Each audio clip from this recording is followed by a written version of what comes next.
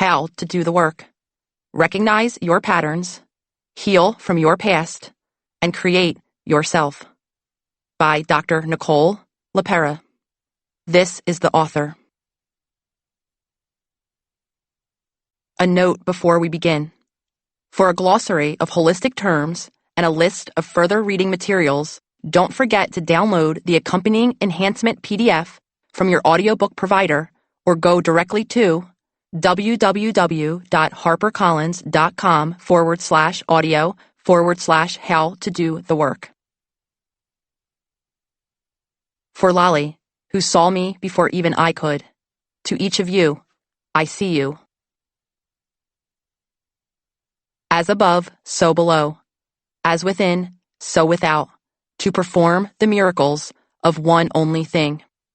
Hermes Trismegistus, the great work. The evolution of man is the evolution of his consciousness. With objective consciousness, it is possible to see and feel the unity of everything. Attempts to connect these phenomena into some sort of system in a scientific or philosophical way lead to nothing because man cannot reconstruct the idea of the whole starting from separate facts. George Gurdjieff, The Fourth Way. Not everything that is faced can be changed, but nothing can be changed until it is faced. James Baldwin, Remember This House. Inspiration for the film, I Am Not Your Negro. Very truly I tell you, no one can enter the kingdom of God unless we become illuminated and enlightened to the truth of who we are and where we are going, to the light while we live through love. Jesus, about the great work. A note on doing the work. A long, rich tradition of the work of transcending our human experience has been passed down by different messengers throughout the ages.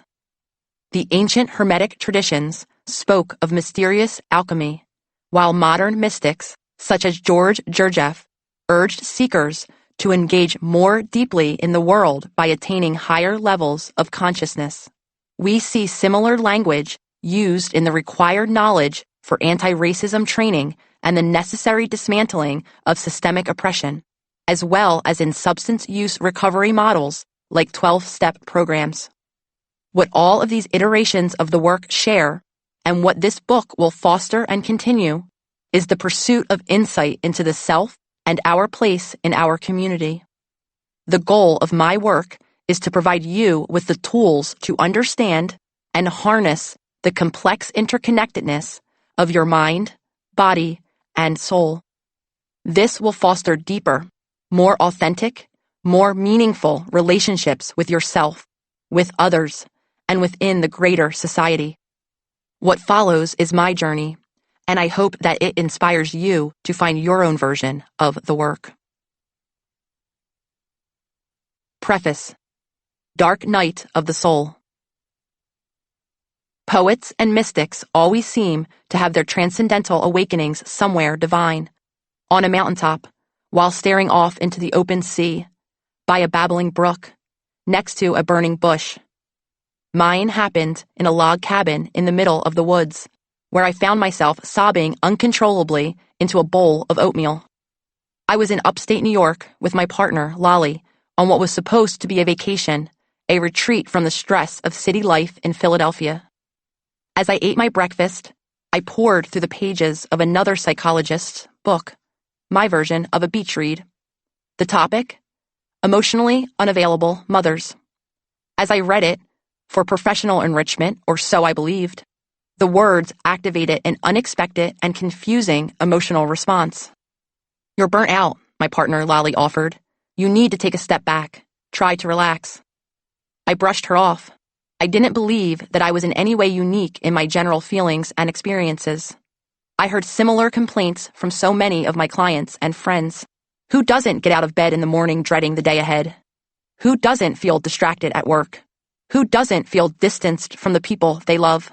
Who in the world can honestly say that they aren't living each day for their vacation?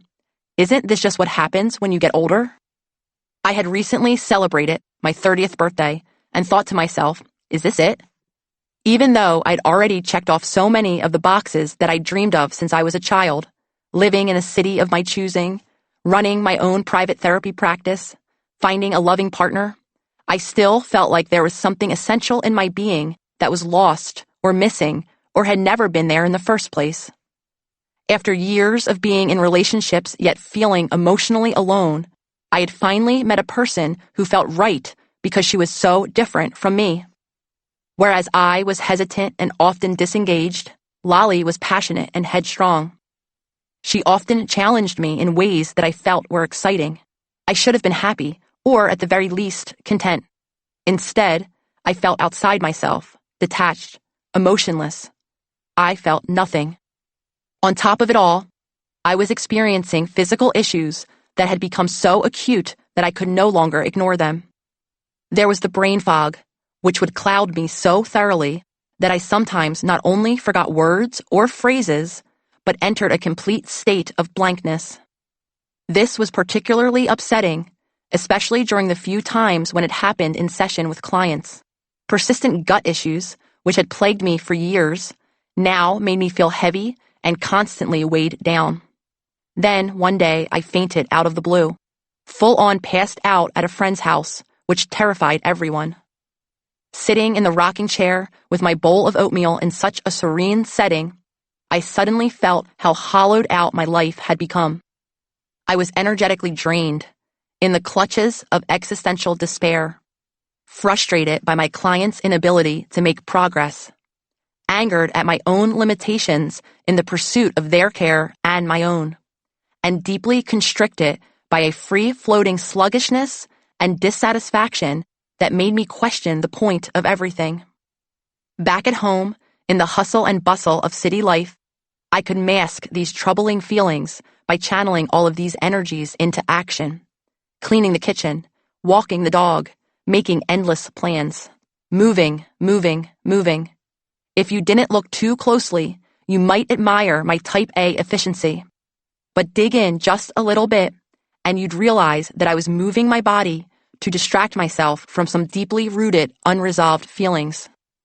In the middle of the woods, without a thing to do but read about the lasting effects of childhood trauma, I could no longer escape myself. The book exposed so many of the feelings about my mother and my family that I had long repressed. It was like looking into a mirror. There I was, naked, no distractions, and very uncomfortable with what I saw. When I did look more honestly at myself overall, it was hard not to notice that many of the issues I was having closely mirrored those I saw in my mother's own struggles. In particular, my mother's own relationship with her body and emotions. I watched her struggle in many ways with near constant physical pain in her knees and back, and frequent anxiety and worry. As I grew up, there were, of course, many ways I was different from my mom. I was physically active, making it a priority to take care of my body by exercising and eating healthy. In my 20s, I even became a vegetarian after befriending a cow at an animal sanctuary, making it impossible for me to imagine eating any animal ever again. Sure, the bulk of my diet revolved around hyper-processed fake meat and vegan junk food. Vegan Philly cheesesteaks were a particular favorite. But at least I cared about what I put into my body. With the exception of alcohol, which I still overindulged in, I sometimes took that caring to an extreme, restricting myself and eating joylessly. I always thought that I was nothing like my mom. But as these emotional and now physical issues erupted, spilling into all aspects of my life, I realized it was time to start questioning things. And that realization sent me sobbing into a pile of hot mush. Contained in this sad, somewhat pathetic picture was a message. This outpouring of emotion was so unusual, so outside the realm of my typical personality, that I couldn't ignore this soul signal. Something was screaming out for me to pay attention, and there was nothing for me to hide behind in the middle of the woods. It was time to come face to face with my suffering, my pain, my trauma, and ultimately, my true self. Today, I call that incident my dark night of the soul, my rock bottom. Hitting rock bottom is like a death, and for some of us, it can literally bring us close to death. Death, of course, enables rebirth, and I emerged determined to figure out what was wrong. That painful moment brought the light in, revealing so much of myself that I buried. Suddenly, clarity hit. I need to find change. I had no idea that this insight would lead to a physical, psychological, and spiritual awakening and eventually become an international movement. Initially, I focused on what I felt was most pressing, my body. I assessed myself physically. How was I sick, and where was this sickness manifesting? I knew intuitively that the way back would start with nutrition and movement. I enlisted Lolly, who I call my Energizer Bunny of self-improvement, to help keep me on the path to honestly dealing with how I was mistreating my vessel. She kicked me out of bed in the morning, shoved dumbbells into my hands, and forced us to consciously move our bodies several times a day. We dug into nutrition research and found that many of our ideas about what was healthy were debatable. We began a morning ritual of incorporating breathwork and meditation, again, every day. Though I participated somewhat begrudgingly at first, and there were missed days, tears, sore muscles, aching souls, and threats of quitting, after many months, a routine took hold. I began to crave this new routine, and I felt stronger physically and mentally than I had in my entire life. As my body began to heal, I began to question so many other truths that I had once felt were self-evident. I learned new ways of thinking about mental wellness. I realized that a disconnect among mind, body, and soul can manifest as sickness and dysregulation. I discovered that our genes are not destiny, and that in order to change, we have to become consciously aware of our thought patterns and habits, which have been shaped by the people we care for and have been cared for by the most. I discovered a new, wider definition of trauma, one that takes into account the profound spiritual effects that stress and adverse experiences in childhood have on the body's nervous system. I realized that I had unresolved traumas from my childhood that continued to affect me every single day. The more I learned, the more I integrated what I was learning into the new daily choices I was consistently making. Over time, I adapted to those changes and began to transform. Once my physiology began to heal, I went deeper, harnessing some of the insights I'd learned in my diverse range of clinical experience and applying them to the knowledge I was building about the integration of the whole person, our physical, psychological, and spiritual selves. I met my inner child, learned how to reparent her, examined the trauma bonds that were holding me hostage, learned how to set boundaries, and began to engage with the world with an emotional maturity that I had never before known was possible, as it had been an entirely unknown state to me. I realized that this inner work didn't stop inside me, but extended beyond myself into each and every relationship and into the greater community at large. This revelatory understanding of mind, body, soul wellness is encapsulated in what follows, which set forth the basic tenets of holistic psychology. I write to you today from a place of continued healing. My symptoms of anxiety and panic have largely disappeared. I no longer relate to the world from a reactive place, and I am able to access more awareness and compassion. I feel connected to and present with my loved ones, and I am able to set boundaries with those who are not active participants in my journey. I am conscious for the first time in my adult life. I didn't see it when I hit rock bottom. I didn't see it a year later. Today I know that I would not be here writing this book if I had not accessed the depths of my despair. I launched The Holistic Psychologist in 2018 after deciding that I wanted to share the tools I discovered with others. I had to share. Soon after I began sharing my story on Instagram, letters of trauma, healing, and emotional resilience began pouring into my inbox. My messages of holistic healing had resonated in the collective mind, crossing age and cultural lines. Today, more than 3 million people follow my account and have taken on the identity of #self-healers, active participants in their mental, physical, and spiritual wellness. Supporting this community has become my life's work. I honored the 1-year anniversary of the Holistic Psychologist by hosting a West Coast inner child meditation to thank my community for their support and to give an opportunity to connect in real life and celebrate our shared journeys. Days before, I Googled Venice Beach locations and haphazardly picked a meetup spot. I offered free tickets on Instagram and crossed my fingers that people would be interested. Within a few hours, 3,000 people had signed up. I couldn't believe it. As I sat under the hot sun in the middle of the wide expanse of Venice Beach, joggers and various characters from Southern California bobbed by. I set my sights on the waves lapping against the shore. The warm sand under my toes and the chilly wetness of my ocean-soaked hair made me acutely aware of my body in space and time. I felt so present, so alive as I lifted my hands in prayer, imagining the various life paths that had brought each and every one of the remarkable humans around me to the beach that morning. I scanned the crowd and briefly felt overwhelmed by the sheer number of eyes on me, a person who has always hated being the center of attention. Then I began. Something brought you here. Something inside of you came here with a deep longing to heal, a longing to be the highest version of yourself. This is something to celebrate. We all have a childhood that is creating our current reality, and today we've chosen to heal from our past in order to create a new future. The part of you that knows this to be true is your intuition.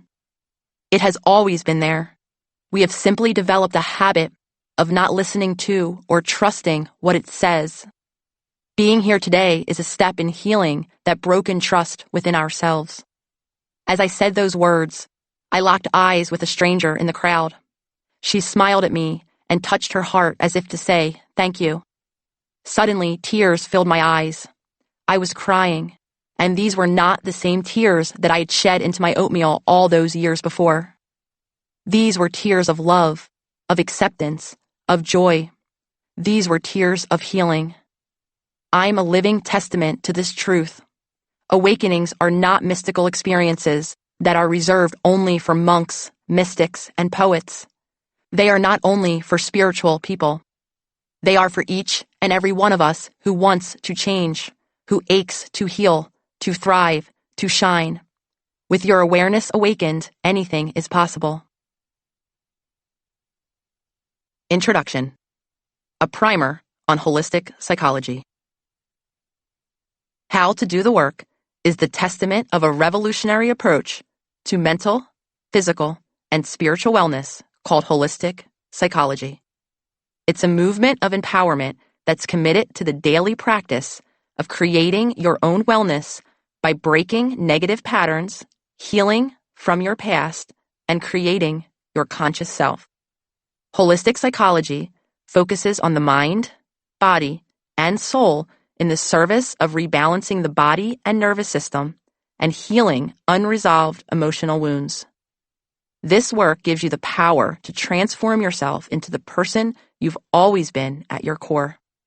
It tells a new, exciting story where physical and psychological symptoms are messages, not lifelong diagnoses that can only be managed. It's a story that gets to the root of chronic pain, stress, fatigue, anxiety, gut dysregulation, and nervous system imbalances that have long been dismissed or ignored by traditional Western medicine. It helps explain why so many of us feel stuck, detached, or lost. It offers practical tools that will enable you to create new habits for yourself, understand the behavior of others, and release the idea that your worth is determined by any person or thing outside yourself. If you commit to doing the work every day, there will come a time when you will look in the mirror and feel awestruck by the person looking back at you. These holistic methods, exercises that harness the power of the physical with breathwork and bodywork, the psychological, by changing your relationship to your thoughts and past experiences, and the spiritual, by connecting to our authentic self and to the greater collective, are effective because the body, mind, and soul are connected. They work because they are both based in the science of epigenetics and the reality that we have far more impact over our mental wellness than we may think. Healing is a conscious process that can be lived daily through changes in our habits and patterns. So many of us exist in a state of unconsciousness. We navigate through the world running on blind autopilot, carrying out automatic, habitual behaviors that don't serve us or reflect who we fundamentally are and what we deeply desire. The practice of holistic psychology helps us reconnect to our inner guidance system, which conditioned patterns learned in early childhood have taught us to disconnect from.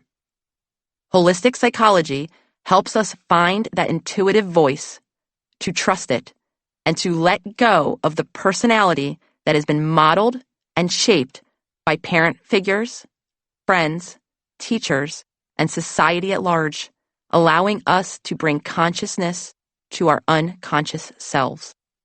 In what follows, you will find a new paradigm for an integrative approach to healing that incorporates the mind, body, and soul. Please note that I am not advocating for a tearing down of the old model.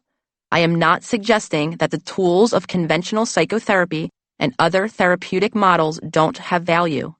Instead, I'm proposing an approach that embraces aspects of various modalities, from psychology and neuroscience to mindfulness and spirituality practices, in an effort to cultivate what I believe are the most effective and integrative techniques for healing and wellness.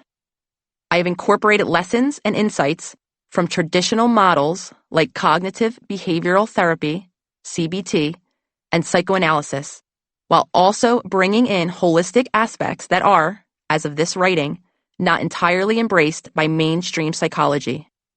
It's important to understand that the practice of holistic psychology is rooted in freedom, choice, and ultimately empowerment. Some things will resonate, others won't. The objective is to use the tools that work best for you. Just the act of choosing will help you connect more deeply to your intuition and your authentic self. Learning to heal yourself, self-healing, is an act of self-empowerment. Self-healing is not only possible, it is our reality as human beings, because no one outside of us can truly know what is best for each of us in our uniqueness. Problematically, for far too many of us, quality health care, especially mental health care, is out of reach. We live in a world where there are gross inequities in access according to where we live, what we look like, and who we are. Even those of us who are privileged enough to afford the type of care we need often encounter the eye-opening truth that not all care is created equal. And if we are lucky enough to find a truly helpful provider, we are confined by the limited amount of face-to-face time we get with that person. This book offers a self-directed learning model that contains the information and prompts that will enable you to do the work of healing yourself each and every day. Truly comprehending your past, listening to it, witnessing it, learning from it, is a process that enables deep change that lasts. It enables true transformation. How to do the work is presented in 3 parts. The first part provides the foundation as we become aware of our conscious self, the power of our thoughts, and the influence of stress and childhood trauma on all the systems of our bodies. It allows us to understand how physical dysregulation in our bodily systems keeps us from moving forward mentally and emotionally. In the second part, we will peel back a layer and enter the mind. We will explore the workings of the conscious and subconscious, learning how powerful conditioning from our parent figures shaped our worlds, creating thought and behavior patterns that persist today. We will then dive a bit deeper into our mind and meet our inner child. We will learn about the ego stories that protect us and keep us repeating relationship patterns we began experiencing in childhood. In the final part, which I consider to be the essence of the work, we will learn how to apply the knowledge we've gained to achieve the emotional maturity that allows you to connect more authentically with others. No person is an island. We are social creatures, and it is not until we are able to truly embody our authentic self that we become able to connect deeply with the people we love. This creates the foundation from which to cultivate a sense of oneness with the collective we, or something greater than ourselves. Along the way, I've included prompts and tools intended to meet you wherever you are on your journey. All you need to begin this transformation is your conscious self, a desire to dig deep, and an understanding that change is not easy and the road ahead will sometimes be rough. There are no quick fixes here, which is a difficult fact to come to terms with, especially for the many of us who have been conditioned to believe in the illusion of the magic bullet solution. I will be the first to say that the work is just that, work. There are no shortcuts, and no one else can do it for you. It can feel uncomfortable or even downright scary to become an active participant in your own healing. Ultimately, learning who you are and what you are capable of is not only empowering and transformative, but one of the most profound experiences we can have. Some people who follow my work tell me that I deliver truths wrapped up in nice, comfy blankets. I take that as a compliment, and I'm going to get real for a second. There is such a thing as getting too comfortable. Healing rarely comes without difficulty. It's painful at times and terrifying too. It means letting go of narratives that hold you back and harm you. It means letting a part of yourself die so that another part of you can be reborn. Not everyone wants to get better, and that's okay. Some people have an identity tied to sickness. Others fear true wellness because it is the unknown, and the unknown is unpredictable. There is comfort in knowing exactly what your life will look like, even if that reality is making you sick. Our minds are familiarity-seeking machines. The familiar feels safe. That is, until we teach ourselves that discomfort is temporary and a necessary part of transformation. You will know when you're ready to begin this journey. Then you'll second-guess yourself and want to quit. This is when it's the most important to stay committed and keep repeating the practice until it becomes a discipline. Eventually, that discipline becomes confidence, and confidence becomes change, and change becomes transformation. The real work has nothing to do with anything out there. It has everything to do with what's in you. It comes from you. The first step, a surprisingly challenging one, is to begin to imagine a future that looks different from the present. Close your eyes. Once you are able to envision a reality alternate to the one you're living, you're ready to move forward. And if you can't yet envision that reality, you're far from alone. There's a reason for this mental block. Stick with me. This book is written for you, as I was that person. Let's get started. Chapter 1. You are your own best healer. This scenario will likely feel familiar. You decide that today is the day that you'll change your life. You'll start going to the gym, eat less processed food, take a break from social media, cut ties with a problematic ex. You're determined that this time, these changes will stick. Later, maybe it's a few hours, maybe a few days, or even weeks, mental resistance enters. You start to feel physically unable to avoid sugary soda. You can't muster up the energy to go to the gym, and you feel compelled to send a certain ex a quick text message to check in. The mind starts to scream at you with convincing stories to keep you in your familiar life with pleas like, you deserve a break. The body joins the mind with feelings of exhaustion and heaviness. The overwhelming message becomes, you can't do this. Over my decade of work as a researcher and clinical psychologist, stuck was the word most commonly used by my clients to describe the way they felt. Every client came to therapy because they wanted to change. Some wanted to change things about themselves by creating habits, learning new behaviors, or finding ways to stop disliking themselves. Others wanted to shift things outside themselves, like changing a problematic dynamic with a parent figure or a spouse or a colleague. Many wanted and needed to make both internal and external changes.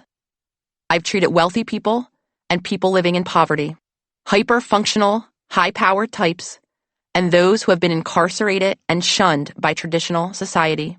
Unanimously, no matter their backgrounds, every client felt stuck in bad habits, damaging behaviors, predictable and problematic patterns, and it made them feel lonely, isolated, and hopeless. Almost all of them worried about how this stuckness was perceived by others and often obsessed about the many ways everyone in their lives perceived them. Most shared a deep-rooted belief that their consistent inability to sustain change reflected evidence of deeper, intrinsic damage or unworthiness, a description used by many. Often, my clients who were more self-aware could identify their problematic behaviors and could even visualize a clear path to change. But few were able to take that first step from knowing to doing. The ones who could see a way out expressed feelings of shame about their instinctual falling back into patterns of unwanted behavior.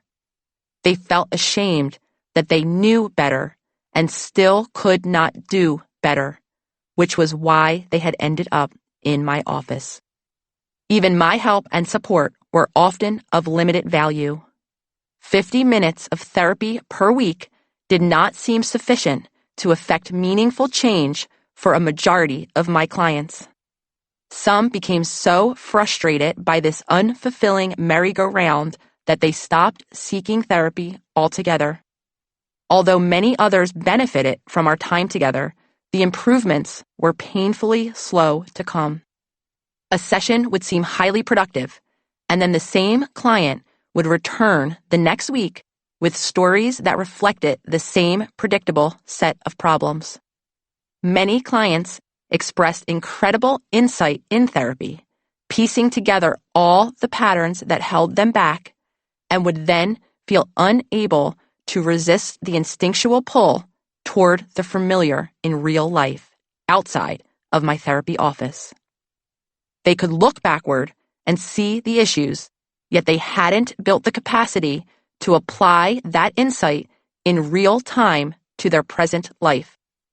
I observed similar patterns with people who went through deeply transformative experiences, those who attended intensive retreats or mind-altering ayahuasca ceremonies, and then, over time, slid right back into the old, unwanted behaviors that had sent them looking for answers in the first place. Their inability to move forward after experiencing something so seemingly transformative threw many of my clients into crisis. What is wrong with me? Why can't I change? What I came to realize is that therapy and singular transformative experiences, like ayahuasca ceremonies, can take us only so far along the path to healing. To truly actualize change, you have to engage in the work of making new choices every day. In order to achieve mental wellness, you must begin by being an active daily participant in your own healing. The more I looked around, I saw the same frustration, even beyond my practice, among my circle of friends. So many of them were taking medication for insomnia, depression, and anxiety. Some hadn't officially been diagnosed with any type of mood disorder, yet they were channeling a lot of the same symptoms into seemingly acceptable expressions, such as hyperachievement, constant traveling, and obsessive social media engagement. These people were the ones who got straight A's, who finished their assignments weeks before they were due, who ran marathons, who landed high-stress jobs and excelled in pressure cooker environments. In many ways, I was one of these people. I knew firsthand the limits of the traditional model of mental health care. I started therapy in my 20s, when I was plagued by near-constant panic attacks while dealing with my mother's serious heart condition. Anti-anxiety medication helped me through, but I still felt listless, detached, tired, older than my years. I was a psychologist, someone who was supposed to help others understand their inner world, yet I continued to be a stranger too, and unable to truly help even myself. My path. I was born into a typical middle-class family in Philadelphia. My dad had a stable 9-to-5 job, and my mom kept the home. We ate breakfast at 7 a.m. every morning and dinner at 5:30 p.m. every evening. The family motto was "Family is everything," and by all outside estimations, that motto rang true. We were the picture of middle-class normalcy and happiness, an all-American projection that clouded the reality. In fact, we were a sick family. My sister suffered from life-threateningly serious health issues as a child, and my mother struggled with her own phantom pains that confined her to bed for days. Though my family never talked openly about my mother's illness, I was aware. I knew that my mom was suffering. I knew that she was sick. I knew that she was not present because she was in pain. I knew that she was distracted and chronically anxious. Amid all the stress, my emotional world could understandably be forgotten. I was the third and last child. A happy accident, they'd say. My siblings are significantly older than I. My brother could vote by the time I came around, and they never really shared my experiences. As many of you know, even if you live in the same home, you never truly live the same childhood. My parents joked that I was their Christ child. I slept well, hardly caused issues, and more or less kept out of trouble. I was an active kid who was filled with lots of energy and was always on the go. I learned very early on to ease any burden of my existence by being as near to perfect as possible in all of the ways I knew I had excelled. My mother was not particularly expressive with her emotions. We were not really a touchy family, and physical touch was minimal. To my memory, I love yous in childhood were very inconsistent. In fact, the first time I really remember hearing those words expressed openly was when my mother was undergoing heart surgery when I was in my early 20s. Don't get me wrong, I did have an inner knowing that my parents loved me very much. I would learn later that my mom's parents had been cold and detached in their own displays of love and affection. My mom, a wounded child herself, had never been shown the love she craved deeply. As a result, she was unable to express love to her own children, whom she did love deeply. Overall, the family lived in a general state of emotional avoidance, where anything unpleasant was merely ignored. When I started acting out, briefly dropping the Christ child pose, partying before I'd even officially become a teenager, and stumbling home with red eyes and slurring my words, no one said a word to me about my behavior. This avoidance would carry on until someone's repressed emotions would bubble up, overwhelm them, and explode. That happened once when my mom read a personal note of mine, discovered evidence of my drinking, and became hysterical, throwing things, crying, and shrieking, "You're going to kill me. I'm going to have a heart attack and drop dead right this moment." Growing up, I often felt different from others I met, and for as long as I can remember, I was drawn to understand what made people behave as they did. Not surprisingly, eventually I found myself wanting to be a psychologist. It's not only that I wanted to help people, I wanted to understand them. I wanted to point to research and be able to say, "See, this is why you are the way you are. This is why I am the way I am." That interest led me to Cornell University, where I studied psychology, and then to a PhD program in clinical psychology at the New School for Social Research in New York. Because of the scientist-practitioner model the program followed, I was required to both do research and provide therapy. I was a sponge, eagerly soaking up all the information I possibly could about various approaches to therapy, knowing I wanted to practice in a way that would truly help others to understand themselves and to heal. There, I learned cognitive behavioral therapy, CBT, a standardized approach to therapy that is highly prescribed and goal-oriented. During CBT sessions, clients often focus on one issue, maybe depression, anxiety in crowds, or marriage troubles.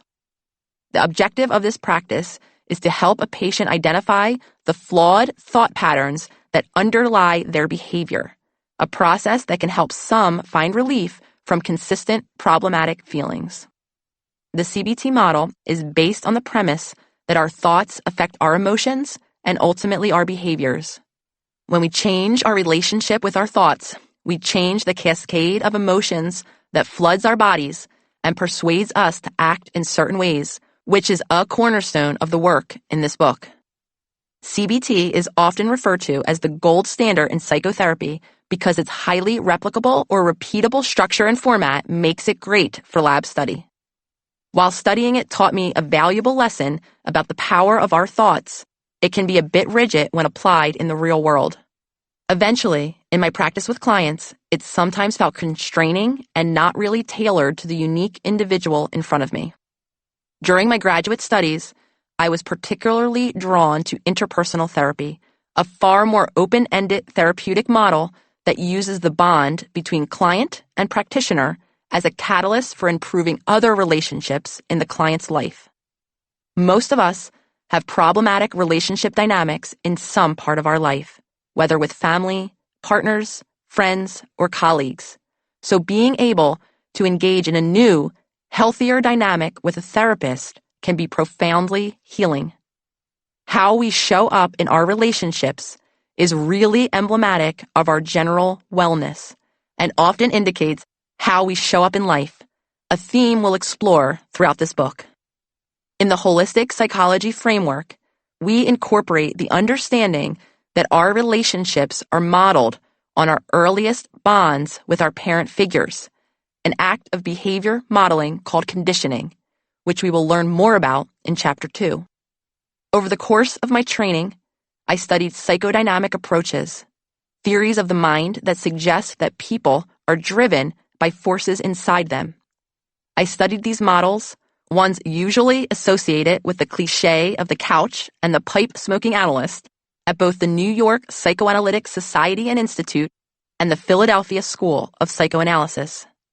There, I learned about the pull of the subconscious, the deeply embedded part of our psyche that holds our memories and is the source of our drives or automatic instincts or motivations.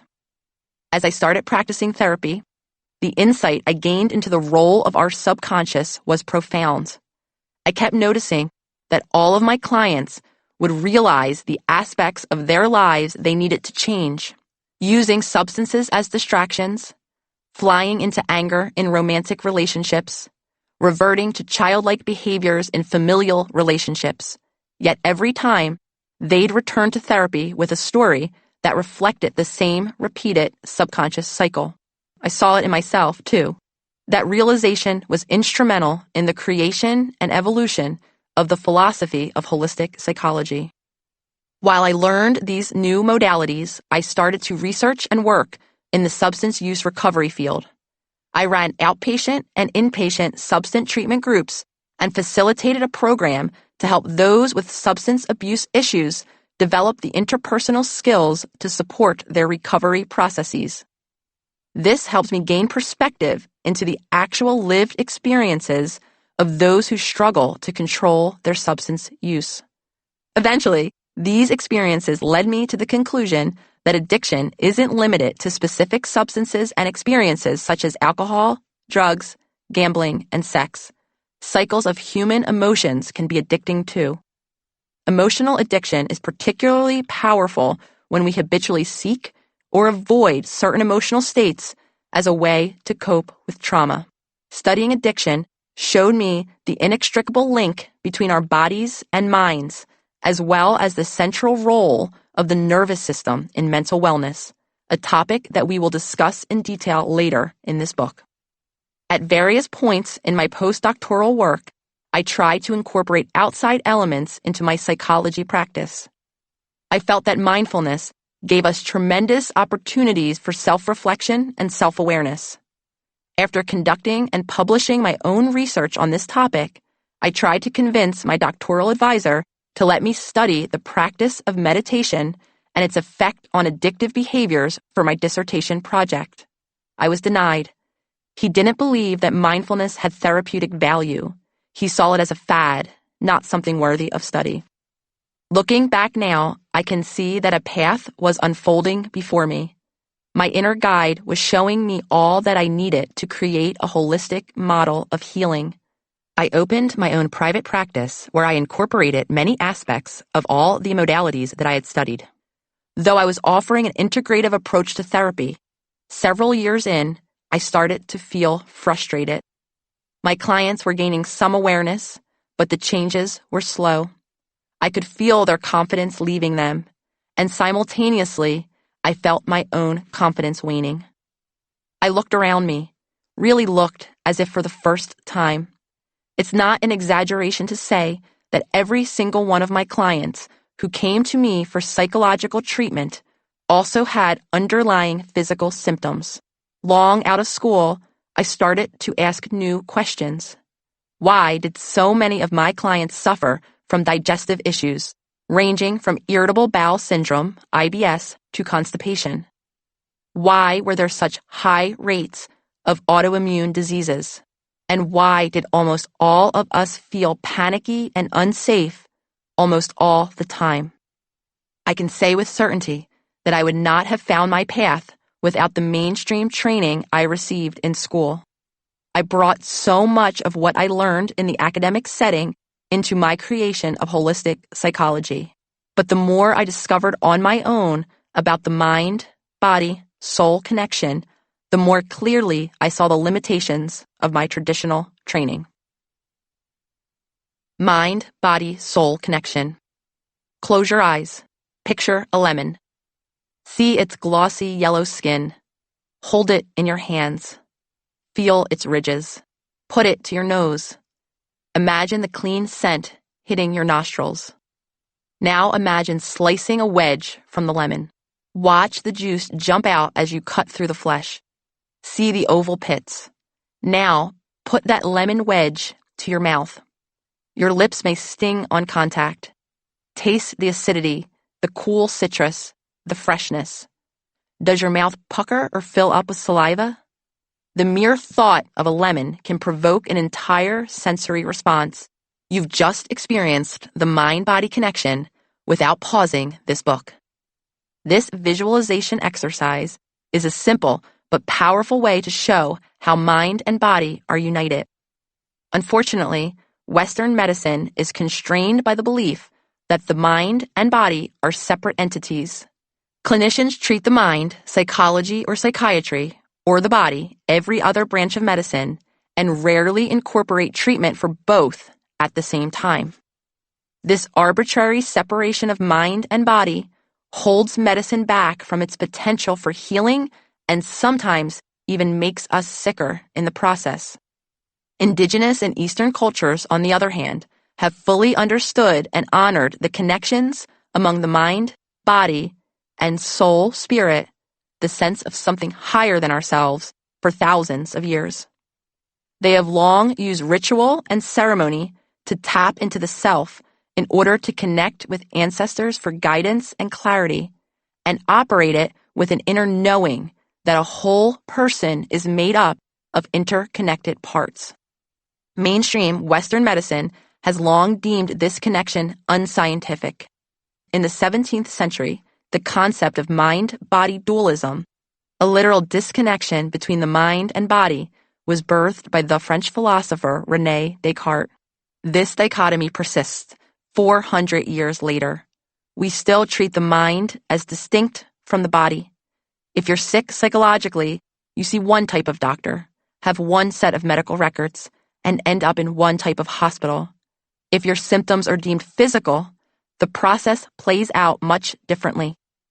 As technology advanced in the 19th century, we learned more about human biology and the ways in which things in our environment, viruses, bacteria, can harm us. Medicine became a field of intervention. When symptoms emerge, a physician is there to manage them, either by eradicating them with surgery, for example, or by treating them with prescription medicines that come with known and unknown side effects. Instead of listening to the body, after all, symptoms are its way of communicating with us, we seek to silence it. In the process of suppressing symptoms, we often suffer new harms. The idea of a whole person approach to care has been cast aside for a symptom management approach, and it has created a vicious cycle of dependence. It's what I call the Band-Aid model, where we focus on treating individual symptoms as they arise and never look at the underlying causes. Psychiatry once called itself the science or study of the psyche or soul. Today, the focus of psychiatry has become overwhelmingly biological. You're much more likely to be asked about a family history of mental illness and be given a prescription for antidepressants than to be asked about childhood trauma or given guidance about your nutrition and lifestyle. The field has fully embraced the protocol of the Diagnostic and Statistical Manual of Mental Disorders, DSM-5, created by the American Psychiatric Association, which catalogs symptoms as a means to a diagnosis, typically a disorder which is genetic or organic in origin, not environmental or learned. By assigning a genetic cause, we naturally imagine our sickness to be part of who we are. When we become a diagnosis, it decreases incentive to change or try to explore root causes. We identify with the label. This is who I am. Since the turn of the 20th century, we've believed in genetic causes of diagnoses, a theory called genetic determinism. Under this model, our genes and subsequent health are determined at birth. We are destined to inherit or be exempt from certain diseases based on the blind luck or misfortune of our DNA. Genetic determinism doesn't consider the role of family backgrounds, traumas, habits, or anything else within the environment. In this dynamic, we are not active participants in our own health and wellness. Why would we be? If something is predetermined, it's not necessary to look at anything beyond our DNA. But the more science has learned about the body and its interaction with the environment around it, in its myriad forms, from our nutrition to our relationships to our racially oppressive systems, the more complex the story becomes. We are not merely expressions of coding, but products of remarkable arrays of interactions that are both within and outside of our control. Once we see beyond the narrative that our genetics are destiny, we can take ownership of our health. This allows us to see how choiceless we once were and empowers us with the ability to create real and lasting change. I saw this choicelessness firsthand in my training. I, too, was taught that psychiatric disorders are genetic, that each of us has been handed down a destiny in our DNA, and there's very little, if anything, we can do about it. My job was to catalog symptoms: insomnia, weight gain, weight loss, anger, irritability, sadness, and offer a diagnosis that I then would attempt to treat by offering a supportive relationship through therapy. If that wasn't enough, I could refer the patient to a psychiatrist who would prescribe psychotropic medication. Those were the options. There were no discussions about the body's role in what we knew as mental illness, and we were never counseled to use words like healing or wellness. The idea of harnessing the power of the body to help heal the mind was dismissed as anti-science, or worse, New Age nonsense. When we don't ask how we can contribute to our own wellness, we become helpless and dependent. The message we learn is this: we are totally at the whim of our bodies, and the only way to feel okay is to put our health into the hands of clinicians who have the magic bullets that can make us better, who have all the answers, who can save us. But the reality is that we get sicker and sicker. As I started to question the status quo, I came to this realization: we find ourselves unable to change because we are not being told the whole truth about our human existence. The power to transform. There is an awakening going on right this moment. No longer do we need to accept the narrative of faulty genes as our fate. Emerging science tells us that the genes we inherit aren't fixed. They are influenced by their environment, beginning in utero and continuing throughout our lives. The groundbreaking discovery of epigenetics tells a new story about our ability to change. We are, of course, given a set of genes, but, like a deck of cards, to some degree we can choose which hands we want to play.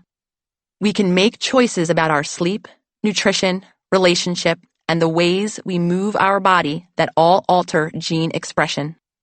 Biologist Bruce Lipton has been spreading the gospel about the role of epigenetics for years and calls its influence the new biology.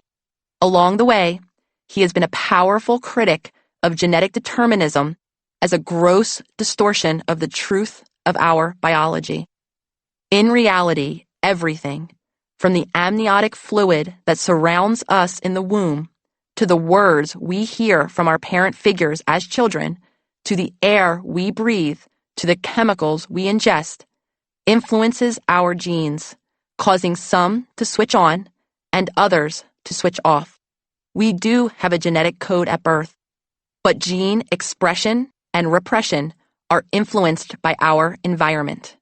In other words, our life experiences alter us at the cellular level. The science of epigenetics has shifted us away from the disease management model to a new paradigm that recognizes the impact of our daily environment on our health. The result is a radically new perspective. We can be active participants in our own well-being. This goes for our physical health and risk for developing diseases such as diabetes and cancer, as well as for our mental and emotional health. Epigenetic factors play a significant role in the development of psychiatric conditions. This is shown in identical twin studies where one twin develops a serious mental illness, such as schizophrenia or bipolar disorder, and the other does not. Studies of stress, as early as in the womb, and its connection to the development of mental illnesses later in life also show the profound ways in which our environment affects every part of the body, including its most powerful organ, the brain. Addiction and trauma specialist Dr. Gabor Mate, for example, has written extensively about the deep imprints emotional stress leaves on the structure of the brain, causing many common physical and psychological illnesses. The idea that genetics are not destiny was a profound realization for me personally. I believed that because my family was sick, I was destined to be sick too. The epigenetic perspective gave me the tools to reframe my perception of my own body. I may have inherited certain propensities from my family, but that didn't mean I had to become them. Studies have shown that the influence of epigenetics transcends generations. Our ancestors' lived experiences shaped their DNA, which in turn shapes ours. That means our lives don't end with us, but are passed down, the good and the bad, the trauma and the joy. In studies of mice in lab settings, not only did those that were exposed to extreme diets or stress display changes in their heart and metabolism, but so did their offspring, and their offspring's offspring, and so forth. There is evidence that this applies to humans too. Studies show that the children of trauma survivors, including those who endure ongoing systemic racism, have shown health issues similar to those of their parents, as well as increased rates of many diseases. If the genes we inherited were adversely affected by the experiences of generations before us, how do we stop the cycle? Some environmental factors are out of our control. We cannot choose the circumstances of our childhoods, let alone the circumstances of our great-grandparents' childhoods, but many factors are within our control. We can provide ourselves with the nurturing we may not have received as children. We can learn to give ourselves secure bonds and the ability to create a sense of safety. We can change what we eat, how often we exercise, our state of consciousness, and the thoughts and beliefs we express. As Dr. Lipton put it, this is really what the whole new biology is all about. Take us away from, you are the victim of life, to introducing the fact that we are the creators of our life. We are not only our genetic wiring.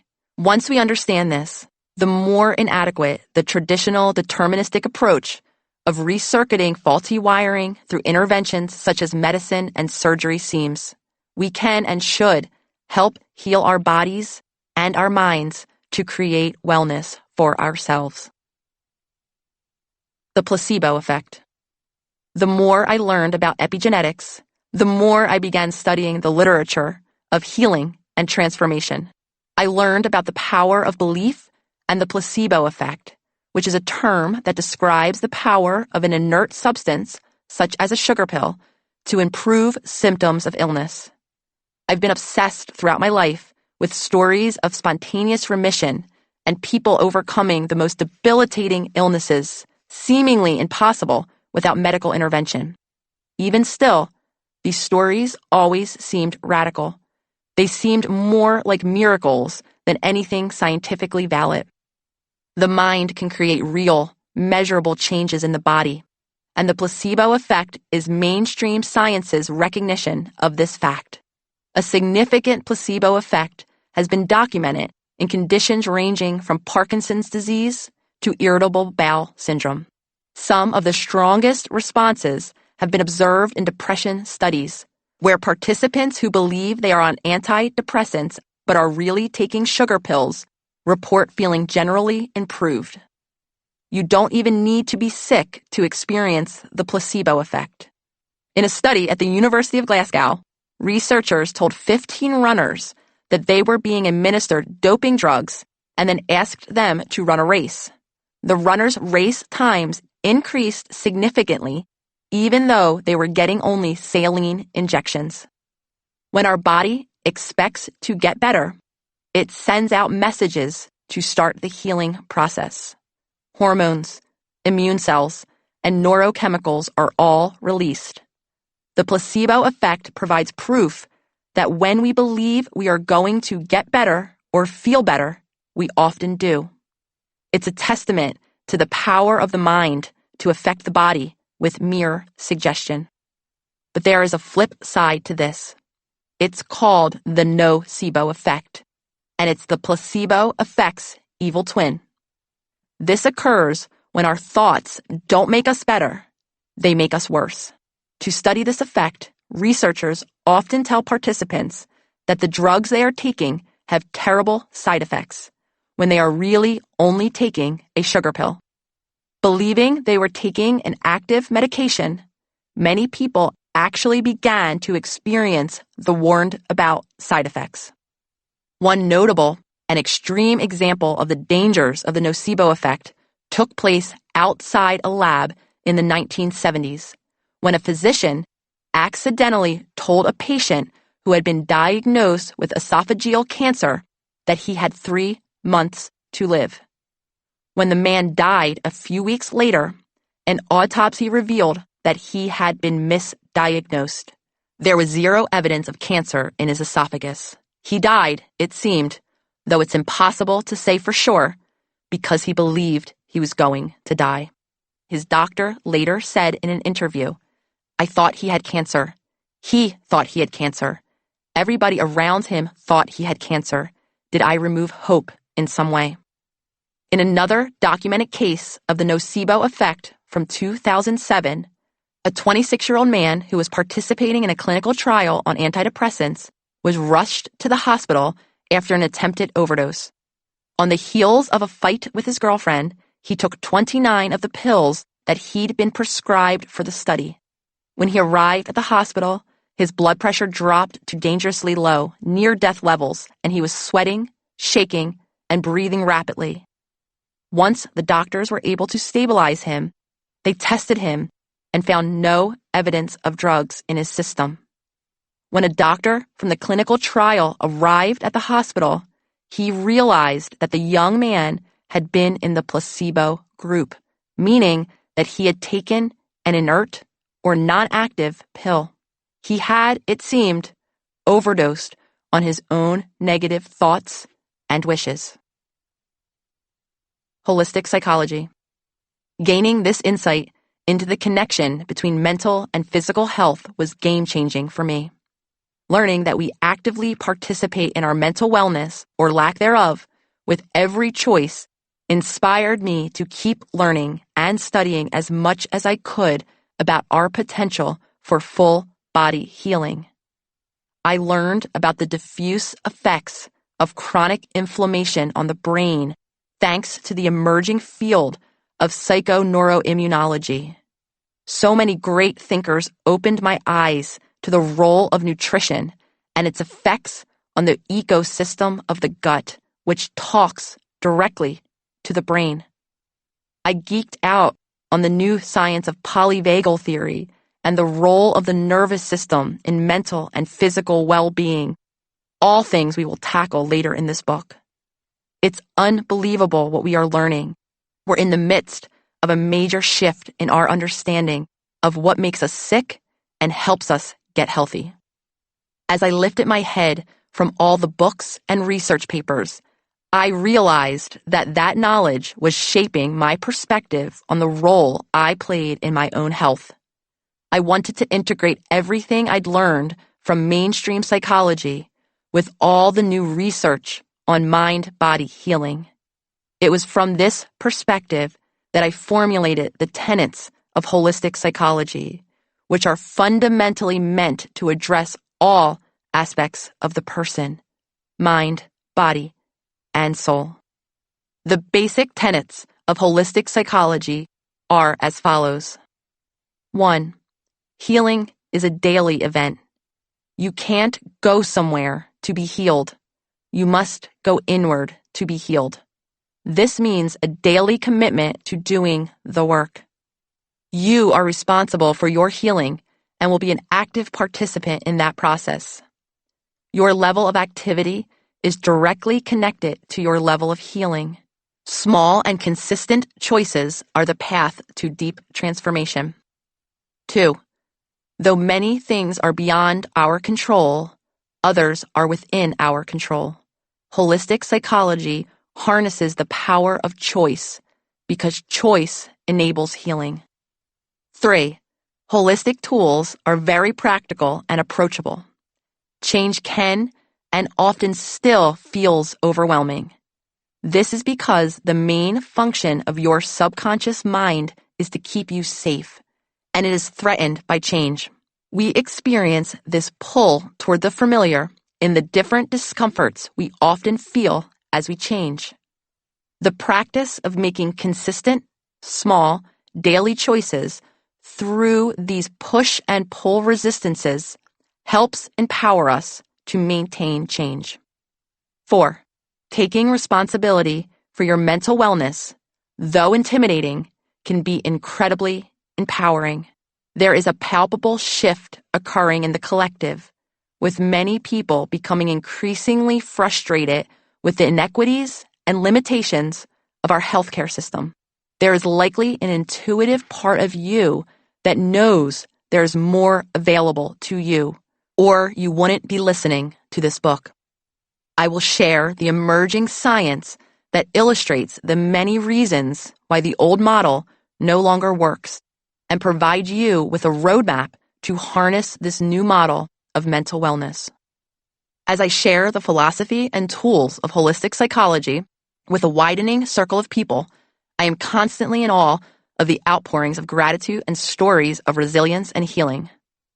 I can't tell you how many tears I've wiped from my eyes as I learn about the incredible strength and inner power of people all over the world.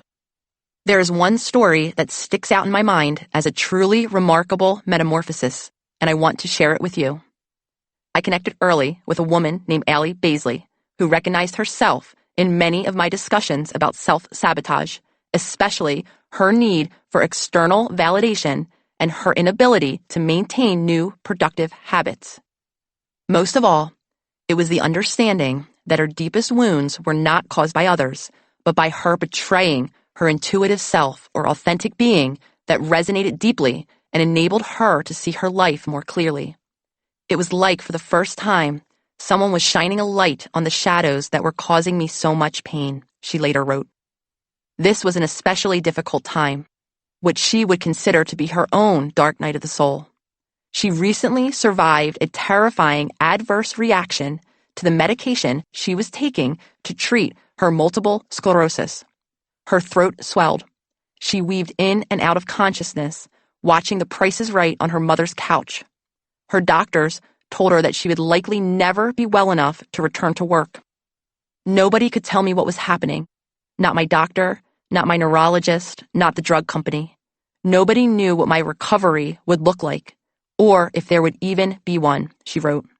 She was deeply depressed, tired of living a life confined to her couch. She was desperate to change, but given zero direction about what a healthy life with a chronic condition might look like, or if such a dream was even possible for her. Some people with MS live lives uncomplicated by the disease, and others can lose their ability to walk and may suffer neurological impairments.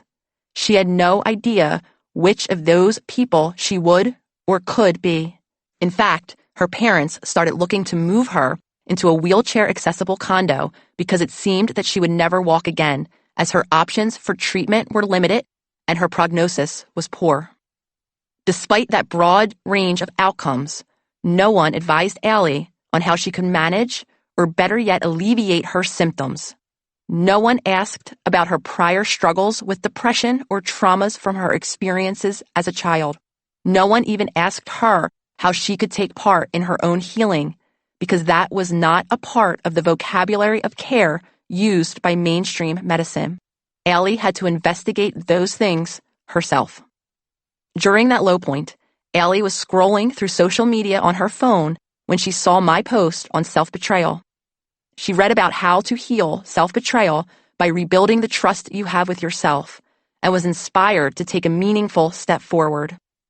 She decided to make and keep one small daily promise to support her health. The smaller and more sustainable, the better. She promised herself to drink 1 glass of water every morning before her coffee. At first, she felt silly. How can 1 glass of water change my life? Still, she set a reminder on her phone at 6:45 a.m. to drink that water and followed up dutifully. A week in, she resisted the urge to make other changes and instead focused on that daily win of drinking her water. She paused after drinking her water to congratulate herself and reflect on how proud she was that she stuck to it. OMG, she would say to herself, look at you go. 30 days later, Allie added journaling to her morning ritual and began to follow my prompts for an exercise that I call Future Self Journaling. You can grab the whole guide for free at https://yourholisticspsychologist.com and create it for my own healing. This practice enables you to consciously create new neural pathways in the brain that will lead to new desired thoughts, feelings, and behaviors. Before Future Self Journaling, Allie always wanted to have a journaling practice, but could never maintain it. It was only when she combined journaling with the glass of water, a practice that was already integrated into the rituals of her life, that she kept that promise to herself. Soon into the practice, she discovered that it felt safer to be kinder to her future self than to her current self, and her writing reflected that softer approach.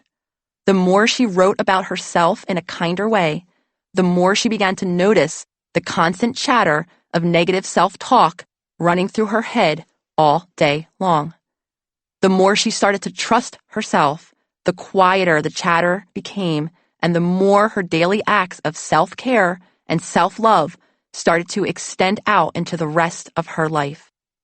Allie calls what followed a rebirth. She discovered the work of Dr. Terry Walls and her Namesake Protocol, a nutrition and lifestyle program that helps treat symptoms of MS. She began to set boundaries. She began to practice daily meditation, yoga, and journaling. She began to interact with her environment on a whole different level. And of course, she still drank that daily glass of water. Every single day. I feel more at home within myself today than I have in the past 14 years, she wrote in a blog post. The dreams that have lived with me my whole life have been reignited. Today, Allie's MS has been in remission for over a year. Once confined to a couch, she now can not only walk upstairs, but has started cycling and even running, two activities she thought that her MS had forever stolen from her. Allie's story shows us the power of choice. She learned that even when faced with a grim diagnosis, she had within her the power to make beneficial changes. This acceptance of choice in our health and well-being is the first takeaway that I hope stays with you as you continue forward on your own journey. Do the work. See if you are stuck. Spend some time reflecting on the following questions about being stuck, while also exploring the reason or reasons why you may feel stuck in these areas. For instance, you may be able to identify patterns in your thoughts, emotions, and behaviors that keep you repeating these unhelpful patterns. It may help to explore these as a journaling exercise. Do you often find yourself unable to keep promises to yourself, attempting to make new choices or create new habits, but always falling back on your old ones? Do you often find yourself reacting emotionally to events, feeling out of control, and even ashamed about your behaviors after the fact? Do you often find yourself distracted and/or disconnected from yourself and others, and/or from the present moment itself, maybe lost in thought about the past or the future, or feeling somewhere else entirely? Do you often find yourself feeling overwhelmed and torn down by internal critical thoughts, making it difficult to tune in to your physical, emotional, and spiritual needs? Do you often find yourself struggling to express your wants, needs, beliefs, and/or feelings in relationships?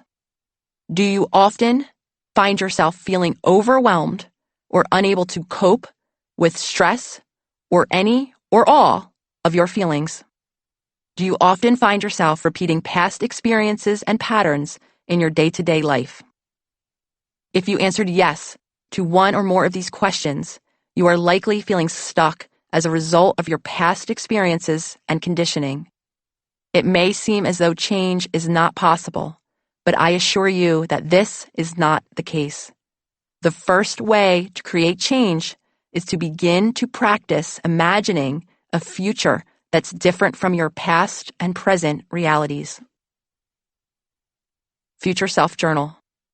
Future Self Journaling, FSJ, is a daily practice aimed at helping you break out of your subconscious autopilot, or the daily conditioned habits that are keeping you stuck repeating your past. You can begin to move forward by consistently engaging in the following activities: witnessing the ways you remain stuck in your past conditioning, setting a conscious daily intention to change, setting small, actionable steps that support daily choices aligned with a different future outcome, empowering these daily choices despite the universal experience and presence of mental resistance. To begin this new daily practice, you will want to grab a notebook. Some of you may want to spend some time personalizing or decorating your journal, or creating a small ceremony around which you will honor yourself for making this choice. You may decide to spend a few moments setting an intention for how you will use this new practice and focusing on what you will gain from keeping these daily promises to yourself. Now you are ready to begin the practice of making and keeping a small daily promise to yourself to create change in these areas. If you are someone like myself or Allie or the million other people who are struggling with self-betrayal as a result of their past experiences, know that you are not alone. You are now joining a movement of millions of others from around the world who are also practicing these small daily promises to themselves. Chapter 2. The Conscious Self. Becoming Aware. During my first session with Jessica, I thought I would totally be friends with this person. She was almost exactly my age, working at a store I even shopped at myself, and dressing the part of your cool hippie friend. She seemed warm, likable, the life of the party. She had tried therapy before, and it hadn't clicked. She decided to try again because she, too, experienced the universal feeling of stuckness and found me during a panicked search on Psychology Today's website. Initially, she used our sessions to vent about her week as I nodded along. She requested little from me. She just wanted a safe space to talk about work stuff, daily stress, annoying roommates, and always the sense that she was missing out on something. Over the course of our work together, the facade of laid-back hippiness fell away, and I recognized her chronic anxiety and her need to please others, all of which manifested in high-achieving perfectionism. Then, to numb all the anxieties and what-ifs, she'd party, drink some wine, smoke some pot, do some drugs, all to relax and quiet the inner critic. But no matter what she did or what she achieved, she never felt satisfied. Then she met a guy. All of the anxiety and dissatisfaction that she felt in her daily life was now projected onto this new partner. Did she really like him, or was their relationship just convenient? Should she move in with him, or break up with him? Back and forth, from one extreme thought to the next. Over time, as their relationship hit new milestones and marriage seemed almost inevitable, she became increasingly emotionally reactive. Week after week, she would repeat the same narratives about her relationship. She talked about their volatile arguments and how she would act out, name-calling or door-slamming, and then afterward feel bereft and ashamed. To cope, she would binge drink to numb herself. Then, on a loop, the drinking would amplify her emotional reactivity, beginning again the cycle of name-calling and door-slamming. Round and round she went, stuck in a pattern of acting out that was causing her and her partner so much distress. The shame spirals and reactivity had become so familiar and predictable that they became a reliable part of their relationship.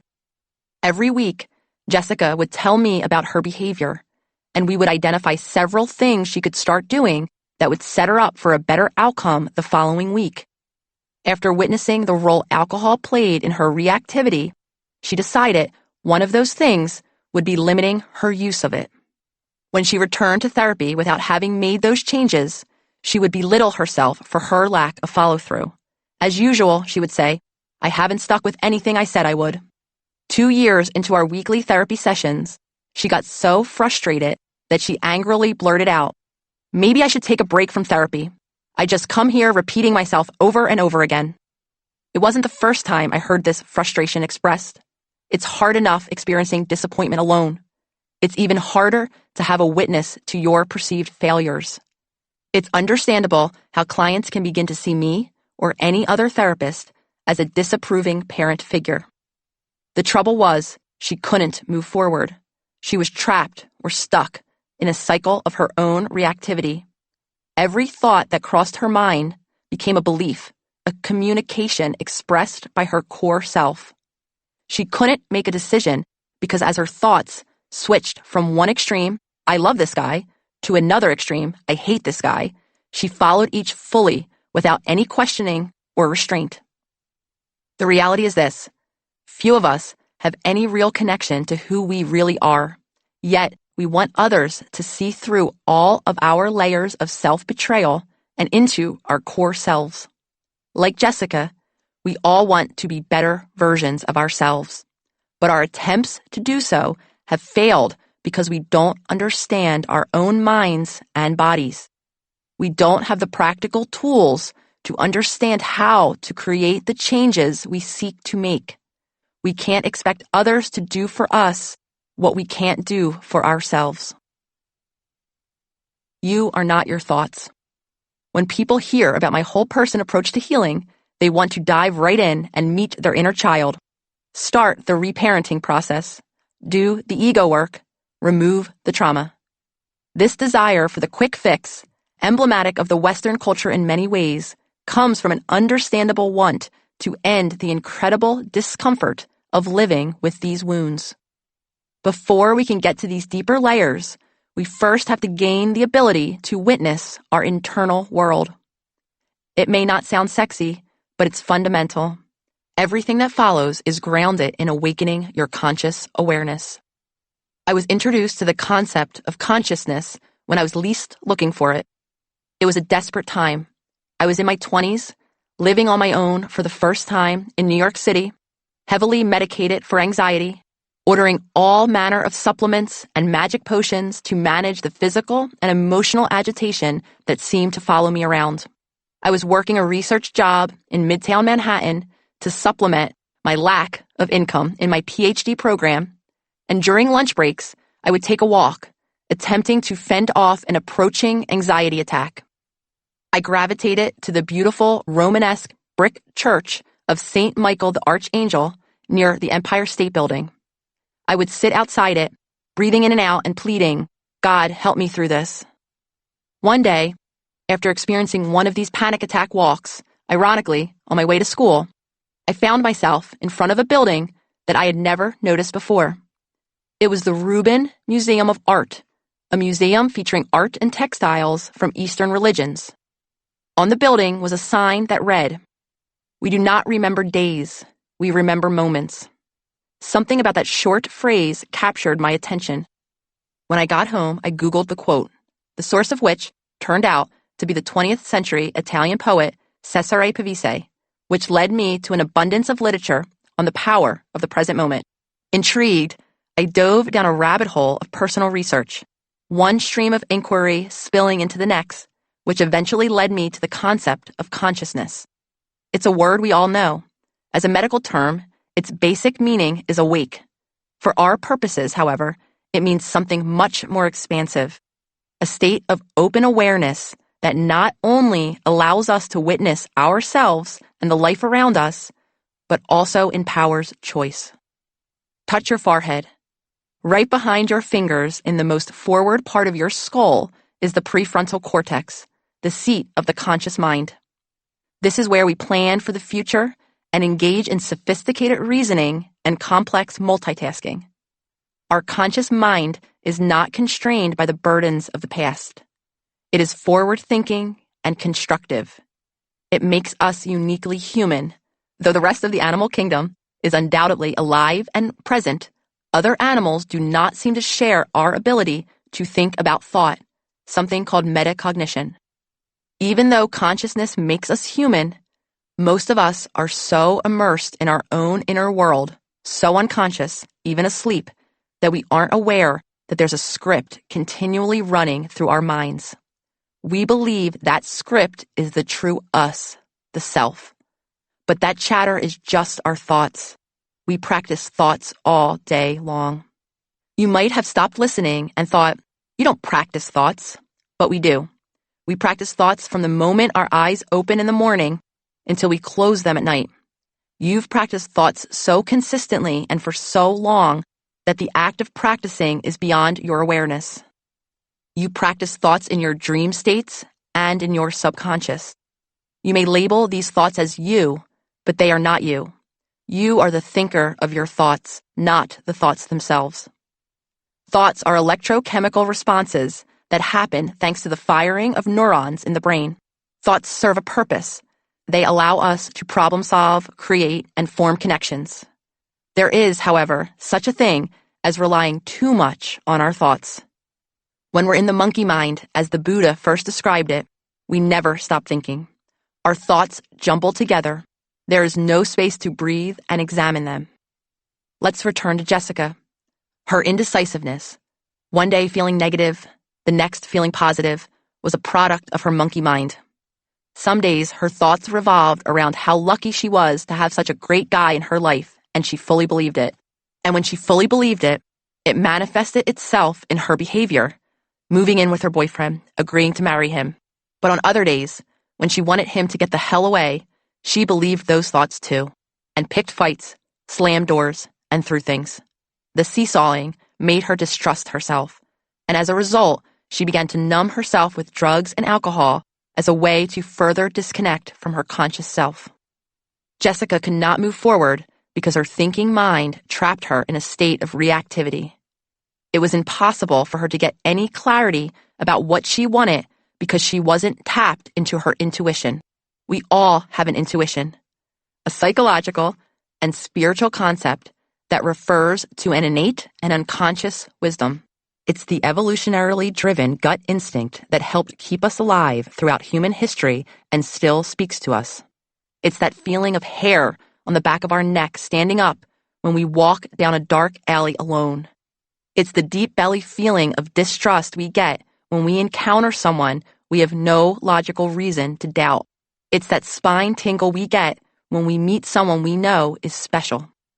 This is your intuitive self speaking from your soul through your physiology. Typically, as children, we are in touch with this spiritual self-knowledge and have strong instincts. As we grow older and fall under the influence of others, we tend to become disconnected from our intuition. Our sixth sense gets muddied. It's not lost, just buried. The conscious self and the subconscious self. It is only when you are conscious that you are able to see yourself, a process of self-awareness that can suddenly reveal so many of the previously hidden forces constantly at work molding you, manipulating you, and holding you back. You can't eat better, stop drinking, love your partner, or improve yourself in any way until you become transparent to yourself. Because if you intuitively know what you need to do to change for the better, why don't you do it? It's not a moral failure. It's because you're stuck repeating these more or less automatic behavioral patterns. Maybe this situation sounds familiar. You head to work at the same time every day, and the routine to get out the door is more or less memorized. You shower, brush your teeth, make coffee, eat breakfast, get dressed, drive to work, and so on.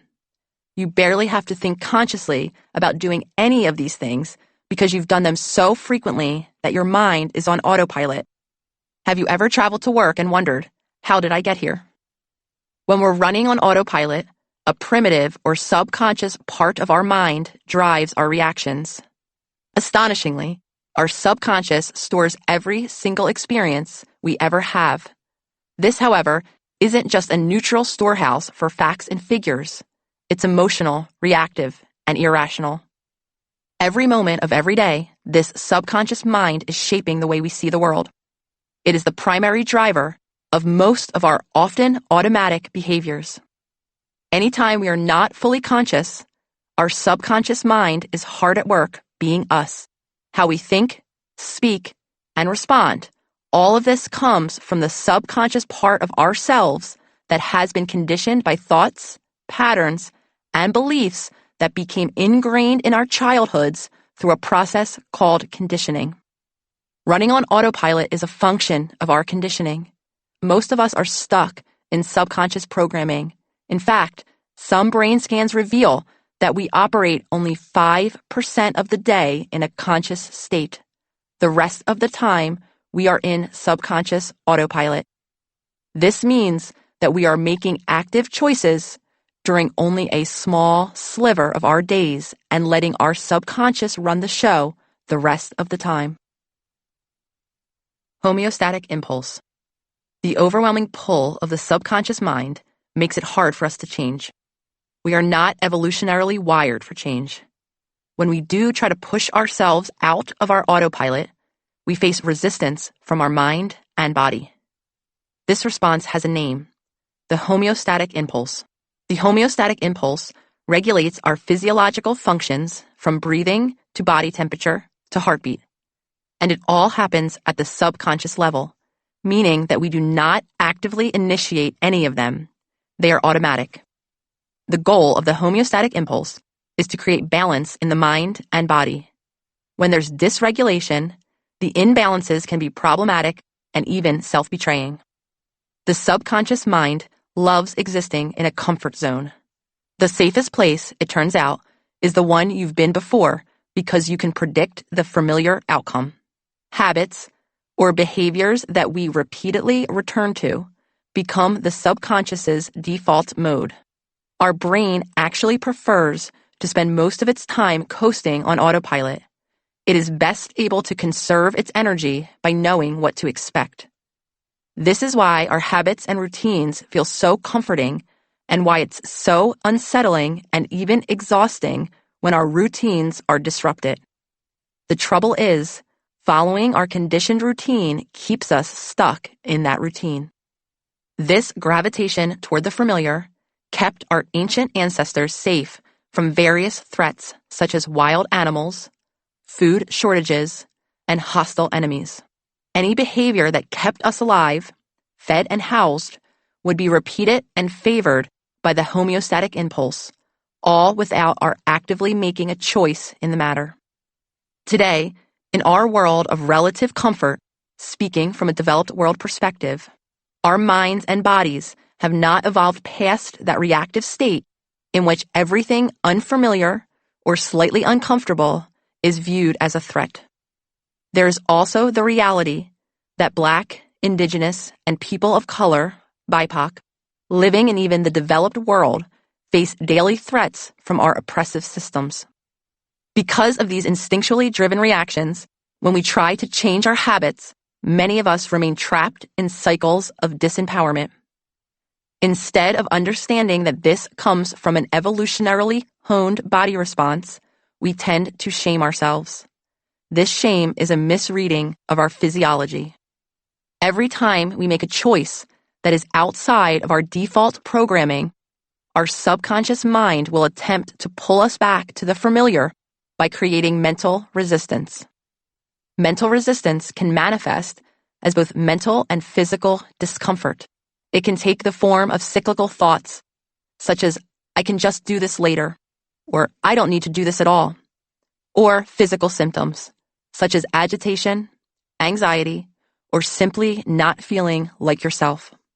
This is your subconscious communicating to you that it is uncomfortable with the new territory of these proposed changes. Breaking free. As Jessica's wedding day loomed, her anxiety bloomed and was channeled into planning various details about the wedding. She wasn't anywhere near a bridezilla, but would share with me that she felt out of control, making it seem as though her big day was actually a burden. She and I remained consistent with our work together, trying to harness her powers to witness and awaken her consciousness. It was around that time, a few years into our sessions, that I finally learned about a devastating loss she suffered, brought into our session when she reported that she had recently become upset over thoughts of the father-daughter dance she would not have. When she was in her early 20s, Jessica's father, a rock in her life and a beloved member of her larger community, passed away suddenly. This kind of tragedy would devastate anyone, but Jessica's decision to not even mention his death until 5 years into our relationship showed me how deeply she had repressed the loss. It was worth exploring whether her possibly unresolved feelings were emerging in these daily cycles of reactivity, through her patterns of anger at her partner and overall consistent daily stress.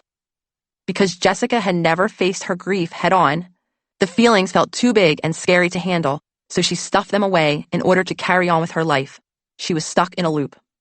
Her body became acclimated to the loop, making her feel more comfortable when avoiding her own deeper feelings rather than facing them.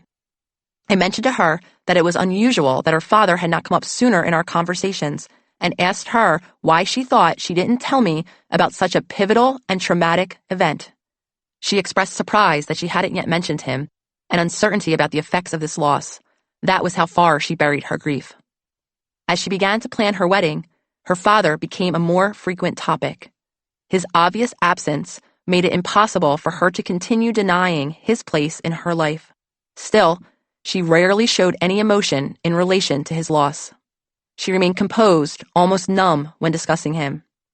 As the wedding neared, we began to talk about him more and more, And at the same time, we worked on cultivating her awareness of the many ways that her past grief was filtering her view of the present. She was able to witness how she was doubling down on surface stressors as a way to distract herself from the unacknowledged pain of her father's death. Together, we explored the importance of cultivating the power of her conscious awareness to break those automatic reactions. We worked on grounding her attention back into the present moment before diving into a knee-jerk overreaction about the wedding cake or seating arrangements. We explored how she could best use practices of breathwork and meditation. What was most impactful for Jessica was physical movement, especially yoga. For many people, physical movement is useful in honing the attention muscle that is so key to consciousness. Yoga, which is considered a top-down practice, meaning that the brain sets the intentions that the body follows, can be an especially powerful means of helping the mind settle into the present moment by focusing our attention as we practice channeling our breath and challenging our body. The intentional control she developed through her yoga practice helped her to begin to take a second before reacting. This helped her create a space for her to begin to consciously witness more fully what was going on for her. It was from this foundation of consciousness that she would create future change. Yoga was so transformative for Jessica that she decided to train as an instructor. In doing so, she followed a rigorous program that forced her to confront many of the default states of reactivity she had been living in. Once she allowed space for self-witnessing and was able to sit with the discomfort of the sometimes overwhelming feelings activated in challenging physical poses, our therapy started to click. The more engaged she became with her yoga practice, the more she started to live in the present moment. She began to switch out of autopilot mode and see a glimmer of herself instead of merely jumping from one feeling to the next. As she became more present, she was able to pause and witness her thoughts and behaviors for what they were, transitory states that could be managed. Her attention muscle helped her develop more awareness of her thoughts. Then she learned how to sit through the discomfort of witnessing them, building a sense of resilience and empowerment. That became a catalyst for her inner transformation. The more Jessica trained in her yoga practice, the more conscious she grew. In fact, part of what was happening was that she was literally changing her brain at the physical level. When we develop our attention muscle, a process called neuroplasticity takes place. Neuroplasticity is a concept introduced in the last 50 years when researchers discovered that our brains remain structurally and physiologically changeable throughout life, despite previous beliefs that the possibilities for change ended in our 20s. The brain is remarkably able to reorganize itself and grow new connections between neurons. Research shows that practices like yoga and meditation that help us to focus our attention on the present moment are especially powerful in restructuring the brain. When new neural pathways are forged, we are able to break free of our default patterns and live more actively in a conscious state. In fact, functional MRI, fMRI brain scans confirm this, showing tangible evidence that consistent consciousness practices actually thicken the prefrontal lobes, the area where our conscious awareness actually lives. Other forms of compassion-based meditation, or just closing your eyes and thinking about someone you love, help strengthen an area called the limbic system, which is the emotional center of the brain. All of this work helps to rewire our brain, disrupt our default thought patterns, and wake us up out of our subconscious-driven autopilot. From this foundation of consciousness, we can then begin to witness the conditioned patterns in our thoughts, beliefs, and relationships. This honest self-awareness shows us our pathway towards change and ultimately healing. The power of belief. In 1979, the Harvard psychologist Ellen Langer recruited 2 groups of elderly men from nursing homes in the Boston area to live for a week in a monastery in New Hampshire and take part in a groundbreaking study on the power of belief and its effect on aging. The first group of men were told to live as if the clock turned back 20 years overnight. They were asked to try to actually live as younger versions of themselves. The second group would remain in the present time period, but were urged to reminisce about the past.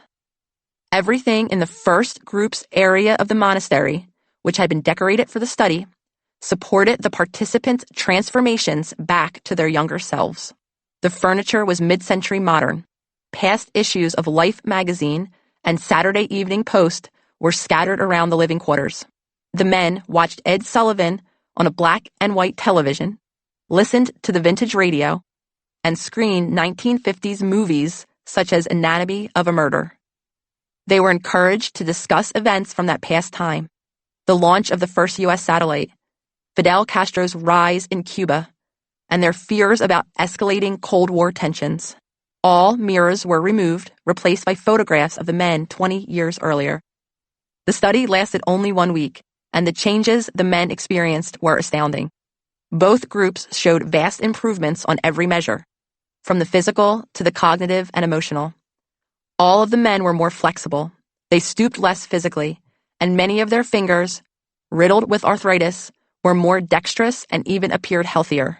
Independent onlookers who, unaware of the study, were asked to compare before photos to after photos taken a week later, estimated that the after photos had been taken at least 2 years prior to the before photos. The changes ran deeper than the physical and were most profound for those who embodied their younger selves. 63% of them demonstrated measurably higher intelligence scores after a week, compared to 44% in the other group. Across the board, all of the men in the first group reported improvements in all 5 senses, from an ability to taste more flavors in food to better hearing and vision. I'm sharing this study to show the incredible power of our thoughts, which can influence us in many ways. That these remarkable changes happened in an older population, who are typically more resistant to change, is evidence of the potential for similar transformation in your own life. Instead of fixating on related negative thoughts, as studies show we do 70% of the time, I want you to try to witness your body's sensations when you're feeling threatened. In other words, I want you to become conscious. Do you see yourself growing defensive with tightened shoulders and jaw muscles when you FaceTime with your mother? Do you withdraw, disconnecting from or becoming hyper-aware of your body's sensations when you walk into an unfamiliar environment? Witness without judgment. Just observe. The path forward is to learn yourself. Learn how to spend time alone, to sit still, to really hear your intuition and witness your entire self, even and especially the darkest parts you'd most like to keep hidden. There is tremendous freedom in not believing every thought we have and understanding that we are the thinker of our thoughts, not the thoughts themselves. Our minds are powerful tools, and if we do not become consciously aware of the disconnection between our authentic selves and our thoughts, we give our thoughts too much control in our daily lives.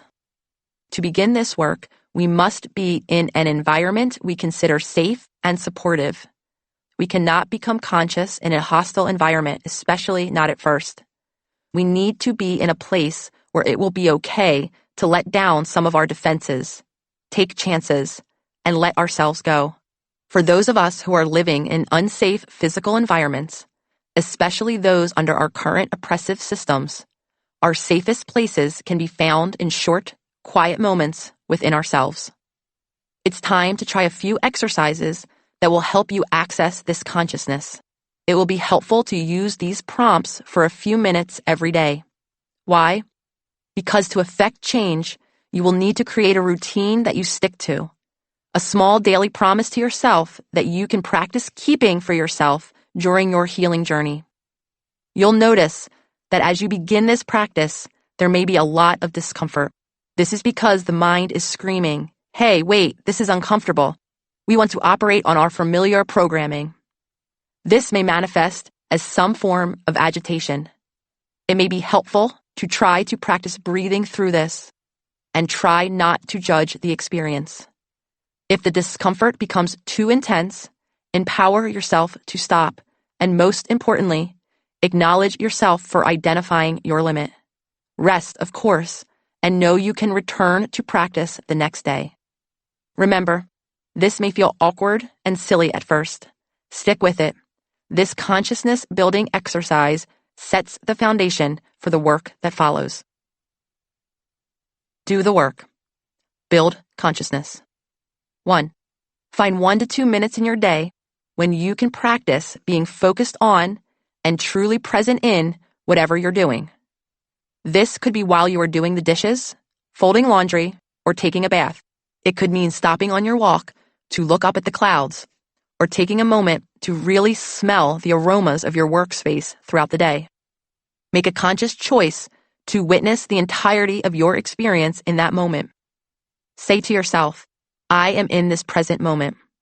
Your mind may respond with a steady stream of mental resistance because it's being jolted out of its conditioning and it's being watched. All sorts of thoughts may come up in your mind. This is okay. Just practice witnessing them. 2. Ground yourself in the moment. Our senses allow us to leave the monkey mind and find a deeper connection to the present moment. Let's say you've chosen to do this exercise while doing dishes. Feel the soap on your hands. See how the soap bubbles over your hands. Feel the slickness of the dishes in the sink. Smell the scent of the air. This will enable you to stay in this moment without your mind commanding you out of it. Doing this will become more and more comfortable with practice. 3. After practicing this for 1 to 2 minutes, acknowledge that you gave yourself this time. This will allow your mind and body to understand how it feels and give you a moment to thank yourself for the time you took to do the work. 4. Repeat this exercise at least once a day. As you get more comfortable, you'll begin to notice more moments when you can repeat the practice. FSJ, Consciousness Building. I will now join you on this journey, sharing with each of you the same future self journaling prompts I used each day to begin to create new habits in my daily life. Early in my journey, I began to practice keeping a small daily promise of creating 1 new experience of consciousness in my day. Each day in my notebook, I copied similar versions of the following statements, giving myself a consistent daily reminder of my intention to change. This helped me make new choices consistently throughout my day, helping me to create new habits over time. To help you with this process, you may want to use the following example or create a similar one of your own. Today, I am practicing being conscious to myself and my daily patterns. I am grateful for an opportunity to create change in my life. Today, I am conscious and aware whenever I choose. Change in this area allows me to feel more aware of myself and my patterns. Today, I am practicing when I bring my attention back to the present moment. The goal from here is to practice making this new choice throughout each day. To help me remember my consciously set intention, I set reminders for myself on my phone for random times throughout the day. Yes, technology can sometimes be our friend. Each time my reminder went off, I checked in with myself, noticing where my attention was. I discovered very quickly that it wasn't in the current moment. Not at all. I found I loved to spend time rehashing past stressful experiences in my mind. If I wasn't reliving the past, I was worrying about multiple, inevitable calamities that could cause me future stress. My conscious power to create change was nowhere to be found. Chapter 3. A New Theory of Trauma. I met Christine during the early days of sharing my healing journey on social media. Like Allie, Christine connected with my posts about the concept of self-betrayal, or the consistent denial of our authentic wants and needs leading to destructive or self-harming behaviors. Christine readily admitted that she was a self-help addict. There wasn't a wellness fad she hadn't tried. She would buy the books, go to the seminars, even try the week-long workshops in around-the-world places, all to the same end: disappointment. No matter what she did, she ended up in the same place she started. She would throw herself fully into a practice or experience in the beginning and find herself straying after a few weeks. Bored, uncomfortable, done with it. Her number one problem, she told me, seemed superficial, but it plagued her. She hated her belly. Her tummy chub, as she called it, bothered her since early adolescence. Though she had never been overweight, she constantly felt that her stomach was gross, as though it were an alien part of her body that didn't belong.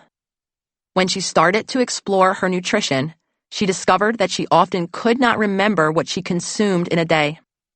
Sometimes she would forget that she was eating even as the food hit her mouth. She described nights of completely zoning out while eating a pan of brownies. It was only after coming back up for air that she realized she was so unconscious of the food she ate that she barely registered flavor or taste. This type of experience is typical of someone experiencing a state of dissociation, a coping mechanism of physical and mental disconnection from our environment in response to consistent stress or overwhelm. A person is physically there, yet mentally gone. It's a protective response to an event or situation that feels too big or threatening for the conscious mind to attend to. Dissociation is a very common stress response for those who are living with childhood trauma. Psychiatrist Pierre Janet, who coined the term, described it as a splitting off of the self. I describe it to my clients as the feeling of departing in a spaceship, a kind of metaphysical detachment of the self from the body. Christine's food dissociation showed me that she was attempting to escape something that had nothing to do with eating. Over time, Christine began to talk about her past.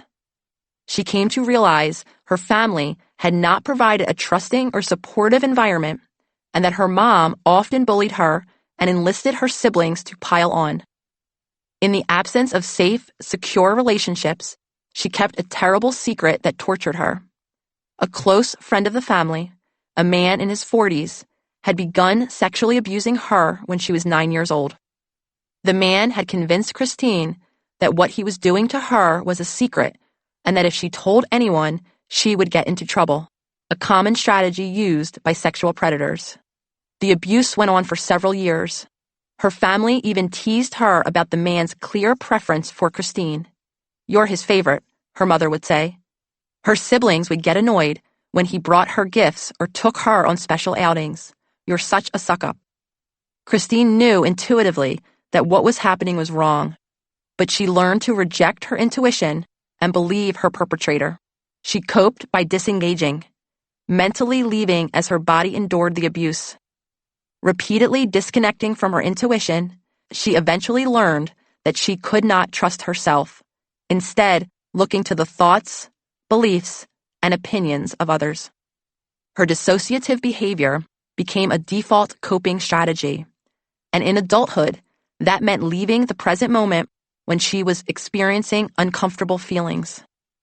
Witnessing this pattern in adulthood helped her better understand that this was a learned behavior from childhood where she left the present moment in order to emotionally cope. Trauma, a misunderstood concept. Trauma, as the majority of mental health professionals understand it, is the result of a deeply catastrophic event, like severe abuse or neglect. Such events are life-altering, splintering a person's world into a before and an after, as Christine's sexual abuse did. The Centers for Disease Control and Prevention provides a scale called the Adverse Childhood Experiences, ACEs test, which mental health professionals use to assess the level of trauma in their clients' lives. The ACEs questionnaire includes 10 questions that cover various types of childhood trauma, including physical, verbal, and sexual abuse, as well as experiences of witnessing such abuse or of having an incarcerated family member. Every yes answer to the 10 questions results in 1 point. Research has shown that the higher the score, the greater the chances of negative life outcomes, from higher rates of substance abuse and suicide to increased risk of developing chronic illnesses. The ACEs framework is important because it clearly maps out how traumas sustained in childhood leave lasting imprints on our bodies and minds. The ACEs shows that what happens in childhood, especially when it was a highly negative experience, stays with us for a lifetime. When I took the ACEs, I scored a 1. Worldwide, nearly 70% of people score at least 1. That result reflected the same message I received during my training, that the word trauma applied only to someone like Christine, who experienced extreme abuse. I would never have thought of my own childhood as traumatic in any way. I came from what I viewed as a normal family. My dad worked hard and came home every night at the same time. We never went without food. My parents weren't drinkers. They were still married. There was no extreme verbal abuse and no physical abuse at all. Yet, I had almost no memories from childhood. The milestones that typically make up a person's existence, first kiss, prom, holidays, all of those were blank for me. I also struggled with facial recognition. I could barely ever register a familial resemblance. Babies, to me, were not spitting images of their parents at all. To me, they were babies. When I watched docudramas, I could never tell the difference between the person being interviewed and the actor in a reenactment scene. I didn't realize any of that was unusual until I shared the blankness with others, who would get annoyed when I couldn't remember a shared memory, or make fun of me when I had a hard time recognizing someone from my past whom I should have had no problem identifying. Some people couldn't believe it. You must be lying. How could you forget? It became a joke with my friends. Nicole has the worst memory. I should add that I did remember emotions. I still had feeling memories or impressions of the past. I just didn't connect those feelings with concrete experiences. I can feel what it was like to lie in bed at age 6 and cycle through the list of ways that my world could shatter. My parents could die. Someone could break into the house. We could all die in a fire. The list went on and on. This anxiety state is a feeling memory and an expression of my family's fear-driven refrain. It's always something. That something could be a pissed-off neighbor, an overdue bill, a snowstorm, or a fight with another family member. If it happened to one of us, it happened to all of us. We were united in a cycle of outrage and anxiety. Unlike the rest of my family, though, who struggled to cope with living in such a highly fearful state, I never appeared overwhelmed. They called me the aloof one, the laid-back, chill child, who was easy and go with the flow. It appeared like nothing ever bothered me. That aloofness was a coping strategy, my mind's protection from the stress. I would detach, distance myself, get into my spaceship. I was so disengaged from myself, so far away on that spaceship, that ultimately I stored very few memories from my childhood and retained barely any recollections from my 20s. Just because my mind wasn't present to what was unfolding around me doesn't mean that my body doesn't remember. Dr. Bessel van der Kolk, a trauma expert and the author of the groundbreaking book, The Body Keeps the Score, Brain, Mind, and Body in the Healing of Trauma, describes dissociation as a process of simultaneously knowing and not knowing, and says that traumatized people who disengage simultaneously remember too little and too much. Trauma lodges itself in the body in diffuse ways, which we will discuss in more detail in the next chapter, and its most profound impact may be in the way it affects the nervous system's fight or flight stress response. It was only later in my life, after years of offering therapy to people such as Christine, that I started to find commonalities among people who experienced childhood trauma. Many coped by building individual spaceships that led to lifelong patterns of disengaging, detaching, and making few memories. This discovery posed the questions. If nothing traumatic, as I once understood it, had ever happened to me, why couldn't I remember most of my childhood? Why did I have such a hard time connecting with and taking care of myself emotionally? Why did I consistently betray myself? How could Christine and I express the same trauma responses when our childhood experiences were so different? Little did I know then that what I suffered was a form of spiritual trauma, and I was living the consequences of that trauma in my everyday life, just as Christine was. Widening the definition of trauma. I have treated people all over the ACEs spectrum, from those who had perfect families with trauma scores of 0 to those who had ACEs scores close to 10, with more traumatic experiences than many of us could imagine, let alone survive. Though their histories differed drastically, the dynamics followed a similar script. Many were functional perfectionists, overachievers, or addicted to different substances or behaviors. There was a lot of anxiety, depression, lack of confidence, low self-worth, and an obsession with being viewed a certain way. There were problematic relationship patterns, and of course, there was the stuckness, the inability to move forward from patterns of behavior that seemed ingrained. The patterns were telling a story, one that would shed light onto how pervasive trauma in childhood truly is. The reality is that there are many people who cannot point to several moments, or even one moment, that broke their life apart. Many might not be able to admit that any part of their childhood was damaging. That doesn't mean that there wasn't trauma present. I've yet to meet a person who has not experienced some level of trauma in their life. I believe that our understanding of trauma should be widened to include a diverse range of overwhelming experiences, or, as the neurologist Robert Scaer defined it, any negative life event that occurs in a state of relative helplessness. The ACEs framework, though useful, does not tell the full story of trauma. It does not take into account the range of emotional and spiritual traumas which are an outgrowth of consistently denying or repressing the needs of the authentic self that so many of us have experienced. In fact, the ACEs assessment, surprisingly, doesn't even take into account the myriad ways that the outside environment, really society at large, can traumatize us. There is not one question in the ACEs test about overt racism, such as discrimination and abuse, which are obvious forms of racial trauma, let alone any reference to the subtler, more pervasive, and harmful forms of bigotry and bias that exist in the infrastructure of society.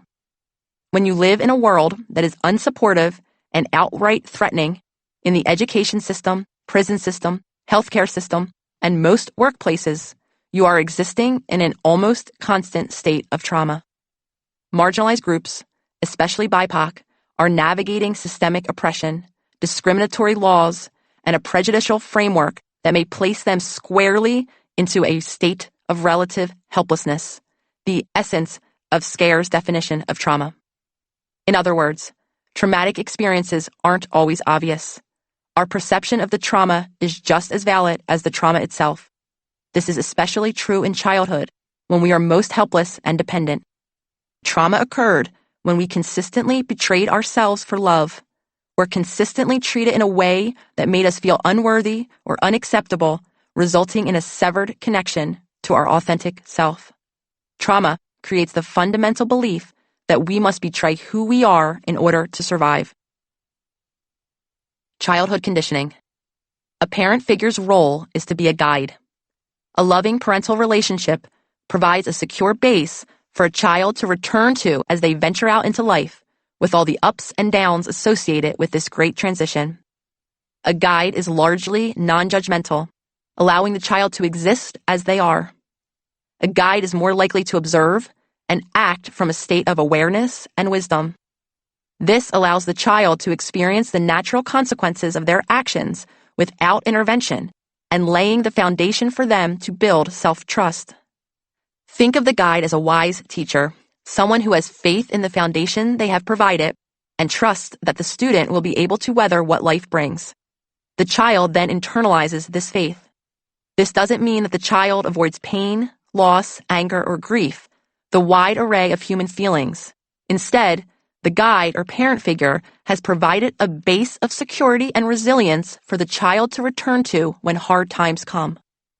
If parent figures have not healed or even recognized their unresolved traumas, they cannot consciously navigate their own path in life, let alone act as trustworthy guides for someone else. It's very common for parent figures to project their own unresolved traumas onto their children. When even well-meaning parent figures react under the influence of their own unconscious wounds, they, instead of offering guidance, may attempt to control, micromanage, or coerce a child to follow their will. Some of these attempts may be well-intentioned. Parent figures may consciously or unconsciously want to keep the child safe and protect it from the world so that the child will not experience the pain that they themselves have. In the process, they may negate the child's wants and needs.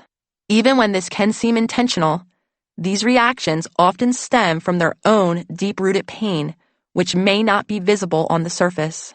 Many of us were raised by parent figures who had difficulty navigating their emotions as a result of their own unresolved childhood pain. They may have projected this pain onto us directly when they urged us not to cry, or indirectly when they withdrew in response to our displays of emotion. According to Lindsay Gibson, a psychotherapist and the author of Adult Children of Emotionally Immature Parents, How to Heal from Distant, Rejecting, or Self-Involved Parents, this lack of emotional connection in childhood leaves a gaping hole where true security might have been. The loneliness of feeling unseen by others is as fundamental a pain as physical injury. This emotional loneliness continues into adulthood when we repeat these patterns of emotional avoidance, shutdown, and shaming. I imagine it may be becoming easier to see how trauma is intergenerational, passed down from one parent figure to the next, to the next, to the next, to us. Central to this process is the concept of conditioning, in which beliefs and behaviors are unconsciously imprinted onto us. Anyone who's ever spent time with a young child knows that children mimic others' behaviors. Whether influenced by a friend or classmate or cartoon character, they do as they see. This is how conditioning works. We learn what is modeled to us by others, especially our primary parent figures. Our attachments in our earliest years set the groundwork for our subconscious beliefs. We learn what a relationship looks like from watching those closest to us in relationships. We learn how to feel about our bodies by observing how our parents feel about their bodies. We learn whether or not to prioritize self-care. We learn spending habits, worldviews, and beliefs about ourselves, others, and the world. We've stored these beliefs as well as countless other messages in our subconscious. We are constantly looking to our parent figures for guidance and as mirrors. The way they engage with their reality is likely how we will engage with ours. We inherit their ways of seeing and interacting. We inherit their beliefs, habits, and even their coping strategies. Just as you learn how to witness yourself consciously, the work is to consciously observe your loved ones and your bonds to them. It took me a long time to come to the conclusion that there was unresolved trauma from my childhood.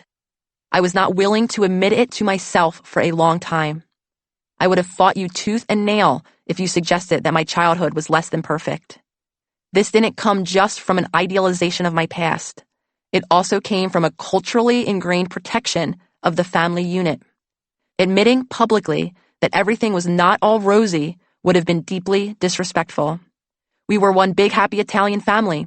How dare you suggest otherwise? For years, I remained resistant. I had denied my own reality for so long that it would take a lot of work for me to shift my perspective and start to see the past through the lens of childhood wounding.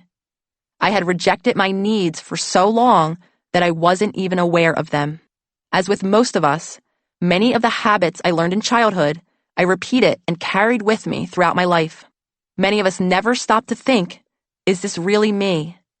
How many of us find ourselves celebrating holidays the same way we did in childhood without even imagining doing it a different way?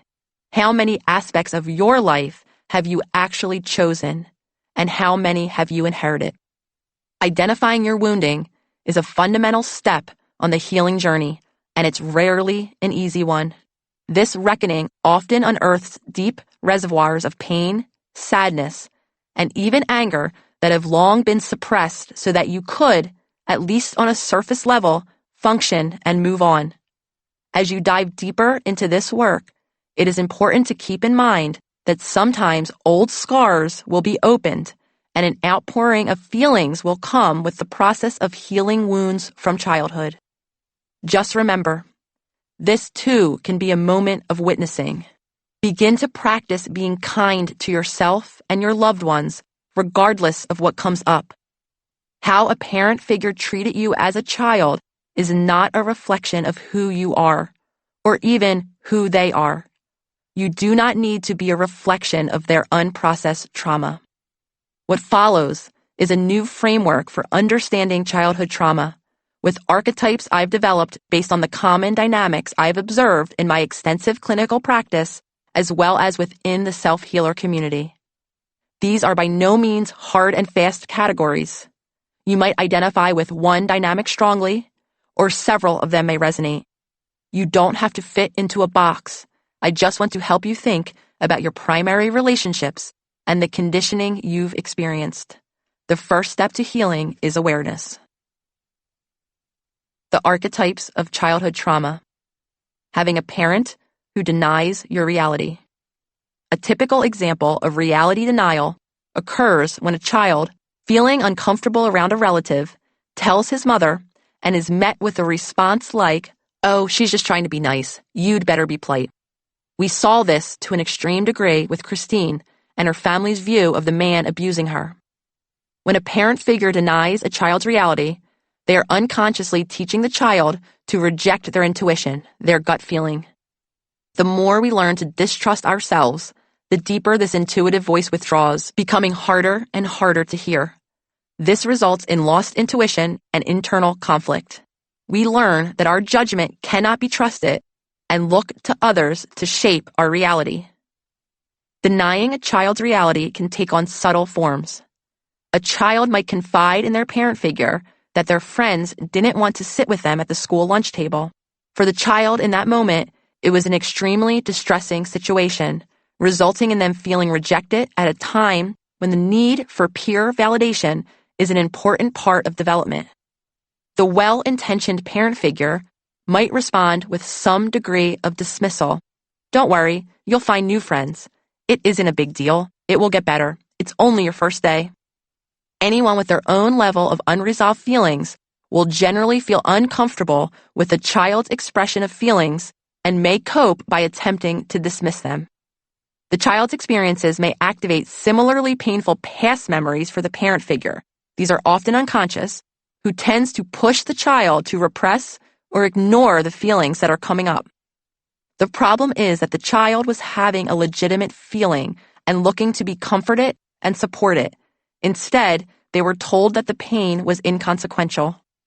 Through repeated similar experiences, a child is taught that their perception of reality and related emotional experiences are not trustworthy.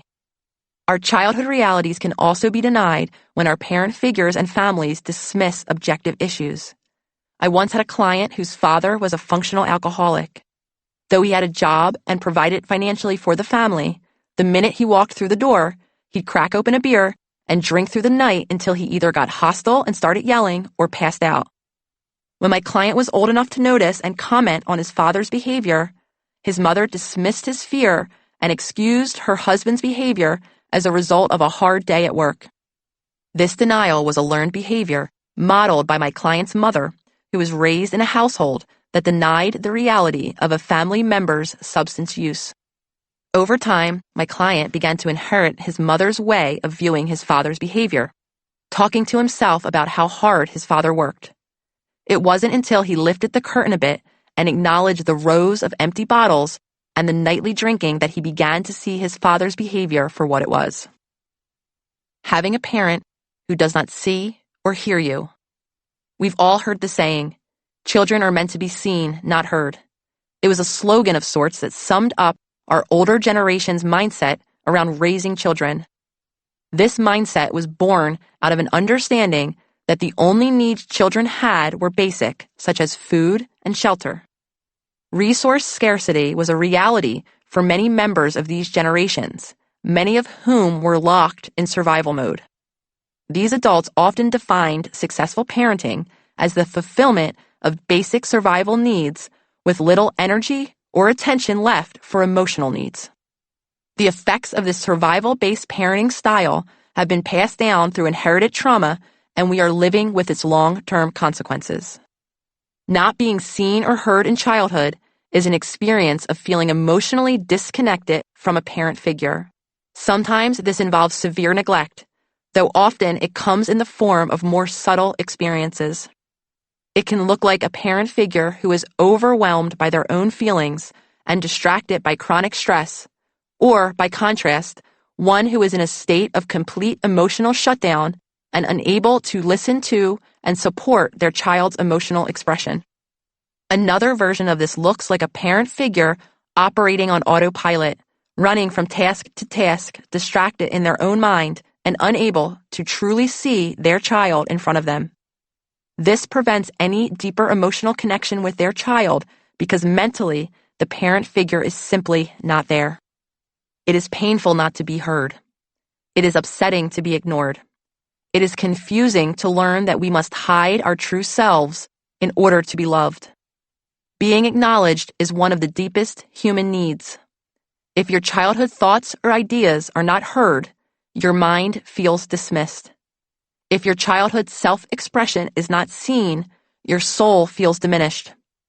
This lack of acknowledgement can also take the form of your future being spoken for or predetermined before your passions and life's path can be fully known.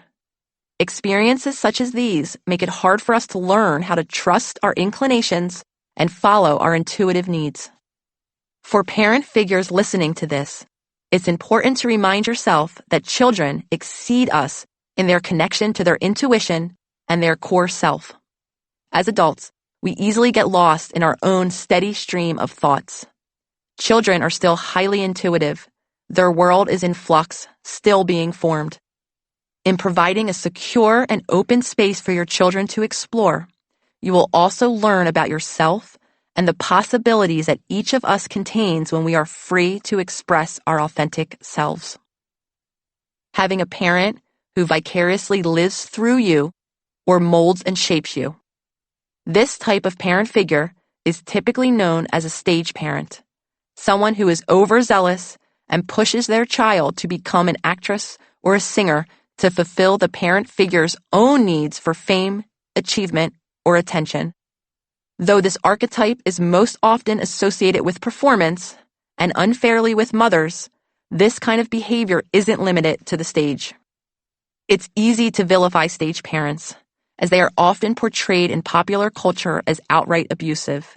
Often the push to make a child succeed comes from a very natural parental instinct, pride.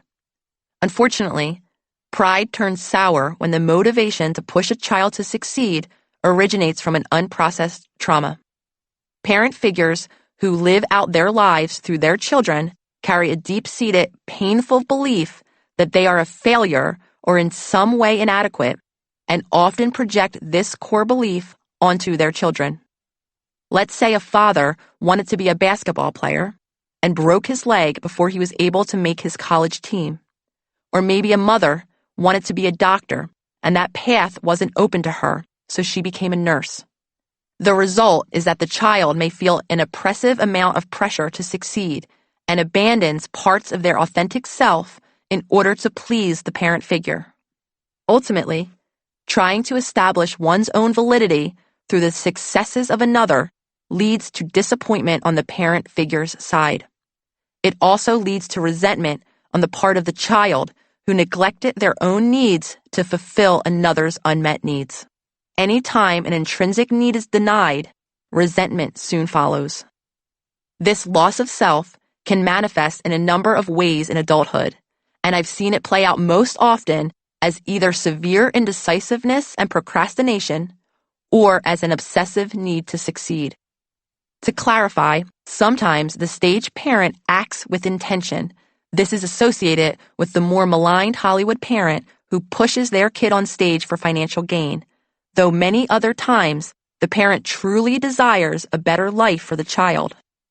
Molding and shaping takes many forms and occurs when a parent figure consistently projects their own wants, needs, or desires onto their child, such as telling their child to avoid certain friends or focus on certain classes in school. It can be something as subtle as telling a child, "You're going to be an amazing mother one day." This is often a completely unconscious process. Parent figures who are doing this likely don't see that they are engaging in possibly problematic behavior. In fact, many see it as an act of love, and for them it often is. On occasion, the outcomes can be devastating for some of those in traditionally desirable professions, lawyers and doctors, for example, who struggle to cope with the misalignment of their careers, use substances, experience mental health issues, and in extreme cases, even commit suicide. Having a parent who does not model boundaries. Boundaries are clear definitions of our personal limitations. Children instinctively understand boundaries. They respond to them and can clearly state their own boundaries and follow through with maintaining them, regardless of others' reaction to them. Just watch how a toddler almost instinctively shakes their head no in response to something they don't like. Some adults, however, have fewer boundaries and typically have a difficult time maintaining the ones they do have. Many of us grew up in homes raised by parent figures who did not fully understand how to use or maintain their own boundaries, making them unable to model appropriate limits for us. In my therapy practice, I heard frequent historical reports of a parent figure's reading of a childhood diary. This violation of private space often resulted in a shaming confrontation for the child, and sometimes even punishment based on what was read, as happened to me. These experiences teach us as children that loved ones can and do cross one's boundaries. In instances of frequent boundary crossings, children may internalize a belief that such boundary crossings are part of closeness and maybe even love, allowing them in future partnerships. A child may do the opposite, becoming highly secretive and protective with their personal details. Another common boundary crossing occurs when one parent figure complains to a child about the other parent figure. Several of my clients told me that personal details about parental relationships, such as infidelity or financial issues, were told to them in childhood. The parent figure, unable to appreciate that the child is not a peer, may be seeking emotional comfort from their child. In such instances, a child may feel overwhelmed by these personal details and have their own conflicted feelings about hearing the negative comments about another loved parent figure. Having a parent who is overly focused on appearance. As we know, the need for outside validation doesn't just stop once we grow up. Instead, the impulse to be liked and admired follows us through our lives. Parent figures may project this need onto their children in a number of ways. Sometimes it can be obvious. The parent figure who comments on a child's weight or obsesses about the child looking presentable at all times. The parent figure who is overly concerned with minor details, such as how a child wears her hair. Children learn quickly that some parts of their physical appearances are acceptable and some are not.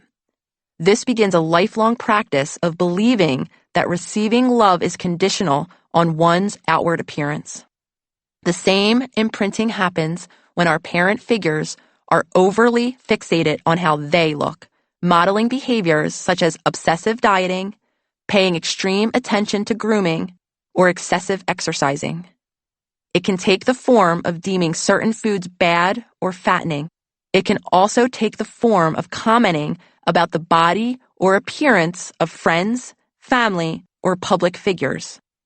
Direct statements don't necessarily have to be made to the child because, as we know, a child is a sponge who notices when one's core beliefs are overly image-focused. This can also be observed on a larger scale when parent figures behave a certain way outside versus inside the home, training the child to see that humans can have pseudo-selves.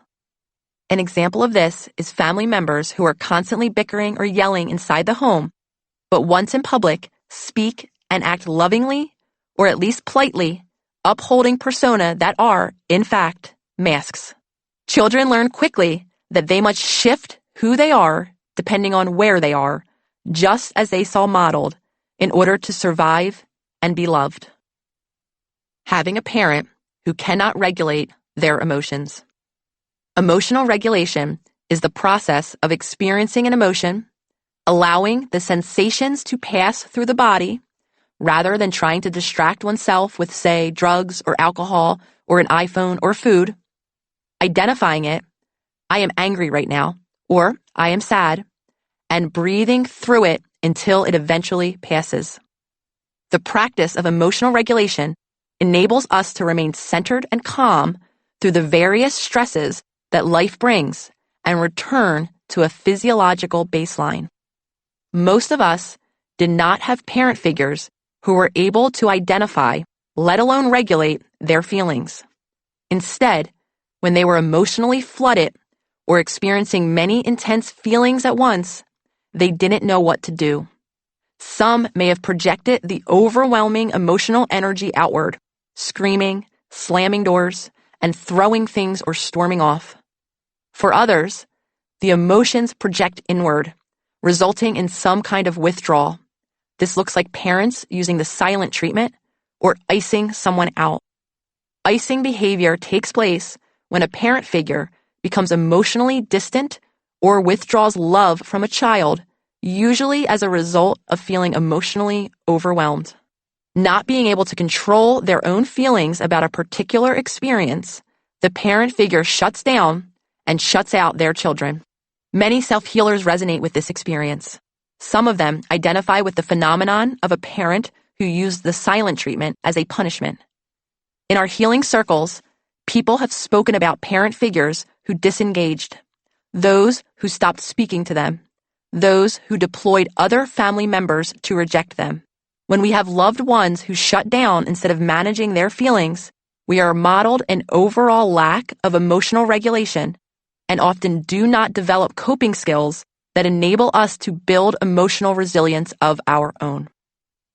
Coping with our traumas. You're a pig. You're white trash. You're an embarrassment to the family, my mother once shockingly yelled at me. That terrible moment was one of the rare examples of my mother's eruptions after years of suppressing her emotions. It happened after my sister's wedding. I was the maid of honor and allowed to bring 3 of my closest friends from college to the reception. One of those close friends happened to be my secret girlfriend, Katie. No one, not even our friends, knew that Katie and I were dating. We weren't ashamed exactly. It was just my first same-sex relationship, and I didn't feel the need to proclaim it to the world, let alone to a family who never talked deeply about anything. The morning of the reception, my friends and I began to drink heavily. I remember sobbing while watching the father-daughter dance, which on the surface I'm sure appeared odd to my friends and family, as I couldn't have cared less about wedding traditions. Below the surface, it stung with a deeper sense of loss, knowing that I would not be able to give my dad this ritual. There was no way that I was ever going to have a traditional wedding. The night went downhill from there, and the sadder I became, the more I withdrew into myself. Katie was also drunk and was upset by my distanced behavior. Every time she tried to dance with me, I brushed her off. Then she tried to kiss me, and I gave her the look of cut it out. She got angry and stormed off. A scene followed, and it became obvious to everyone in the wedding hall that there was something romantic between us. I was enough in denial to believe that we got away with it. No one mentioned Katie that night or the next day. It was only a month or so later, after I returned to Cornell University in upstate New York, that my mom appeared unannounced. She drove up with my father from Philadelphia that day, and once I answered the door, she flew through it and yelled those painful words. She continued yelling as I tried to get her out of my apartment. The scene became loud enough that a neighbor came out to see if I needed help. I got her out of my apartment building and back into the car with my father, who sat with his head down, not saying a word.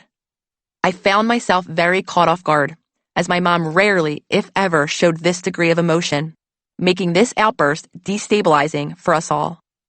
When I returned to my childhood home months later for summer break, my mom acted as if I didn't exist, as if she could walk right through me because I was invisible, a ghost.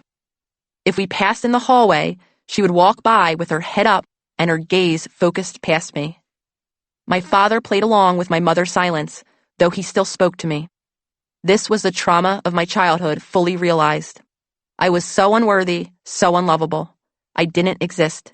It was almost a relief to become the physical manifestation of what I so feared. It was what I was training for my whole life. It was my spaceship in action. The emotional withdrawal continued for weeks, until one day, out of the blue, my mom started speaking to me again and acted as though nothing had ever happened between us. We never spoke about my sexual orientation again, and she fully accepted my future girlfriends as if she had no history of behaving any other way. In fact, we never spoke about that interaction again. After years of repression, her body had ejected all her feelings all at once, resulting in an outsized, destructive outpouring of emotion. When the dust eventually settled, it was as if she could hardly believe that she'd had that reaction, that she was capable of such emotional expression.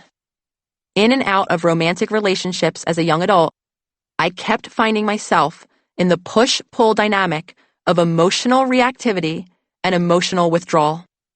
I often picked relationships where I could remain emotionally distanced, removed, often emotionally unavailable. When I continued to feel my emotional needs and deep desires for connection unmet, I would react, calling or texting too often, throwing tantrums, and picking fights.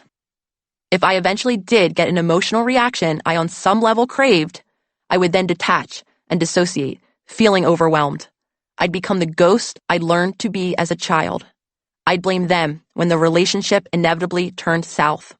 Looking back, the reality was that I was stuck in conditioned patterns that were all coping strategies or ways to manage and control my inner turmoil. In 1984, two groundbreaking psychologists who studied stress and emotion, the late UC Berkeley professor Richard Lazarus and UC San Francisco professor Susan Folkman, presented a theory of coping, which they defined as constantly changing cognitive behavior efforts to manage specific external and internal demands that exceed the resources of a person. In other words, coping is a learned strategy to manage the profound unease in the body and mind that stress generates. Lazarus and Folkman outlined adaptive and maladaptive coping strategies. Adaptive coping is an action we take to help us return to feelings of safety, such as facing a problem head-on or redirecting negative thoughts. The key here is being active. Adaptive coping requires effort and a conscious acknowledgement of the discomfort. It can be harder to use an adaptive coping strategy when we were not modeled them or taught how to use them. Maladaptive coping strategies, often learned from our parent figures, give us a brief distraction or reprieve from the discomfort, say by drinking alcohol at a wedding, as I did, or avoiding any emotional reaction, as I also did when I dissociated. Either of these attempts at relieving our distress, however, ends up in more disconnection from the authentic self. How we cope with a particular environment has less to do with the environment and more to do with our conditioned coping strategies around stress. Let's say two people have the same high-stress, performance-based job. Sonia deals with the stress by taking on adaptive coping strategies, going to the gym regularly to help channel her stress or calling a best friend for support. Michelle, who is contending with the same pressures, may use substances to zone out and escape reality. Though she may feel better in the moment, when she wakes up the next morning, she feels foggy, unfocused, and miserable. The stress and shame is now compounded, and the cycle of maladaptive coping continues. I've observed many maladaptive coping strategies in my clinical work. Some of the most common include people-pleasing. Once you meet the demand, the stress is temporarily gone. Anger or rage. If you can discharge the emotion onto someone else, you've released it. Dissociation. You leave your body during a stressful event so that you don't experience the trauma in the first place. Sexually, this form of detachment can involve having sex with people we aren't truly interested in. Instead, it might involve dedicating ourselves to our partner's pleasure without any awareness of or attention to our own. All of these coping strategies enable us to avoid repeating or reliving our past trauma, delaying immediate pain. They do not help us fully meet our physical, emotional, and spiritual wants and needs. When our needs are consistently unmet, our pain and disconnection are compounded. Self-preservation leads to self-betrayal. It's a loop we can easily get stuck in. The cycle of unresolved trauma, repetition of maladaptive coping behaviors, and consistent denial of self allows the pain to live on in our mind and body, where it can eventually make us sick. The potential for change. We all carry unresolved trauma. As we've seen, it's not necessarily the severity of the event itself, but our response to it that determines the imprint it makes.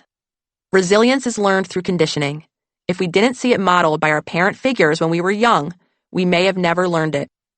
When we do the work of resolving trauma, we can become more resilient. In fact, these experiences can become catalysts for profound transformation. When I share information about trauma with my online self-healers community, I receive a lot of feedback from people asking questions such as, are you saying everyone is traumatized? Or how do I not traumatize my children? Here's the thing. Trauma is part of life. It's unavoidable. Your very first experience on this earth, birth, was a trauma, possibly for both you and your mother. Just because we've experienced trauma does not necessarily mean that we are destined for a life of suffering and illness. We don't have to repeat the patterns that shaped our early lives. When we do the work, we can change. We can move forward. We can heal. Trauma may be universal, and it's also individual, affecting each whole person, the nervous system, immune response, every part of their physiology uniquely. The first step toward healing in mind and body is knowing what you're dealing with, identifying the unresolved trauma. The next step is understanding the long-term effects of this trauma and how your learned coping strategies are keeping you stuck. Do the work. Identify your childhood wounds. To gain awareness of your personal childhood wounds or suppressed emotions, take some time to reflect and write using the prompts that follow. You need to respond only to the experiences that resonate with you. Many people with unresolved trauma, including myself, don't have many memories, making some of these questions difficult to answer. Explore whatever does come to mind. Having a parent who denies your reality. Remember a time in childhood when you went to your parent figure or figures with an idea, feeling, or experience, and they responded in an invalidating way. For example, their response could have been some version of, "It didn't happen that way. It's not a big deal. You should just forget about it." Spend some time connecting with your child self, exploring what you may have felt when your parent figure or figures responded in those ways. To help you reflect, feel free to use this journal prompt. In childhood, when my parent figure or figures blank, I felt blank. Having a parent who does not see or hear you. Remember a time in childhood where you wanted to be acknowledged by your parent figure or figures, and they seemed distracted, busy, or otherwise made you feel unacknowledged. Spend some time noting the past circumstances that led to you feeling unseen or unheard. Then reflect upon and write about the ways you may have tried to get their attention. Did you perform, act out, or become withdrawn? To help you reflect, feel free to use this journal prompt. In childhood, when my parent figure or figures blank, I felt blank. To cope, I blank. Having a parent who vicariously lives through you or molds and shapes you. Do you remember a time in childhood when you got messages about who you were or weren't? Did you have a parent figure or figures who said, "You're so sensitive like your mother," or "You need to get straight A's to make the family proud"? Were you as impassioned and committed to those goals as they were? Or did you feel as though you were going through the motions just to please them? Spend some time noting the different messages you may have received about yourself in childhood. Also noting the different ways you may have been influenced by your parent figures' directly or indirectly expressed wishes. To help you reflect, feel free to use these journal prompts. In my childhood, I received the following messages about myself. In my childhood, I was aware that my parent figure or figures wished the following of me. Having a parent who does not model boundaries. Spend some time thinking back to your experiences with personal limits and their violations in childhood, as well as about the different sorts of limits or lack thereof modeled by your parent figure or figures overall. To help you reflect, feel free to use these journal prompts. In your childhood, did you feel free to say no? Or did your parent figure or figures tell you to behave a certain way? In your childhood, did your parent figure or figures set clear limits on their time, energy, and resources in their relationships? In your childhood, did your parent figure or figures respect your privacy, or did they invade it? Examples of privacy violation include transgressions such as reading a diary, listening to phone calls, or other snooping behavior. In your childhood, did your parent figure or figures allow you to have conversations, interactions, and experiences with people in your life without inserting themselves into them? Having a parent who is overly focused on appearance. In childhood, many of us receive direct and indirect messages about our appearance.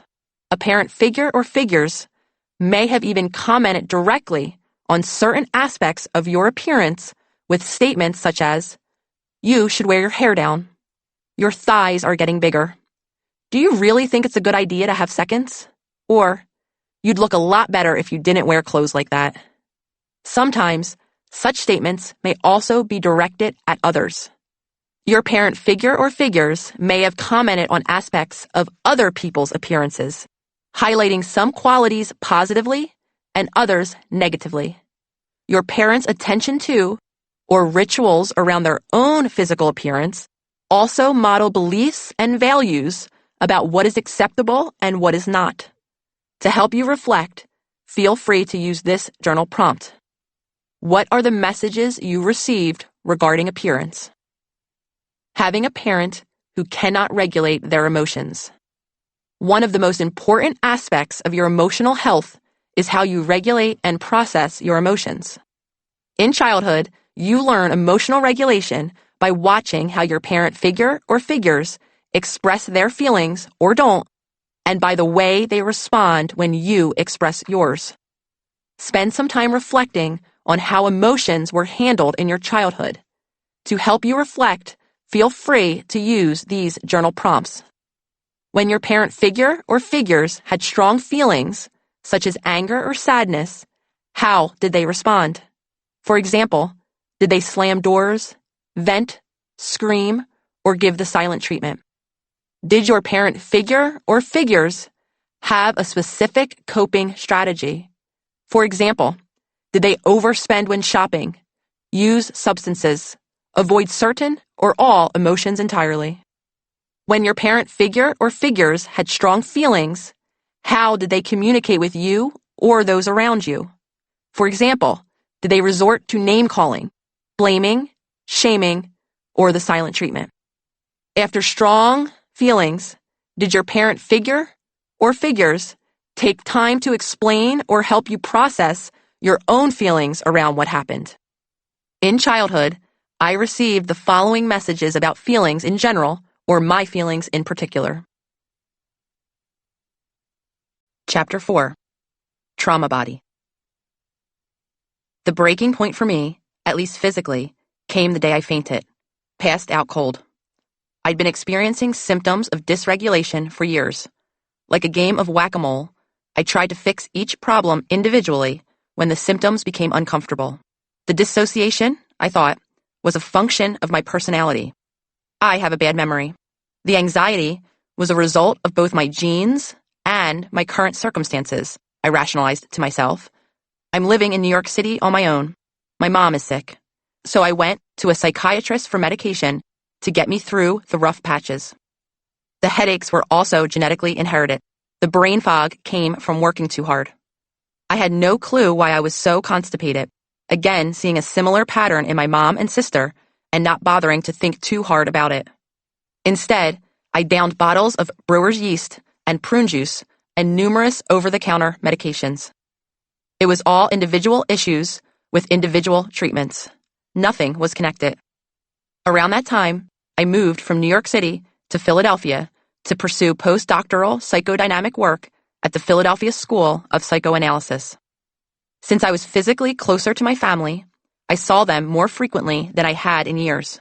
At the same time, I was seeing my own analyst once or at times twice a week to augment my own psychotherapy work and began to pick at the scabs of childhood traumas that I had long forgotten. Therapy gave me insight into how problematic my family dynamics were, how my family othered anyone outside the family unit and worked so hard to present a face of harmony and unity to the world, and in reality lived in a feedback loop of anxiety and fear. I saw my mother's difficulty showing true affection and love, which came from the scarcity, not just material, but also emotional and spiritual, created by her parent figures who never expressed love themselves. I saw my own protective mechanisms, the disengagement, the perfectionism, the numbing, as conditioned trauma responses that my mother passed on to me from her own deep-rooted pain. The realizations were stark and upsetting. I didn't have any place to put them, so I started seeking chaos with Lolly, picking fights, pushing her away, and then freaking out when she left. It was the same pattern I repeated for years with my other romantic partners, cycling between emotional disconnection and the inevitable panic that resulted when the distance became too overwhelming. Then I started to faint. The first time was at a housewarming party at my childhood friend Amanda's apartment. That it happened at the house of a person who was linked to my childhood is not lost on me. It was a warm summer day. She had a pool at her apartment complex, which she was psyched to show off. And as we walked around it, I started to feel uncomfortable. The sun's heat felt strong against the back of my neck. I began to sweat. I suddenly felt lightheaded, and the sky seemed to spin. All right, Nicole, I remember thinking, get it together. I opened my eyes. Lolly and my friend stared down at me with concern. Are you okay? Lolly asked as Amanda, a trained EMT, assessed my cognitive state. She saw me hit my head quite hard on the concrete and was concerned that I suffered a concussion. I insisted that I was fine, even though I did feel dizzy and slightly nauseous. The fall wasn't the aha moment it should have been. I chalked it up to a freak accident. I returned to work as unsettled and detached as ever. Increasingly, I began to notice other issues with my cognition. I often struggled to find the right words. During one therapy session, I lost my train of thought so completely that I let the silence hang in the air for several minutes apologizing profusely to my client for the lapse. Then I fainted again. During the Christmas holidays that year, Lolly and I spent significant time with my family. We went out to pick up oyster shucking knives. I remember walking into the hardware store, feeling dizzy and thinking about how hot it was under the harsh store lighting. Once again, I looked up to a group of concerned faces. Obviously, something was seriously wrong with my nervous system. It was only once my body actually screamed out for me to pay attention that I finally did. Trauma body. It's no exaggeration to say that every client who arrives at my office experiencing psychological symptoms also suffers from underlying physical health issues. Unresolved trauma weaves itself into the very fabric of our being. As we know from ACEs, traumas make us more likely to develop a host of physical and psychological conditions, from depression and anxiety to heart attacks, cancer, obesity, and stroke. The research is unequivocal. People with unresolved trauma get sicker and die younger. The ways in which trauma affects the body are varied and complex, and physical dysfunction boils down to one common denominator: stress. Stress is more than just a mental state. It is an internal condition that challenges homeostasis, which is a state of physical, emotional, and mental balance. We experience a physiological stress response when our brain perceives that we don't have adequate resources to survive an obstacle or threat, which is the general state of affairs when it comes to unresolved trauma. Addiction and stress expert Dr. Gabor Mate, who is the author of many books including When the Body Says No, The Cost of Hidden Stress, calls this the stress-disease connection. When we are stressed, the body shifts its resources from maintaining homeostasis, that happy place of well-being and balance, to protecting itself. Stress is unavoidable. Just trying to avoid it would stress you out. Normative stress, for example, is a natural part of life: birth, death, marriage, breakups, job loss. These are all part of the human experience. As an adaptive response, we can develop coping strategies to help return us to our psychological and physiological baseline, seeking supportive resources, learning how to self-soothe, and assisting our often stuck nervous systems to return to homeostasis. The process of leaving and then returning to our baseline of balance is called allostasis. It allows us to develop the biological capacity for resilience. The body's stress response, often referred to as our fight or flight mechanism, is probably familiar to you. Fighting and fleeing are two of the body's instinctual, automatic reactions to stress. The third is freezing. More on that soon. When we encounter a threat, either real or perceived, the brain's fear center, the amygdala, lights up. Once activated, this area of the brain then sends messages to the rest of our body that we are under attack, prompting the various systems of our body to mobilize the necessary resources to help us survive. Whereas normative stress helps us grow and adapt, chronic stress, stress that is constant and persistent, wears us down and harms every system in our body. When we are chronically stressed and unable to return to homeostasis because we never learned or developed adaptive coping strategies, or because the stress feels too overwhelming to cope with at all, our bodies overactivate certain systems and suppress others. In cases of chronic stress, our adrenal glands release cortisol and other stress hormones, such as adrenaline, continuously. Stress also activates the body's immune system, prompting it to become hypervigilant and primed to react at the mere suspicion of trouble. Our immune system learns from our behavior and habits beginning from when we are in utero and continuing throughout our lives. Once our immune system gets the signal that we're living in a near constant threat state, it repeatedly sends out chemicals that cause inflammation throughout the body. These chemicals act as a kind of fire starter for a wide array of symptoms of imbalance and dysfunction, increasing our risk of developing autoimmune diseases, chronic pain, and other diseases ranging from heart disease to cancer. Cytokines, molecules that work to coordinate cell-to-cell communication, are one of these inflammatory chemicals.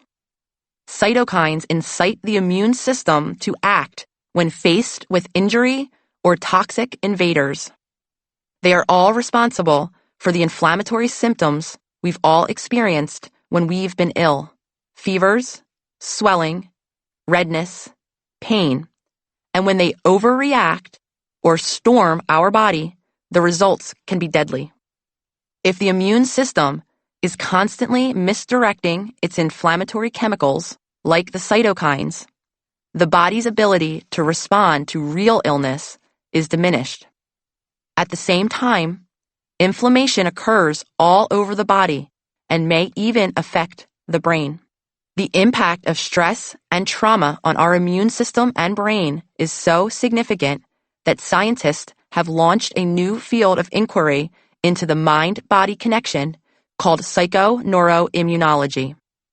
Inflammation in the brain has been identified in various forms of psychological dysfunction and mental illness, from depression and anxiety to outright psychosis.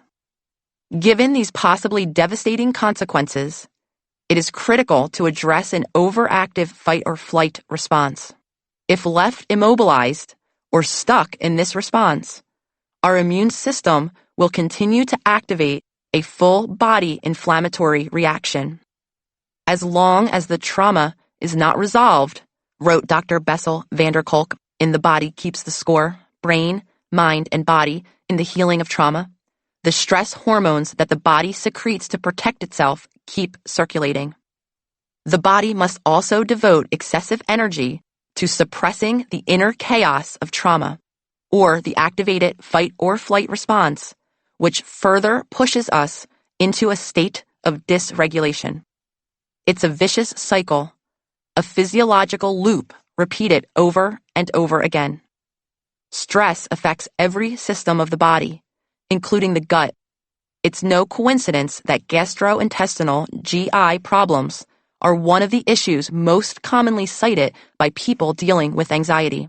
When we're stressed or frightened or anxious, our body has trouble digesting food and can either hold onto it for too long, resulting in constipation, or release it too quickly, resulting in irritable bowel syndrome, IBS, or diarrhea. Stress affects our food choices and the makeup of the microbiome in our gut, which is constantly communicating with our brain, something we will discuss in detail in Chapter 5. In these cases, your body is denied essential nutrients, either because it isn't breaking down the food you eat fast enough, or it's discharging it before it begins to process it. Without a well-functioning digestive system, we become sicker in all areas of our body.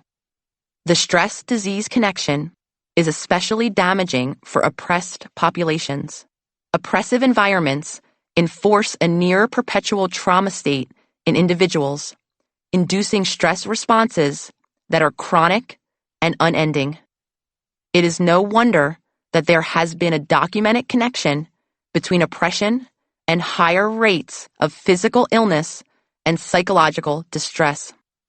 Research shows that BIPOC experience higher rates of depression and anxiety and are more likely to develop hypertension, artery calcifications, lower back pain, and cancer. In one sobering study, a group of Black women was followed for 6 years after completing a survey about the level of discrimination they faced in their daily lives. Those who reported more incidents were at a greater risk of developing breast cancer than those who reported fewer. We are at the very beginning of our understanding of the broad effects of systemic oppression. Thankfully, There is a growing body of literature devoted to investigating its fallout. There are several books that I feel are essential reading, which I've included with this recording in the suggested further reading section in the enhancement PDF. In the end, all studies confirm this fact. Racism, bias, and bigotry make their way into the body's cells, changing the body in fundamental and destructive ways that are passed down through generations. The effects of racism exist in blood and bones. Introduction to polyvagal theory. As we've seen, unresolved trauma, coupled with poor coping strategies, affects the body physiologically. Stress alters your reality. There is no part of your universe that stress does not mold. The smell of freshly cut grass might transport you to a childhood trauma. A stranger's face might make you feel defensive or afraid without any cause. Hearing a sitcom jingle from your childhood could suddenly make you feel sick to your stomach. If you are a BIPOC in America, simply walking down the street or watching the news of daily violence against people who look like you can activate your trauma response. Some of you never feel safe. You may always feel like the sky is about to fall. During the time I started having fainting episodes a few years after my move to Philadelphia, I understood that I was stressed out, though still felt confused about why I was passing out. There was no stress that I could identify that seemed threatening enough to warrant such a strong response in my body. Why was my body in a state of heightened activation without there being any immediate threat? Later, when I started researching psychiatrist Dr. Stephen Porges' polyvagal theory, which offers revolutionary insights into trauma and the body's stress response, I discovered why, seemingly out of nowhere, I began to faint. Polyvagal theory helped me understand just how it is that trauma lives in the body and continues to shape our world. The term polyvagal refers to the vagus nerve, which connects the brain and the gut. The vagus nerve has many branches of sensory fibers that run throughout the rest of the body, from the brain stem to the heart, lungs, genitals, you name it, connecting every major organ to the brain. The location and function of these nerves help us understand why the body reacts so swiftly when we're stressed, why our hearts race when we run into an X, why feelings of panic make us feel short of breath, and why I started fainting or losing consciousness out of the blue. When we are in a state of homeostasis, the vagus nerve acts as a neutral brake, keeping us calm and open, helping us be our most social selves. When the vagus nerve is activated and it enters its defensive system, fight or flight responses can manifest themselves almost immediately. Social engagement. Most of the people I treat live in a near constant fight or flight mode. This stress response is an automatic function of something called the autonomic nervous system, the part of the nervous system that regulates involuntary functions, including heartbeat, breathing, and digestion. The autonomic nervous system is all about properly allocating our body's resources. It constantly scans our environment for cues. Should I be careful here? Is this a dangerous situation? Is this person a friend or foe? Am I properly hydrated and fed to deal with any threats? The autonomic system uses something called neuroception, a sixth sense that operates outside our conscious awareness to assess our environment and put people, places, and things into one of two boxes, safe or unsafe. When the autonomic nervous system deems a situation safe, our vagus nerve tells our body to relax. This is when our parasympathetic nervous system, something called the rest and digest system, kicks in. The vagus nerve sends signals to the heart to slow down. Our digestion hums away happily, properly dispensing nutrients to our body. Our lungs inflate and take in more oxygen. In this calm state, we enter what is called social engagement mode, where we are primed to feel safe, secure, and able to connect easily with others. When we are in social engagement mode, we even look more engaging and friendly. Our smiles seem more authentic. The vagus nerve connects to the muscles of the face, and our voices sound melodic and friendly. The vagus nerve also connects to our larynx or voice box. Our hearing improves as the vagus nerve connects to muscles in the middle ear, which open up so that we're better able to hear calm human voices. Even our saliva glands are activated, greasing the wheels of our most potent instrument for connecting with the world around us, our mouth. When we are in this receptive, parasympathetic state, our resources are allocated to higher executive functions in the brain, such as planning for the future, self-motivation, problem-solving, and emotional regulation. Now that we're not consumed with survival, we are free to be our authentic selves. This is a state of play, joy, compassion, and love. I call this the learning brain. It is flexible, open, calm, peaceful, and curious, all key states for achieving milestones in neurological and behavioral development in childhood. We are more likely to make mistakes and learn from them. We are more likely to get up when we fall. Fight or flight. When we feel threatened, our body enters activation mode, the home of the fight or flight response, activated by the sympathetic system, the yin to the parasympathetic yang.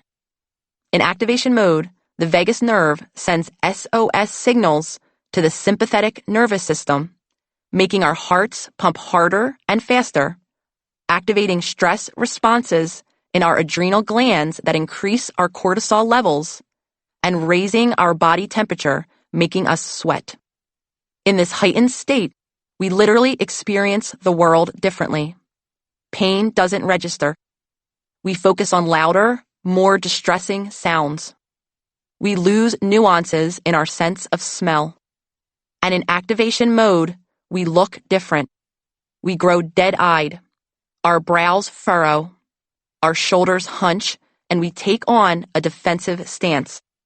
Our voices take on an unnatural, stressed-out tone.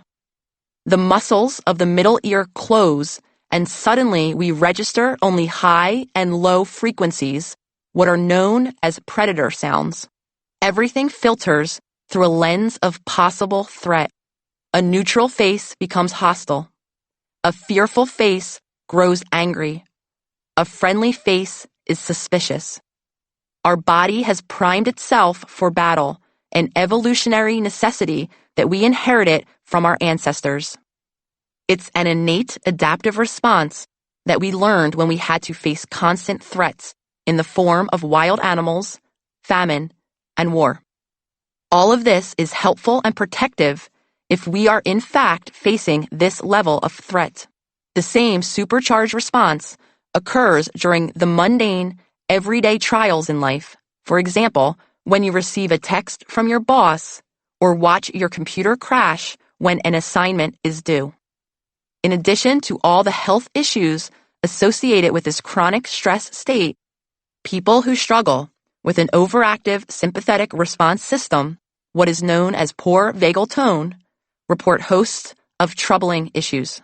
Some of the most common emotional and relational patterns include lack of emotional resilience, inability to form meaningful connections, issues with concentration, difficulty performing higher functioning cognitive tasks such as planning for the future, trouble delaying gratification. It's important to note that we enter fight or flight mode entirely subconsciously. Our body's reaction to threat is instinctual and involuntary. It is not a choice we make. We cannot blame someone who believes they are being attacked for lashing out any more than we can blame someone for sweating too much when they exercise. Immobilization. The two most commonly known stress responses, fighting and fleeing, don't tell the full story of the body under attack.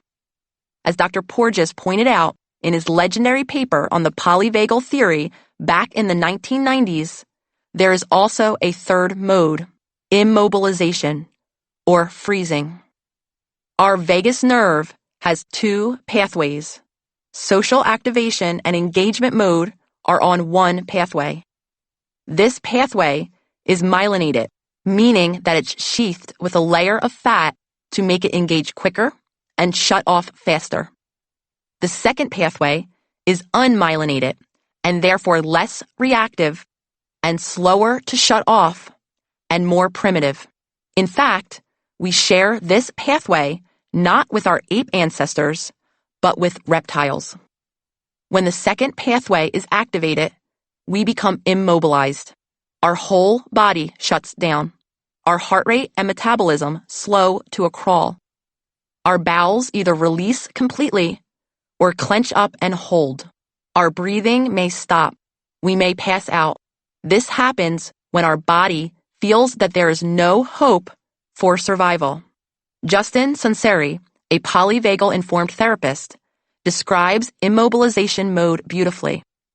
If you see a bear, your mobilization mode may be activated as your body primes you to either run or flee. But if the bear is already on top of you, your body might just give up and play dead. This is dissociation mode. People who enter this mode leave their bodies psychologically. Many, like me, may appear present, interacting with others, though mentally be far off on their own spaceship. Some detach so completely that they view the event as a dream. Others develop amnesia. Whatever the degree of dissociation, this evolutionarily programmed trauma response explains why many of us have so little memory of past experiences. If we were never truly present when events occurred, we have no event memory to return to. It also explains how hard it is to disengage from this detached state and return to the present moment. The unmyelinated nerve makes it almost impossible to recover quickly once you've entered this mode. The social world. So many of my clients, friends, and members of my online self-healers community have come to me with interpersonal issues that reflect disconnection. I just can't seem to connect with anyone. I want friends, but I can't seem to cultivate any emotional depth. No one knows the real me. I can't find love. Once I dove into the polyvagal literature, I realized that the inability to form true intimacy with others is usually not about some defect in personality, but a product of our vagal tone, a measure of our nervous system's response to our environment. When we have poor vagal tone, we have higher sensitivity to perceived threats in our environment, which overactivates the body's stress response and leads to reduced emotional and attentional regulation overall. Those of you who experience the discomfort of social anxiety might recognize this disconnect. Imagine walking into a party filled with strangers. You might have obsessed over what to wear to the party, planning every detail, every possible conversation topic, or you may have felt totally neutral about the party. No warning signs that you might feel uncomfortable and act accordingly. Either way, none of it matters once you actually walk into the room. Suddenly, all eyes are on you. Your face grows hot and red when you hear laughter, which you're certain is about your outfit or your hair. Someone brushes past you, and you feel claustrophobic. All the strangers seem to be leering, even if you know rationally that this is not a hostile place, that no one is looking at or judging you, and if they are, who cares? It's nearly impossible to shake the feeling once you're trapped in it. That's because your subconscious perceives a threat. Using your nervous system's sixth sense of neuroception, in a non-threatening environment, the party, and has activated your body, putting you into a state of fight, argue with anyone and everyone, flight, leave the party, or freeze, don't say a word. The social world has become a space filled with threat. Unfortunately, this kind of nervous system dysregulation is self-confirming. While it is activated, anything that doesn't confirm your suspicions, a friendly face, will be ignored by your neuroception in favor of things that do. The stray laugh you felt was directed at you. Social cues that would be seen as friendly when you were in social engagement mode, such as a pause in the conversation for you to enter, eye contact, a smile, will be either misinterpreted or ignored. We are interpersonal creatures. We require connection to survive. Yet nervous systems that are dysregulated due to unresolved trauma keep us unfulfilled, outside our emotions, trapped in our inability to connect with others. Co-regulation. When we're stuck in a trauma response, our neuroception can become inaccurate. It misreads the environment, sees threats where there are none, and returns us to the overactive fight or flight state. Then the cycle of activation starts all over again. Understanding why this occurs alone won't fix our social issues. The trouble is that our nervous system states are feedback loops. As Dr. Porges put it, we mirror the autonomic state of those around us. When we feel safe, it is reflected in our eyes, our voice, and our body language. We are fully present, and there is a lightness and ease in our manner. This sense of safety is passed on to others in a process called co-regulation. When others are reassured that you are not a threat, they, too, will feel safe and enter the same social activation mode that sets them at ease.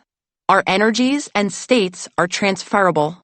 We feel better and calmer around certain people because our nervous systems are responding to theirs. Oxytocin, the bonding hormone, flows, helping us to bond emotionally and, in the case of romantic relationships, physically. The sense of security creates a co-space of comfort. It's a mutual exchange of connection. The ability to co-regulate is established in childhood. As we've heard, we are conditioned by our parent figures in ways that are both subtle and profound. One of the most important behaviors we learn from our loved ones is the ability to apply internal coping strategies that help return us to the safe and creative space of social mobilization or social engagement during times of stress. If you lived in a house surrounded by calm and healing energy, your system not only internalized that environment, but mirrored it. Our vagal nerve will return us to our parasympathetic state of balance or homeostasis when it feels there is a safe space to return to. If you lived in a chaotic house where overreaction, rage spirals, disengagement, or fear were the norm, your internal resources were likely tied up in the management of stress, survival really, and could not freely return to the safe social engagement mode. As we've learned, children are dependent creatures. If a parent figure provides a chaotic, stressful environment, the child will internalize that state and generalize. My parents feel threatened. I am threatened because they are not attuned to my needs. The world is a threatening place. This survival brain, as opposed to the social engagement's learning brain, is hyper-focused on perceived threats, thinks about things in hard and fast black and white, and is often circular, obsessive, and panic-driven. We are very fearful about making mistakes. We thrash around, break down, or shut down when we fail. At the party, for example, we likely couldn't escape our vagal response because we were passing that state along to people whose paths we crossed. The others at the party then reflected our activated state back to us, keeping us stuck and leading us along a path of emotional addiction. Emotional addiction. When trauma is not properly addressed, it is left to drive our narratives and shape our autonomic responses. Our mind and body become reliant on the strong physical response that comes from the release of neurotransmitters associated with that experience and solidify it in the neural pathways of our brain. In other words, the brain learns to crave the feelings associated with the trauma response. This is the loop of emotional addiction. A typical day of emotional addiction might look like this. You wake up in the morning and dread washes over you. The alarm is buzzing and it's time to get up and get ready for work. Immediately, you have the same thoughts you have every morning. I need coffee. My commute is 45 freaking minutes. I have to shower. I wish it was Friday. Your mind is doing what it always does, providing you with the endless narratives of the many things you need to do, though you desperately wish you didn't have to, before you have done them. Your body responds to your stressful thoughts. Your heart rate increases. Your breath shortens. Your nervous system upregulates. Your stress hormones are released, all before you've left your bed. On the way to work, there's traffic. You expect the traffic because it happens almost every day. But your mind still races with critiques about how you should have left earlier and how much you hate your commute. You experience a buildup of frustration and anger, which you discharge onto your coworkers once you get into the office. You complain to them, and it feels good to be heard. But when you open your email, your heart starts racing again and your stomach tightens. You spend some more time venting, which again feels good, and the cycle of emotional activation continues. When you arrive home, you're exhausted, which is a normal response to a day of living on an emotional roller coaster. To relax, you reach for a glass of wine. Because you're so exhausted, you're unable to be present and connect with your partner. You turn on Netflix and begin binge watching. The stressful crime show allows you to feel the same emotional spikes you felt all day. You love the uncertainty and the way it leaves you on the edge of your seat. You feel somewhat content and more relaxed because of the wine, and eventually fall asleep on the couch, wake up at 2 a.m., and then throw yourself into bed just to repeat the same pattern when you wake up. Our body learns to engage in patterns like these to feel like our familiar self. Ideally, when we experience a powerful emotion, either our activation or our immobilization mode is triggered, and we return to our baseline social engagement zone quickly. Those activation states are supposed to feel unpleasant and dangerous, and for those of us stuck in the loop of emotional addiction, the rush feels good. It might be the only time we feel anything at all. Our body responds to those feelings by releasing hormones such as cortisol and neurochemicals such as dopamine that fundamentally change our cellular chemistry. We now need to seek out the same kind of emotional hit again and again. Even if an emotion makes us stressed or sad, it often feels familiar and safe because it provides the same type of release that we experienced as children. In my childhood home, for example, stress and fear ruled. Those feelings bound us together and provided a stand-in for emotional intimacy, which was largely absent.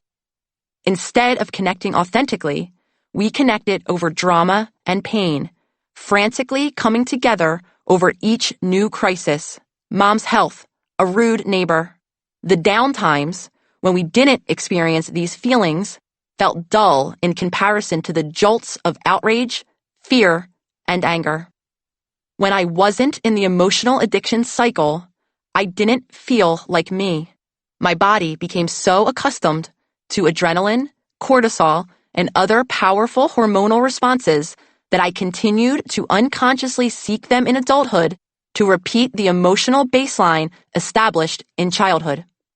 Without them, I felt bored and agitated.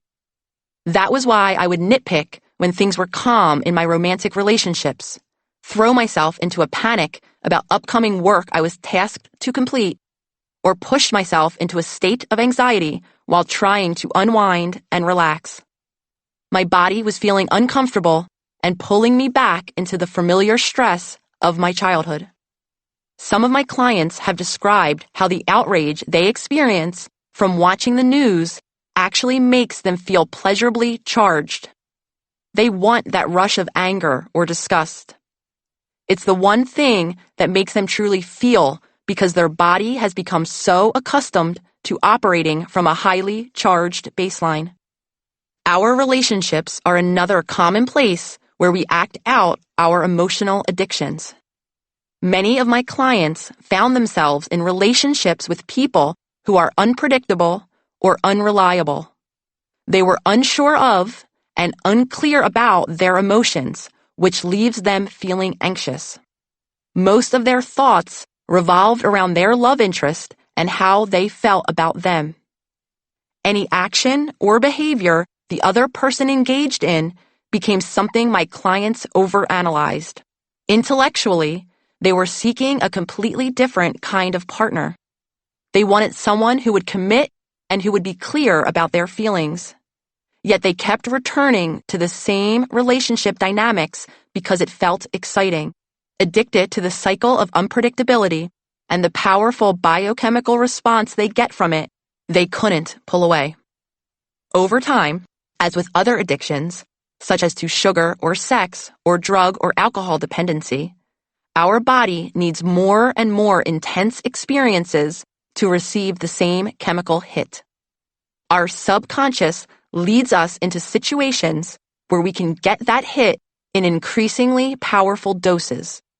Unpredictable relationships, news media that leave us feeling scared and angry, social media that allow us to pick fights online.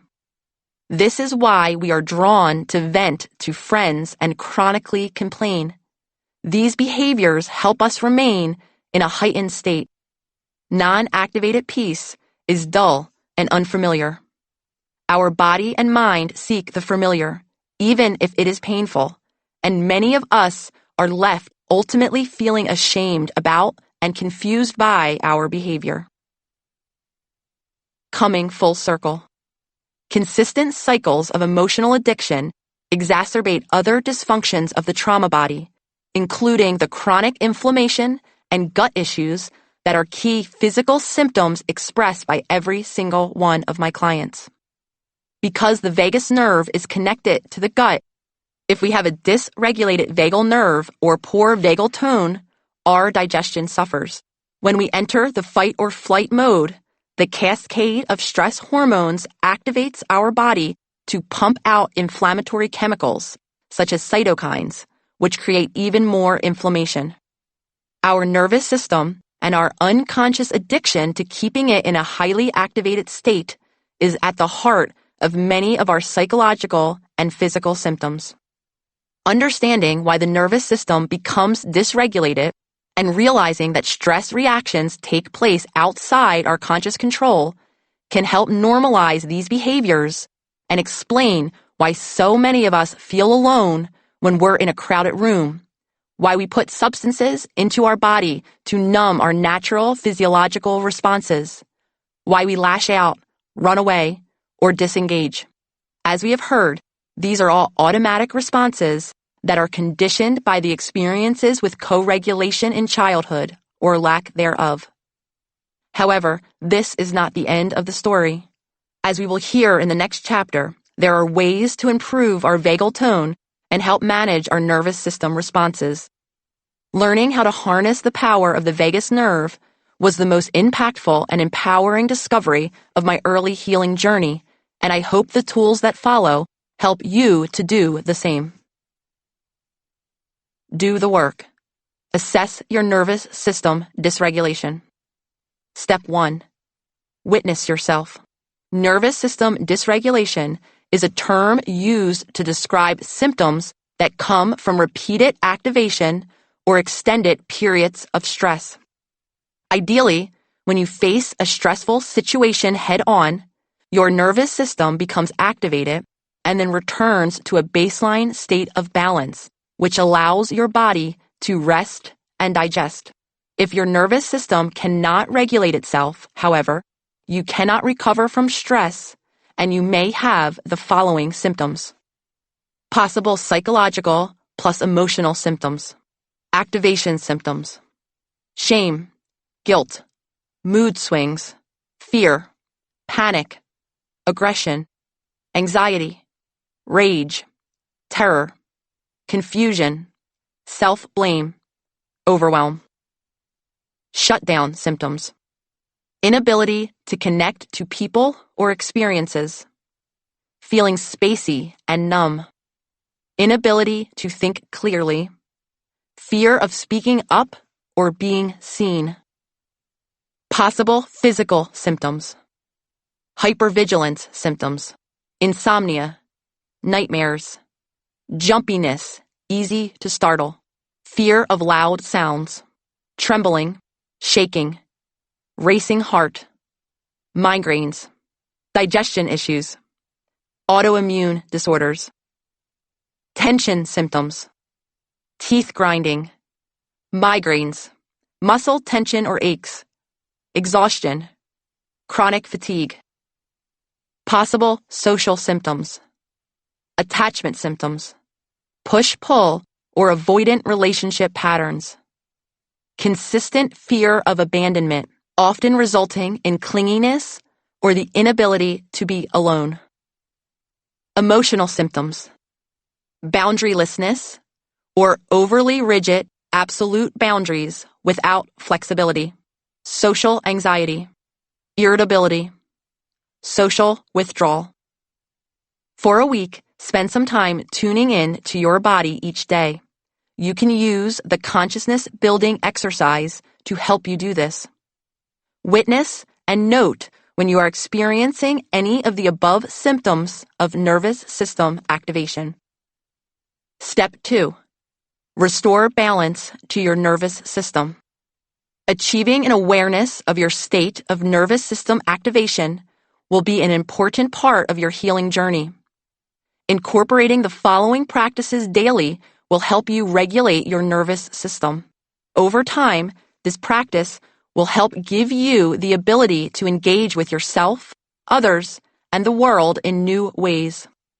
Choose one of these practices to focus on each day and practice only to the degree of intensity or effort that feels comfortable. Those of you who are already keeping a journal or notepad for this work may want to note how your body feels and responds to each practice. Find your ground in the present moment. Find a smell, a taste, or a visual in your current environment. Practice actively focusing your full attention on those sensory experiences. Do a visualization meditation. Close your eyes and take a deep breath. Picture a white light coming from your heart. Repeat the words, "I am safe," and "I am at peace," as you place your hands on your heart. Do this 3 times throughout the day. First thing in the morning or right before bed is a great time for this. Be conscious about your consumption of information. When you consume information, your nervous system consumes it too. Be mindful of how you feel in your body as you consume various kinds of information. Do you feel replenished and restored, or depleted and fearful? Disconnecting from media that activates anxious feelings can be helpful. Find nature and witness it. Go outside and just experience any small aspect of the natural environment that is accessible to you. Notice the colors of flowers. Sit under trees. Place your bare feet onto grass or into water. Let the wind blow on your skin. Nature is a natural balancer of our nervous system, and gives us a reset. As you begin to use these new tools to help restore balance to your nervous system, remember that small, consistent practice is key. Many of you have been living a lifetime in a dysregulated body, so healing, which will happen, will take time. FSJ, Restoring Balance. Here is an example of the future self journaling prompts I used each day to begin to create a new experience of nervous system balance in my daily life. To help you with this process, you may want to use the following example or create a similar one of your own. Today, I am practicing restoring balance to my nervous system. I am grateful for an opportunity to create calm in my life. Today, I am bringing one moment of much-needed calm to my body. Change in this area allows me to feel more peace. Today, I am practicing when I find safety in the present moment. Do one visualization, meditation. Am conscious about my information consumption. Spend 1 minute witnessing nature. Chapter 5. Mind-Body Healing Practices. The insights I gained into the nervous system and polyvagal theory allowed me to shed something that had long been holding me back: shame. I now understood that so many of the aspects of myself I was struggling with, my behavior, my cyclical thoughts, my emotional explosions, my detached relationships, had a physiological basis. They were the reactive impulses of a dysregulated body. I wasn't bad. I wasn't damaged. In fact, those habits and behaviors were learned responses that my body used to keep me alive. They were survival mechanisms. Applying qualifiers like good or bad, I now realized, grossly oversimplified the wildly intricate interplay between mind and body. Though there were aspects of my being that were outside my conscious control, that didn't necessarily mean that I was at the whim of my body. It did not mean that because I lived with unresolved trauma and struggled with inflammation and poor vagal tone, I could never change. In fact, just the opposite was true. If my body could learn dysregulated ways of coping, it could also learn healthy routes to recovering. Thanks to epigenetics, we know that our genes are not fixed. Thanks to neuroplasticity, we know that the brain can form new pathways. Thanks to the conscious mind, we know the power of our thoughts to affect change. Thanks to polyvagal theory, we know that the nervous system affects all other systems of the body. As I started to shed layer after layer of ignorance about the connections among my mind, body, and soul, for the first time really witnessing myself, I began to comprehend the potential within to heal. We can unlearn and relearn as adults, even if we've endured significant trauma in our past. We can harness the power of our bodies to heal our minds and the power of our minds to heal our bodies. Do you remember Allie, the remarkable woman whose self-healing journey we encountered in Chapter 1? Her story taught me so much about the incredible power of all of us to change. Allie's transformation started with the dark night of the soul she experienced after being diagnosed with multiple sclerosis and having an adverse reaction to new medication. She was left with the shock and uncertainty of a chronic diagnosis and an aching desire for a better life. Allie first started to keep small daily promises to herself, and over time, she started trusting herself enough to begin witnessing her own trauma responses. She allowed herself to experience the big feelings, as she called them, recalling moments from her childhood when she was severely bullied. She started to note her body's responses to that fear and sadness, and held space for those emotions without judgment or reproach. Allie began to listen to her body, and it pushed her to harness the power of her nervous system response in the most empowering and joyous ways possible. She listened to her intuition, and it told her to sing.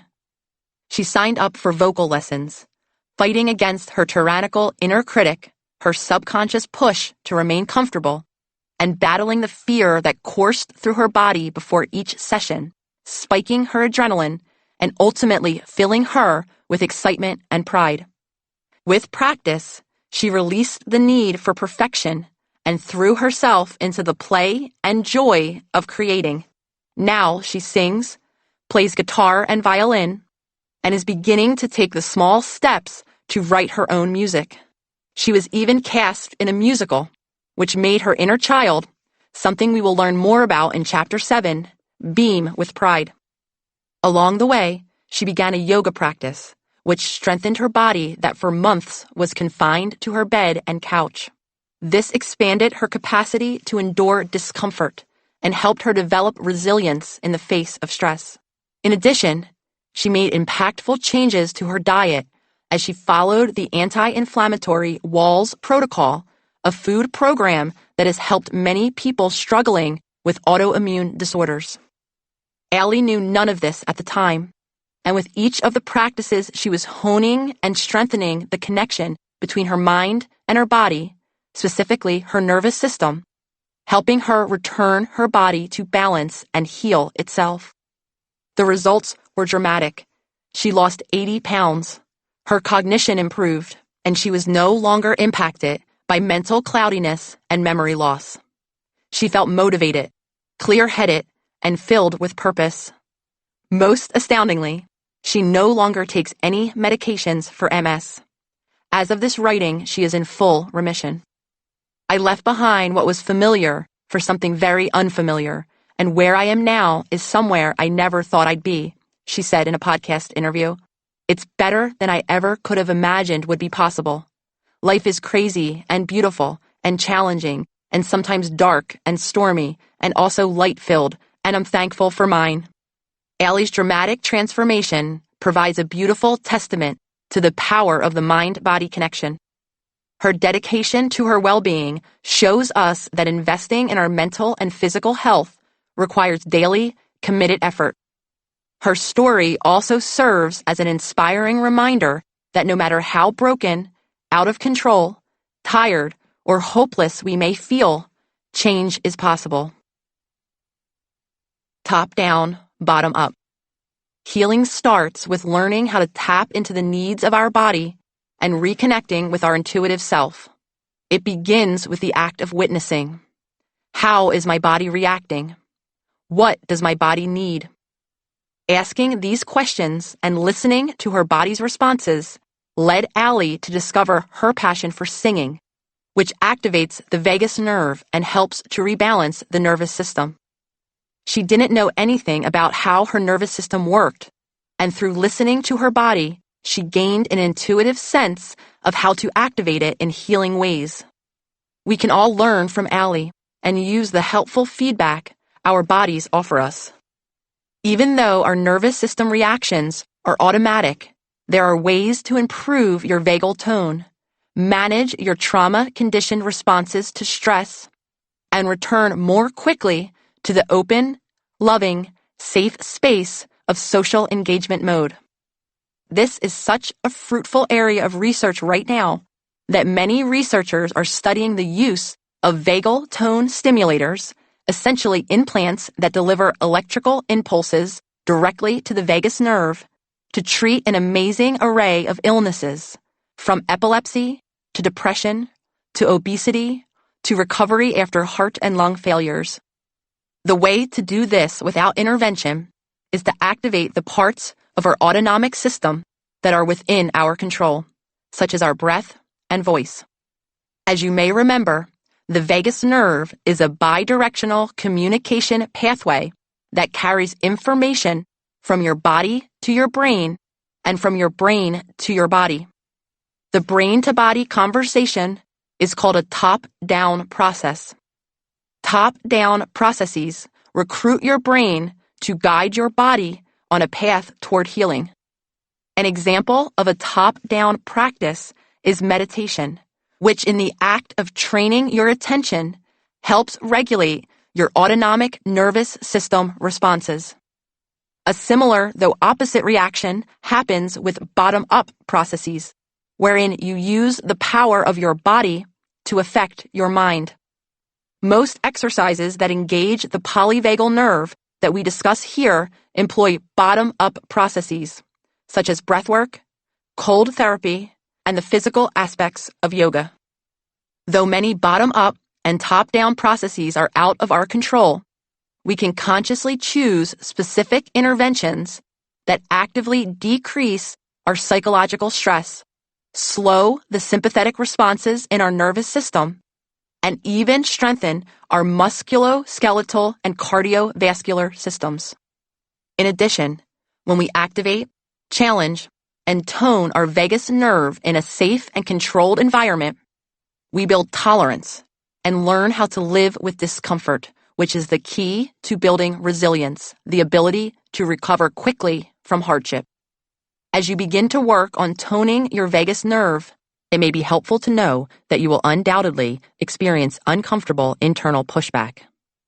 It's never beneficial to flood ourselves with discomfort.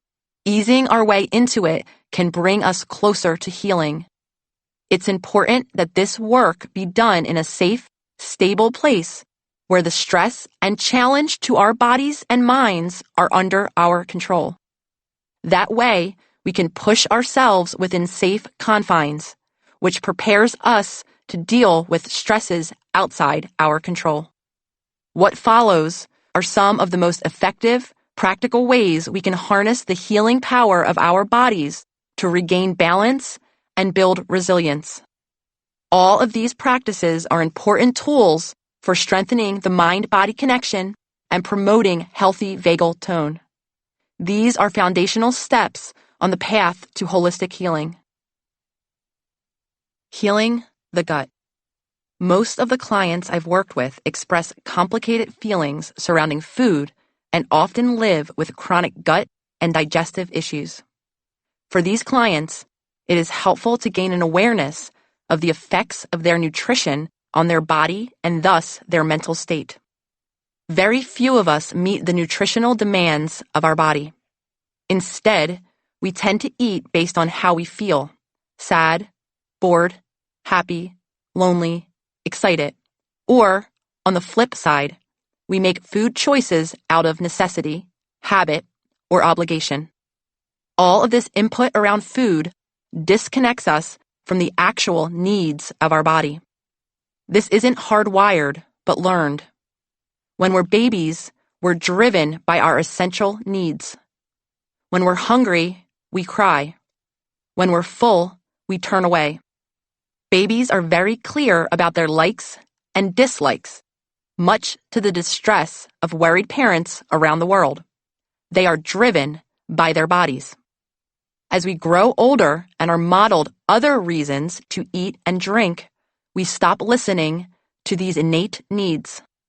Chronic and overwhelming stress we experience in childhood can make it harder for our bodies to rest and digest properly. This is confirmed by repeated studies on the role of trauma and the development of GI issues in adulthood. If we listen to our body closely enough, we can relearn what was lost, because our body speaks loudly through messages sent between our gut and our brain.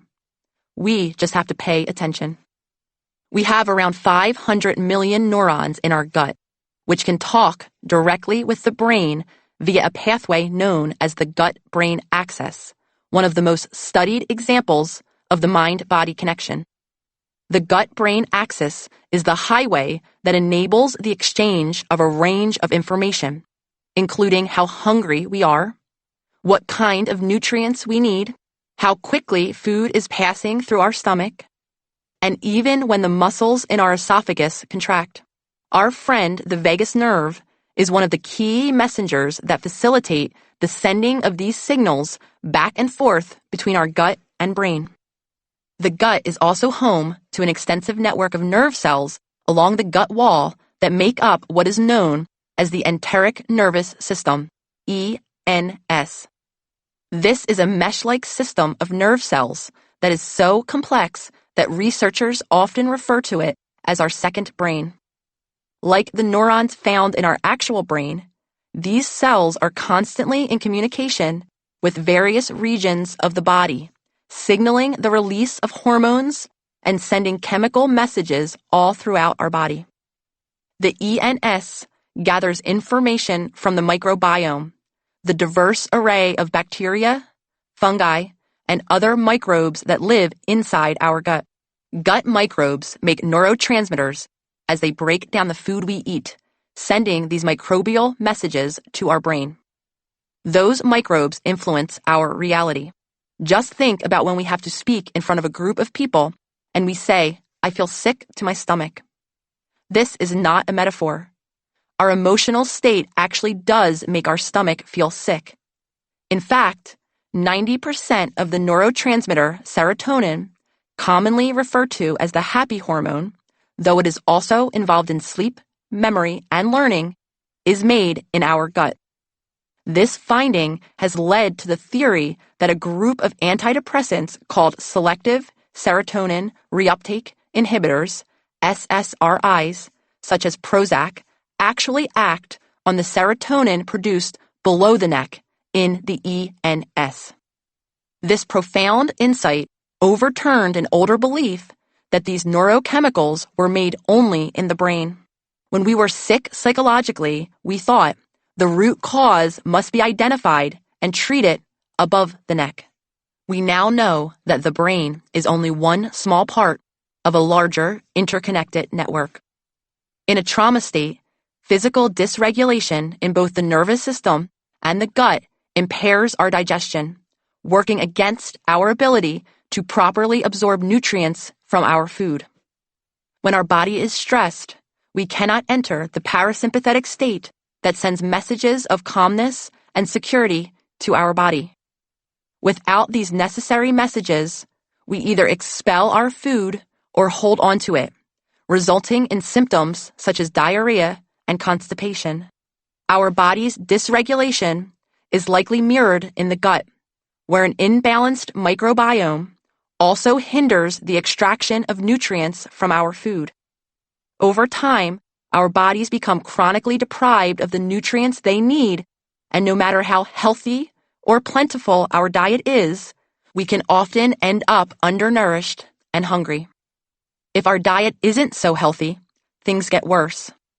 Our intestinal lining becomes inflamed when we consume foods that cause damage to that lining, including sugar, processed carbohydrates, and inflammatory fats, such as trans fats and many vegetable oils. These foods provide sustenance for the less desirable occupants of your gut microbiome.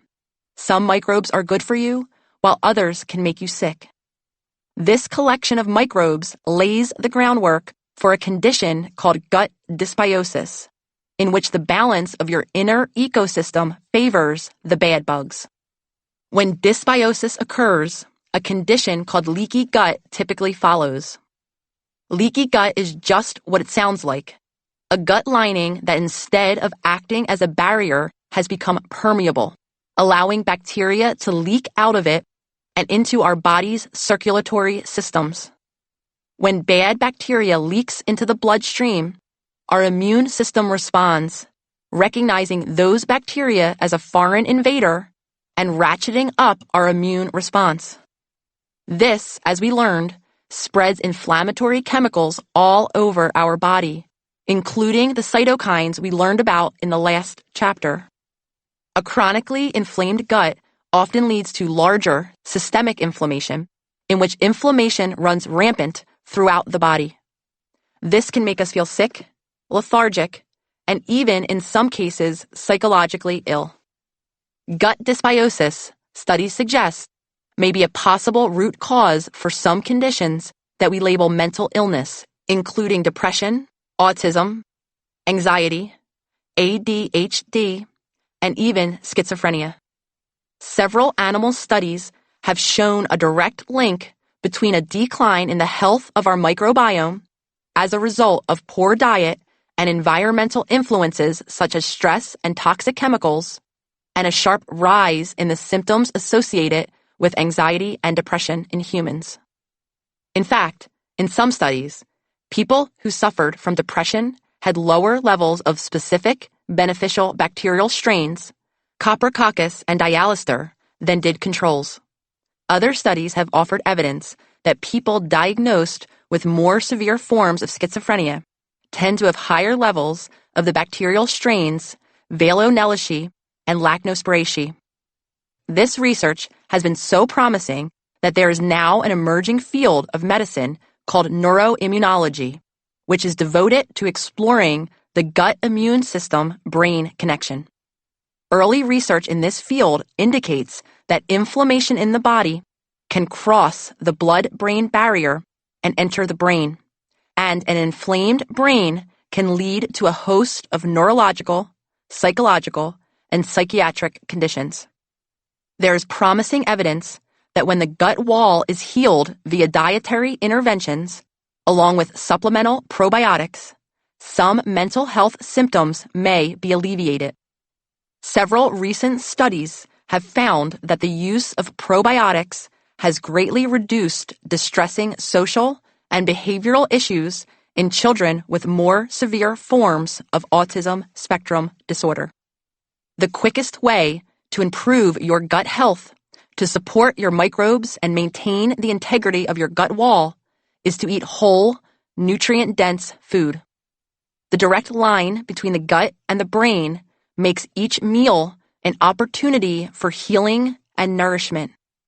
It is helpful not to think of deprivation when we cut processed and unhealthy foods out of our diets, and instead view doing so as an exciting opportunity to improve our physical and mental well-being one bite at a time. It's rare to find a psychologist who will ask you what you're eating, though food plays an incredibly important role in mental wellness. In addition to consuming nutrient-dense foods that make you feel your best, adding fermented foods such as sauerkraut, yogurt, kefir, and kimchi to your diet can also be helpful, as they are rich in naturally occurring probiotics. Another popular nutritional approach that has gained widespread appeal and is supported by various academic studies is intermittent fasting. Planned fasts, or intervals of not eating, give our digestive system a break within healthy bounds, which challenge our body in beneficial ways and improves our vagal tone. This could involve full-day fasts, 10-hour windows of eating, or just snacking less frequently during the day. Fasting gives our digestive system a rest, freeing up the energy that would be devoted to digestion for use elsewhere. It can also help to increase our insulin sensitivity and regulate our blood sugar, keeping us from becoming a sugar burner who is always hungry and looking for the next sugar fix.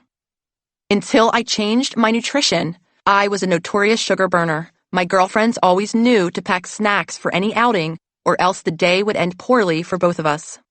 I ran on hit after hit of sugar and was constantly ravenous. Studies have shown that intermittent fasting increases mental acuity, learning, and alertness. But I will warn you, other studies have also shown increases in irritability, especially in the beginning, before your body gets used to it. When we fast and change our nutrition, our body learns how to get energy from alternate forms of fuel, such as fat and protein. This allows it to live on other fuel sources and go longer between meals without discomfort because it is getting what it needs. When we eat processed, sugar-laden foods, we're hungry all the time because our body is starved for the nutrients it requires. This nutrient depletion continues to send hunger signals to our brain, causing us to feel the need to snack often, and for some of us, to engage in overeating or binge-like behaviors. We eat and eat yet never feel satisfied because nutritionally our body is not getting what it needs. Of course, intermittent fasting may not be appropriate for everyone, especially those with a past history of eating disorders. Anyone with a history of restricted eating patterns should not engage with this practice. Healing sleep. When we start paying attention to how our nutrition influences our body and mind, other opportunities emerge to learn how our daily choices may not be serving our body's essential needs. After food, the most common way we let ourselves down happens every night. Most of us don't get enough sleep. This starts young. For me, having anxious thoughts at night began in childhood. I would lie awake in bed at age 5, frightened, certain that every thud or thump in the night was a burglar or a kidnapper ready to hurt my family. My body was stuck in a state of anxiety, thanks to my heightened sympathetic system. And none of this was helped by my diet at the time, which consisted of a steady stream of ice cream, cookies, and soda. My mind was constantly scanning my body, noting the gut imbalances, the adrenaline rushes, the nervous system hypervigilance. When my heart and breath raced, my mind made up a story about a break-in. My stomach aches, bloating, and constipation translated into nervousness and fear.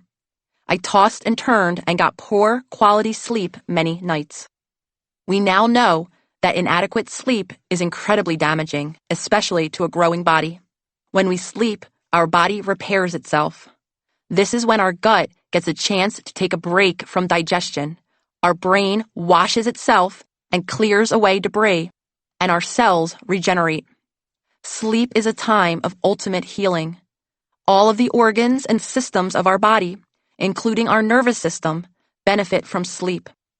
We know this because of the work done on sleep deprivation, which is linked to depression, cardiovascular illness, and even cancer, obesity, and neurological conditions such as Alzheimer's disease. People over the age of 45 who sleep for less than 6 hours a night are 200% more likely to suffer a heart attack or stroke than those who sleep longer. Sleep is key to mental and physical health, yet few of us prioritize it in any meaningful way. There are so many simple ways we can prepare our sleep spaces and our bodies to give us the best chance of getting a night of restful, healing sleep. The first step is to assess how much we actually sleep. So many of us are unsure or even outright delusional about our sleep habits. We may get into bed around 11 p.m. and will often spend an hour being activated while scrolling through our phones before we actually shut off the lights. Keep tabs on your sleep behaviors. Try to honestly notice your personal sleep patterns. The most important way to improve your sleep is to help ease your parasympathetic system into its happy place of relaxation. Substances such as coffee and alcohol, which directly work against the most important stage in our sleep cycle, rapid eye movement, REM, are the biggest psychological barriers to getting into this restful place. Try to limit your alcohol and caffeine consumption to certain hours. Preferably stop drinking alcohol 3 hours before bed and limit coffee to before noon. Maintaining a consistent bedtime routine is also important, as it primes your body to enter the parasympathetic state in the lead-up to actually getting into bed.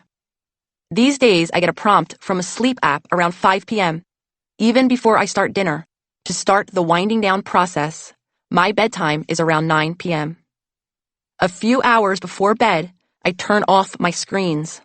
I spend some time reading or listening to music and make sure to limit the hours I spend in front of the TV in the lead up to bedtime. Taking a bath, getting a massage from your partner, snuggling with a pet, all of these things can promote a sense of calm that will make it easier for you to fall and stay asleep. Healing with breath. We know that our autonomic nervous system is automatic. It functions outside of our awareness, though there is one part of our body systems that is under our conscious control. We can't tell our heart to beat more slowly or our liver to detox our body faster, but we can slow and deepen our breath, thereby decreasing our heart rate and calming our mind. We can draw in more air, helping us move air from our lungs to the rest of our body and oxygenating all of our cells. We can also do the reverse, awakening our sympathetic response by taking rapid, shallow breaths. We can escalate and de-escalate, all with the power of our breath. Doing breath work engages the autonomic nervous system. It's like doing planks for the vagus nerve. As we know, the vagus nerve is a two-way information highway that not only connects the brain and the gut, but also connects various parts of the body, including the lungs, heart, and liver. When we use our breath to subdue our arousal system, we communicate to the brain that we are in a non-threatening environment, a message that is shared with the other systems in our bodies.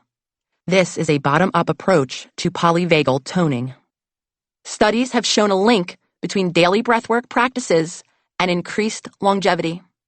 The theory is that by managing our stress response, we decrease our inflammatory response and stimulate hormones that maintain the parts of chromosomes called telomeres that are associated with longer life. According to James Nestor, the author of Breath, The New Science of a Lost Art, a 2-decade-long research study of 5,200 people showed that the greatest indicator of lifespan wasn't genetics, diet, or the amount of daily exercise as many had suspected. It was lung capacity. Larger lungs equaled longer lives, because big lungs allow us to get more air in with fewer breaths.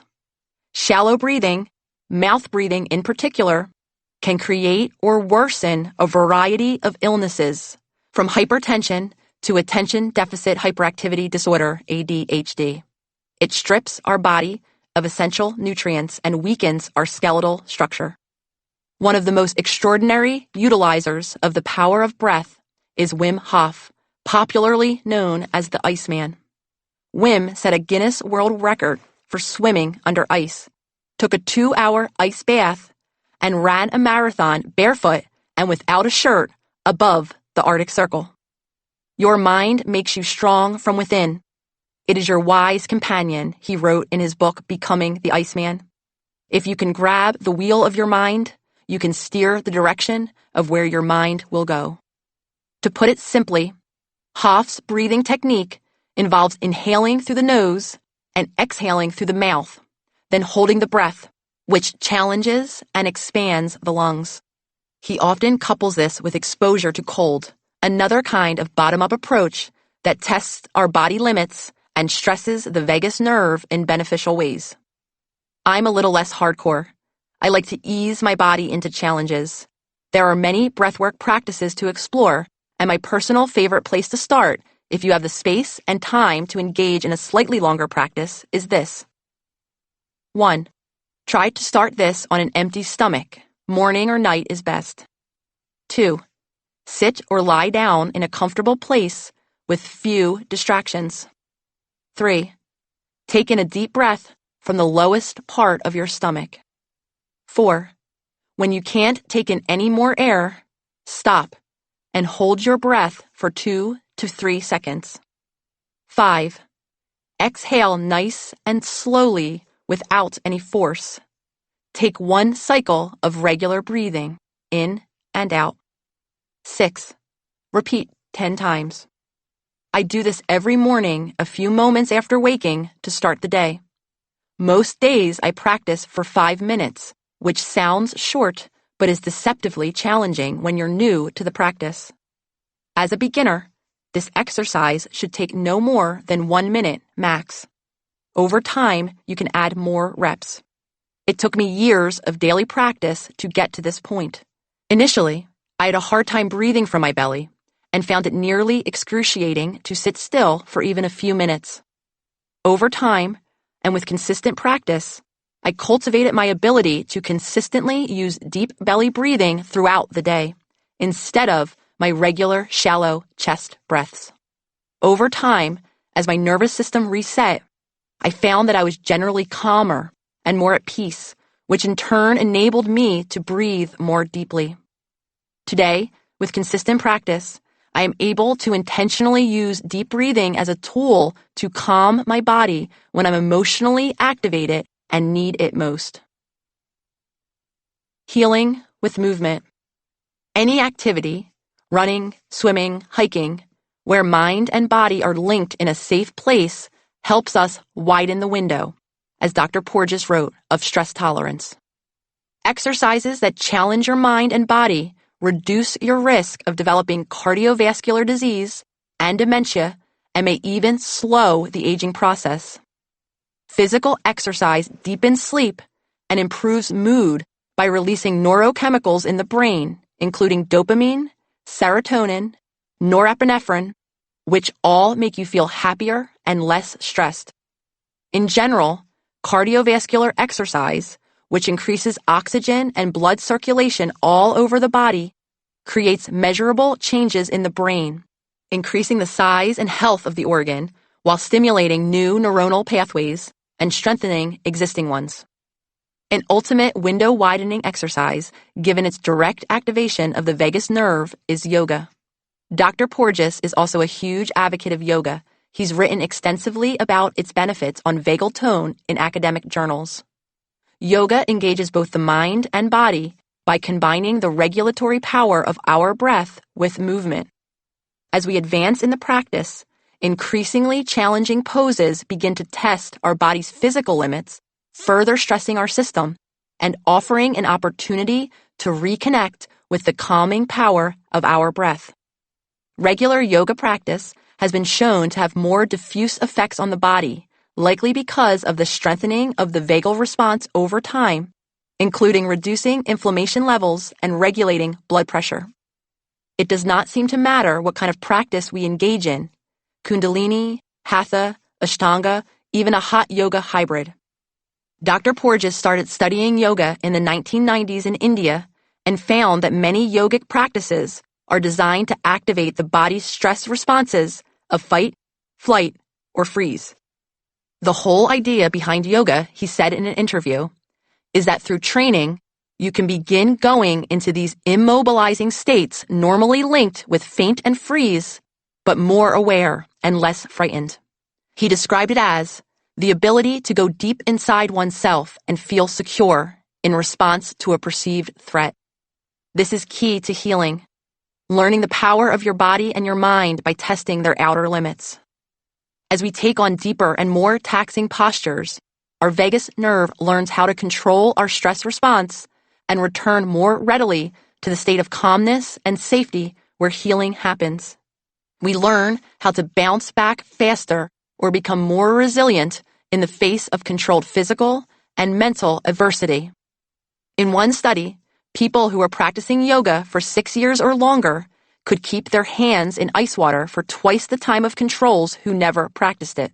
The yoga practitioners did not distract themselves from the pain as the non-yogis did, but actually leaned into the sensation and found ways to focus on and channel the pain as a way to get through the sensation, the essence of a resilience exercise.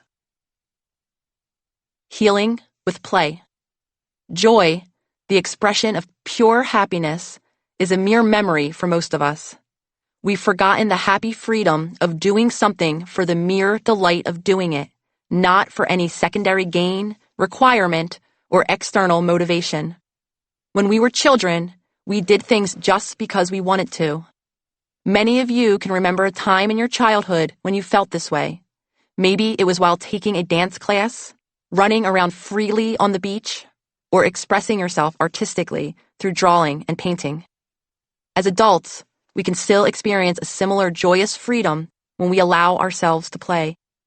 This might involve dancing without one's ego's interference, playing music on toy instruments, or dressing up and entering an imaginary world. When we lose ourselves in this way, we are sometimes able to enter what is referred to as a flow state of pure enjoyment of the doing. This state functions very similarly to the feeling we get when we're lost in conversation with someone we love, caught up in a moment, living almost outside the boundaries of time. This joy is healing in and of itself. When our play is social, we can challenge our neuroception, the part of our nervous system that scans the environment for signs of danger. When we horse around with someone, play a pickup game of soccer, or even compete against a friend in a video game, we shift into and out of fight, flight, freeze modes and our safe social engagement mode of calmness and security. This helps teach our body how to recover quickly in a similar way as we learn to during a yoga practice. Creating artificial alternation between danger and safety in a fun and open space ultimately improves the efficiency of the neural circuit that can instantaneously down-regulate fight-flight behaviors, wrote Dr. Porges in an article on play and the vagus nerve. We learn how to switch off those fight-flight responses and return to our safe baseline instead of remaining chronically activated, helping decrease chronic sickness. A common favorite playtime activity that engages the vagus nerve is singing. Singing feels pleasurable for many of us.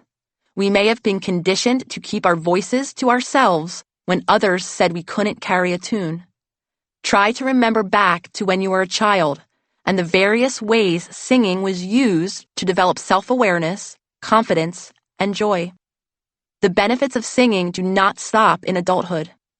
Belting out your favorite song will help tone your vagus nerve in many of the similar ways that breathwork, yoga, and play do.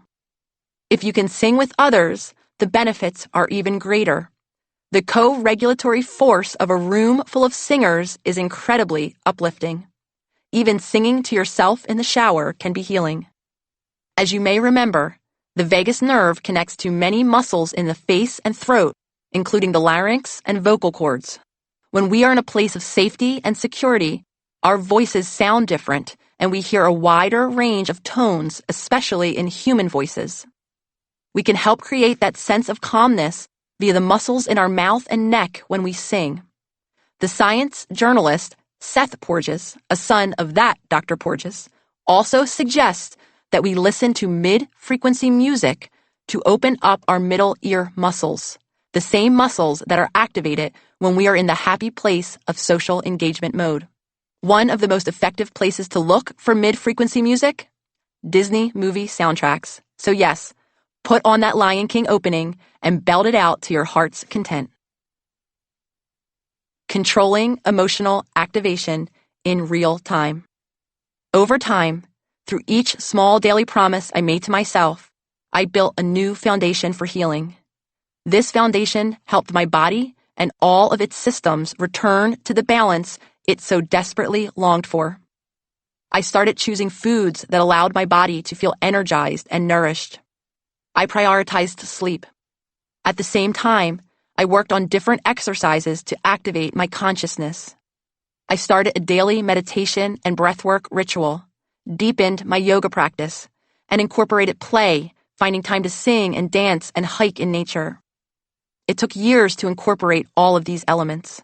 Without a formal guide, I was bringing in different techniques to heal my gut and immune system, allowing my long-lost intuitive voice to guide my healing journey. The first time in a long time that I made contact with that inner voice was when my cat George went missing. Lolly and I came home from a weekend trip and couldn't find him. We looked around the house, and as I searched room after room, I could feel myself getting agitated. My agitation escalated. I started screaming, "Open the oven! Open the oven!" and flung open the oven door, expecting to find his dead, burnt body. I stormed about all in front of my nephew, who at the time was 5 or 6 and came home with us. My face flamed red and my heart beat into my ears. I had lost control. 5 minutes later, I calmed down enough to develop a plan to find George, calling neighbors and the vet until we eventually tracked him down. I apologized to Lolly after it was all over, saying, effectively, "I'm sorry I lost my shit." She responded, "I understand. I really don't think you even meant it." The idea that I hadn't meant to behave the way I had touched something inside me. There was a part of me, the authentic part of me, that knew she was right. While I had been going through the freakout, I could sense on some level that I wasn't truly frantic. It was as though I had been playing a role, acting out the family dynamics of my conditioning, freaking out just as I had been trained to. The authentic part of myself, though, knew it wasn't real. My heart rate really had risen, of course, and my adrenal glands produced cortisol as those systems were activated by my sympathetic response. And yet, a small part of me agreed with Lolly, knowing deep down that I didn't really mean it. That signaled to me that there was something deeper going on, and I started to pay more attention to what was setting me off and how my body reacted when it lost control. Fast forward several years into doing the work. This time our cat Clark went missing. I really do have adventurous cats. Clark, a very dog-like cat, must have gone out and gotten lost. I was concerned, though this time, as we searched for him, my nervous system didn't become hyperactivated. I remained calm and focused. While it took almost 3 weeks, we eventually found him, too, and that time I didn't kick and scream and hurt the ones I loved in the process. Today, I am embodied. I know how it feels to be in my physical self, how sensations pass through me, the butterflies in my stomach when I'm nervous or excited. It turns out that although they feel the same, they are actually two different feelings. The pangs of hunger when I truly need to eat. The feeling of satiety when I've had enough food. Previously, I was so disconnected that I never truly connected to those sensory messages. I'm also less hunched over, less tense overall. I have more energy. I wake at 5 a.m. and feel productive and clear-headed throughout the day. I was the person who couldn't remember words, the person who fainted, the person who was so clenched up and repressed that she couldn't evacuate her bowels properly. This doesn't mean I don't ever experience a trauma reaction anymore. I'm not always shiny and clear-headed, and I still lose my shit sometimes. When I do, I offer myself grace and compassion. I see the reactions for what they are, the results of an overtaxed autonomic system that feels threatened. Our bodies truly are incredible. We now know that we are not destined to be sick just because our family members are. Nothing is set in stone. Our cells respond to our surroundings from the moment of conception. We've seen how our environments, from our childhood traumas to the food we choose to put into our bodies, mold us, especially our nervous system, immune system, and microbiome, systems that are particularly responsive to stress and trauma. We've learned about the power of the autonomic system to shape the way we see and inhabit the world, and the incredible role of the vagus nerve, which travels from our brain to every system in our body. I've devoted so much time to this because understanding these processes provides a window into the resilience of the body and the possibility of transformation. The next step is applying this empowered state of consciousness and belief in transformation to the mind, understanding our past selves, meeting our inner child, befriending our ego, and learning about the traumatic bonds that continue to shape our world. This wisdom helps free our minds in the same way we've freed our bodies. Let's go. FSJ, breathwork. Here is an example of the future self-journaling prompts I used each day to begin to create a new practice of breathwork in my daily life. Each day in my notebook, I copied similar versions of the following statements to provide myself with a consistent reminder of my intention to change, to make new choices, and over time, to create a new habit. Today, I am practicing using a deep belly breath to help calm my body and bring me a sense of safety and peace. I am grateful for the opportunity to learn a new way to regulate my body. Today, I am calm and grounded in my body. Change in this area allows me to feel better able to tolerate stress. Today, I am practicing when I remember to use my deep belly breath when I begin to feel stressed. Chapter 6. The Power of Belief. It's been said that we tell ourselves stories in order to live. These stories are often based in our actual experiences, believing we're desirable because we were pursued romantically from a young age. Sometimes these stories, often created in childhood, are never updated and don't reflect our current reality. Those of us, like myself, who might have been shy as a child, may continue to consider ourselves a shy person, even though we no longer feel or act that way. We often tell ourselves stories as an act of self-protection. In childhood, we are not mentally or emotionally capable of understanding that our parent figures had a whole life outside of the one we know. As children, we are limited by what we can cognitively and emotionally understand based on our developmental age. Given these limitations, we may believe that we are bad when a parent figure raises a hand to us, instead of knowing that this person, on whom we are dependent for our survival, has difficulty managing their anger. Sometimes our reality is too painful to understand or process, so we make up an alternative story that guides us through the darkness.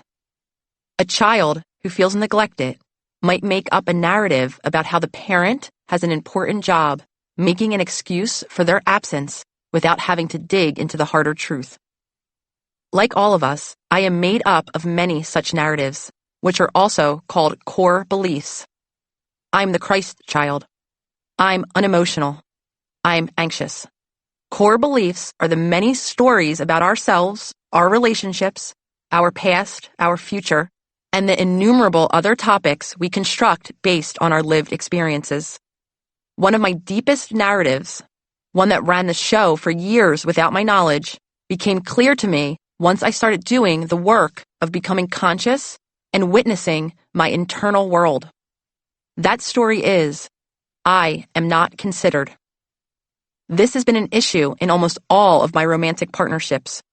It has kept me reserved and pathologically self-sufficient in my friendships and professional life. It can even rear its head when someone cuts me off in line, when the narrative in my head tells me, you don't matter. Why? In that instant, I truly believe that a complete stranger doesn't consider me, just as my mother couldn't. I'm a ghost that they can walk right through. This flash of insight came during a meditation practice when a memory popped into my mind's eye of my mother in the kitchen at our home in Philadelphia. I must have been 4 years old. My dad came home from work at the same time every night. An hour before he arrived, my mom would start getting dinner ready, setting the table, making sure the food would be hot for his arrival. As she prepped, she would stand by the window that looked out onto the street where my dad walked home from the bus station. You could spot him coming exactly the same every night, at least 5 minutes before he arrived home. The predictability and routine of her days kept her safe from her own childhood trauma of unpredictability and scarcity, from the overall emotional unavailability of both parents to the sudden death of her father. I'm sure that the stability my father provided, with his rigid scheduling and insistence on togetherness, or the infrequency of the time they spent separately, soothed my mother considerably. That night, my father did not show up as expected. 10 minutes passed, and he still wasn't there. 15, 20, 30 minutes. He was late. From my favored position under the kitchen table, I watched my mother grow increasingly tense. I spent hours under that table, pushing the pedals of my little scooter, using my legs to propel me around and around and around. I considered it to be a place of safety and refuge from the chaos, despite the superficial dressings of domestic harmony that surrounded me, with the added energy expenditure helping to relieve my near constant inner turmoil. Time ticked by. Now my mom didn't even pretend that she wasn't upset. She stared out the window, wringing her hands. She didn't need to say anything. I could feel her worry. My little legs pushed faster and faster, a physical representation of my mother's anxiety. As her unspoken anxiety increased, she was entirely unaware of the small creature unraveling under her feet. She was not emotionally attuned to me in that moment and not present in any way to my needs or fears. She simply could not be. I became a non-entity, unacknowledged, as she was consumed by her own anxiety and the trauma response that narrowed her focus to the threat at hand. Without the developmental maturity and wisdom to understand this evolutionary human experience, I was left with a painful reality. It was during these small moments that I began to create this core belief: I am not considered. Then, suddenly, there he was, walking down the hill. Almost immediately, the energy of the room shifted, and my mom returned to preparing dinner. I learned a second lesson in these moments as well. I began to learn that the only relief from internal agitation would come from outside of me. Like my mother, I always seemed to be waiting for some representation of my father to make me feel safe. I saw it in the frantic uneasiness that washed over me if a text message to a partner went unanswered, or the highly electrifying fear that coursed through my system if someone was out of my reach emotionally. When I felt desperate, irrational, or unloved, I felt at home. It was my mother at the window all over again. This person doesn't consider me, yet I need this person to live. The origin of belief. I shared this story with you as an example of how something seemingly mundane, my father coming home late from work, no big deal, can contain messages that get installed in the beliefs that shape us. Let's take a step back. What is a belief exactly? A belief is a practiced thought grounded in lived experience. Beliefs are built up over years of thought patterns and require both interior and exterior validation to thrive.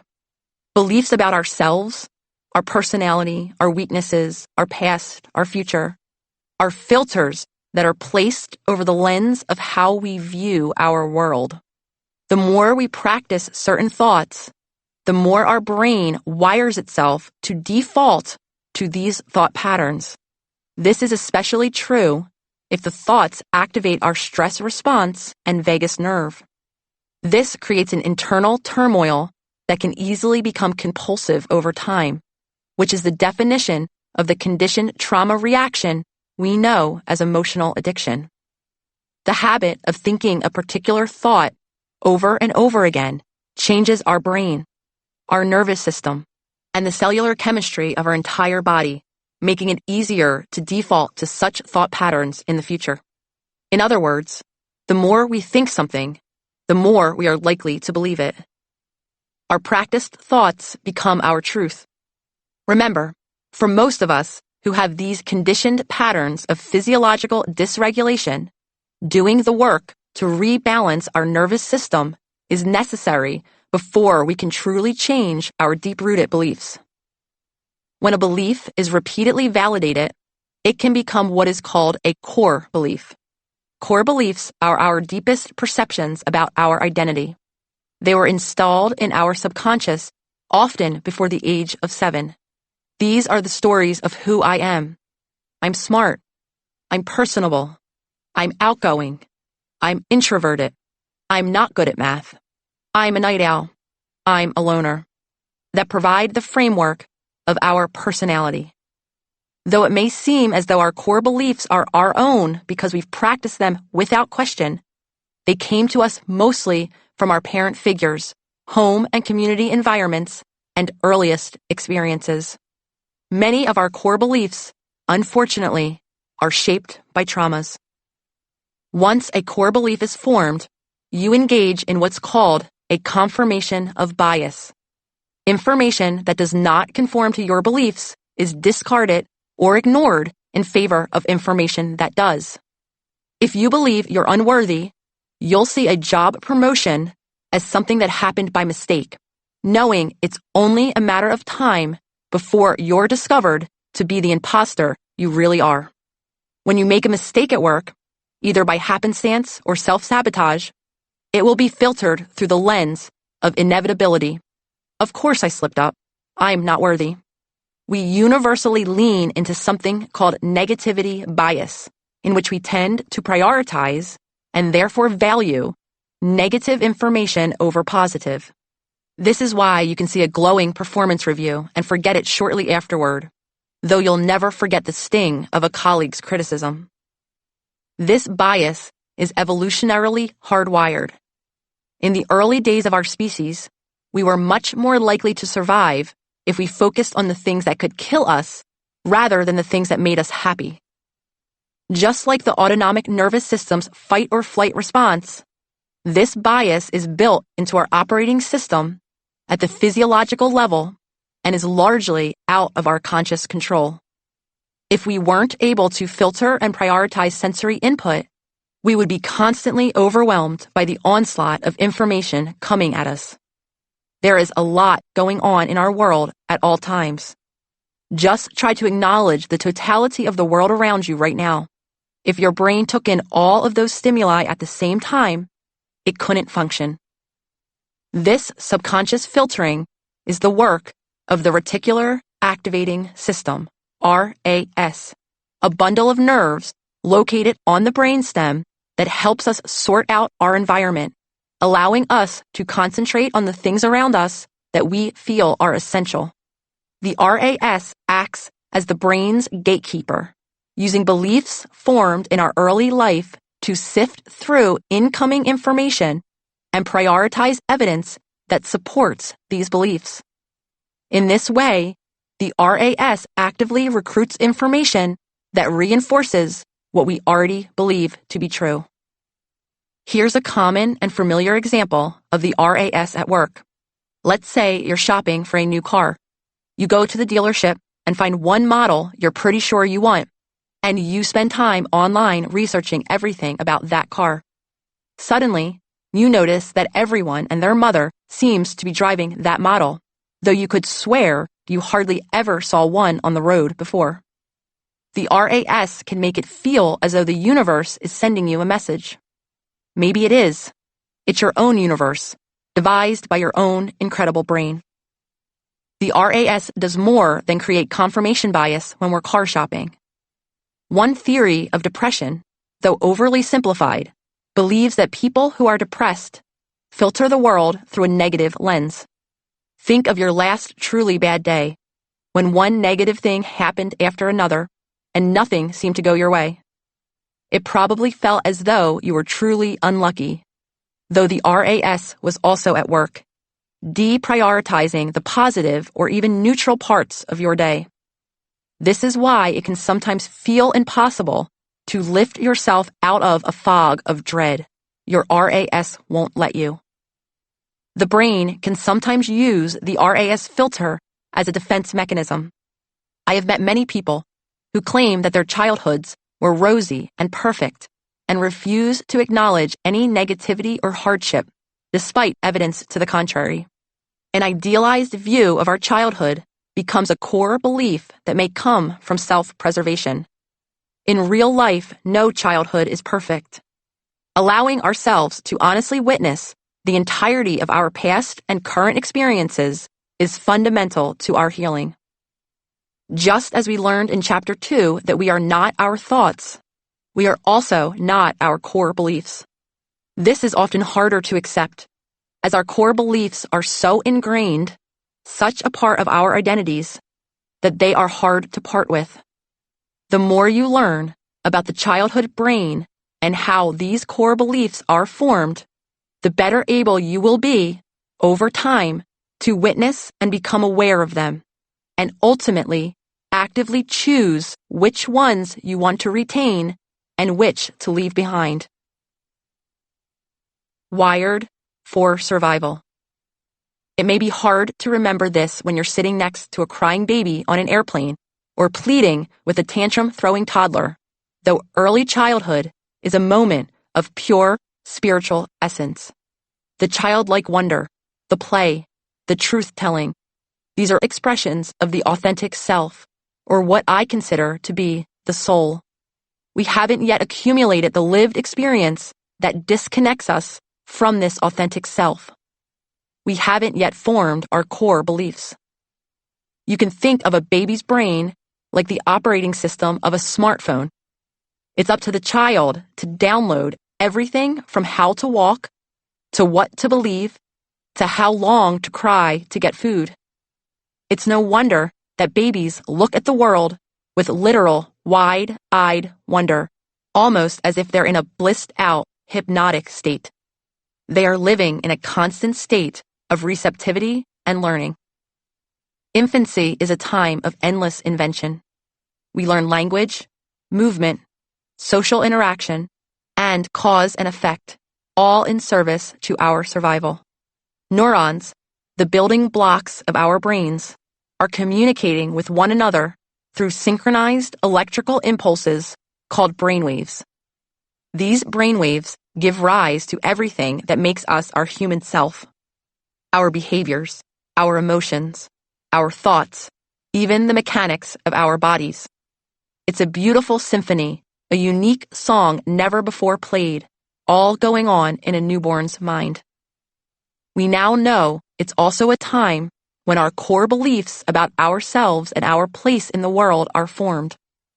This starts the moment we exit our mother's womb. Once we emerge into the world, the neural pathways in our brains are hyperstimulated, forming and honing as we try to make sense of the strange new world and our place in it. This can be a frightening time because we are in a state of complete dependency and the unknown is terrifying. This fact is no different for children. Though our brains are not yet mature enough to fully grasp the implications of this dependency, we can still feel the fear that is inherent in our vulnerability. This is impacted by our environment, in both the immediate sense, what is or isn't available in terms of basic necessities such as food, shelter, and love, and the macro sense, such as living in a developing country or under systemic oppression or during a pandemic. During this time of intense need, all of these factors shape our sense of security and comfort, or lack thereof, and leave lasting imprints on our body, mind, and soul. The most significant imprinting comes from the people we are most bonded to, our parent figures. Emerging neuroscience supports the overwhelming effect parent figures have on their babies' brains. One study found that when adults and babies look into each other's eyes, their brainwaves actually sync, creating a joint networked state that connects the two people in a silent language of communication. Without our parent figures, we will starve, not just physically, but emotionally too. Our main objective is to receive love.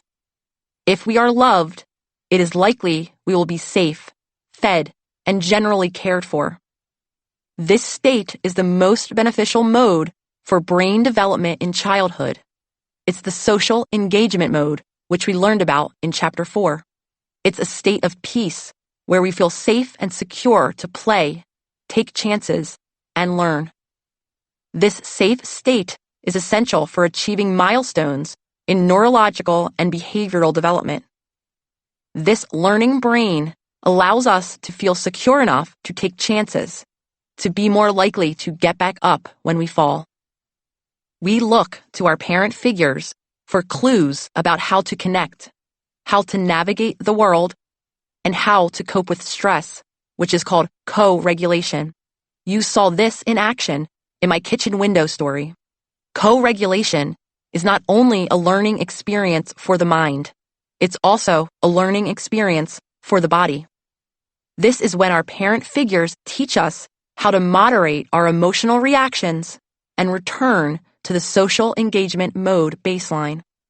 When we don't learn this regulation or don't feel safe enough to attempt to learn it, we enter a state of fight, flight, freeze activation in which our neuroception scans the environment and sees threats everywhere. When we are stuck in fight, flight, freeze mode, we devote our resources to managing stress and, to put it simply, our child brain suffers. Childhood is a time of great vulnerability. Unable to survive on our own, a parent figure's withholding of anything perceived to hinder our survival sends stress signals flooding through our bodies. The resulting survival brain, as I call it, is hyper-focused on perceived threats, sees the world in black and white, and is often obsessive, panic-driven, and prone to circular reasoning. We can break down or shut down when faced with stress. This is especially true between conception and age 2, when an infant brain functions on the slowest brain wave cycle with the highest amplitudes, called the delta state. As adults, by contrast, we enter delta state only when we're in deep sleep. The delta state is a learning and encoding mode. There is no capacity for critical thinking, as a spongy newborn brain is fully devoted to absorption. The brain develops further from around ages 2 to 4 as the brain waves shift to the theta state, the same state that is documented when adults enter hypnosis. In the theta state, children focus inward.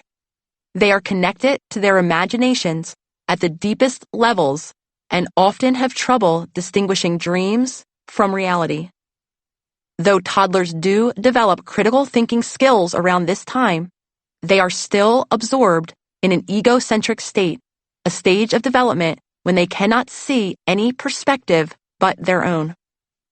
This is not the definition of egocentric that we see associated with self-centered people in adulthood. Egocentrism in childhood is a developmental stage in which there's an inability to understand the difference between the self and others. In egocentrism, the belief is that everything is happening to us because of us. As a result of our brain's development, we are literally unable to view the world from another's perspective, even when the other is our parent figure, sibling, or other close relative. As children, when any of our physical, emotional, or spiritual needs are consistently unmet, we inaccurately assume responsibility for this neglect, often internalizing false beliefs, no one is helping me because I'm bad, and then generalizing them more broadly, the world is a bad place. This egocentric thinking can be seen as we try to make sense of emotionally painful experiences with our parent figures.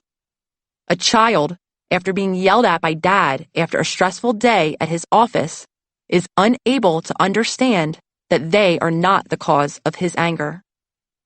It is not until the next stage of cognitive and emotional development, around age 5, that our analytical mind takes over. Though there may still be trouble discerning what is real and what is imaginary, this is when children begin to use rational thought and to understand the consequences of cause and effect. When I don't listen, I have to take a time out. This stage is followed by the beta state, the lowest amplitude and fastest waves, which we begin to enter at age 7. This is when a critical, logical, engaged thinker is becoming more present. This is the adult mind in progress.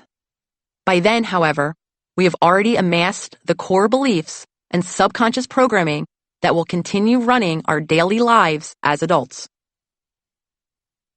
Childhood interrupted. As our brains develop, our needs expand from the basics of shelter, food, and love to broader, more complicated and nuanced requirements for physical, emotional, and spiritual wholeness. Spiritually, our individual souls have 3 basic needs. 1. To be seen. 2. To be heard. 3. To uniquely express our most authentic selves. Few people, let alone stressed parents, have the tools to meet all of these needs all of the time. Even the most fully realized families have limitations.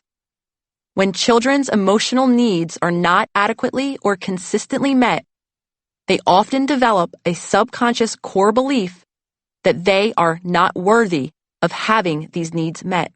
When they are emotionally denied, they overcompensate, exaggerating some parts of themselves and denying others based on what they perceive to be validated or considered worthy by their parent figures. A parent figure who is feeling overwhelmed by and uncomfortable with their own emotions, when seeing their child distressed, might say, "You're too sensitive." The child, whose main objective is to receive love, will suppress or hide their perceived sensitivities in an attempt to continue to do so.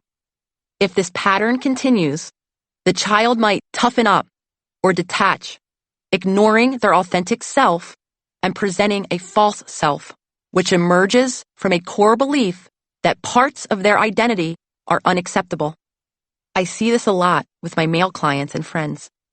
For some who grew up with the model of toxic hypermasculinity, where men are discouraged or shamed for expressing emotion, even acknowledging that they have an emotional world may be challenging. In cases like these, we're fighting not just the conditioning of our parent figures and family unit, but society at large. Often, these small, consistent messages become internalized as core beliefs. Some of you, when helping your mom take care of your siblings, might have been told, "You're so helpful, you're going to be such a great mother yourself someday." Heard consistently enough, your core belief may then become, "I need to care for others in order to be loved." Over time, you may find yourself feeling selfish for caring for yourself or even acknowledging your own needs. Alternatively, you may have been consistently told, "I wish you could be more like your brother." That core belief, that you are not as good as a sibling, might translate to a low sense of self. It might make you more likely to compare yourself with others, never believing that you are good enough as you are. Or you may, as I did, receive awards and recognition without doing too much active work, which made you internalize a belief that I enjoy only things that I'm naturally good at and will quit anything that challenges me or is not immediately easy. This used to be a central part of my core belief. I wanted to play only if I was going to win. It's important to point out that though parent figures do create the bulk of our core belief system, our beliefs are also influenced by the wider environment. Our educational system, which lacks the ability to tailor its approach to individual children, engages in a one-way model of teaching that forces them to adapt to the larger institution in order to achieve and be validated. The pressure is compounded by our peers, who validate certain behaviors, styles, or parts of our appearance. We are often placed into categories such as nerd, slut, or jock that create narratives around identity that we unconsciously internalize. A young girl who finds herself struggling with math in a culture that believes women underperform compared to men at hard sciences may internalize an inaccurate truth about herself. Once we've internalized the belief that we aren't pretty, thin, or smart enough, our RAS will continue to look to find a source of information in our society to confirm this. Even in adulthood, we tend to see the world through the filters applied by the core beliefs, often negative, that we developed during these sponge years of childhood. Continuing to strengthen these core beliefs at the expense of a more accurate, complete, and updated narrative results in increasing disconnection from our authentic selves. This is one reason why nearly every adult is desperate to be seen, heard, and externally validated. Our need for validation may manifest itself as codependency, chronic people-pleasing, and martyrdom. Or, on the other side of the spectrum, it may manifest itself as anxiety, rage, and hostility. The more disconnected we are, the more depressed, lost, confused, stuck, and hopeless we feel. The more stuck and hopeless we feel, the more we project our emotions onto the people around us. Our beliefs are incredibly powerful and continue to shape our daily experiences through our subconscious minds. These beliefs, especially the core ones, weren't formed overnight. They won't change overnight. With dedication and persistence, they can be changed. To truly change, you have to learn who you really are, and a part of this includes meeting your inner child. Do the work. Do a core beliefs inventory. Spend some time reflecting on and journaling about your core beliefs. If you feel intimidated by the word belief or are unsure of what yours are, it's okay. Remember, a belief is simply a practiced thought. You hold core beliefs about yourself, others, the world around you, the future, and many other topics. Begin to pay attention to and notice the themes and narratives that run through your mind all day. Notice and write down any and all themes that arise. To help you reflect, feel free to use the following journal prompts, adding any other areas or themes that you notice. While witnessing my thoughts throughout the day, I am noticing themes about myself, about others or my relationships, about my past, about my present, about my future. FSJ. Creating a new belief. Now that you understand that beliefs are just practiced thoughts, it shouldn't come as too much of a surprise to learn that in order to create a new belief, you will have to begin to practice a new thought. From the themes and narratives you just noted in the beliefs inventory, pick one to begin to change. Not sure which one to pick? Go with your first instinct. If you're still unsure, think about the one that would have the most impact on your life if you believed differently. Once you identify the belief you'd like to change, think about what you'd prefer to think. This could be as simple as noting the opposite of your currently held belief. For example, if you find an "I'm not good enough" theme in your thoughts, as many of us do, you will want to believe that I'm enough. Note your old belief. Write down your preferred new belief. This will be your new daily affirmation or mantra. Now you will want to practice this new thought a lot. Some of you may want to write this new affirmation or mantra somewhere, anywhere, or everywhere. Each time it catches your eye, recite this new thought to yourself. Others may resonate more with a particular time of the day when they will practice this new thought, such as during a morning or evening routine. Don't worry if you find it difficult to accept this new thought as true. In fact, don't even think for 1 second that you will think this new thought is true. You won't, not for a long time at least. Practice anyway. Over time, you will retrain your brain to begin to consider the very small possibility that this new thought may someday hold even the tiniest bit of truth. Try not to obsess over when that day will come, and one day you just may find that glimmer. I know I did. Chapter 7. Meet your inner child. The first thing anyone would notice about Anthony was his thick New York accent, one that reminded me of my time spent riding the subway around Brooklyn. Anthony was the black sheep of his big, Catholic, Italian family, even though he tried his best to follow along with the crowd. He was taught a general sense of right and wrong, with some wrongdoings warranting you a trip straight to hell. Even as a young boy, Anthony felt he was different or bad in a way his brothers were not.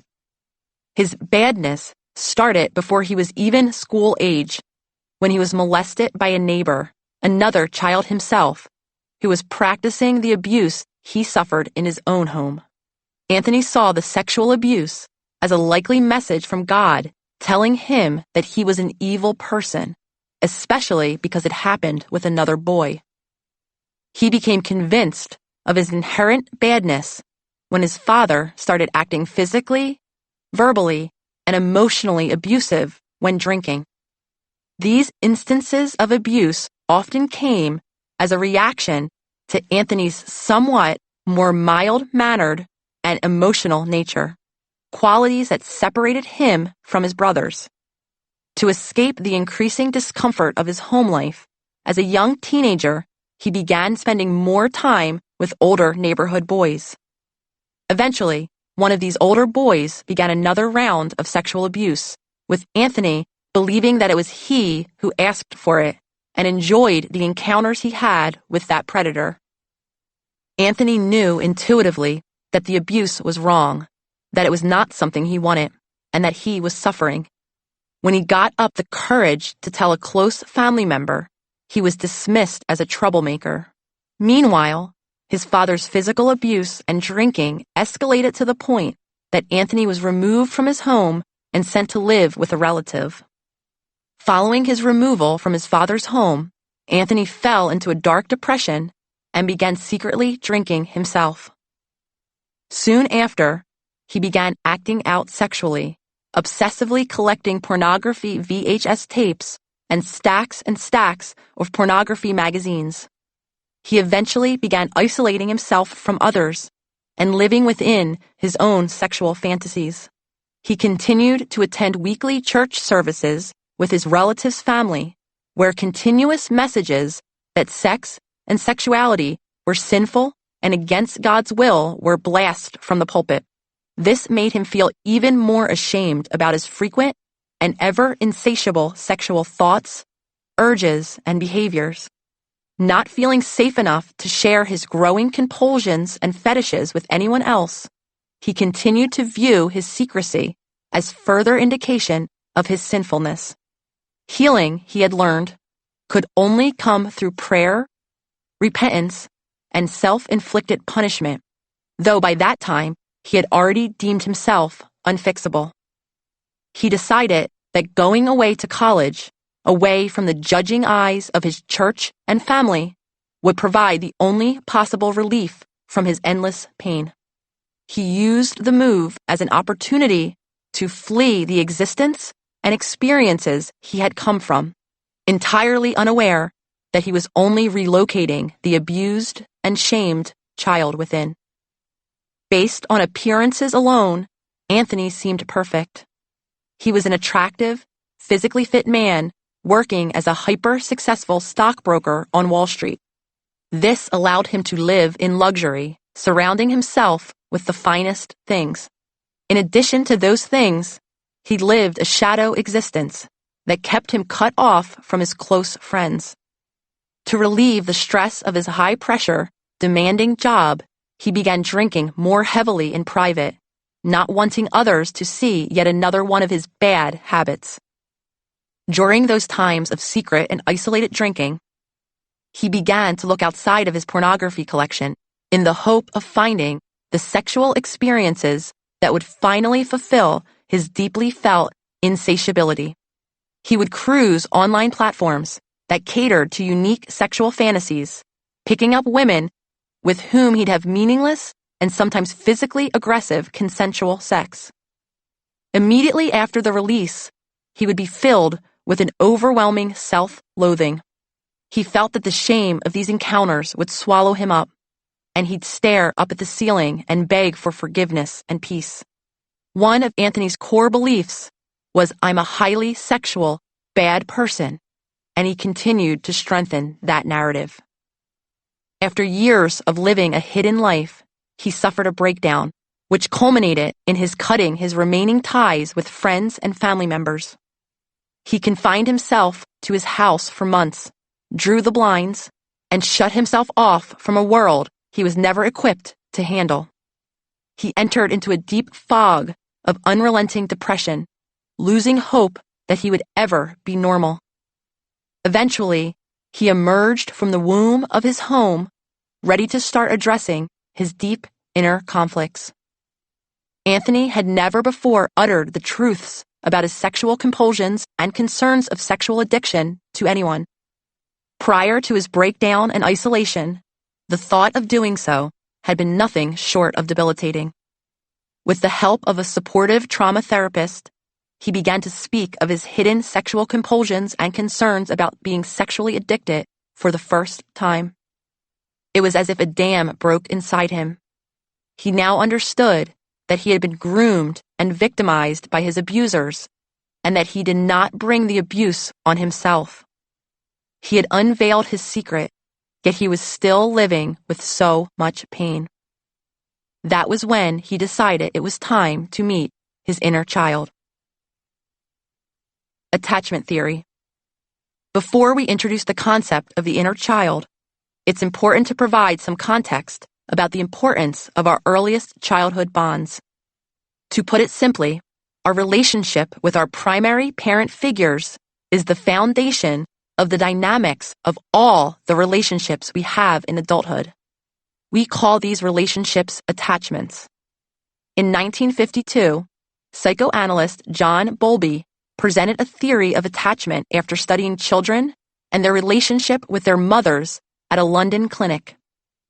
The children would display a variety of social releasers, such as crying or smiling, to get parent figures' attention.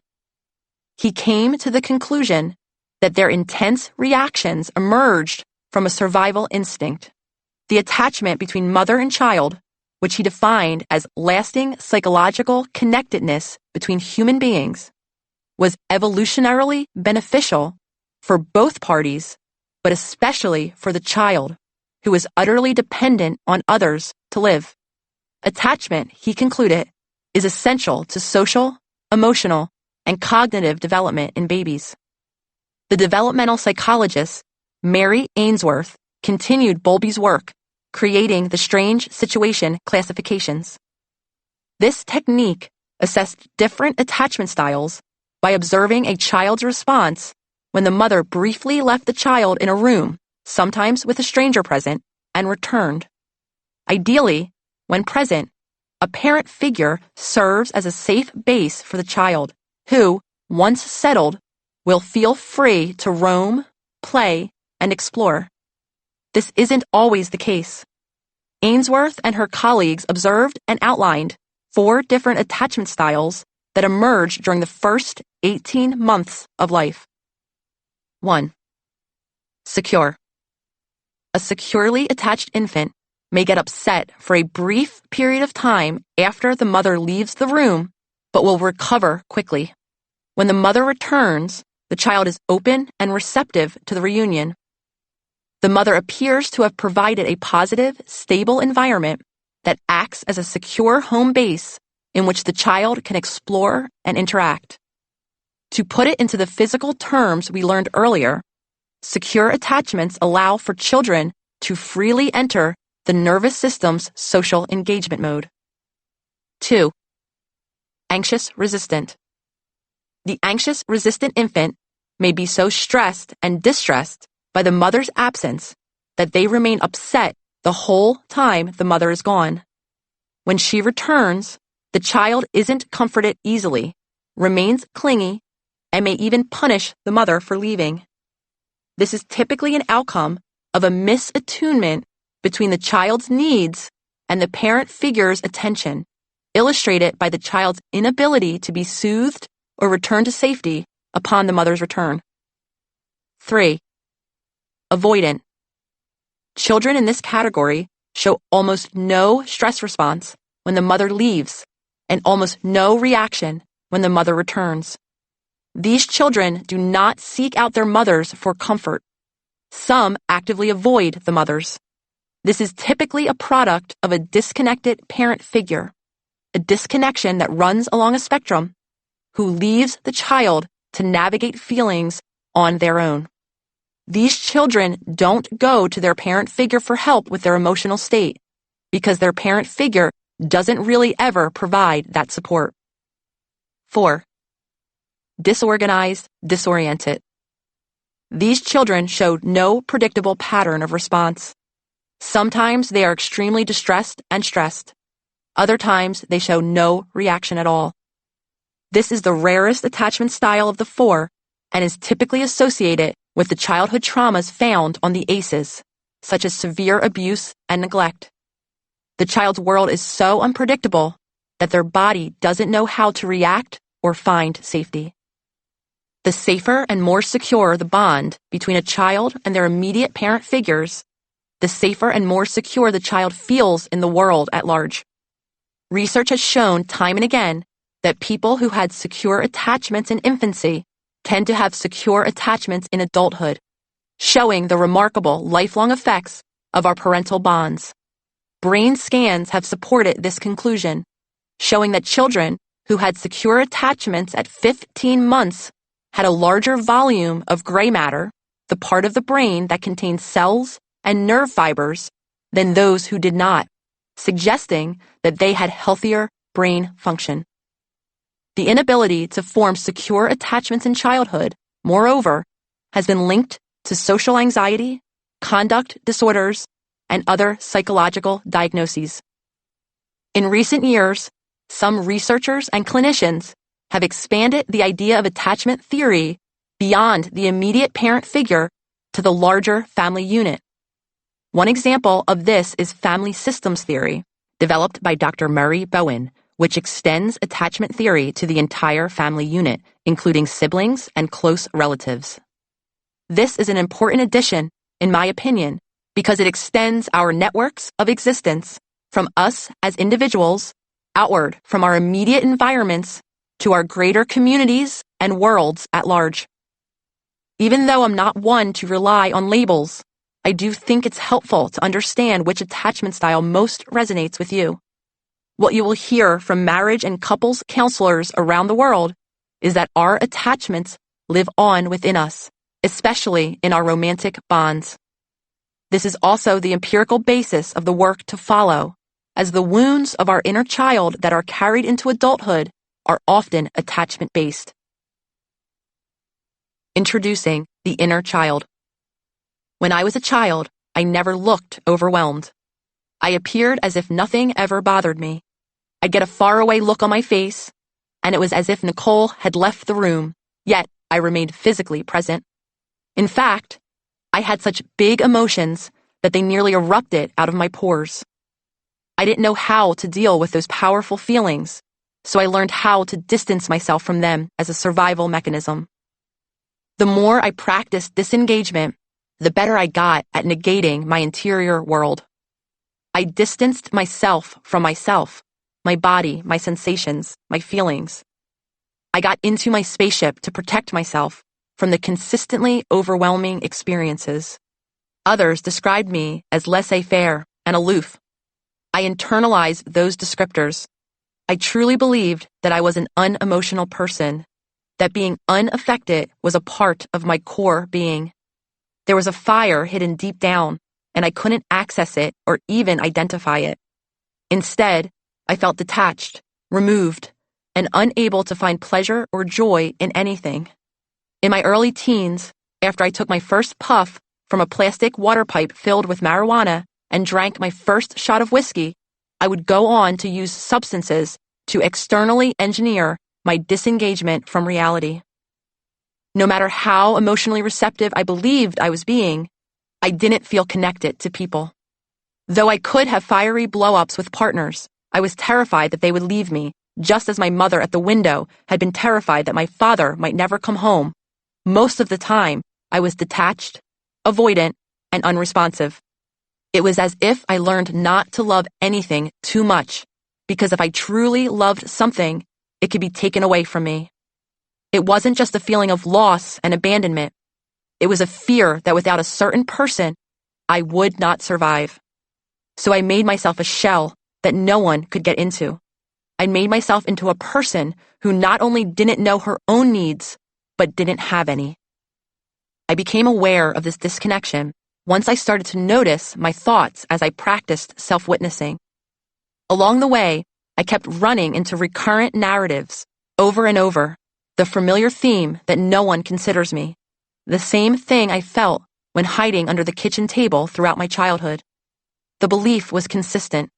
I could see it in the way I experienced almost everything, in my emotional reactions, in what filled me with anger and what made me disengage. There was a story being told there. I just wasn't ready to receive the message.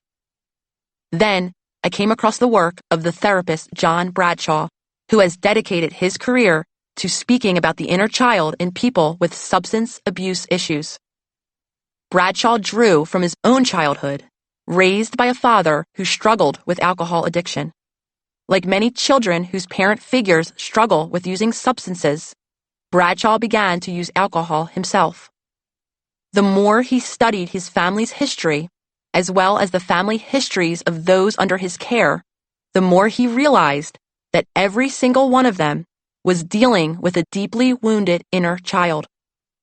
In his book, Homecoming: Reclaiming and Championing Your Inner Child, he put forward the compelling idea that so many of us end up in toxic, his word, relationships because we never addressed the traumas that happened in childhood. I believe that this neglected, wounded inner child of the past is the major source of human misery, he wrote. In my own extensive training and practice, I've observed patterns similar to those Bradshaw notes and came to understand we all have a childlike part of ourselves.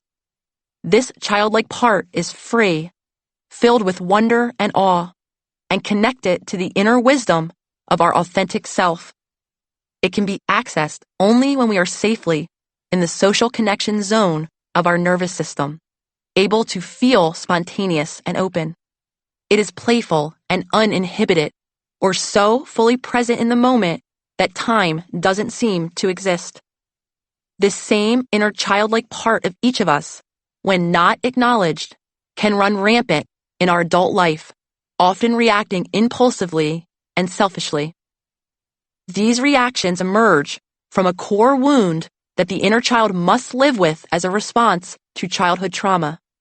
Inner child wounds are consistently unmet emotional, physical, and spiritual needs from our childhood expressed through our subconscious that continue to impact our present self.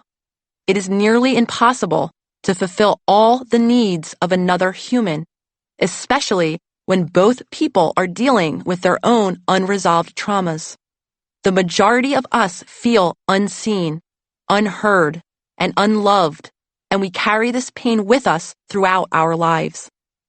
Even those we call narcissists aren't truly living in a state of extreme self-love. Not at all.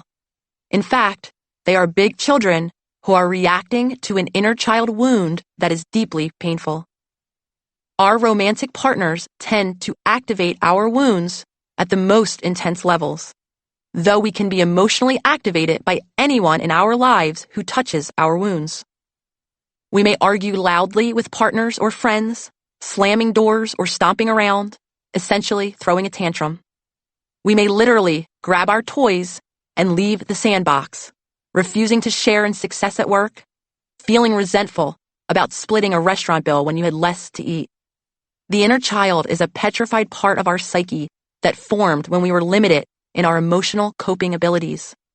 This is why many of us act like children when we are threatened or upset. The reality is that many of us are stuck in this childlike state. We are emotionally illiterate because we are little children in adult bodies. There are common personality archetypes that typically describe our inner child states. Many of us will resonate with more than one, but they are helpful in identifying the variations in our inner child reactions. The 7 types I've seen most commonly run the gamut from the caretaker, whose self-worth comes from taking care of others, to the life of the party, who appears to be confident and happy, but needs constant external validation to feel whole. What these archetypes have in common is that they all emerge from the inner child's need to be seen, heard, and loved. These archetypal narratives were created by those unmet needs. The 7 inner child archetypes.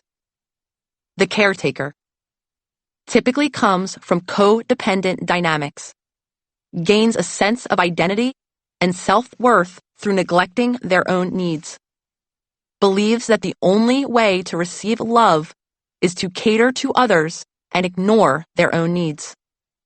The overachiever feels seen, heard, and valued through success and achievement, uses external validation as a way to cope with low self-worth, believes that the only way to receive love is through achievement. The underachiever keeps themselves small, unseen, and beneath their potential due to fear of criticism or shame about failure, takes themselves out of the emotional game before it's even played, believes that the only way to receive love is to stay invisible. The rescuer protector ferociously attempts to rescue those around them in an attempt to heal from their own vulnerability, especially in childhood, views others as helpless, incapable, and dependent, and derives their love and self-worth from being in a position of power, believes that the only way to receive love is to help others by focusing on their wants and needs and helping them solve their problems. The life of the party. This is the always happy and cheerful comedic person who never shows pain, weakness, or vulnerability. It's likely that this inner child was shamed for their emotional state, believes that the only way to feel okay and receive love is to make sure that everyone around them is happy. The yes person drops everything and neglects all needs in the service of others, was likely modeled self-sacrifice in childhood and engaged in deep codependency patterns much as the caretaker did, believes that the only way to receive love is to be both good and selfless. The hero worshiper needs to have a person or guru to follow, likely emerges from an inner child wound made by a caretaker who was perceived as superhuman without faults, believes that the only way to receive love is to reject their own needs and desires and view others as a model to learn how to live. Childhood fantasies. One common defense against the pain of unmet childhood needs is idealization. Sometimes that manifests itself as a rosy RAS filter, where we look around and block out anything negative, arriving at impossibly optimistic conclusions. I have the perfect family. My childhood was only happy. When we cannot reasonably conclude that our family is perfect, we start to engage in alternative, imaginative ways of coping. One such way is engaging in hero-based fantasies, or the dream that life could change if only someone or something would swoop in and save us. One member of my online self-healers community, Nancy, shared that as a child, she used to have daydreams involving the band Duran Duran, who arrived in a limousine to take her out of her unhappy home. She spent long hours thinking about how it would happen, how good she would feel, and how the escape would change her life and make her into the person she longed to be, a loved human. Nancy later dropped Duran Duran from the fantasy, though she didn't stop her escapist longing for a hero. As she grew up, she put that responsibility on her crushes and later her boyfriends, who always failed to live up to the pressure of the unattainable pedestal she placed them on. When they inevitably failed her, she would find another person to fantasize about.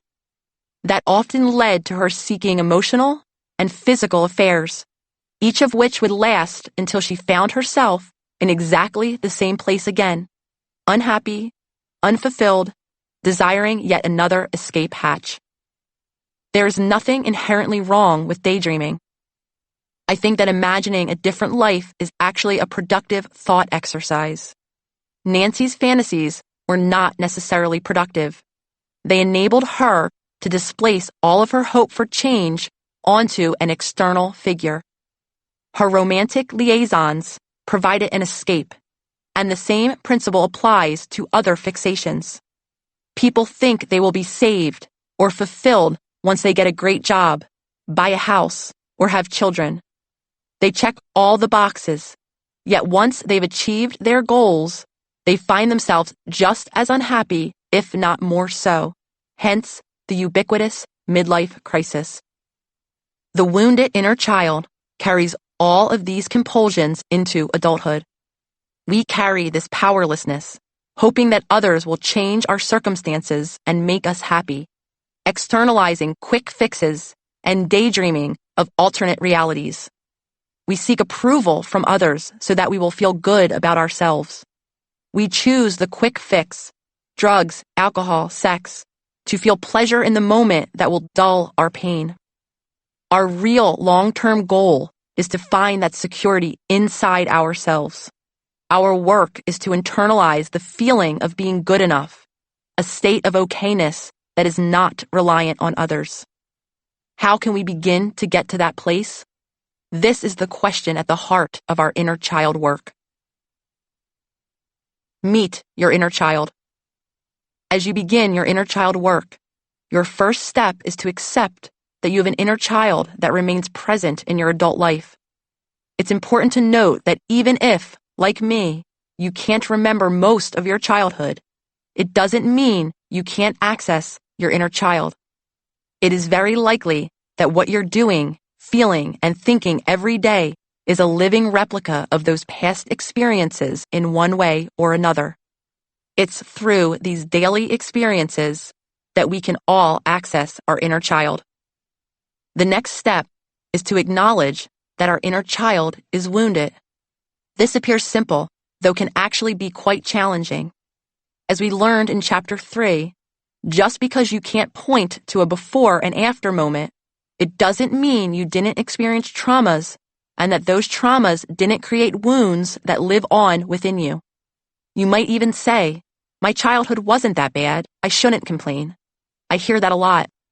I have to remind you, you are looking backward in time from the perspective of your adult brain with the awareness and maturity that can put things into proper perspective and alignment. Our child brains did not have these capabilities. Everything was bigger, more intense, more extreme than we can imagine now.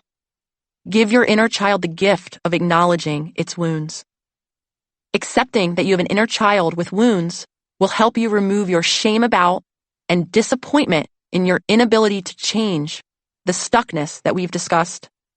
Your inability to move forward or make changes isn't about you. It's an extension of the conditioned patterns and core beliefs you developed in your childhood. Your inner child is still hurting. This is just a fact, like a heartbeat. It is not something to be ashamed of. It's important to acknowledge that even though your inner child is there, it is only part of you. It is not your essential, intuitive self.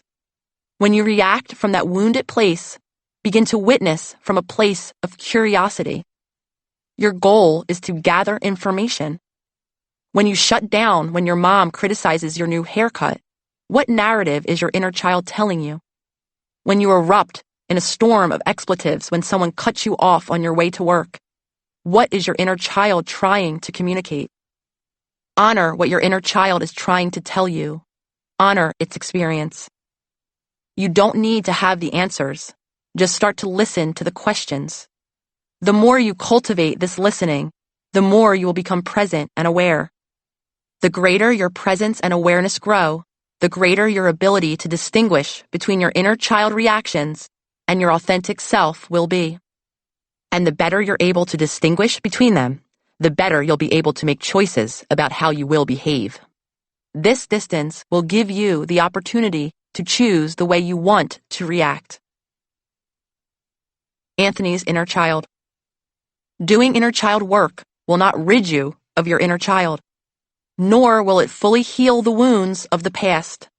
By the time Anthony came to the community, he had done some research into the inner child healing work of John Bradshaw and found some of my discussions about the inner child helpful. He had begun piecing together the ways his inner child had filtered the core beliefs he held about himself.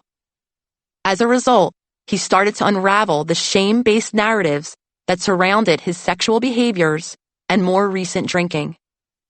He disentangled his beliefs about his supposed participation in his childhood sexual abuse, which for so long he accepted as a fact seeing them only from his child brain.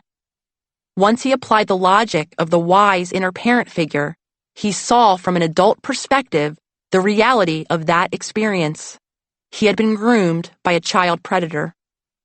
When Anthony began to accept that his inner child, including all of the different painful experiences he lived, was inside and incredibly hurt, he was able to understand how the hurt was pushing him to act out narratives that no longer served him. At the same time, he identified his overachiever inner child archetype and realized how much he paired achievement with love. Eventually, he quit his high-powered job in business. He recognized how his obsession with success helped him dissociate from his emotional world, how it allowed him to disconnect, just as he did in childhood. The story doesn't end there. Things are never that simple, are they? Anthony didn't just wrap a bow around his inner child and put it away. There is a temptation to close the book on this work and tell yourself, I've met my inner child, now I'm all better, time to move on. In truth, the work is never done. The true shift for Anthony happened when he settled into accepting that his inner child will always be there, cultivating an ongoing dialogue between his present self and his inner child. Speaking more openly about his sexual compulsions and substance use, he came to identify the vicious cycle of shame and coping behaviors, numbing himself with substances or acting out sexually, his inner child had been repeating for years. When he was very young, Anthony remembered one day he came home and shared an instance of schoolyard bullying with his dad, who had asked why he appeared upset. Not only had his father suggested that he was making a big deal out of nothing, he seemed to wince when Anthony described how he had reacted earlier that day by crying in front of his peers. It was through this interaction that Anthony realized that his father was ashamed of him and his emotions. It was a gut punch, his first painful experience with shame. That memory kept coming up in his own therapy, though he couldn't figure out how to get past it. It was only once he started to acknowledge his inner child that he realized that the interaction created an inner wound, which had only been deepened by the abuse he later suffered. In that father-son moment, after a particularly difficult day at school, he learned that he should never be open or honest or show weakness, or he would be shamed by those he loved the most. After having even his sexual abuse denied and minimized by those closest to him, he began to hide more and more parts of himself away from the eyes of those around him. To cope with his deep-rooted shame, he began to numb his accumulating pain in secret, looking for whatever could relieve his discomfort for the moment. At his core, Anthony felt unworthy, a bad person, and he began to cope the only ways he knew how, which only added more and more acts to feel ashamed about. Over time, he decided the only way to move past it was to access and engage the core wounds of his inner child. He had learned that when his shame is activated, his best strategy is to give whatever part of him needs a voice, a safe place to express itself, thus helping to break the continued expression of shame and problematic coping. Like Anthony and myself, I'd love for you to begin to rebuild your connection to your inner child. I've included several writing prompts here that you can use to start a dialogue with the archetype that resonates most with you. Do the work. Write an inner child letter to yourself. Step 1. Spend some time reflecting and witnessing your inner child throughout your day, and note which of the inner child archetypes are most frequently activated. Remember, several may resonate, but try to pick one to begin with. Follow your instinct as to which is the best fit, or go with the one that is most frequently or presently active. There is no wrong answer here, I promise. Over time, you can visit each of these archetypes, taking time to acknowledge each of the wounded parts of your child self. The caretaker typically comes from codependent dynamics, gains a sense of identity and self-worth through neglecting their own needs. Believes that the only way to receive love is to cater to others and ignore their own needs. Dear little caretaker Nicole, I know you have felt you needed to take care of everyone around you, to make them feel better, and to make sure everyone is happy with you. I know this makes you feel really tired, and you don't always end up being able to make people feel better. You don't have to do this anymore. You are allowed to take care of yourself now. I promise you others will still love you. I see you, I hear you, and I love you always. Wise adult Nicole. The overachiever. Feels seen, heard, and valued through success and achievement. Uses external validation as a way to cope with low self-worth. Believes that the only way to receive love is through achievement. Dear little overachiever Nicole, I know you have felt you needed to do some things perfectly to make others or yourself feel happy, proud, or loved.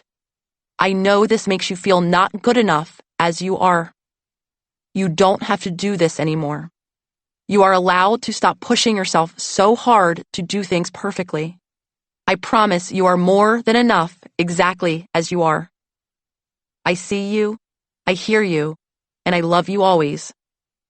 Wise adult Nicole. The underachiever. Keeps themselves small, unseen, and beneath their potential due to fear of criticism or shame about failure. Takes themselves out of the emotional game before it's even played. Believes that the only way to receive love is to stay invisible. Dear little underachiever Nicole, I know you have felt you needed to hide some of the things you are good at, the achievements you made, and other good parts of yourself so you wouldn't hurt other people's feelings. I know this does not allow the good things about you to be celebrated and may even make you feel bad about them. You don't have to do this anymore. You are allowed to let others see how good you really are. I promise you can let your goodness show and still be loved. I see you, I hear you, and I love you always. Wise adult Nicole. The rescuer protector. Ferociously attempts to rescue those around them in an attempt to heal from their own vulnerability, especially in childhood. Views others as helpless, incapable, and dependent, and derives their love and self-worth from being in a position of power. Believes that the only way to receive love is to help others by focusing on their wants and needs and helping them solve their problems. Dear little rescuer, protector Nicole, I know you have felt you have to jump in and save everyone around you every time they have a problem, need help, or are feeling sad. I know this makes you feel tired and disappointed in others, and you don't always end up being able to make them feel better. You don't have to do this anymore. You are allowed to take a break in solving other people's problems. I promise you can begin to focus on yourself and still be loved. I see you, I hear you, and I love you always. Wise adult Nicole. The life of the party. This is the always happy and cheerful comedic person who never shows pain, weakness, or vulnerability. It's likely that this inner child was shamed for their emotional state. They believe that the only way to feel okay and receive love is to make sure everyone around them is happy. Dear little life of the party, Nicole, I know you have felt you have to always be happy, cheer others up, or be strong. I know this makes you scared to let others see you feeling sad, angry, or afraid, and you feel bad when you feel these ways. You don't have to do this anymore. You are allowed to feel any way you feel. I promise you are safe to feel all of your emotions and still be loved. I see you, I hear you, and I love you always. Wise adult Nicole. The yes person. Drops everything and neglects all needs in the service of others. Was likely modeled self-sacrifice in childhood and engaged in deep codependency patterns, much as the caretaker did. Believes that the only way to receive love is to be both good and selfless. Dear little yes person, Nicole, I know you have felt that you have to say yes whenever someone asks you to do something for them, such as hang out, loan your favorite shirt, or do a favor. I know this makes you feel like a bad person if you really want to say no. You don't have to do this anymore. You are allowed to say yes or no based on how you feel and what you want to do. I promise you can say no and still be loved. I see you, I hear you, and I love you always. Wise adult Nicole. The hero worshiper. Needs to have a person or guru to follow. Likely emerges from an inner child wound made by a caretaker who was perceived as superhuman without faults. Believes that the only way to receive love is to reject their own needs and desires and view others as a model to learn how to live. Dear little hero worshiper Nicole, I know you have felt that other people know more than you do and have always looked to others to help you make decisions.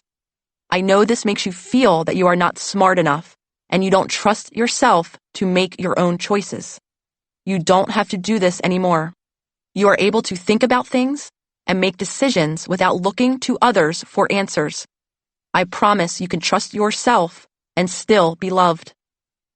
I see you, I hear you, and I love you always. Wise adult Nicole. Inner Child Guided Meditation. Those of you who are interested in a guided inner child meditation can visit my website, https://yourholisticspsychologist.com. Chapter 8. Ego Stories. I've always wanted to be laid back and stress-free, someone whom others would describe as a hippie at heart. In some ways, I am that person. Then there were always the damn dishes. At the mere sight of a pile of used silverware or dirty pots and pans in the sink, I'd basically lose it. I'm talking blind rage. In the past, I sometimes became so reactive that I'd have a tantrum, slamming my hands on the countertop, yelling, stomping my foot. A full-body stress reaction would follow. My vagus nerve would activate my nervous system stress response, sending fight, flight, freeze messages to my body. Physiologically, I'd react as though a bear had just jumped on me in the woods, thrashing around to save myself from the attack of the dirty dishes. Sometimes it would go a different way. I wouldn't throw things or get angry. Instead, I'd become quiet as a stone and stew, immersing myself in a state of internal agitation that would linger for hours. I'd become avoidant and distant, prompting my partner to crowd me with questions. Are you okay? Yeah, I'd respond, deadpan. Are you sure? Yeah, I'm fine. Either way, fight or freeze, the end result would be the same, a fight with my partner. I'm sure many of you are thinking, gosh, that seems like an overreaction to dirty dishes. Though some of you may have the same one, I'm sure. The reality is that I could not regulate my emotional state because the dishes touched something deep inside me that I was not yet aware of. It was my subconscious mind communicating with me, whether or not I wanted to listen. Meet the ego. It's only now, looking back, that I know that those dishes in the sink communicated a narrative. My partner doesn't consider me. Remember, this is one of my core beliefs about myself. I'm not considered. That came from my childhood. This, my friends, is an ego story. Despite its pronounced impact on our lives, most of us have no awareness of the ego and how it drives our behavior. The ego, the great protector of the inner child, is the I identity. Anything that follows the word I is an extension of the ego. I'm smart. I'm boring. I'm sexy. I'm frumpy. I'm good. I'm bad. The ego is our sense of self, our personal identity, our self-worth. The ego is a master storyteller. When my partner leaves dirty dishes in the sink, it means I'm not considered, creating and maintaining narratives about who we believe we are. The ego itself is not good or bad. It just is. The ego, developed in childhood, is formed through the beliefs and ideas imparted on us by our parent figures, friends, immediate community, and greater environment, what we call our personality or self-identity, that live in our subconscious. Ego beliefs don't come out of nowhere. They are grounded in lived experiences. Throughout our lives, we create a story about who we are based on our experiences. This narrative includes aspects of our identity, opinions, and beliefs. The ego works to keep us living within familiar narratives because, though often painful, they are predictable. The predictable, as we now know, feels safer than the uncertainty of the unknown. The ego, attached to its ideas, opinions, and beliefs, runs as an endless stream of thoughts, keeping us locked in our identity. The ego's core objective is to protect our identity at all times and at whatever cost. This rigidity is part of the ego's defensive stance. The ego needs to be an inflexible protector in order to make sure that the softer, more defenseless part of us, namely our inner child, remains safe. That's why the ego is so defensive and fear-based. It views everything within the context of a rigid dichotomy, good versus bad, or right versus wrong. It is staunchly attached to its opinions and believes that we are our opinions. The ego interprets any disagreement or criticism as a direct threat to our very existence. That's because when we are in an egoic state, our beliefs and thoughts are who we are. Anything that even questions those narratives is adversarial. When our opinions are questioned, the ego believes that our core self is being threatened. If we do not practice witnessing the ego, it will fight to assert itself and dominate, leading to feelings of insecurity and low self-worth as the ego works overtime to defend us. Feel that sting? That little undermining comment from a coworker that made your blood boil? The desire to defend, condemn, and win? The need to be right or have the last word no matter the cost? The quick turn to judgment and disparagement? The need to compare and contrast? The feeling that you aren't, fill in the blank, enough? This is the ego in its reactive state. When our ego is activated, everything is personal, as in the egocentric state in childhood when everything was about us. Everything that happens to you, it assumes, happens because of you. That's why so many people are obsessed with pleasing or impressing others, and it's a significant part of the reason we feel stuck. It can go something like this. 1. I feel anger when I am emotionally activated. 2. I feel emotionally activated when my partner doesn't respond to my texts fast enough. 3. My partner's not answering my texts fast enough means that I am not worthy of consideration, which makes me angry. 4. When I'm angry, I yell or scream at or ice out those I love.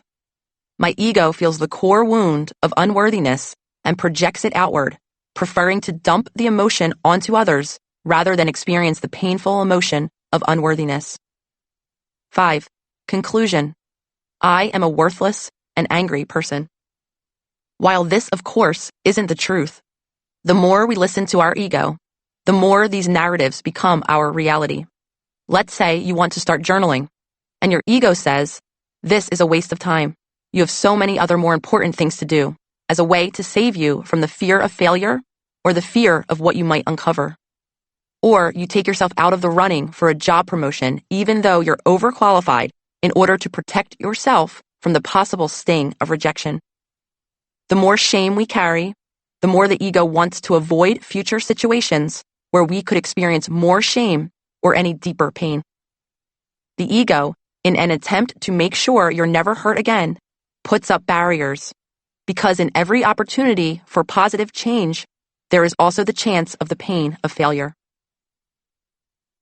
Ego activation. The ego is hypervigilant, always acting as a bodyguard. It's rigid, often hostile to counter views, and refuses to compromise or even offer compassion. The ego is in a near constant defensive stance, ready to spring into action if it experiences any opposition at all. The threats against our ego self can manifest in the following ways. All hands on deck, or strong emotional reactivity, acting out of a protective wound. False confidence, some might call it narcissism, which is more often than not a bravado that emerges from feelings of insecurity due to lack of connection to the authentic self. Lack of nuance in thinking. Everything is right or wrong. There are no gray areas. Extreme competition, a belief that other people's success undermines or conflicts with your own.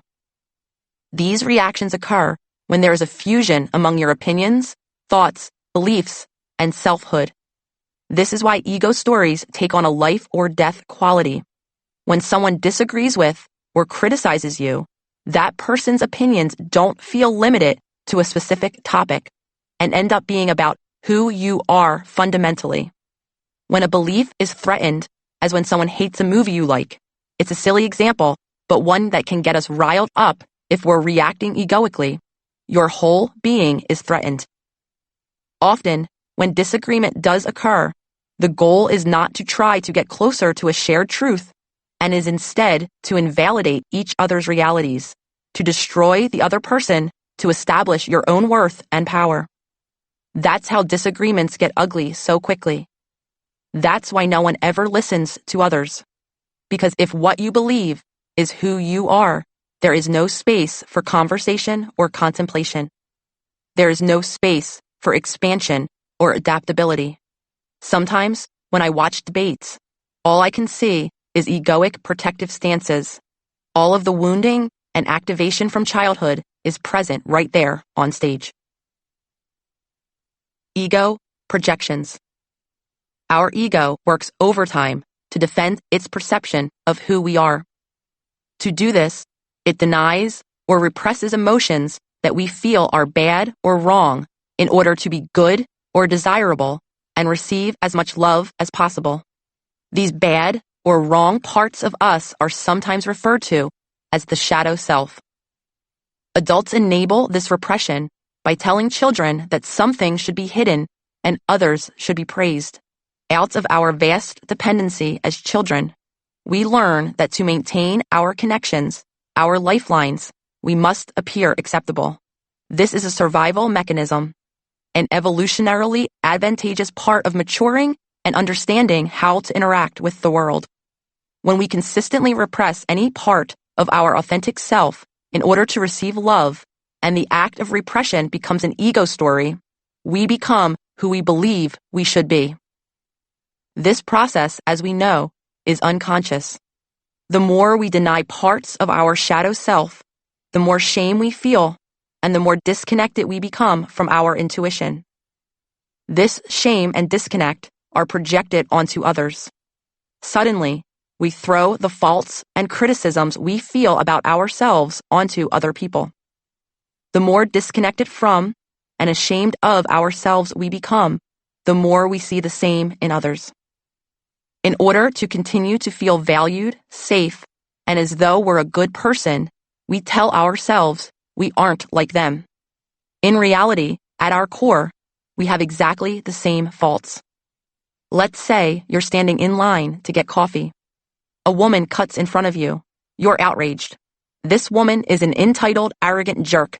She's self-obsessed and rude. She's a bad person. She is nothing like me. This is an ego story. None of us has the gift to see inside other people's minds. We cannot know what the woman who cut in front of us is thinking. Yet, we easily conjure up a tale, painted almost entirely by our past experiences. Our ego projection is unconsciously recreating patterns without ever directly interacting with another person. Maybe a parent figure told us that we were arrogant when we asserted ourselves, so we began repressing our own needs and policing the needs of others around us. Ego stories come naturally to us because uncertainty is frightening. When we don't know why a person is behaving in a way that makes us upset, angry, or uncomfortable, our ego goes into hyperdrive to try to figure out why and keep us safe by insisting that we would never do something so terrible. If that bad person did that bad thing, Then, since I'm a good person, I would never do it. This is why judging others is so addictive. It relieves us from the ego's internal struggle with shame. When we identify the faults of others, we can ignore our own and even convince ourselves that we are superior. None of this is actually wrong or bad. This is egoic speak. It's just part of being human. How to do the work with your ego. Now that we've learned about the role of the ego, it's time to start the process of doing ego work. The goal of this work is to become aware and conscious, instead of deferring to our ego's reaction of our world. The work begins with simply witnessing. When we exist on autopilot, our ego holds the reins, so actively engaging the conscious mind helps loosen our ego's hold on our daily existence. Once we become aware and conscious, we can view our ego's thought patterns and fears and try to view its tantrums and defenses without judgment. Our ego's defensiveness and vulnerability are similar to those of our inner child. Both need to be seen and heard without judgment. Our ego needs space to settle. It needs room to relax and soften. Step 1. Allow your ego to introduce itself. The goal here is to see your ego as separate from you and practice being a neutral witness. You can start the act of separation with this short prompt. It takes about 1 or 2 minutes. 1. Find a quiet place with no distraction, perhaps where you have previously worked on consciousness exercises. 2. Close your eyes and take 1 deep, exaggerated breath. 3. Repeat the following affirmation. I am safe, and I choose a new way to experience myself as separate from my ego. I will warn you, this first step, though fast and seemingly simple, is often the hardest. The ego does not like to be witnessed, so engaging with it on the initial observation level can be very uncomfortable. You might feel sensations in your body that are like irritability or even nausea. Your ego might tell you stories about how you shouldn't practice this work because it's too silly. This is all a normal part of the process. Keep going. Getting through this discomfort takes work, so be patient with yourself. Step 2. Have a friendly encounter with your ego. Now, I want you to start paying attention to what you say after you use the phrase, I am. When you hear these words spoken or witness yourself thinking them, use them as a cue to start noticing the patterns that follow. For example, I'm always late. I'm horrible at remembering things. I'm always attracting losers. No judgment, no exasperation, no disappointment. Just take mental notes, or even better, jot your thoughts down on a notepad or write them in your phone. Notice how often you speak about yourself. How many conversations do you steer away to talking about you? Do you avoid discussing your emotions? How negative are the words that follow the phrase, I am? This is your ego speaking. You've been repeating these narratives for so long that you may not even notice them, realize their repetitiveness, or question their truths. This step will pull you out of the comfort of those familiar patterns. Before you became aware of your ego's reactions, you unconsciously lived out your patterns, conditioning, and childhood wounds. Ego work gives you an opportunity to choose a new narrative. The more you can repeat these practices, the better. I still do them anytime I feel activated. Repetition will prime new pathways in the brain and allow witnessing to come more easily with time. Step 3. Name your ego. This may sound silly, but naming your ego is a powerful act of separating from it. Once we can view it and name it, we can disentangle our intuitive self from the ego reaction, or at least get 1 step closer to accomplishing this. I call my ego Jessica. I watch Jessica come and go. Sometimes she'll disappear for a few hours and then come roaring back with reckless abandon. I notice that certain things make Jessica extra touchy, and that's fine. Sometimes when I feel activated and I can tell that my ego is starting to take over the reins of my mind and I want to throw a tantrum or say something snarky, I'll own it. Jessica is acting up again, I'll say. It's unbelievably helpful to say those words out loud and helps give me a moment to take a breath and make a choice about whether I want to indulge Jessica or keep her in check. I've received messages from people with the most hilarious names for their egos. What is yours? Step 4. Meet the activated ego. As we expand our level of conscious awareness, we can see that we are not our ego's stories. Thoughts happen to us. They don't mean anything about who we are. They're simply our ego attempting to defend our identity and protect us from pain. In this self-witnessing ego state, we can accept and even tolerate attacks on our ego's sense of safety. The next time you're out in the world and you feel emotionally activated, take note of the experience. This is an extension of the first step. Next, keep track of all the times you feel uncomfortable or angry. What was said on the surface? What part activated an ego story? Here's an example. Your sister says, "You look tired." You respond sarcastically, "Of course I look tired. I've been working 60 hours a week and raising a child. Must be nice to have tons of free time. Don't worry, next time I see you, I'll look perfect." What your sister said objectively, "You look tired." What your ego heard, "She's always so rude and condescending. She never acknowledges the hardships I go through and how much I work to just stay afloat." Here, the ego felt a core emotion, unworthiness. That was painful, and since you've never learned to process your feelings, the ego came to project it onto your sister. As we know, the ego prefers to dump painful emotions onto others rather than sit with them.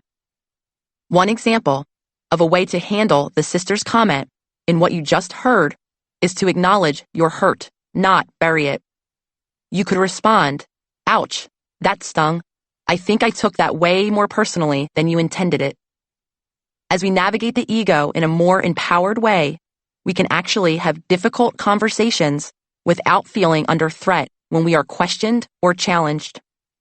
The more we practice this awareness, the more our ego softens, the greater our confidence grows, and the more the ego can settle and integrate. Though these stages are laid out neatly in this chapter, they are far from linear. You will shift into and out of these stages, first progressing and then backsliding. Your ego is always there. The concept of self-truth. As you build up attentional controls and practice self-witnessing, you will be forced to start looking more objectively at your behaviors. Self-witnessing is not enough on its own. You also need to be honest about what you're observing. You will benefit from being open and honest about the shadow self that exists within you, within all of us, and come face to face with self-truth. Our shadow self consists of all the unsavory parts of ourselves, about our relationships, our past, and our parent figures that we are ashamed of and try to deny. Our ego spends a lot of time fighting battles to obscure our ability to see this shadow. As you learn how to question your ego, some of these parts of yourself will become apparent, often through your judgments of and projections on to others. The more you become separate from your ego, the greater your ability to see things from a distance will be. Our projections, or our internal emotions that we externalize onto others, are messages from our shadow self. Take notice of the voice of criticism or judgment the next time it crops up, as it inevitably will. What is it telling you about yourself? One of my early introductions to seeing my ego stories came when I started questioning my knee-jerk annoyance with people who posted videos of themselves dancing on Instagram. It made me angry. My mind made up so many stories about their self-obsession, their need for the spotlight, on and on. The reality was that I have trouble letting myself go in front of other people and have refused to dance in public since I was a little girl. I was jealous of the freedom and joy I saw in those posts. When our ego is in the driver's seat, our mind does some pretty remarkable gymnastics to repress or avoid or dismiss or put down. Once you allow what exists, you can view yourself more objectively, more honestly, and ultimately more compassionately. The concept of ego consciousness. Living unconsciously and unaware of our thoughts, patterns, and behaviors, we are completely identified with our egoic concept of who we are. Our automatic response is to externalize uncomfortable feelings, blaming everyone else, and discharging energy outward. This state of consciousness, also called ego consciousness, leaves us powerless to make our own choices. Without accountability and inner knowing, we are very much at the whim of our environment. I'll use my dishwashing experience as an example. When I see a sink full of dirty dishes and start to feel my rage spiral, I begin the process of witnessing. I notice my bodily reactions, heart racing, blood rushing to my face, feeling hot, antsy, ready to burst. As I witness my reactions and give them the space to breathe, not discounting them as overreactions, I learn from them. I begin to listen to the narrative that they are telling me. I allow myself to think a bit more objectively. My heart is pounding. The blood is rushing to my head. I feel agitated. I'm seeing this from more of a distance, as a kind of insight into my internal world, without immediately entering the rage or disconnection spiral. I take a second and look even further. There is a feeling of dread in the pit of my stomach. I recognize that feeling from my childhood, and I acknowledge the pull toward the familiar trauma reaction.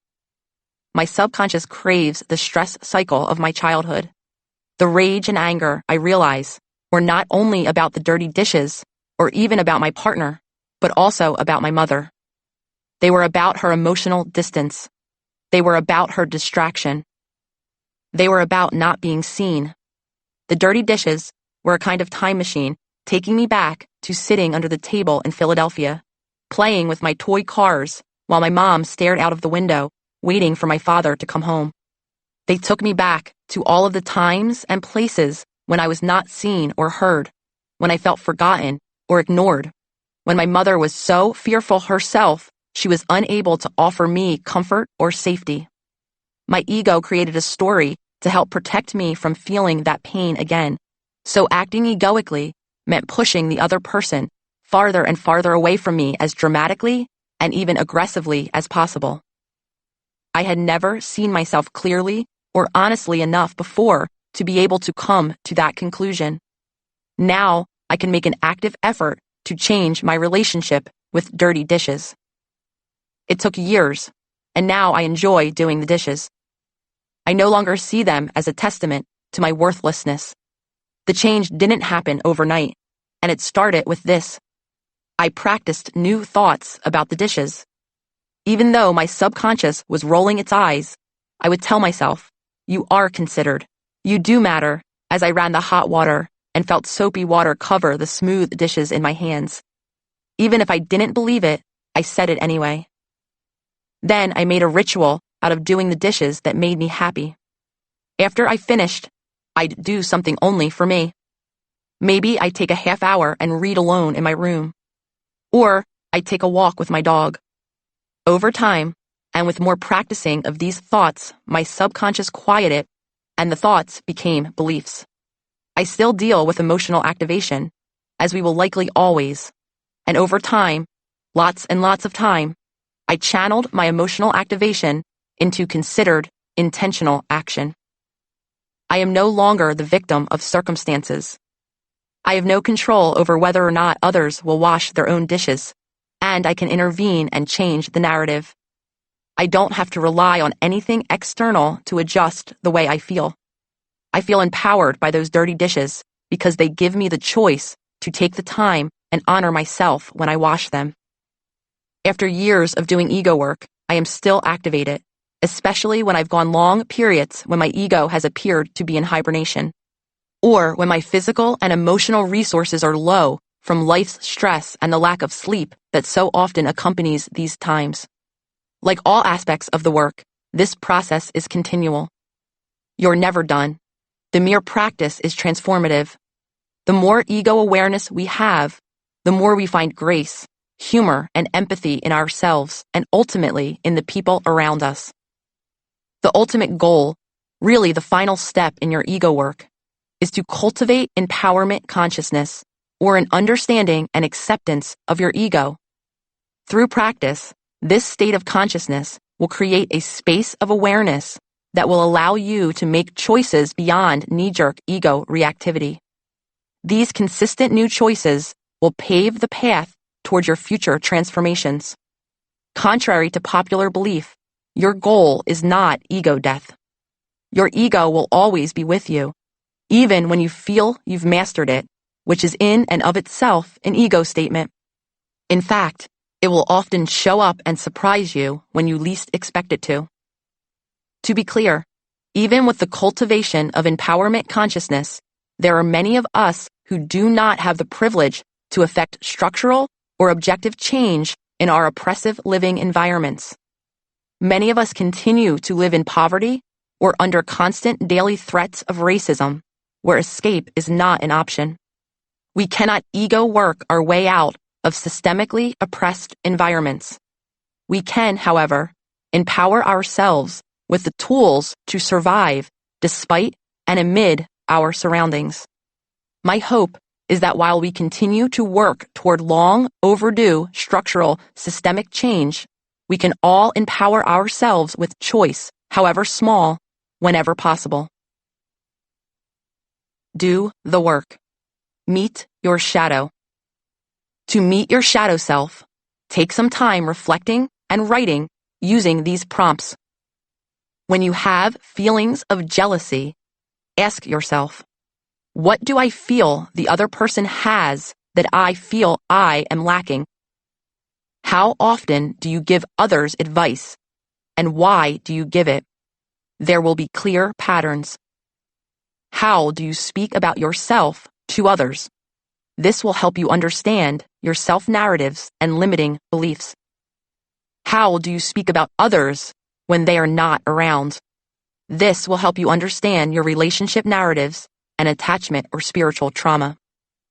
Anytime our ego or story about the self is threatened, we can become emotionally reactive, arguing our points, criticizing others, and throwing tantrums or detaching, usually whatever you typically do when you're upset.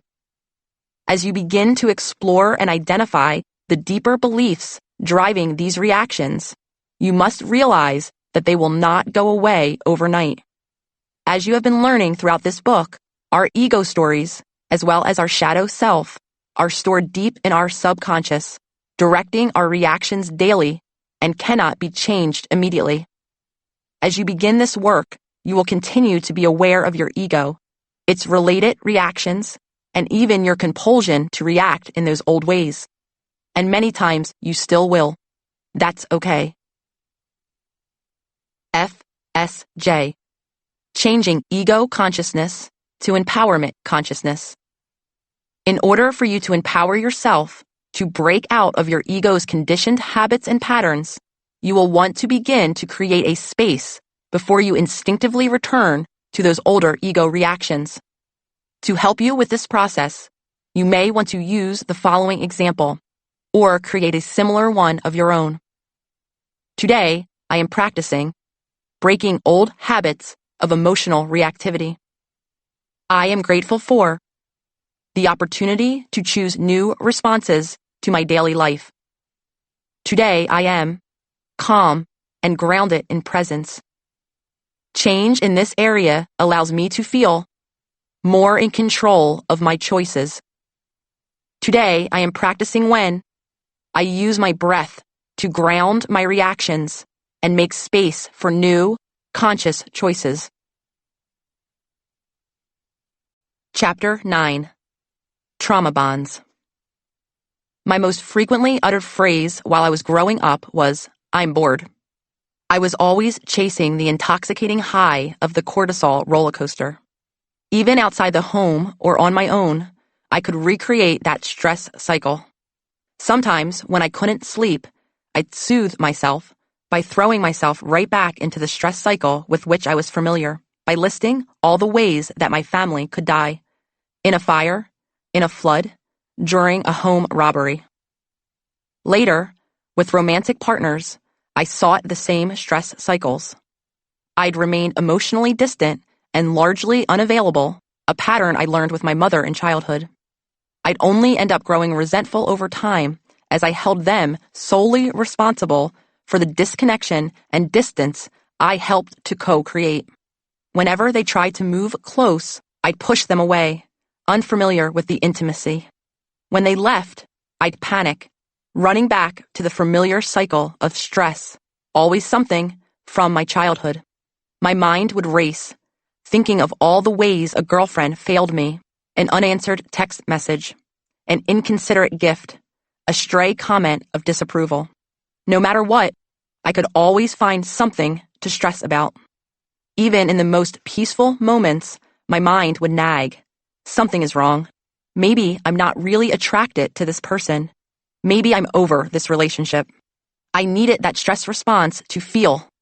Without it, I felt numb, bored, and eventually I'd end up pushing the other person away or leaving, confirming my belief that I will always be alone. Looking back, I first became attracted to my girlfriend Sarah exactly because she gave me that roller coaster feeling of uncertainty.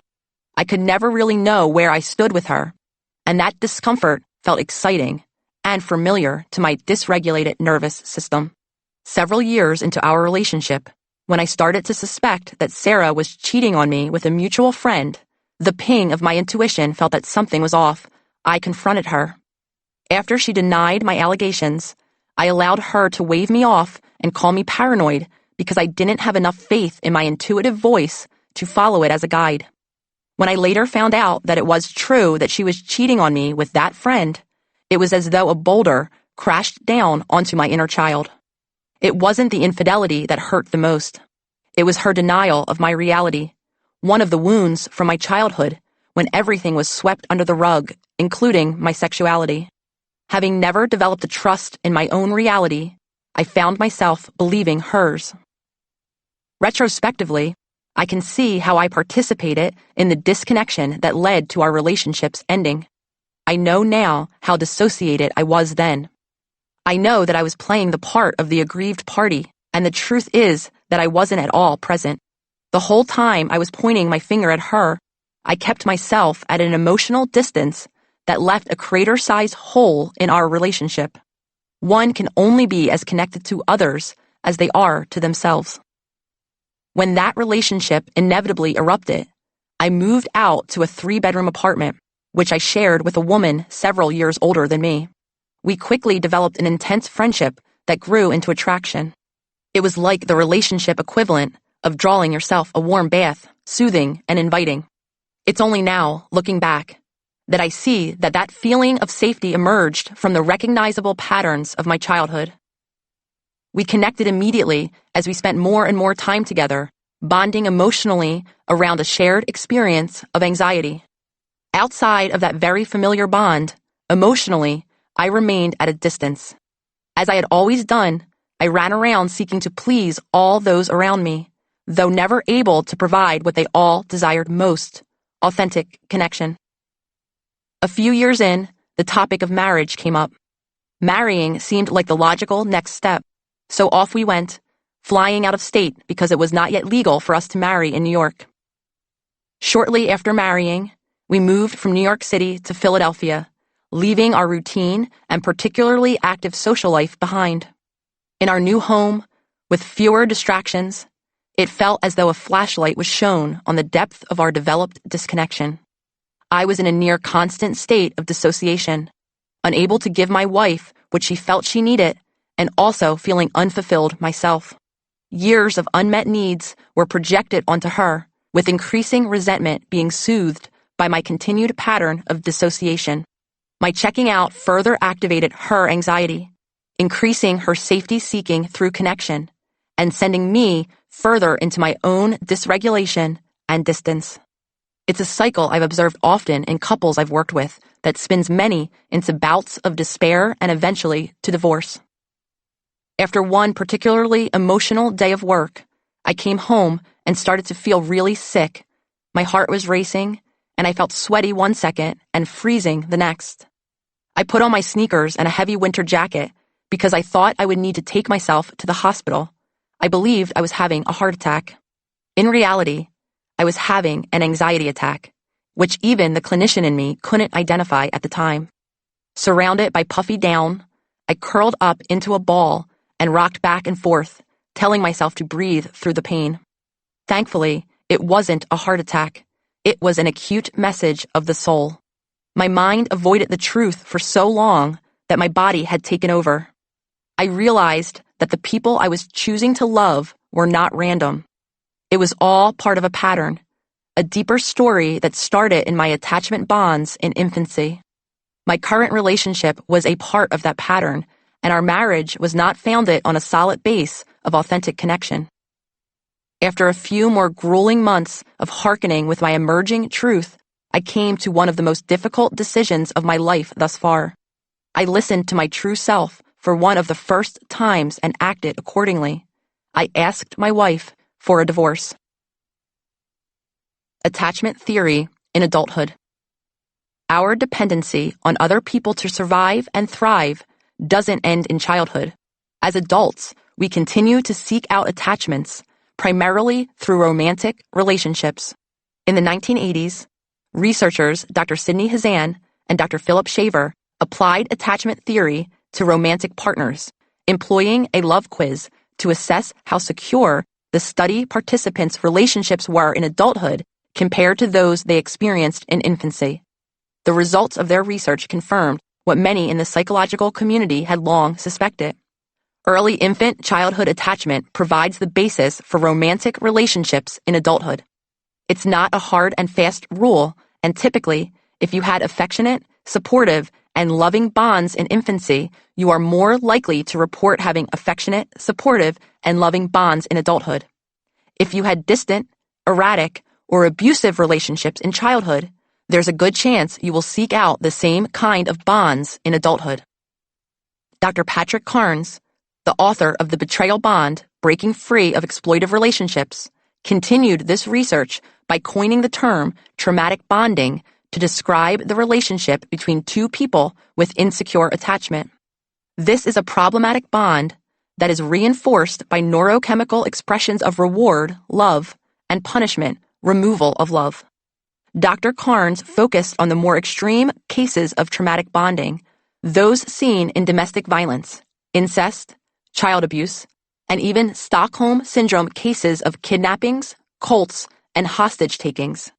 In his definition, we enter into a traumatic bond when we seek comfort from the source of our trauma, in this case, the person who is abusing or hurting us. When the source of our trauma is the person we are dependent on, we learn how to cope, in this case, receive love, by enmeshing ourselves in that bond. Dr. Carnes described this phenomenon as the misuse of fear, excitement, sexual feelings, and sexual physiology to entangle another person. In my more expanded definition, a trauma bond is a relationship pattern that keeps you stuck in dynamics that do not support the expression of your authentic self. Trauma bonds are often learned and conditioned in childhood, and then repeated in adult relationships, peer, familial, romantic, professional. They are relationship patterns that are based on our earliest, often unmet needs. Trauma bonds are not exclusive to romantic relationships, though that is often where they are most obvious.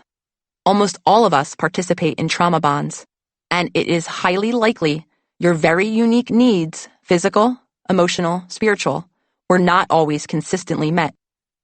While not exhaustive, common signs you'll witness in a trauma bond include: 1. You have an obsessive-compulsive pull toward particular relationships, even though you know the relationship will likely have problematic long-term consequences. Often, We confuse the intense emotions associated with a trauma bond for love. This plays out in a push-pull dynamic in which the emotions of fear and abandonment appear to be exciting chemistry. The flip side of this dynamic can result in boredom when a safe relationship loses the thrill of the threat of loss. Excitement is a powerful motivator that keeps many people coming back. 2. Your needs are rarely met in particular relationships, or you are unaware of what your needs are in any relationship. All children have physical and emotional needs. Through our primary parent figures, we learn how to get those needs met. Your parent figures may have been unable to meet your needs because they were unable to meet their own. This will leave you similarly unable to meet your own needs in adulthood. This can look like not being able to ask for things or say no out of fear or shame. As a result of a lifetime of unmet needs, you may consistently feel resentful, unfulfilled, or needy. 3. You continue to betray yourself in particular relationships to get your needs met and have a related lack of self-trust. When you don't trust yourself, you outsource your worth to others. When you outsource your worth, you become chronically dependent on other people's perceptions of who you are. Rather than making decisions or choices based on your own inner knowing, you make them through someone else's perspective, allowing another person to validate or invalidate your reality. This becomes a vicious cycle that leaves you feeling constantly destabilized. Some people describe it as feeling crazy, and continues your disconnection from the inner guidance of your authentic self. Trauma bonds are the results of relationship dynamics that are rooted in stories about ourselves, created in childhood, and manifested in our adult relationships. They are extensions of how we adapted or coped in the absence of having an intrinsic need met. Ego protection stories, such as mine of not being considered, were early life adaptive measures to soothe difficult emotions and cope with trauma. Those coping strategies helped us survive issues with our primary attachment figures, so we held on to them tightly as we entered adulthood and faced perceived threats in other bonds. We use them to maintain an armor of self-protection so that our inner child wounds can never be opened again. The unconscious pull toward these patterns is so strong that we will do almost anything to preserve a relationship founded on a trauma bond, often engaging in acts of self-betrayal in order to receive love. It is the same betrayal we learned in childhood when we were told that certain parts of us were bad or unworthy of love, so we repressed or ignored those aspects of our authentic self. The goal is always to receive love, because bonds equal survival. Love equals life. Shame, addiction, and trauma bonds. For people who have experienced trauma, it's easy to confuse the feeling of mental and physical activation for authentic connection. When stress responses are identified as our homeostatic home by the subconscious, we may confuse signals of threat and stress for sexual attraction and chemistry. Eventually, we develop an emotional addiction to this heightened state that keeps us stuck in cycles in which we end up in the same relationship dynamics as always, with the same or different partners. This traumatic bonding is an addiction, as real and consuming as any other addiction, that takes us on a similar biochemical roller coaster. For many of us, our particular cycle of closeness and rejection began in infancy as part of our earliest relationships, so we are compelled to find adult relationships that mirror that conditioned cycle. In childhood, this can look like a parent figure who is inconsistent in expressing love, showing attention at one moment and complete lack of interest at another. We crave love, so our child brains learn how to adapt. If our parent figures gave us attention when we misbehaved, even negative attention, we may have purposefully acted out in order to receive more attention. This may not seem as though we're getting our needs met, though we're receiving attention and being seen, core needs in childhood. Our childhood attempts to have our physical, emotional, and spiritual needs met by our parent figures, however incomplete, impersonal, or even self-betraying they may be, form the basis of how we meet those same needs in our adult relationships. We gravitate toward familiar dynamics regardless of the outcome. It's no wonder then that children born into environments filled with stress and chaos will seek similar environments as adults. When we exist in a state of fear, of physical harm, sexual abuse, or abandonment, our body is altered on molecular, neurochemical, and physiological levels.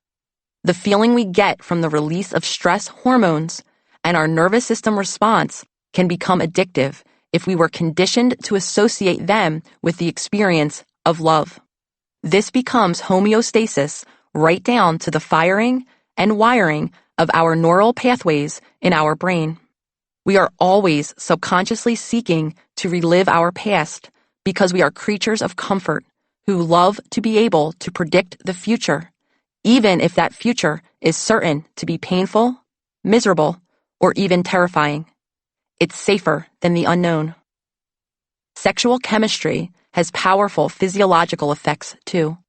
When a romantic relationship is built on extreme highs and lows, it often has corresponding sexual highs and lows that can make us feel extremely alive. The hormones released during sex are potent.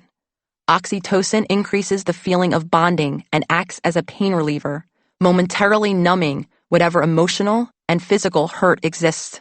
Dopamine improves our mood, and estrogens give women an overall boost. It's no wonder we want more of that rush, especially when it's intertwined with the conditioned dynamics of our childhood.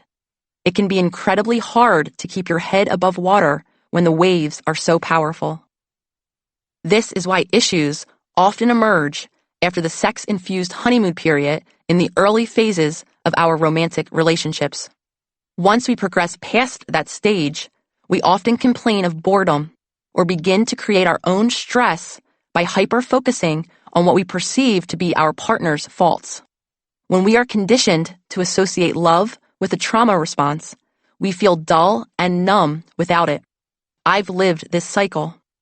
If there was peace in my relationships, if there wasn't some impending crisis, I'd feel irritated and restless, and I'd make sure to initiate some stress. Addicted to my past, I made it my future. Then I'd feel ashamed for making the same mistakes over and over again.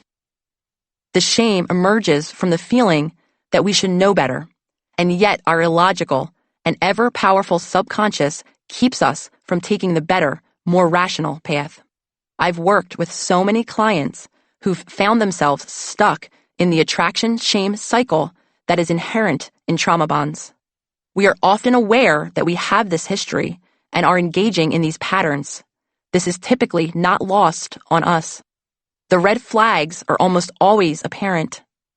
Even when they're not, many of us have friends and family members who see them and kindly, and sometimes not so kindly, well-intentionally try to warn us about them. When we are engaged in trauma bonding, we are not reacting from our rational mind. We are pulled in by the subconscious wounds of our past, living in autopilot patterns that are rooted in the familiar. As long as you are unaware of these conditioned patterns, even if you do find the perfect, whatever that means for you, partner with 0 red flags, you'll still feel as though the relationship is missing something essential. There will be no connection because you're still trapped in the trauma bond state, and no amount of good sense can knock you out of it. I share all of this to help you understand that trauma bonds are not something to feel ashamed of.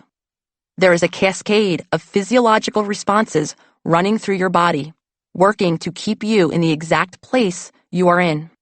The advice, just leave, or you should know better, is not helpful and does not come from a space of understanding the dynamics of trauma.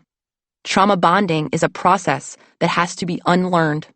It takes time and dedication. It takes work. Trauma bond archetypes. As with every other possibility for growth in this book, the first step in breaking trauma bond patterns is witnessing them. We're now going to revisit the childhood traumas I introduced in Chapter 3 from the perspective of their effects on our adult relationships. Keep in mind that this is not a neat checklist. Many people identify with several of these archetypes. A few don't see themselves in them at all. Our trauma reactions might not match up neatly with this list. Nothing in life ever does. The goal here is to give yourself the permission to go back and ask yourself, what happened way back when? How did it hurt me? And how do I now cope in my relationships? Having a parent who denies your reality. Anytime a child was told that what they were thinking, feeling, or experiencing was not valid, a void is created in the self. Those of us with this wound often continue to deny our own reality to maintain harmony. Such a person doesn't acknowledge their own needs or may be pathologically easygoing. These people can be martyrs, the ones who act selflessly to their own detriment. They are typically conflict avoidant and follow the mantra, if you're okay, I'm okay. Those with reality-denying wounds can even be confused about their own reality, having been disconnected from and distrustful of their intuition for so long. They continue to outsource their decisions and needs to everyone around them. As their needs persist and resentment grows, those of us with these wounds end up holding everyone around us responsible for our choices. Having a parent who does not see or hear you. Those who felt that their parent figures ignored or neglected their core need of being seen and heard learn early that they must quiet their true nature in order to receive love. We see a similar reaction in those who lived in a family whose members were emotionally immature, i.e., often employing icing or the silent treatment as punishment. Love is often either scarce or conditional in such an environment that people in them almost entirely eliminate their wants and needs to make sure they receive anything they can. There is often behavioral modeling happening too. Those who were iced often ice other people when they're threatened. This wounding can also manifest itself in picking big personality partners. A client I worked with often found herself attracted to powerful, high-achieving partners who would literally suck all the air out of any room they entered. Such people have a core wound, I am not seen or heard, and so they pick a partner who keeps them in this state of living out the expression of the core wound, once again pulling them toward the familiar state of smallness or invisibility. Playing this part, however, activates all the uncomfortable emotions associated with not being seen or heard. Every time this woman picked a big personality, the relationship inevitably failed when she started resenting her partner for the very reasons she had felt connected in the first place. Having a parent who vicariously lives through you or molds and shapes you. When our parent figures directly or indirectly express preferences about our beliefs, wants, and needs, it creates a lack of space for our authentic self-expression. This can manifest itself in a variety of ways and often results in reliance on external guidance from partners, friends, even mentor types for input into or feedback on all of life's big and small decisions. These are the people who always need to talk things out, sometimes multiple times with multiple people, in order to figure out how they feel. Because they have always been told what they feel, think, or should be, they have no connection to an intuitive guidance. Often, this leads to their constantly seeking a guru or guide or constantly drinking the Kool-Aid of new ideas or groups. Having a parent who does not model boundaries. As children, we intuitively understood boundaries, even though many of us were raised in homes where our parent figures didn't have clear limits themselves. Some of our parent figures unconsciously crossed our boundaries by telling us to do things we didn't feel comfortable with for the sake of being polite or good. Those experiences overrode our intuition and innate limits, causing us to question our inner messages.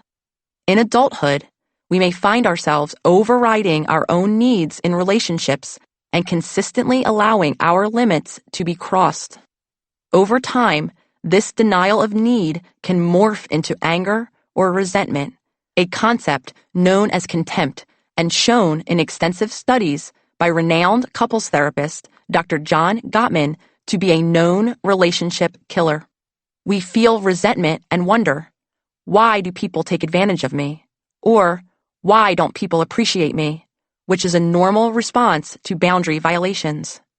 What we don't understand is that this behavior is related to our lifetime lack of setting boundaries or limits to the time, energy, and emotional resources we expend on others. Having a parent who is overly focused on appearance. Many of us received both direct and indirect messages about appearance by parent figures who focused on the way we looked physically, our weight, our hairstyle, our clothing, or even how the family unit was perceived by others within the community. As adults, we can develop a habit of comparing ourselves to others to see if we measure up on superficial levels, not understanding that emotional wellness goes far deeper than surface appearance. This reliance on external appearance leads us to be overly focused on the image of ourselves that we present externally. We may even deny or intentionally hide painful or difficult issues we are experiencing in order to maintain the appearance of being perfect.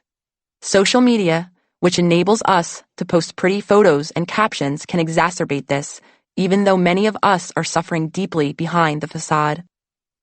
Having a parent who cannot regulate their emotions. When we see our parent figures coping with their emotions by exploding or withdrawing, we are left feeling emotionally overwhelmed. By adulthood, we lack adaptive emotional coping skills and overall emotional resilience. Many of us model the same emotional reactivity or inhibition that was expressed by our parent figures. Some of us may find our emotions exploding out of us as we yell at others or storm around the house slamming doors. Others may deal with their big emotions by detaching. This might look like someone who is avoidant or conflict averse. On the more extreme end, these are the people who engage in dissociation. Some use external aids to create that state, numbing themselves with drugs and alcohol, distracting themselves with social media, sedating themselves with food. The bond itself may even be the numbing agent, and when we are preoccupied with a relationship, we don't have to ask ourselves if something deeper is making us unhappy. With these general archetypes in mind, pay attention to how your body feels around the people in your life. Our relationships are a guidance system that enables us to determine the state of our mental wellness. Take a moment to write down the names of some of the people you have the closest relationships with. Underneath the names, write down how you feel most often when interacting with them. Do you feel tense, anxious, or do you feel free, safe? This will begin to give you an awareness of some of the relationship patterns you learned through your experiences in childhood. The trauma bond trap. More often than not, each individual in a relationship is dealing with the after effects of their unique childhood traumas, while, at the same time, both are trying to live, love, and thrive together. No one ever said this relationship stuff was easy. One of my clients, a practicing therapist, came to me for help with her seesawing interplay with her husband. As with any trauma bond, there are aspects of their bond that are highly unique and others that are more generalizable. Joshua and Shira's relationship shows how the personal can often be universal.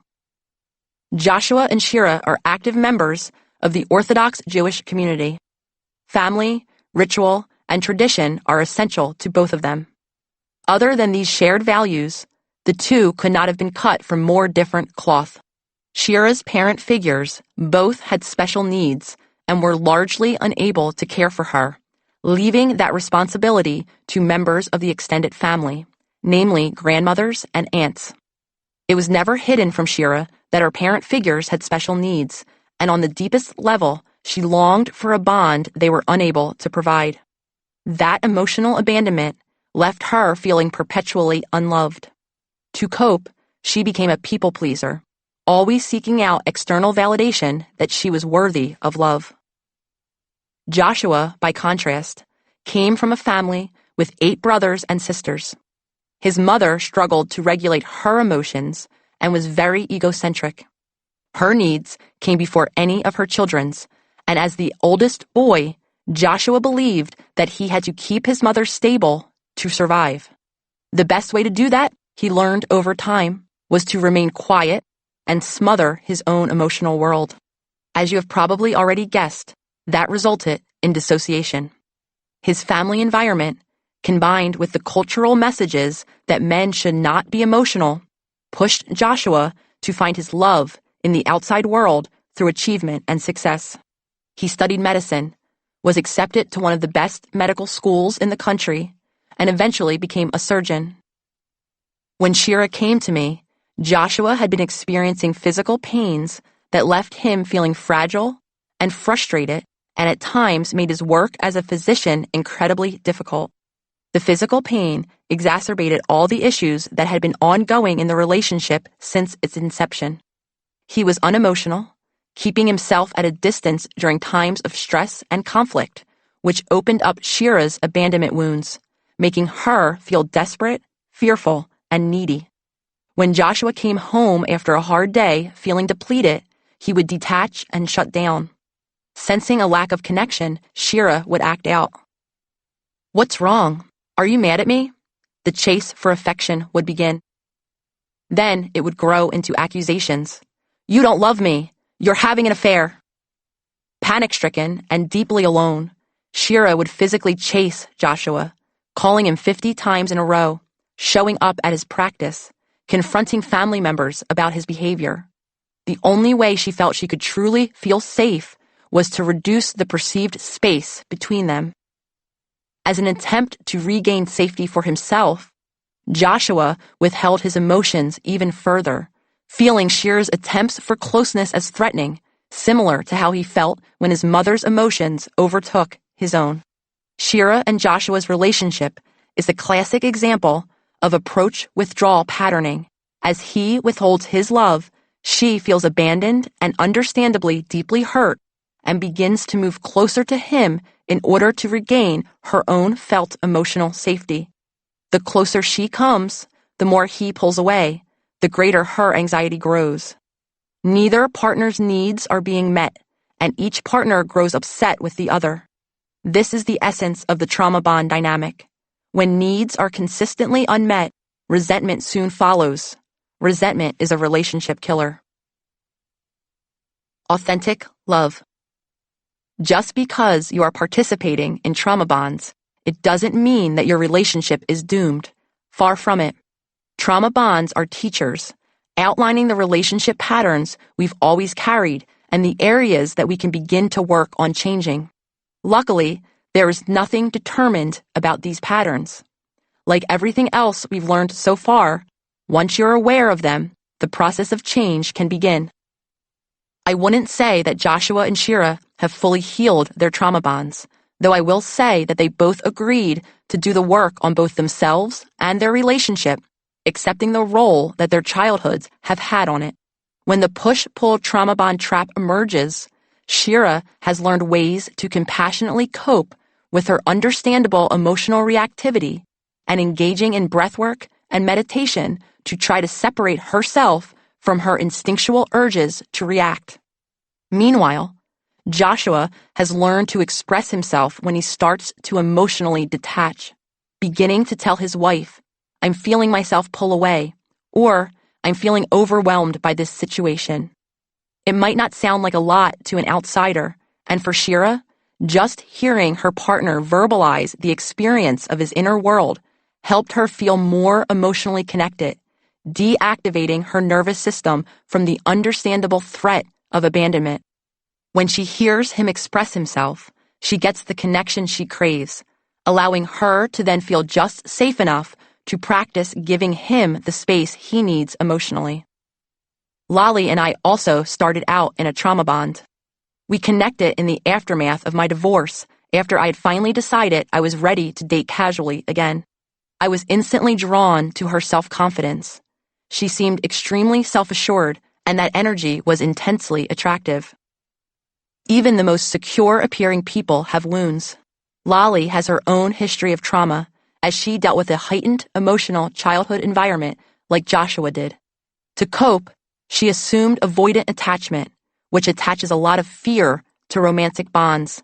Essentially, I'm scared you'll leave me. I'm scared you'll stay. One day, she would be engaged and passionate. The next day, when conflict arose, she'd flee.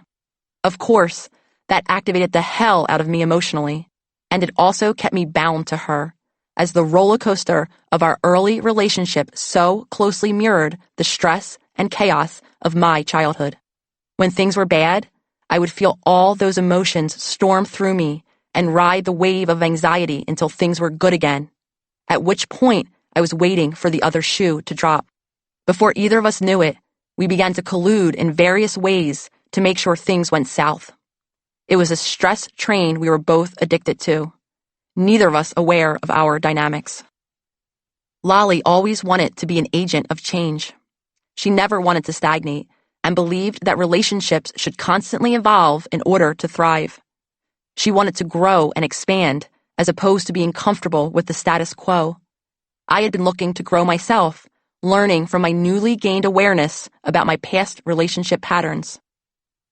Meeting Lolly coincided with a period in my life when, now living in my home city of Philly, I was spending more time with my family. Given the frequency with which I was seeing them, many of the patterns of the past were coming to the surface, whether or not I wanted to actively admit it.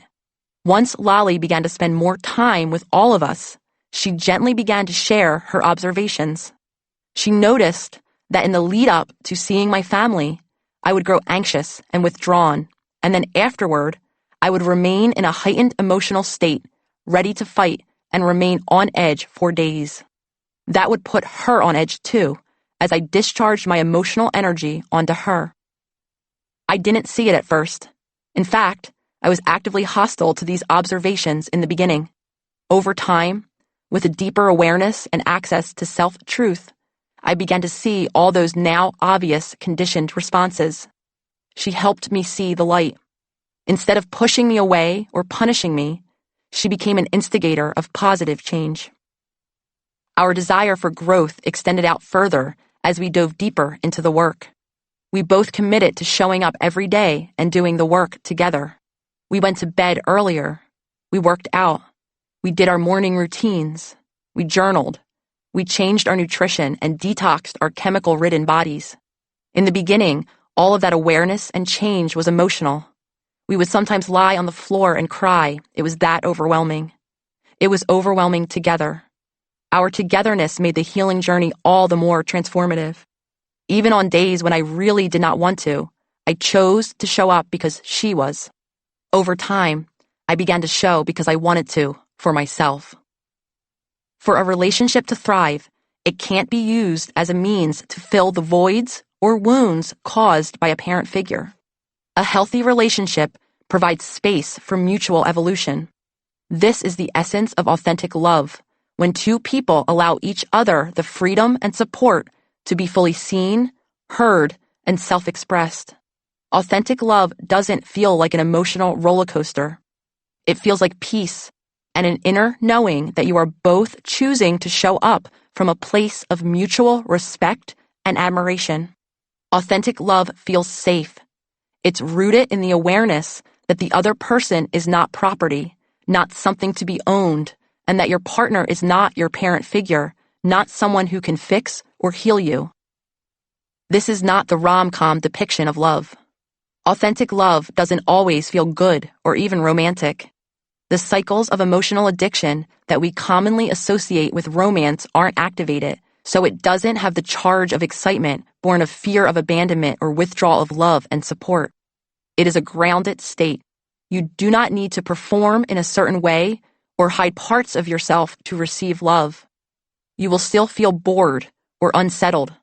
You will still find yourself attracted to other people and may even mourn the loss of the single life. Conscious relationships aren't fairy tales. There's no "you complete me." There's no smile and poof, living happily ever after. Like everything else you have encountered so far, authentic love requires work. The path forward is to become aware of the role of self-betrayal in your trauma bonds and the role that you can play in honoring your own needs. Do the work. Identify your trauma bonds. To gain awareness of how your childhood wounds or suppressed feelings continue to affect you and your relationships in adulthood, take some time reflecting and writing using the following prompts for all that apply. Remember to look back to the journaling exercise you completed in Chapter 3, taking note of the childhood wounds you experienced. Having a parent figure who denies your reality.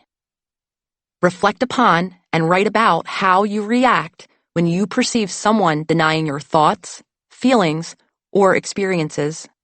Spend some time witnessing yourself and exploring what kinds of experiences activate these feelings and note your reactions. Use this journal prompt. Today, when insert an experience in which you feel your reality is denied, I feel blank and I react by blank. Having a parent figure who does not see or hear you. Witness the experiences that continue to result in you feeling unacknowledged. Note the ways you attempt to be seen or heard in adulthood. For example, do you find yourself desperately trying to make others see or hear you, or do you have a deep, underlying sense of being generally unacknowledged? Do you find yourself playing roles in your relationships in order to receive validation? Do you hide some thoughts, feelings, or parts of yourself that you feel others will not approve of? How do you react to feeling unacknowledged in adulthood?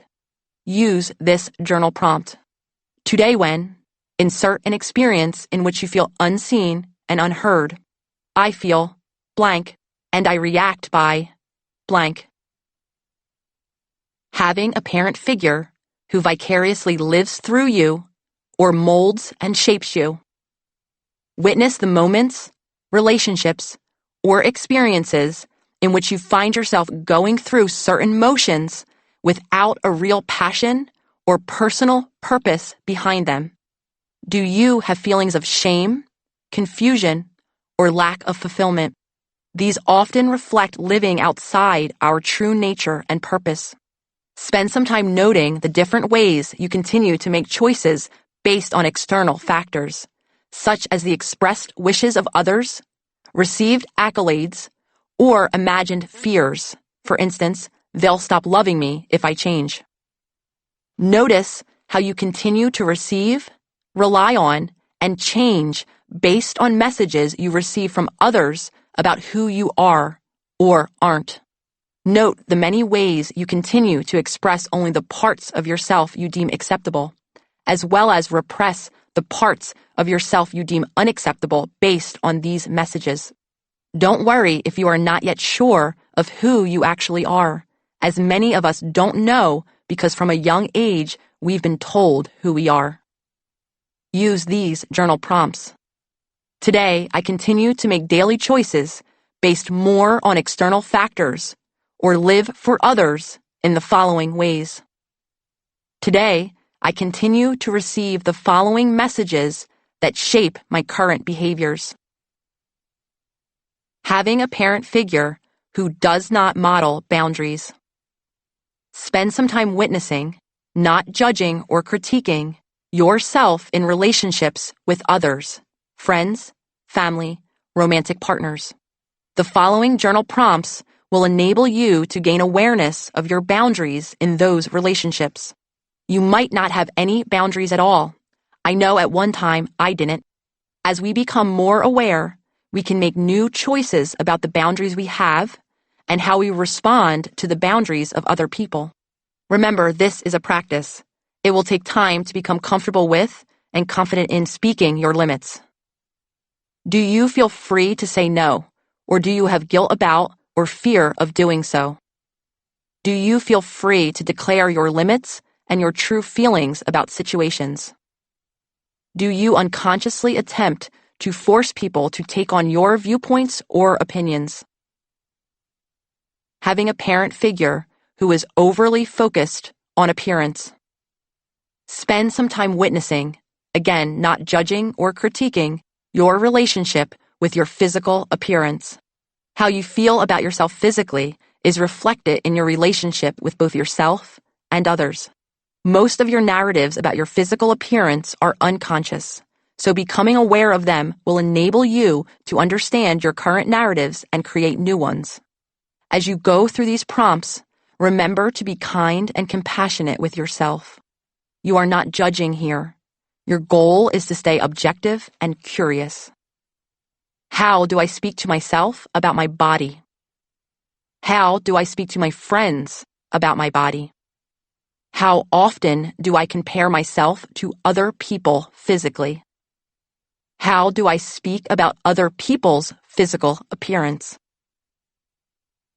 Having a parent figure who cannot regulate their emotions. Spend some time witnessing how you regulate your own emotions now in adulthood. Witness the ways you see yourself experiencing and coping with your emotions. Specifically, spend some time noticing the many ways you continue to deny certain emotions in your daily life, or generally in many areas of your life. Do you always attempt to be positive or the life of the party? Do you feel unable to communicate what you're feeling to friends and partners? Do you hide some emotions and fully express others? Reflect using the following journal prompts. When you have a strong emotional experience, how do you respond? Do you have a coping strategy when you feel stress from your emotions? What is it? When you have a strong emotional experience, how do you communicate with those around you? After having a strong emotional experience, do you practice self-care, or do you find yourself shaming yourself for your responses? Today, I continue to deny my emotions in the following ways. Chapter 10. Boundaries. My client, Susan, was raised in a typical middle-class home where the mantra was family is everything, similar to my own. Early on her healing journey, Susan idealized her family, overcompensating by speaking only about the wide support and love her parents provided. As far as her own struggles with feeling lost and unfulfilled went, she would say, "I don't know why I'm like this. I had everything I ever wanted." Her parents had a stable marriage. They showed up to every school event. They both showered her with affection. Susan particularly idealized her mother, engaging in patterns of near hero worship. When she first heard about inner child work, she dismissed it, calling it woo-woo nonsense. Susan's fear of her own traumas resulted in an overcompensated admiration with no room for anything even remotely uncomfortable when discussing her past. As she continued to witness herself more honestly, a more critical portrait emerged. Her mother could often be overbearing and controlling. There was a lot of unconscious molding and shaping going on in her childhood, and her mother wanted Susan to live the life that she herself could never have. The dynamic seemed to intensify once Susan left the codependent nest. Her mother called several times a day, using guilt as a weapon if Susan did not pick up or return her calls fast enough to satisfy her. What really bothered Susan was how often her mother arrived at her home unannounced. She would just show up and expect Susan to drop everything for her. That made Susan feel desperately angry and sparked memories of her childhood, when her mother would barge into her room and read her diaries. Yet Susan never complained. not even when that more obvious transgression occurred. Susan, who fit the inner child archetype of the caretaker, always tried to appease her mother. She took on the maternal role in life, offering all others the patience and boundless love that had not been present in her own mother-child dynamic. Interestingly, Susan began her healing journey after years of feeling desperately unable to connect with others. She often thought of and described herself as a doormat for her friends. She was a mere sounding board for all of the stresses and issues of those around her, something I refer to as emotional dumping, which we will talk about later in this chapter. One friend in particular took advantage of her compliance and patience by calling her during every perceived catastrophe in her romantic relationship, which was especially chaotic. This friend had no qualms about calling in the middle of the night to vent. Even though Susan thought that was inappropriate, she always picked up. The mere idea of rejecting her friend's phone call made her feel physically ill and filled her with a sense of guilt and shame. Her friend needed her. Susan was always the good friend, the nice one, the one who was always there. That was her narrative, and she stuck to it. She kept picking up the phone. She kept lending her time and emotional resources to others who did not reciprocate. She kept showing up to her draining relationships, all along feeling that the interactions were one-sided, unfair, even shallow. Did any of her friends truly know anything about her? She felt invisible. She often cried during our sessions. "Will I ever find someone who truly cares about me?" she asked. Over time, as Susan's relationship with her mother continued to cause her stress, she became aware that her mother made her feel unsafe. She didn't feel free to express her real feelings, as she consistently ignored her own desires so she could instead cater to her mother's wishes. She didn't want to visit her mother as often as she did, yet she did so out of guilt, shame, and fear, just as she always picked up the phone when her neediest friends called. She found her identity in pleasing others, and since she had no boundaries in place to protect her, she became so in service to others that she lost all connection with her authentic self. Enmeshment. When many of us are introduced to the idea of boundaries, it is often a startling revelation. Boundaries, the clear limits that separate you, your thoughts, beliefs, needs, emotions, and physical and emotional spaces from others, are necessary in order for you to be able to develop and maintain authentic relationships. The ability to set clear limits and keep them over time is critical to our overall wellness. A lack of boundaries in childhood often manifests itself as a similar difficulty setting boundaries in adulthood. If we didn't have the space to express our separateness, separate emotions, separate opinions, separate realities in childhood, or if we were engaged in family groupthink, we do this, not that. We don't like those people. We are this kind of family. We often weren't given the chance to express our authentic selves. Some parent figures, as a result of their own lived experiences and related emotional wounding, unconsciously view their child as a means to get their own needs met. This may involve confiding in the child or treating the child as a best friend. In this dynamic, emotional lines blur because no one in the family has the space to develop autonomy or express their authentic self fully. This is called enmeshment. In the enmeshed state, there is a complete lack of separateness. Parent figures are overly invested in their child's lives. Emotional activation spread across the whole family. Spending time away from other family members is actively discouraged or even punished. Though there may be almost constant contact, mostly because being out of contact brings out fear and emotional reactivity in everyone.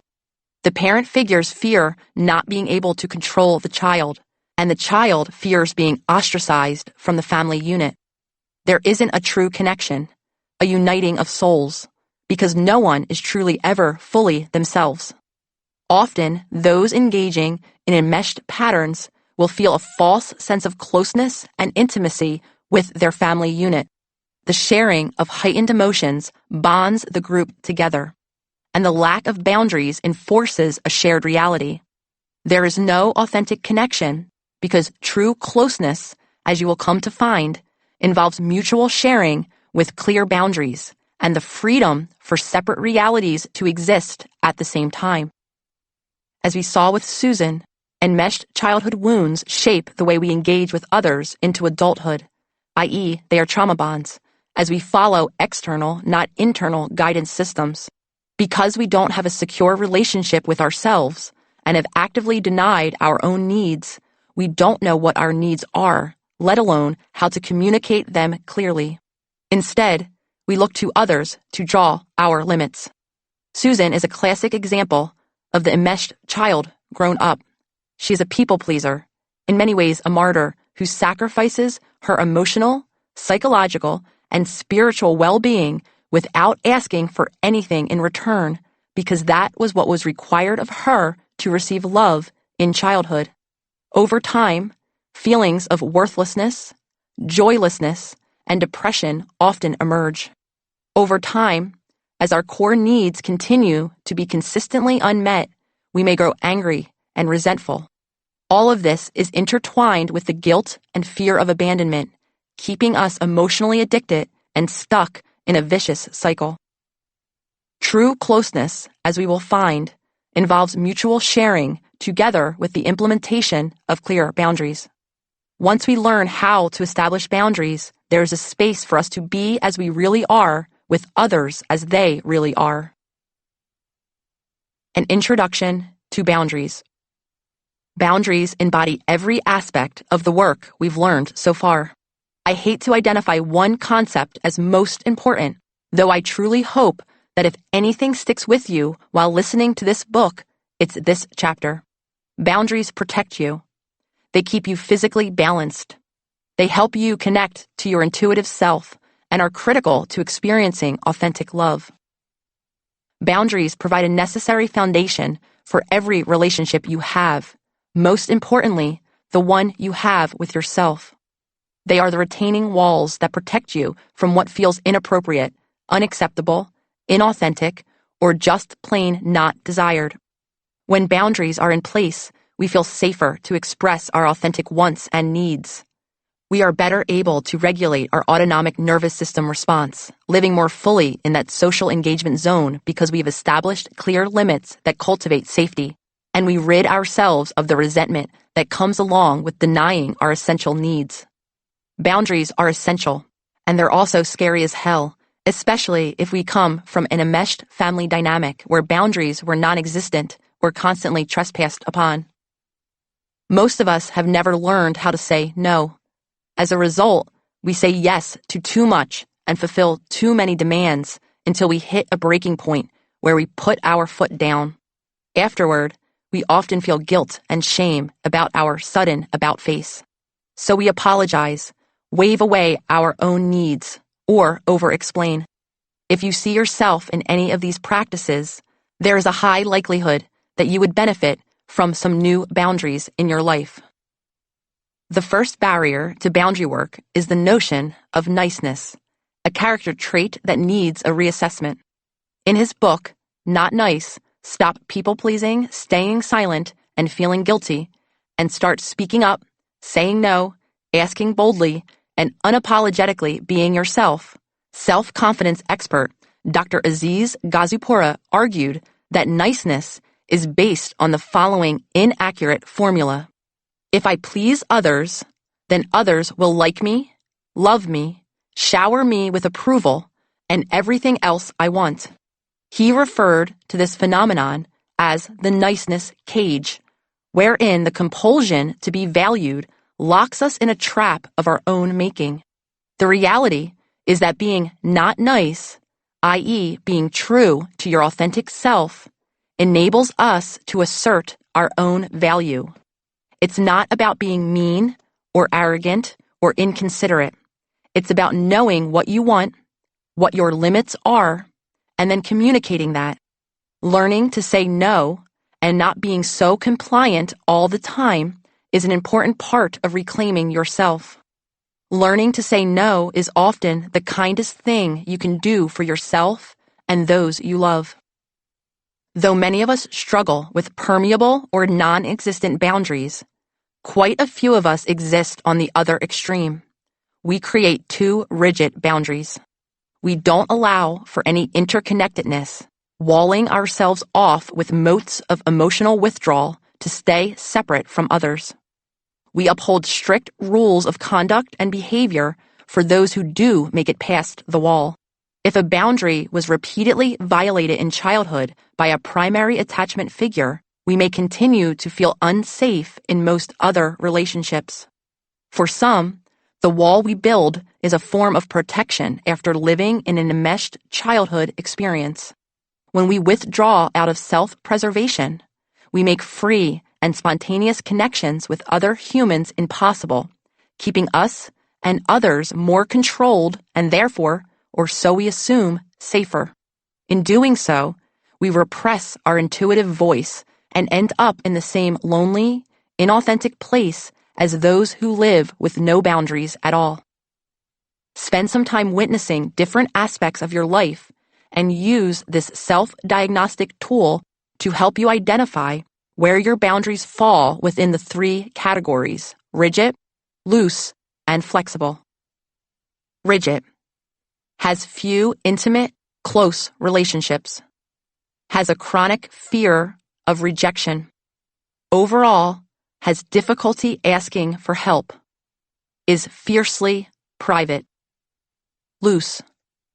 Engages in compulsive people-pleasing. Defines self-worth by the opinions of others. Has a general inability to say no. Consistently overshares private information. Is a chronic fixer, helper, saver, rescuer. Flexible. Is aware of and values own thoughts, opinions, and beliefs. Knows how to communicate needs to others. Shares personal information appropriately. Is consistently able to say no when needed and accepts others doing the same.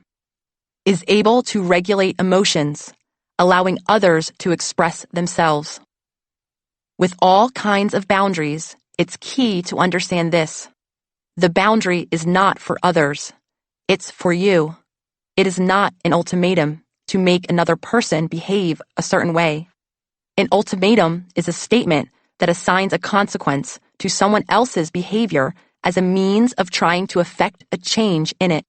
A boundary, rather, is a personal limit that is expressed so that your need will directly be met. It is an action we take for ourselves regardless of how the other person reacts. That the other person may change in some way is a secondary gain. An important aspect of setting boundaries is allowing others to have their own limits and boundaries and respecting and honoring theirs while you maintain your own. When our needs aren't being met or are actively being infringed upon, we cannot point a finger at another person and say, "You have to change." A better question to ask is, what do I need to do to make sure that my needs are better met?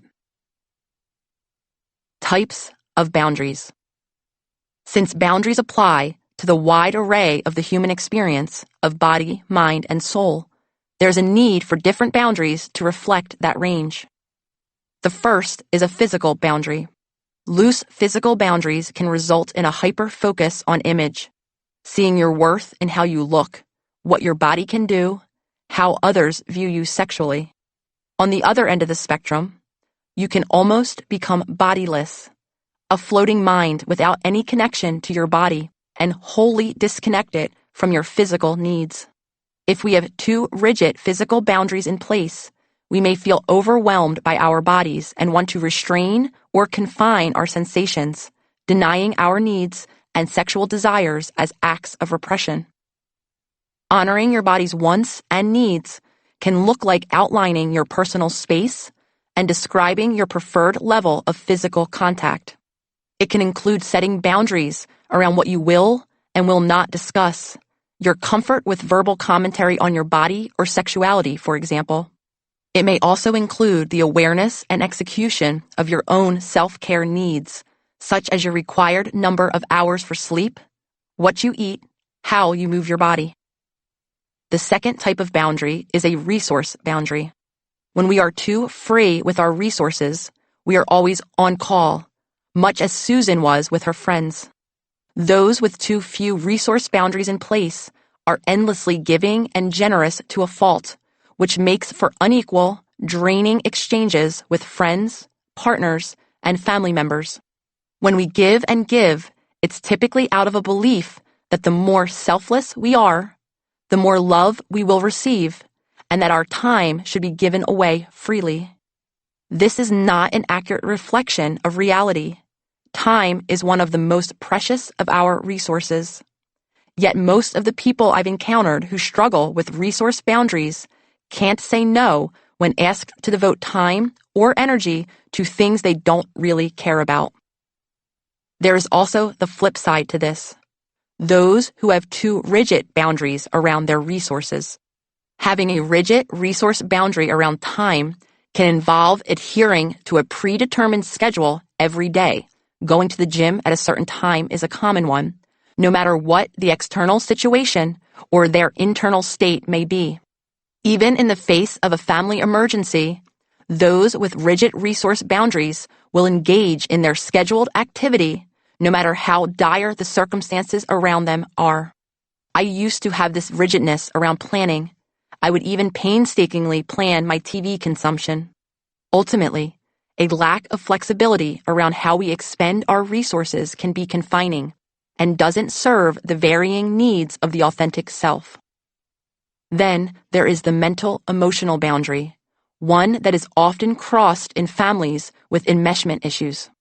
When we have loose mental-emotional boundaries, there is often a feeling that we are responsible for the mental-emotional states around us and an internalized need to save others or keep everyone happy.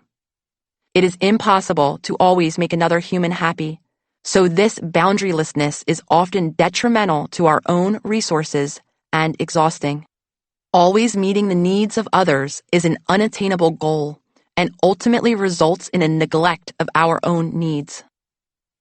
In an enmeshed family, we also develop loose mental, emotional boundaries, which result in a tendency to engage in groupthink. This happens when there is a group conceptualization of our thoughts and beliefs, which is particularly salient in religious households, where it's understood that everyone will follow the same practices and beliefs. The message, both direct and indirect, received by all family members is one of conformity, accompanied by a fear of being ostracized for non-compliance. In those of us with too rigid mental-emotional boundaries, there is often a complete lack of interest in anyone else's worldview. If we are stubborn and adamant about our own beliefs or emotions, we remain separate from the people around us, making true connection impossible. With our guard always up, there is no space for a meeting of minds or souls. We become an island. Such extreme rigidness is uncommon, I should add, but is seen in lesser degrees in small acts, like when we insist that we get exactly half of something even when we do not actually want the thing in any way. Mental-emotional boundaries enable us to separate ourselves and our emotional world while allowing others to have their own separate emotional world. With boundaries in place, we can more easily access our intuitive voice and better regulate our emotional states. In this place of emotional safety, we feel more comfortable sharing our thoughts, opinions, and beliefs with others. We don't feel compelled to please or agree with others all the time. Emotional dumping and oversharing. Emotional oversharing is an issue that comes up a lot in my self-healers community. Many of us were never allowed to keep things to ourselves, especially if we had intrusive and enmeshed parent figures who modeled oversharing, demanded full disclosure, or shared an overwhelming amount of information when it was inappropriate at our developmental stage. I hear so many stories of best friendship in the mother-daughter dynamic that began with the sharing of inappropriate information at too young an age. Olivia, a self-healer who struggles with a compulsion to overshare, says that this dynamic with her mother started when she was only 6, and her mother told her about having sent a friend to remove her father from a strip club. It was too much information too soon. Her mother's boundarylessness shaped Olivia's boundary use with others, and she noticed she often found herself oversharing in times of stress or discomfort. She described herself as an air filler who would just talk and talk if she felt any discomfort in the other person. It was an automatic reaction, and sometimes she would say things that she would later regret. It is beneficial for us to put up boundaries around our internal world. We then allow moments of quiet in conversations without rushing to fill the silence with our own stream of consciousness. There are things that we can decide to keep private. When we have proper boundaries in place, we have a choice about when and to whom we direct our emotional energy. Choice is pivotal. It's the understanding that your thoughts, feelings, and beliefs are your own, and you can decide if you want to share them with everyone or with no one. Another common outcome of mental, emotional, and resource boundarylessness is emotional dumping, the spilling of emotional issues onto a person without being empathetic to their emotional state. I'm sure you can think of at least one person in your life who does this. Maybe it's you. Some people call it venting, though that's not accurate. Venting has positive associations. It revolves around one singular topic, helps with stress release, and is often geared toward a productive outcome. Emotional dumping, by contrast, involves the airing of negative, circular, and obsessive thoughts. People who are prone to emotional dumping are often caught in the loop of emotional addiction. Their heightened emotional state reinforces the behavior, even when it is not reinforced by those around them. It is a human instinct, and often emotionally helpful to share with others and reach out to others for help and guidance. Emotional dumping is not about reaching out for help. It is a repetitive and obsessive coping strategy that leaves no room for anyone else's needs, let alone guidance. Emotional dumping is a coping skill born of boundarylessness on both sides. The emotional dumper has loose mental emotional boundaries, and the people on the receiving end, if they find themselves in this situation regularly, also don't have sufficient boundaries to end it. Sometimes, people emotionally dump in an attempt to escape an emotion that they don't believe they can bear alone. However, it can be harmful to unload negative emotional energy on another human. There can be times when emotional dumping feels like a punishment, as when someone consistently dumps doom and gloom even when learning good news about another person. Like when you tell a friend about a job promotion or a recent vacation, and they immediately steer the conversation back to their problems at home or even your issues with your spouse. Though it may feel aggressive and even weaponized, it's not necessarily intentional. Often, emotional dumpers feel comfortable or in familiar homeostasis only when discussing topics that allow themselves to feel depressed. When faced with the unfamiliar positive, they turn the conversation back to the more distressing baseline where their entire system feels at home. Emotional dumping need not be one-sided. A relationship can be built around emotional dumping as the main form of connection.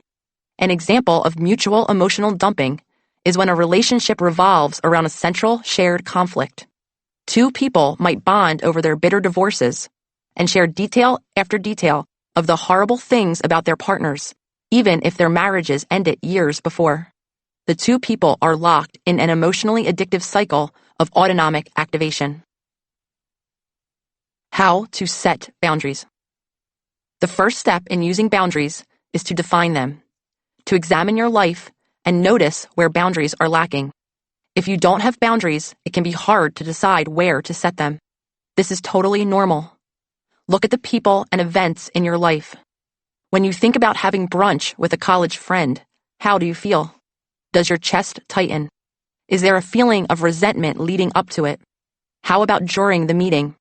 Do you feel expansive, spacious, and nourished?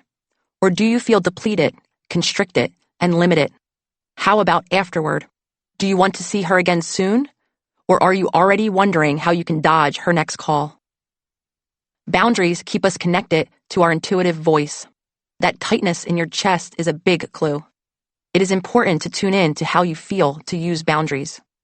Remember, we are not in the thinking mind when we're witnessing how we feel. Instead, we are noticing how something or someone registers in our body. Once you start noticing your bodily sensations, assess where your current boundaries are lacking. What do you need to shift or change to make you feel safe and secure in your relationships? This assessment is for you. If you come from patterns of enmeshment, there will be a pull to imagine the effect on the other person. How will Janet feel if I cancel our plans? The goal is to reclaim your own energy and ask what will make you feel happier, safer, and more comfortable. Spend a few days looking over your relationships and identify and list your most commonly crossed boundaries. This will give you a roadmap of where to start setting your boundaries. Here are a few examples of crossed boundaries by type. Physical. Your mother makes jokes about other women's weight. Change needed. You want her to stop. Mental, emotional. A friend often emotionally dumps about her ex-boyfriend. Change needed. You want a more reciprocal relationship. Resource. A coworker insists on taking his meal with you on every lunch break. Change needed. You want some time alone. Now that you've located the areas where boundaries would be helpful and what you'd like to accomplish with them, it's time to determine how to begin to practice setting them. Obviously, how you proceed will vary based on what you hope to accomplish, and the first step is communicating your boundary. When you communicate clearly, you set yourself and your relationship up for successful change. Setting an intention for yourself gives you the space and opportunity to identify your why. I'm doing this because of X or Y. For example, because I want the relationship to survive. Because I care about our friendship. While this does not need to be articulated to the other person, it is helpful for it to be fully clear to you. If you would like to articulate your why to the other person, this may sound like, I really care about you, and I will have to make some changes in the way we communicate. When you state your boundary, it is helpful to use objective language as much as possible. You want to focus on facts. If a phone call occurs in the middle of the night while I'm sleeping, it will go unanswered. It's best to avoid you language as much as possible, as it can activate the defensiveness of the other person's ego. Try to be confident and respectful, as hard as this may be. Remind yourself you are doing nothing wrong. You are respecting yourself and your relationship. To help you get started, I've included an example of a boundary setting template that can be adapted to fit your needs. I am making some changes so that insert your intention for your new boundary and hope you can understand that this is important to me. I imagine insert your understanding of their behavior. When you insert problematic behavior, I often feel insert your feelings, and I understand that is something you may not be aware of. In the future, insert what you would or would not like to happen again. If insert original problematic behavior happens again, I will insert how you will respond differently to meet your own needs. Keep in mind that timing is key. It is helpful to communicate a boundary at a time when both parties are as emotionally settled as possible. When we're activated, we're in no state to receive anything challenging. Remember, even our middle ear muscles close off when our vagus nerve is fired up. To the best of your ability, try to find a time that's as emotionally neutral as possible for both people to share your new boundary.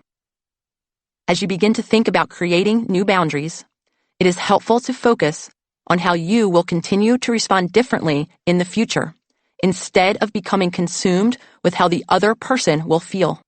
Many boundaries are erased before they're even articulated. We start envisioning how our boundaries will hurt others or how they will fire back and hurt us. We beat ourselves up. We tell ourselves that we're ungrateful or selfish, what I call the feel-bads.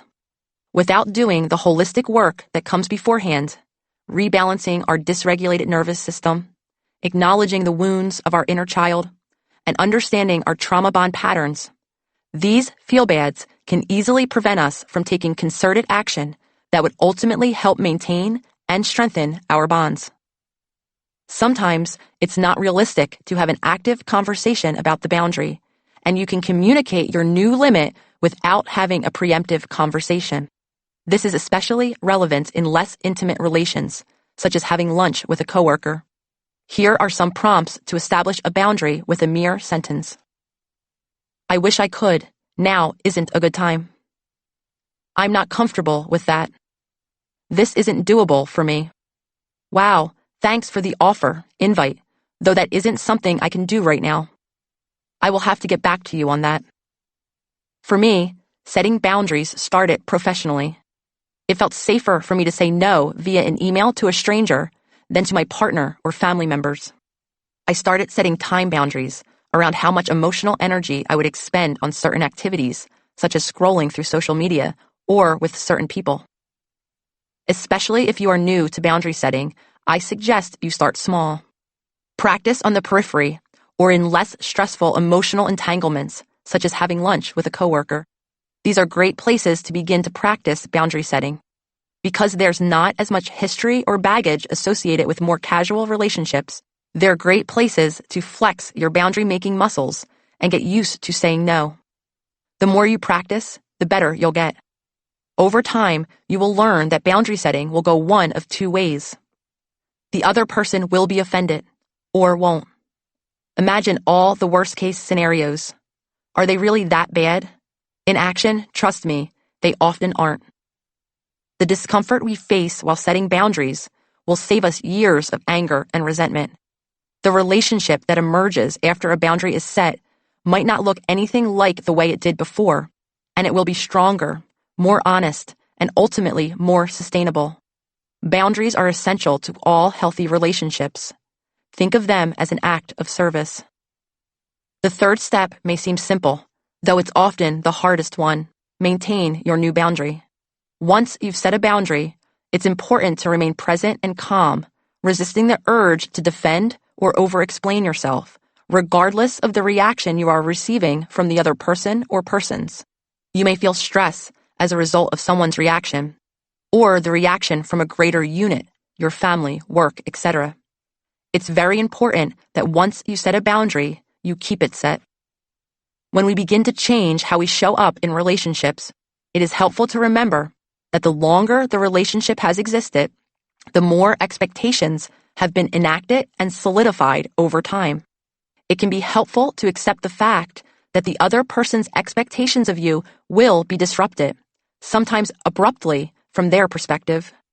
On top of this, the receiver of a new boundary, especially one with abandonment wounds, will likely react defensively or even offensively.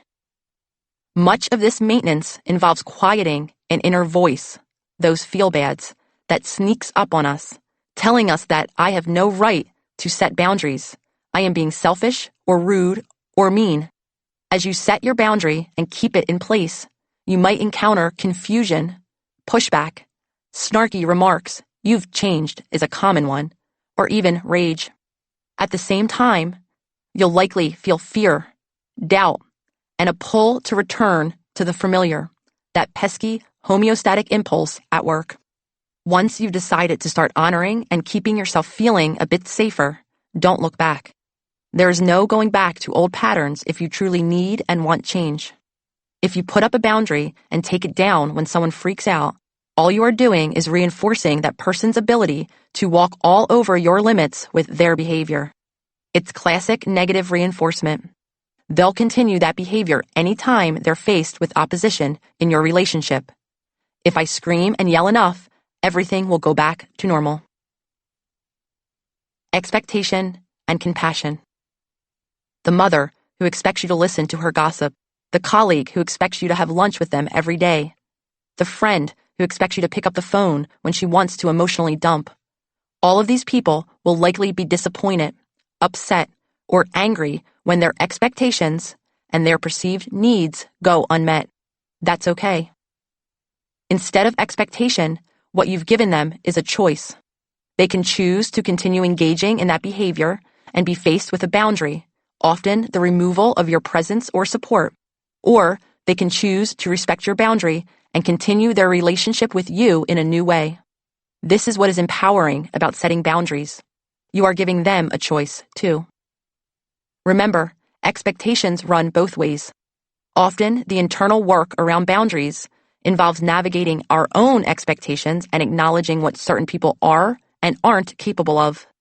It's important to accept that many people will not change, at least not right away, and some might never change.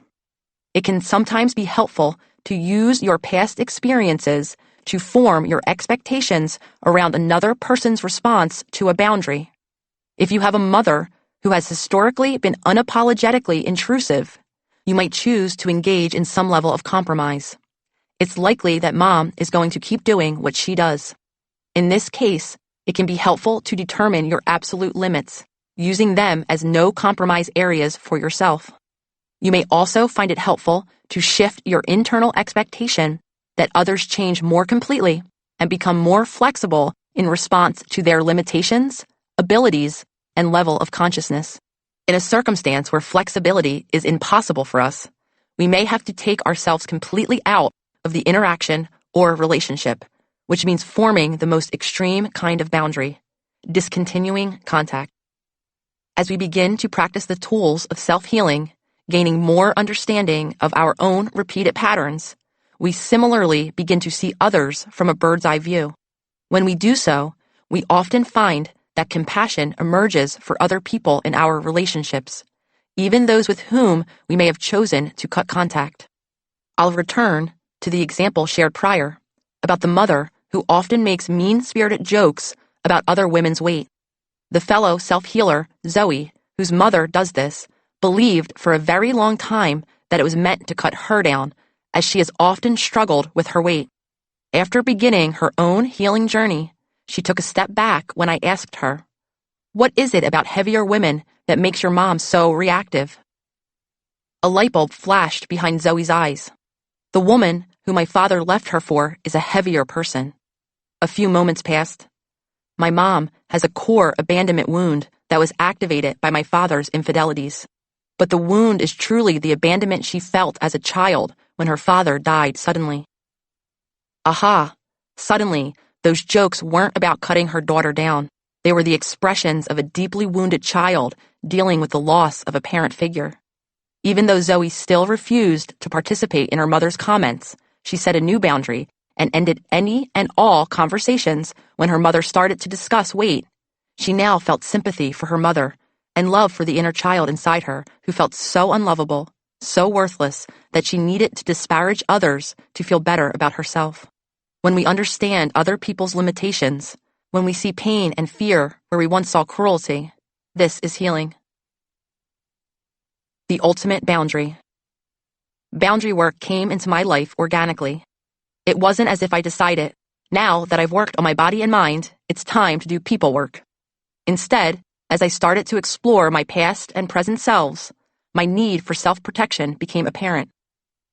I started the process on the periphery by witnessing my inner experiences around my friends and colleagues. I don't really ever feel excited when this person texts me, or I feel drained after I have lunch with that person. I started to spend less and less time within several of those relationships. I noticed the effect of my boundarylessness on others. With one friend, I routinely emotionally dumped, just chewed her ear off about the latest drama or issue in my life. That uncomfortable awareness hit me in the face. I knew hardly as much about her as she knew about me.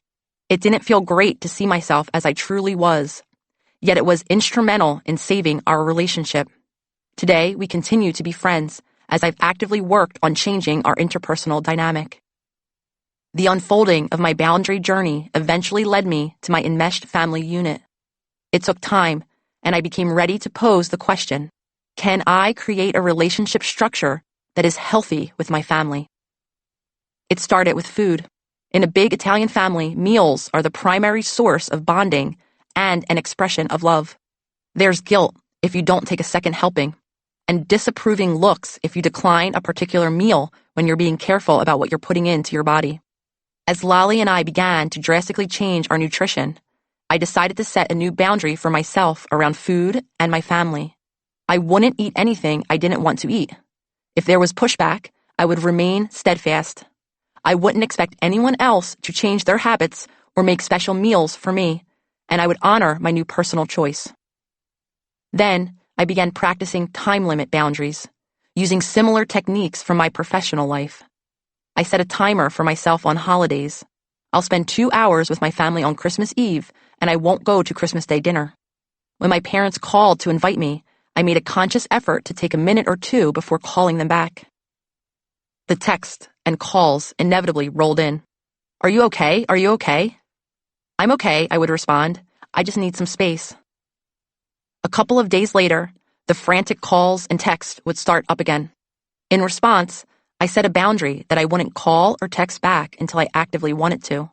That was the start of separating myself from the enmeshment of my family by validating my own reality. I could have my own wants, needs, and desires, and they didn't have to match theirs. I then negotiated a boundary with my sister, which was harder because I'm closest with her. Our boundary surrounded our interactions, which all revolved around my mother, her medication management, her doctor visits, her mental health. I decided to first put a limit on how available I was for doctor's appointments. Then I put a boundary into place on the phone. No more hour-long chats about Mom. None of those steps was easy. Delivering that new and unexpected message of no jolted my inner child, whose patterns and conditioning around enmeshment are so bound up with my core identity. The voices in my head gave me all the reasons why I should let that boundary go. "You're a bad daughter, sister, aunt." I knew that I was working on preserving our relationship, and without my intervention, things would remain exactly as they were. At that time, my family didn't see any need to change anything at all. I was told that I was selfish. My sister shrieked, "You can't do this to me!" My mother guilted me. My father reprimanded me. When I confided in my sister some of my realizations about how emotionally estranged I'd always felt from our mom, she shared those thoughts with the rest of the family, severing the bond of trust and connection between us. I stopped confiding in her about anything. It got more and more difficult to remain committed to both my own healing and my family at the same time. I began asking myself, what is the cost to my own healing in managing these relationships? Eventually, I came to the conclusion that the cost was too great. I was energetically drained, unfulfilled, and resentful. I decided to set the ultimate boundary, a complete separation. It was a decision for my inner child, showing her that yes, I could take time and space away, and could make choices that were good for me, even at the expense of others. For the first time ever, I authentically showed up for myself, while learning how to show up authentically for others, too. That boundary, one born of extremely painful deliberation, completely reoriented my life. This would push me to find my community, a new family of sorts, and would also put me onto the path to finding my calling, my true spiritual path in life. Do the work. Create a new boundary. Step 1. Define the boundary. Take a look at the following list of the different types of boundaries available to you in all of your relationships. Spend some time witnessing yourself in these different kinds of relationships. For example, many of us have friends, family members, colleagues, and/or romantic partners with whom we regularly interact. Exploring your relational patterns with them will help you get a good idea of the most consistent boundaries or lack thereof you see in each of these relationship types. Physical boundaries.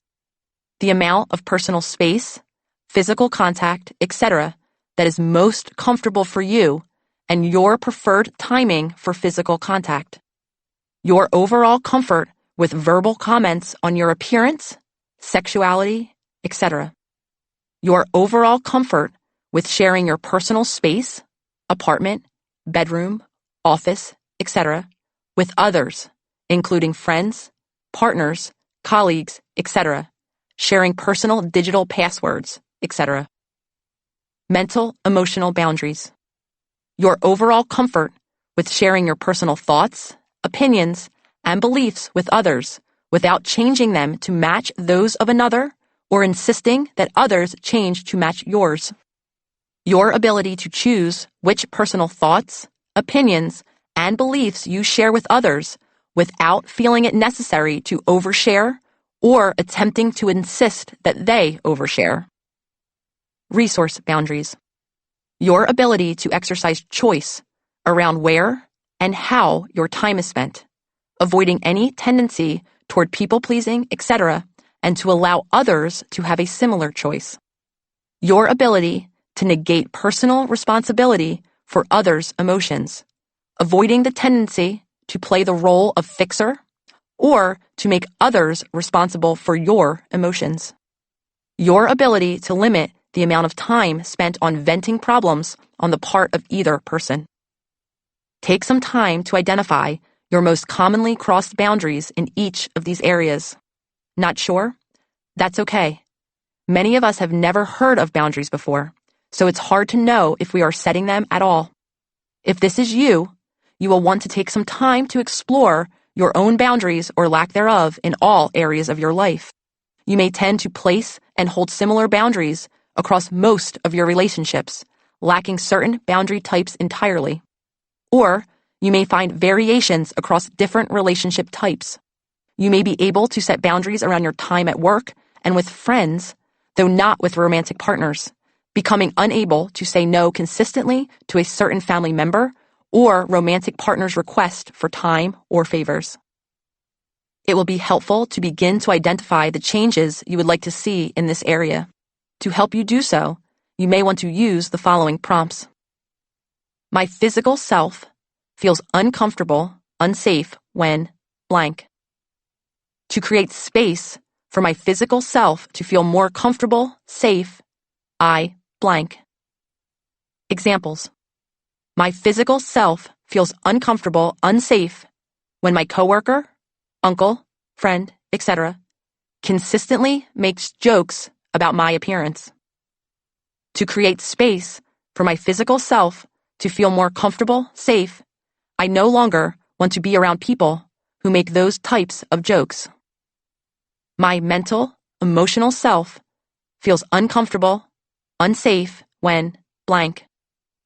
To create space for my mental, emotional self to feel more comfortable, safe, I blank. Examples. My mental, emotional self feels uncomfortable, unsafe when my family member, friend, partner, etc. constantly comments disapprovingly about my new health choices. To create space for my mental, emotional self to feel more comfortable, safe, I no longer care to hear about, argue about, or defend my personal health choices. My resources feel uncomfortable, unsafe when blank. To create space for my resources to feel more comfortable, safe, I blank. Examples. My resources feel uncomfortable, unsafe when my friend calls me at all hours to emotionally dump about her relationship issues. To create space for my resources to feel more comfortable, safe, I am no longer able to take calls at certain times, and I will actively choose when I take part in emotional dumping. Step 2. Set boundary. Communicating a new boundary takes practice. The more clearly you communicate your new boundary, the greater the likelihood of successful change. Here is some helpful language you can begin to practice using to communicate your new boundary to others. I am making some changes so that, insert your intention for your new boundary, and hope you can understand that this is important to me. I imagine, insert your understanding of their behavior. When you, insert the problematic behavior, I often feel, insert your feelings, and I understand this is something you may not be aware of. In the future, insert what you would or would not like to happen again. If, insert original problematic behavior, happens again, I will, insert how you will respond differently to meet your own need. Examples. I am making some changes so that we can maintain our relationship, as I care about you and hope you can understand that this is important to me. I imagine you may be uncomfortable with my new food choices. When you consistently comment on what I am or am not eating, I often feel uncomfortable eating around you, and I understand this is something you may not be aware of. In the future, I would like to avoid talking about food or food choices altogether.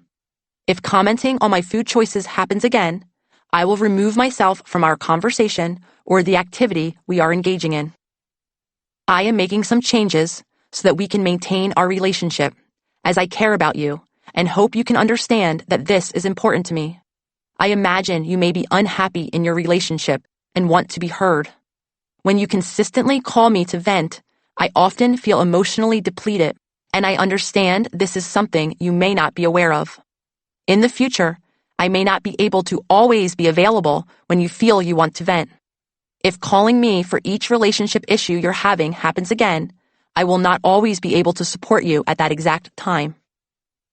Feel free to use this prompt, filling in the blanks with details appropriate to your desired new boundary. You may find that this new language feels weird at first. That's totally normal. Remember, given our subconscious mind, most of us feel uncomfortable with unfamiliar things. Practice will help you gain comfort with this new communication style. This practice may involve rehearsing these scripts alone, which will help you gain confidence before you communicate them to others. I am making some changes so that blank, and I hope you can understand that this is important to me. I imagine blank. When you blank, I often feel blank, and I understand this is something you may not be aware of. In the future, blank. If blank happens again, I will blank. Tips. Timing is important. Communication is best made at a time when neither party is emotionally reactive. Trying to communicate a new boundary when you're in the middle of a conflict is not helpful. Find an emotionally neutral time. Don't forget the deep belly breaths you learned in Chapter 5. They can help calm any nervous system reaction you may be experiencing and will help bring your body back to calm. When communicating, try to focus on how you will begin to respond differently in the future instead of focusing on the other person's reaction or change. Communicate in as confident, assertive, and respectful a manner as possible. At first, this may be difficult because it's new and scary for most of us, and practice will make it easier. Planning ahead and practicing are critical. Start out by communicating new boundaries in relationships where the stakes are low. This will help you gain experience for more difficult interactions. If applicable, be open to compromise. Remember, you also want to work to honor others' boundaries, so may find yourself open to modifying your initial request. Know what is and isn't negotiable for you. For example, you might be open to using your resources in supporting someone emotionally and might not be open to compromise around your physical boundaries. And that is okay. Step 3. Maintain the boundary. Once you've communicated your new boundary, it is very important for you to hold it. What this means is not going back to your older patterns. For many of us, this is the hardest part. We're not sure we have a right to set boundaries. We may feel that it's selfish, rude, or mean to do so, or find ourselves feeling bad about any reaction by the other person. For a lot of people who have core attachment wounds around abandonment, and many of us do, your explanation of your new boundary may open those wounds. They may feel wounded and may even lash out in response. You may experience emotional reactivity, confusion, pushback, and/or snarky comments by others. You've changed. Are you holier than thou now? Or you may catch a case of the feel-bads, shame, guilt, selfishness, creating a strong impulse to go back to your old patterns. Remember, this is all a normal part of change. Creating boundaries is some of the hardest work that you'll encounter on your healing journey. It's also probably one of the most important steps in reclaiming a connection to your authentic wants and needs while honoring and respecting those you love. This is what the work is all about, making space to allow each of us to be seen, heard, and authentically expressed. Chapter 11. Reparenting. Despite the popular perception, awakenings often aren't instantaneous. Though dramatic flashes of insight are the stuff of legends and Hollywood, they are usually not reflective of real life. Though we may have an aha moment that hits us like a lightning bolt, most awakenings emerge from an accumulation of insights over time. Psychologist Dr. Steve Taylor studies the phenomenon he terms awakenings. You can call them flashes of insight, realizations, or whatever else you like. After his own spiritual awakening sparked his research interest, he found that these experiences typically have three common elements. They often emerge from a state of inner turmoil. They often occur in a natural setting. And they often connect us to some kind of spiritual, in the most expansive sense of the word, practice. Awakenings open us to the reality that we are more than simple creations of flesh, that we have a soul or spirit, that we desire connection to something greater than our individual selves. Awakenings show us that who we think we are isn't necessarily who we are. Often, we gain these insights through suffering, living through confusion and sorrow on our way to finally becoming conscious.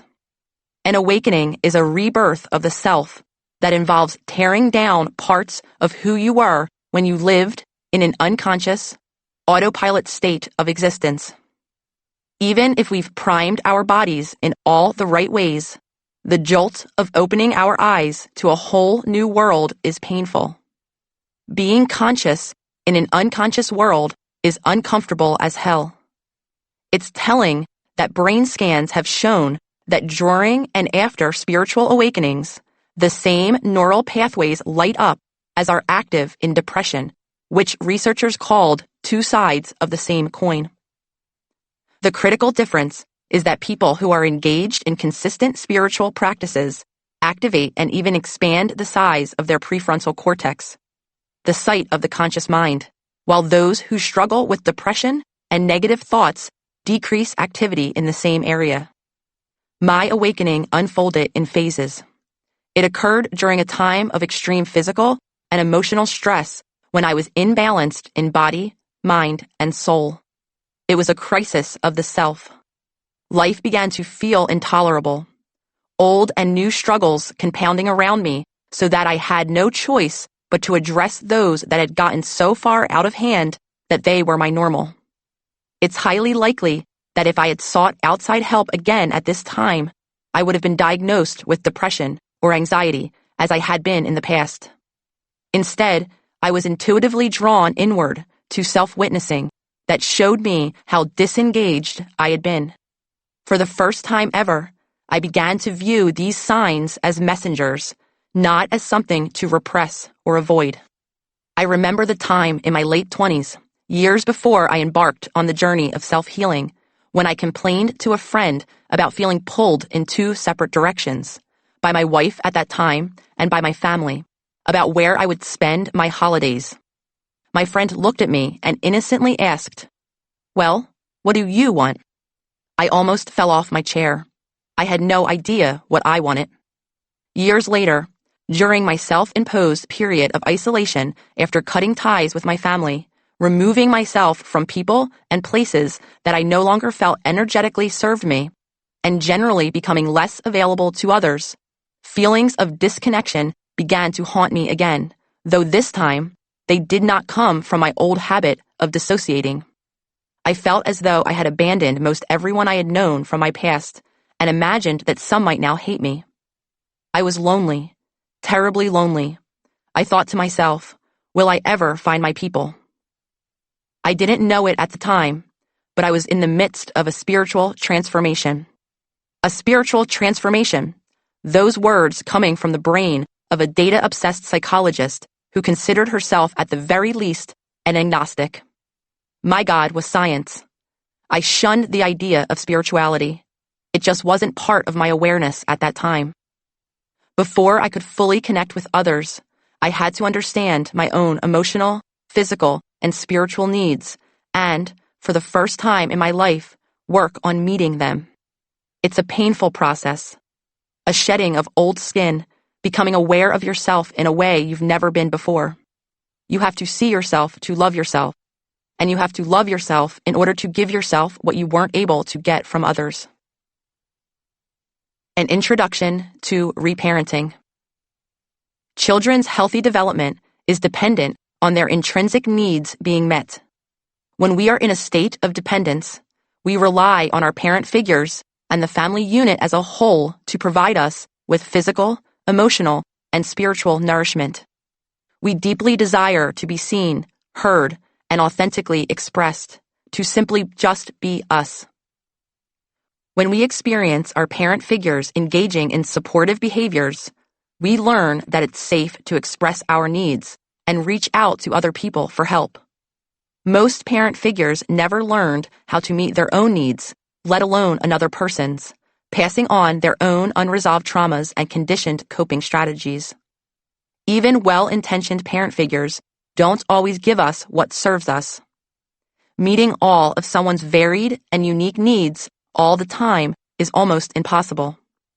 That said, if we lived with an emotionally immature parent figure, our needs were likely routinely unmet or dismissed.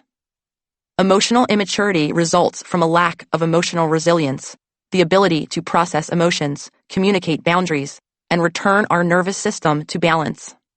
An emotionally immature parent figure may throw tantrums, acting selfishly or defensively, and often the whole family unit ends up revolving around their moods. Like psychotherapist Lindsay Gibson wrote in one of my favorite books on the subject, Adult Children of Emotionally Immature Parents, How to Heal from Distant, Rejecting, or Self-Involved Parents, understanding your parent figure's level of emotional maturity, or lack thereof, frees us from emotional loneliness as we realize that their negativity wasn't about us, but about them. I've repeatedly observed the various outcomes of living with emotionally immature parent figures who can't identify their own needs, who betray themselves to receive love and validation, who live in a state of resentment because they believe others should just know what they need. Their adult children often live from that protected and familiar space of their ego, with all of its stories, and often have an intense need to be right, rejecting other people's opinions and making others feel just as small and insignificant as they once did. Others create avatars of themselves, always wearing a mask, fearful that they may scare people away if they show their true face. Some avoid any type of intimacy, and some cling to it desperately. The manifestations run the gamut, but the way we heal these wounds is to give ourselves all the things we didn't get as children. The way we move forward is to have the awareness that we can become the wise parent to ourselves that we did not have as a child. This is a process called reparenting, and it enables you to relearn how to meet the unmet needs of your inner child through daily, dedicated, and conscious action. Concepts similar to reparenting have existed in the psychodynamic field for decades. They have emerged from the mainstream therapy model that a secure relationship with a therapist can provide a grounding for healthier relationships in life. Psychoanalysis is built upon this framework with the concept of transference, or the transfer of feelings from our childhood on to a therapist, being an integral part of the therapeutic process. Though it may be incredibly helpful to have that support, if we have the means, access, and privilege to do so, of course, no one can figure out and know your wants and needs and how to meet them better than you. No one but you can and will have to show up each and every day to take care of those ever-changing needs. These are efforts that must come from you, and in the process of harnessing your own power, you will create a deeper, more authentic connection to yourself. It's our responsibility to teach ourselves the tools to meet our own needs. When we reparent, we begin by learning how to identify our physical, emotional, and spiritual needs, and then we practice noticing the conditioned way we've gone about attempting to get those needs met. Many of us may find that in adulthood, we often embody the critical inner parent, denying our reality, rejecting our needs, and choosing the perceived needs of those around us over our own. Guilt and shame replace our intuitive voice. The reparenting process looks different for everyone. Generally, we want to quiet our inner critic and embrace self-respect and compassion. With the help of the wise inner parent, you can learn how to validate your reality and feelings by witnessing them, rather than instinctually judging or ignoring them.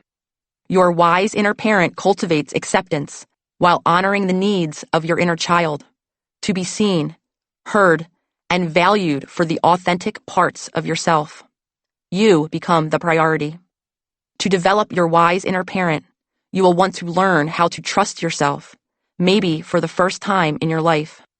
You can begin to rebuild this lost trust by setting small promises to yourself to engage in daily acts of self-care and following through with those intentions. It will be helpful to begin a new habit of speaking kindly to yourself, as if you were dealing with a child in pain. Each day, you could begin to ask yourself the question, what can I do for myself in this moment? The more you do this, the more it will become an automatic response to the world around you that will reconnect you to your intuition. The 4 pillars of reparenting. Next, I describe pillars to ground the work, though it is helpful to know that this process is different for everyone and does not have exact linear steps. We are constantly changing, transient creatures. Our needs change and evolve daily. Our ways of addressing those needs must evolve too. The first pillar of reparenting is emotional regulation, or the skill to successfully navigate our emotional states. Emotional regulation is our ability to cope with stress in a flexible, tolerant, and adaptive way. We've been working on this step throughout the book, especially when we discussed the role of the nervous system. The ways we regulate our emotions are all practices you are likely well versed in by now. Deep belly breathing to regulate our stress response. Non-judgmentally witnessing changes in our body's sensations. And noticing patterns in our ego-based narratives that are connected to those emotional activations. All the foundational work that came before has prepared you for this next process. Many of you may arrive at reparenting and realize you would benefit from engaging more consistently or deeply with the earlier regulatory bodywork. If you recognize yourself in this paragraph, I give you permission to stop listening, take a step away, and go back before continuing. The second pillar is loving discipline. This pillar involves creating boundaries with ourselves that are maintained over time. We do this by making and keeping small promises and developing daily routines and habits. Discipline is an important part of the healing process, and cultivating it helps us to show up for ourselves. Many of us were raised with shame-based perceptions of discipline. It involved punishment for being bad, and we may have felt judged or rejected. It's the reverse of self-betrayal. We have chosen to make a new habit, and by proving to ourselves that we are worth showing up for, we build a sense of inner reliability and resilience. This instills a deep sense of confidence that touches other aspects of our lives. The act of loving discipline cultivates routine with compassion and flexibility. Your promise can be small, such as self-healer Allie's drinking a glass of water on a regular basis, or big, such as learning how to say no to things that don't serve you on your journey. I've seen so many other helpful examples from the self-healer community. Floss your teeth every night. Wash your face every evening. Do a crossword puzzle every day. The key is to do something every day. Do it consistently, and build up the trust that you will show up consistently for yourself. Many parents I've spoken with say they set their alarm for an hour before their children wake up so that they can get a head start on the day. They put their phone on airplane mode and do one thing for themselves before they shift their attention to the needs of everyone else. This one thing can be cooking breakfast, going for a walk, reading a book, working out, or just relaxing. As one self-healer wrote, "Nobody can take away this hour from you." I want to emphasize that this act of daily discipline should be a loving one. Many people have created too rigid boundaries around what they allow themselves. Military-style discipline, which leaves no room for flexibility and the inevitable mistake, can result in destructive patterns that do not express the true wants and needs of our authentic selves. There will be days when we want to lie in bed all day, drink some wine, indulge in some pie, or take a break from washing our face. That's fine. If we've developed confidence over time, we know that we can take a break and the ritual will always be there to return to when we so choose. We will not fall apart if we take a day to rest. The third pillar goes hand in hand with loving discipline, self-care. The phrase itself has gotten a bad rep in recent memory, as it's been commodified and used as an example of self-indulgence. True self-care, supporting your needs and valuing your worth, is not indulgent at all, and it's fundamental to holistic wellness. Self-care is the act of learning to identify and care for your physical and emotional wants and needs, especially those that were denied in childhood. There are so many ways to incorporate acts of self-care into our day. Meditating for 5 minutes or longer, moving our bodies, journaling, spending time in nature, spending time alone, allowing the sun to kiss our skin, connecting intimately with a person we love. I believe that one of the most critical aspects of self-care is developing good sleep hygiene. Getting quality sleep makes us happier and cognitively stronger and even lengthens our lives. Go to bed a half hour earlier. Turn off your phone 2 hours before bed. Stop drinking caffeine after 1 p.m. Try one or all of these things and see how much better you feel in your body and mind. The fourth pillar, one of the ultimate goals of the work, is to rediscover our childlike sense of wonder. This state is made up of a combination of creativity and imagination, joy and spontaneity, and of course, playfulness. Psychiatrist Stuart Brown, author of Play, How It Shapes the Brain, opens the imagination and invigorates the soul, called play a public necessity after he studied the lack of play in the childhoods of young men who went on to commit homicidal acts. He's since studied the role of play in the lives of thousands of people, and has found that a life lived without play contributes to the development of depression, chronic stress-related illnesses, and even criminal behavior. A lack of play should be treated like malnutrition, he wrote. It's a health risk to your body and mind. The reality is that most of us were raised in homes where childlike wonder was not valued or even tolerated, so creativity was not fostered. How many of us were told to put away our paintbrushes because artists don't make money? How many of us had parent figures who ignored or suppressed their own creative endeavors in favor of more practical pursuits? How many of us were punished for unstructured playing when we were supposed to be working? I don't have one memory of my mother playing with me as a child, not one. That's sad for me, of course, and sad for her, too. As adults, it's crucial for us to prioritize the things in our lives that bring us joy in themselves, not because of any secondary gains, money, success, adoration. We can help re-engage our sense of childlike wonder by streaming our favorite music and dancing or singing freely. We can do something off the cuff, be impulsive, follow our passions. We can try something new that we've always wanted to do just because we want to, and without needing to perfect it. Learn how to sew, study a new language, take surfing lessons. It can involve getting your hands dirty in the garden with your plants, complimenting a stranger on their outfit, or reconnecting with old friends. All of these examples share one essential component: doing something for the enjoyment of it, not for any external reward. Dealing with loneliness, disappointment, and anger. Reparenting is hard, consistent work. It's one of the deepest agents of change and takes time and a lot of fine-tuning as our needs change every day, every moment, really. Reparenting is a practice. It is highly individualistic work that requires us to constantly identify our evolving needs and coping strategies. I warn you, there may be fallout. I've received emails from several self-healers who have shared their struggles with parent figures, family members, and even friends who actively resisted their decision to embark on the reparenting process. One of the most striking emails was from a self-healer's mother who wrote to reprimand me for brainwashing her child into severing contact with her when she started the reparenting process. How could I blame her for directing her anger somewhere outside the family unit? She spent a whole lifetime living in the conditioned patterns that her daughter was now actively changing.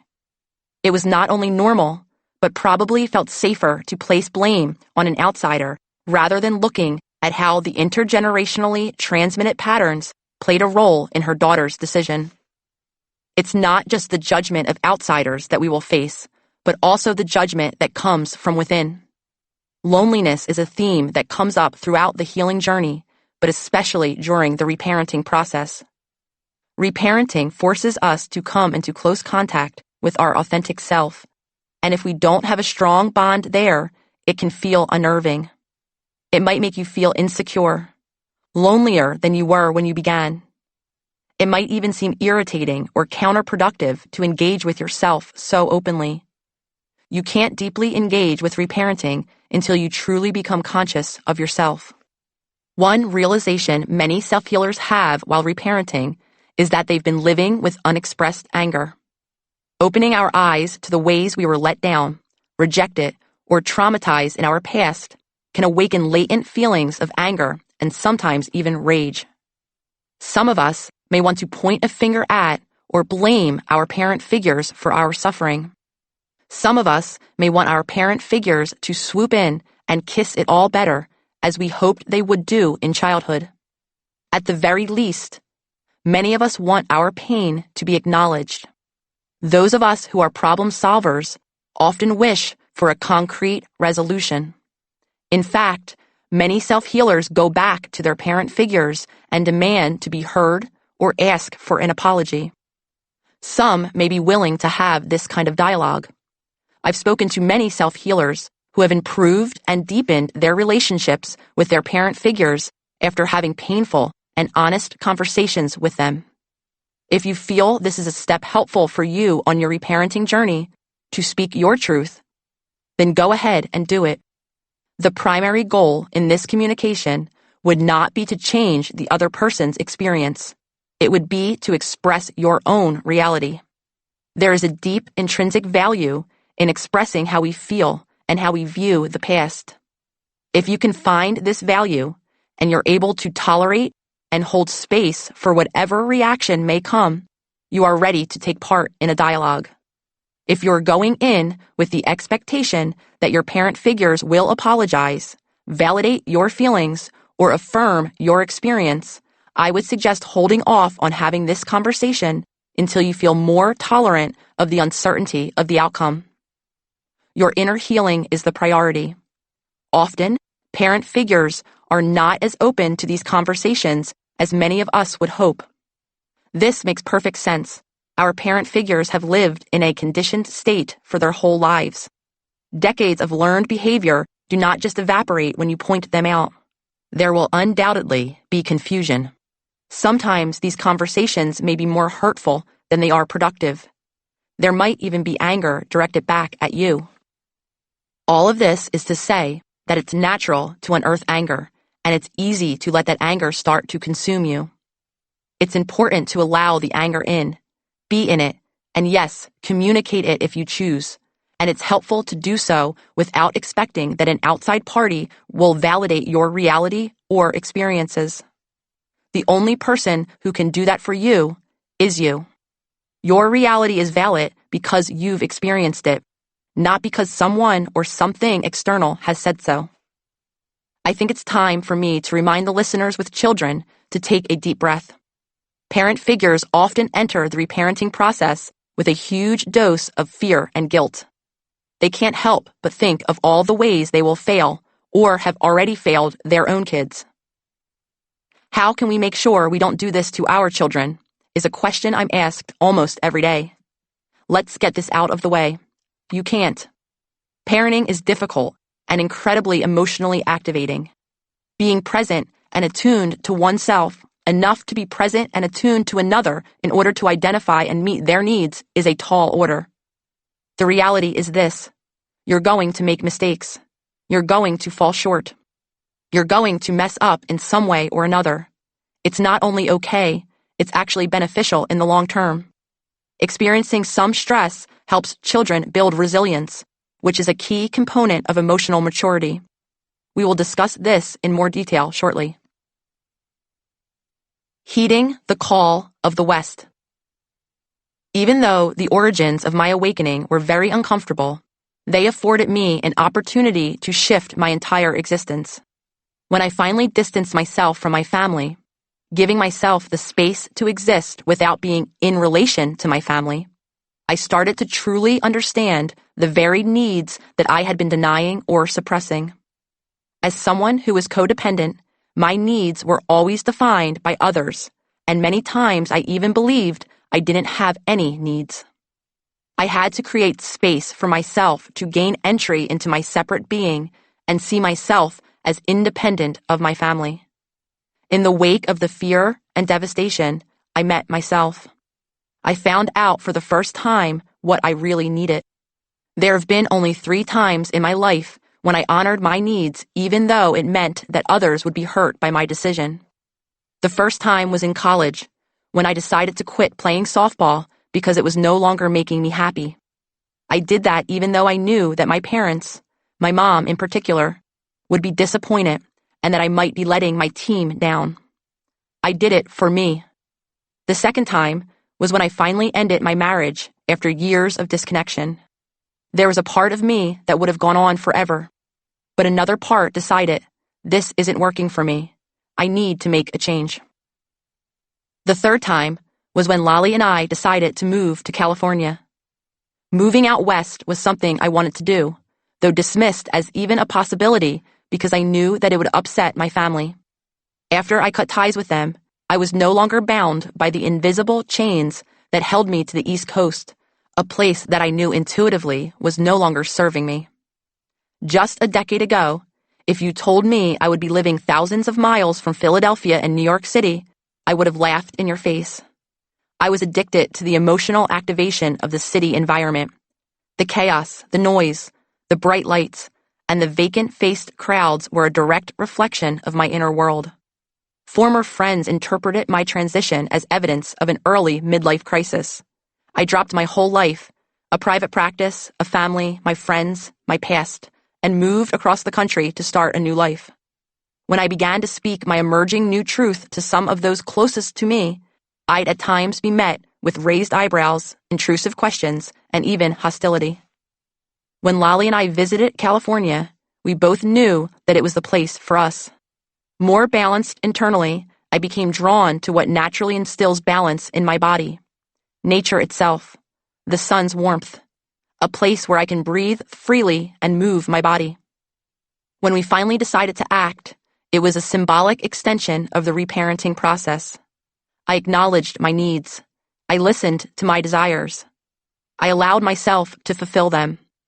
I felt the intuitive ping of my inner guidance system, and this time I listened. The move wasn't easy. Transitions are hard. No matter how perfect the situation is, you are still disrupting your homeostasis, and at the minimum, it feels uncomfortable. We are creatures of habit, and when we can't engage in our usual patterns, we feel thrown off, vulnerable, even hostile to change. Anytime we are faced with an allostatic life event, a job change, a move, a death, a birth, a divorce, it forces us out of our safety zone and into the great unknown, a naturally disquieting place.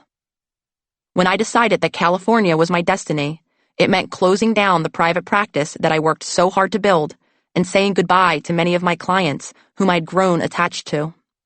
I had to find new virtual ways to engage with some relationships I cherished. It also meant that my decision to put a hard stop to my contact with my family now was real. I was physically separating myself from my trauma bonds, and it felt freeing and terrifying at the same time.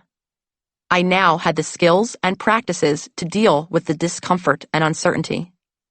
I could finally tap into my intuitive trust in myself, and that felt amazing. Though I still struggled with loneliness and many doubts about my future, I felt more in alignment than ever before. My sleep quality improved. My digestion quickened and the stagnation in my gut loosened. My lungs seemed to expand to take in the clean air. I felt lighter in my soul. My mood lifted. The more my spirit seemed to speak through my body, the more I realized I craved joy. And I realized I was worthy of it. One day, while working on this book, I took a walk to clear my head. As I ambled along the beach in my new neighborhood, taking in the sensations of the world around me, I started practicing kind messages of support and love. What can I do for myself in this moment? Just as that question crossed my mind, the Mumford & Sons song, There Will Be Time, came on in my earbuds. I turned up the volume, swallowed up by the percussive beat, the swell of the keyboards, and the mingling of the vocal harmonies. So opened up my eyes to a new light, and indeed there would be time. Their words were prophetic. I stood there, seeing finally with the open eyes of consciousness, learning how to connect to my innermost wants and needs, and for the first time truly trusting in the infinite possibilities of the choices we are gifted in any given moment of time. I turned it up louder. I started to bob my head and sway my hips. This was totally out of character for me. I have long disliked dancing. I have come to realize that my aversion came from a childhood ballet class when I caught a glimpse of myself in the mirror and noticed how much bigger my belly was than those of the rest of the girls in class. From that point on, I began to feel more and more uncomfortable and constricted in my own skin, my own body. After only a short time, I no longer danced in public, and eventually ended up watching others doing so who could be so free with nothing short of disdain.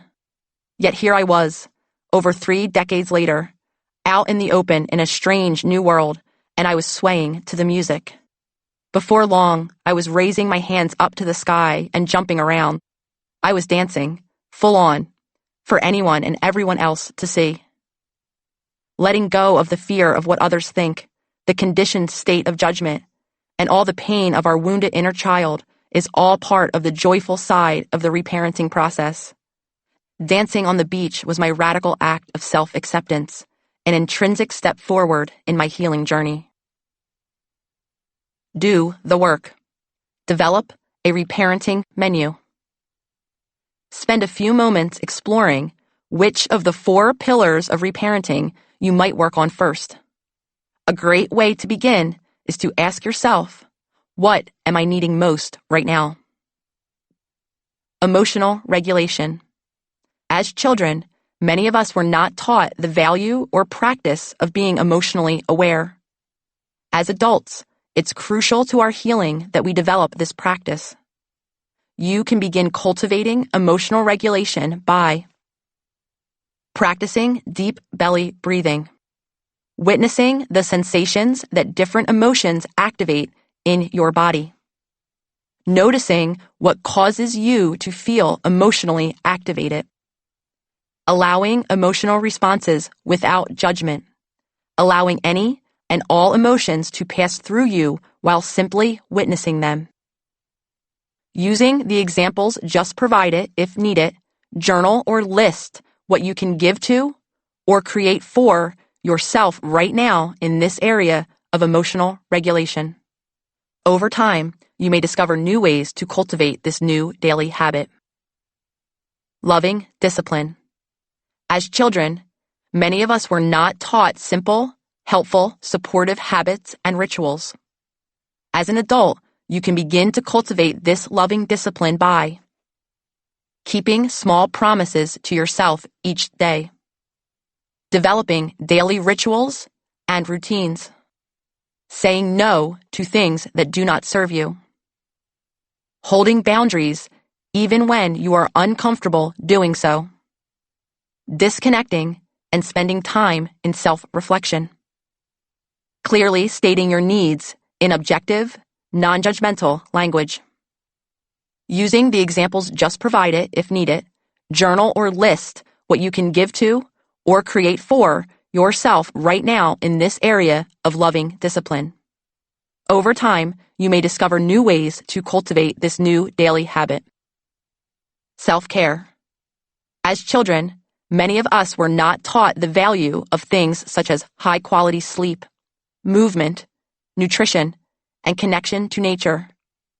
As an adult, you can cultivate this self-care by going to bed a bit earlier, cooking and/or eating a home-cooked meal, meditating for 5 minutes or longer, moving your body for 5 minutes or longer, journaling, spending time in and connecting to nature, allowing the sun to touch your skin, connecting with someone you love.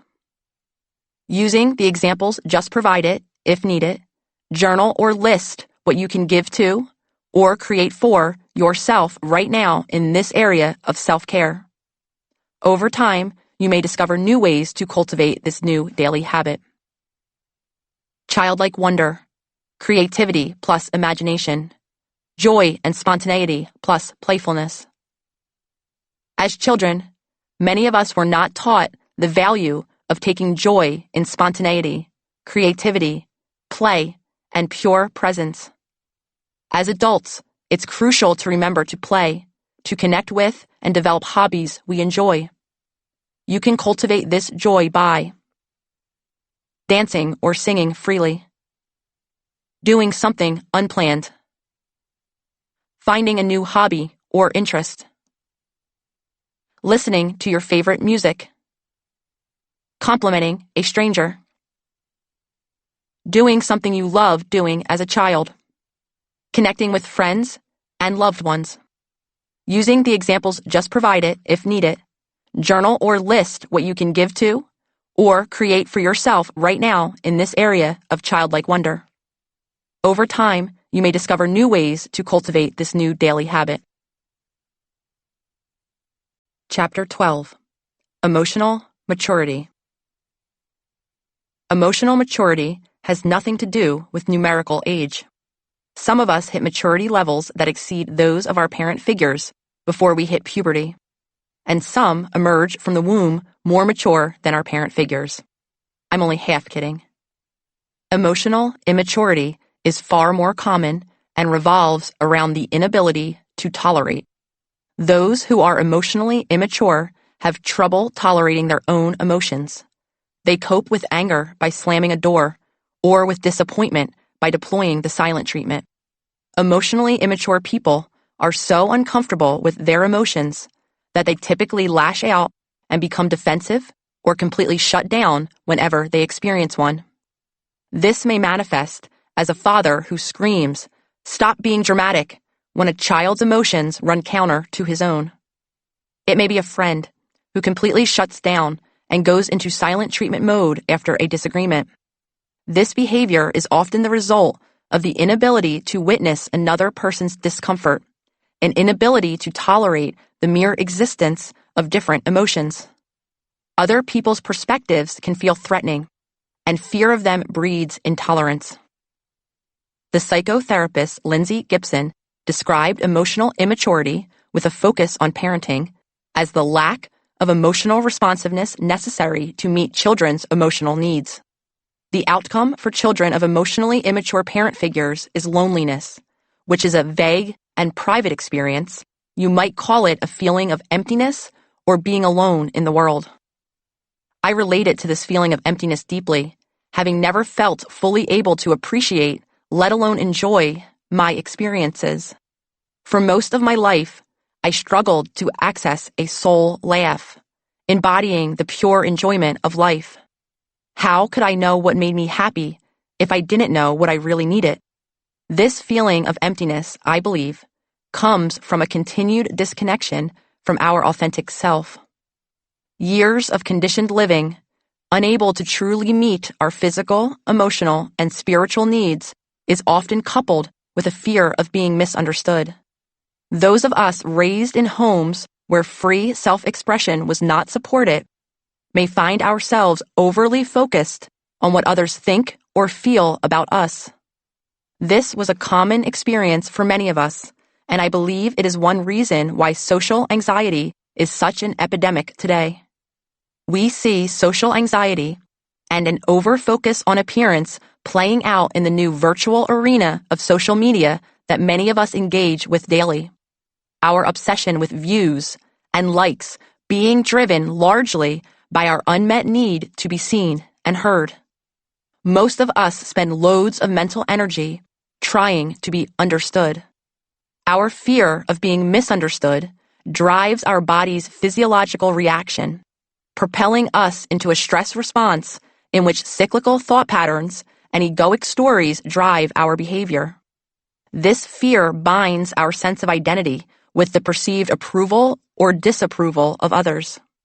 As social creatures whose evolution was based on community and acceptance, rejection from our herd could have dire, even fatal outcomes. Our fear of ostracization continues today, even if the stakes are lower. The evolutionary drive towards social acceptance makes it impossible for us to connect with the people around us when we are in a fear state. It makes us reactive and irrational. It makes us scared of doing something silly, like dancing to our favorite song in public.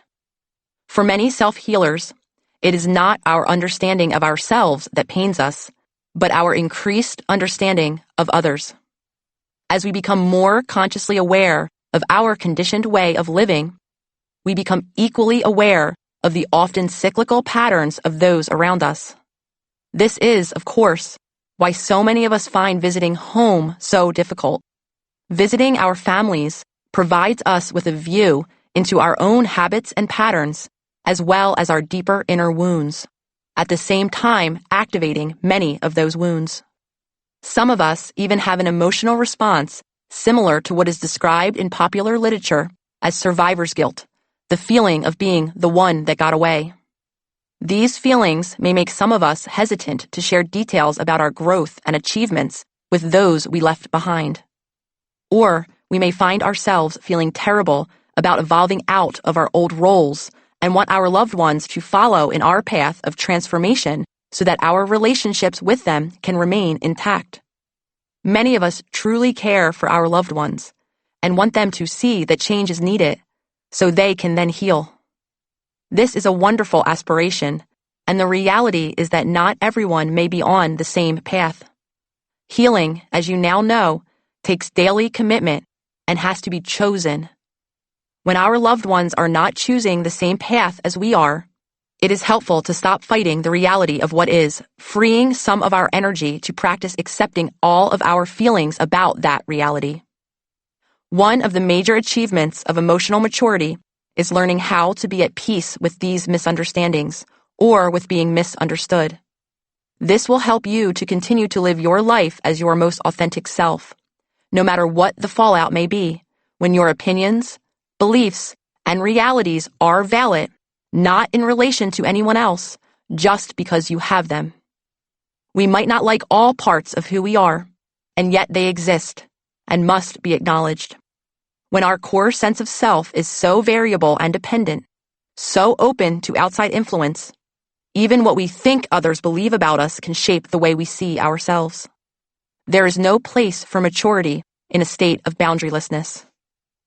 Most of us never learned how to navigate our emotional worlds and have little emotional resilience.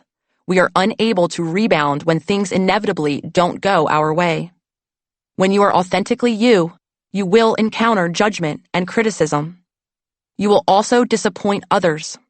These are just facts of life, a part of being a dynamic, individualized human. It does not mean that you are inherently wrong or right. As you mature emotionally, you will create more and more space for people who may not look, sound, act, or think like you. Learning how to tolerate differences, even outright contrasts, is a hallmark of emotional maturity. The 90-second rule. Emotional maturity allows us to accept all of our emotions, even the uglier ones we don't want to admit we harbor. The fundamental aspect of emotional maturity is the ability to be aware of and regulate our emotions in order to allow others to express themselves. Or simply, the ability to tolerate all of our emotions without losing control, which is at the core of all the work we are doing. Believe it or not, there is a 90-second rule of emotions. As physiological events, they last for only a minute and a half. Then they come to an end. Our body wants to return to homeostasis. When stress occurs, our body's cortisol spikes, and our internal anxiety circuit is activated. And when the stress is perceived to be handled, a countering system will bring our body back into balance. This, of course, can happen only if our mind doesn't get in the way.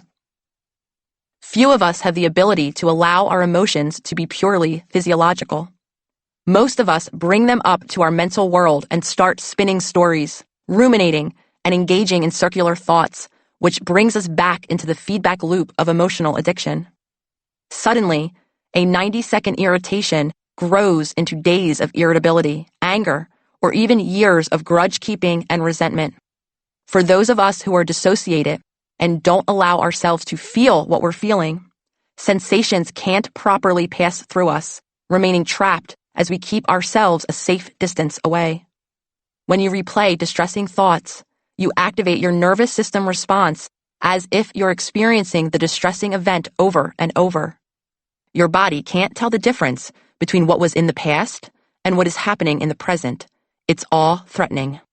Distressing emotions often feel as though they last longer and are more intense than positive emotions are. Studies have even shown that during moments of emotional intensity, our sense of time is skewed, sometimes seemingly running faster and sometimes slowing down to a snail's pace. There's an upside to this phenomenon. We can use the power of our conscious mind to create another, more positive reality.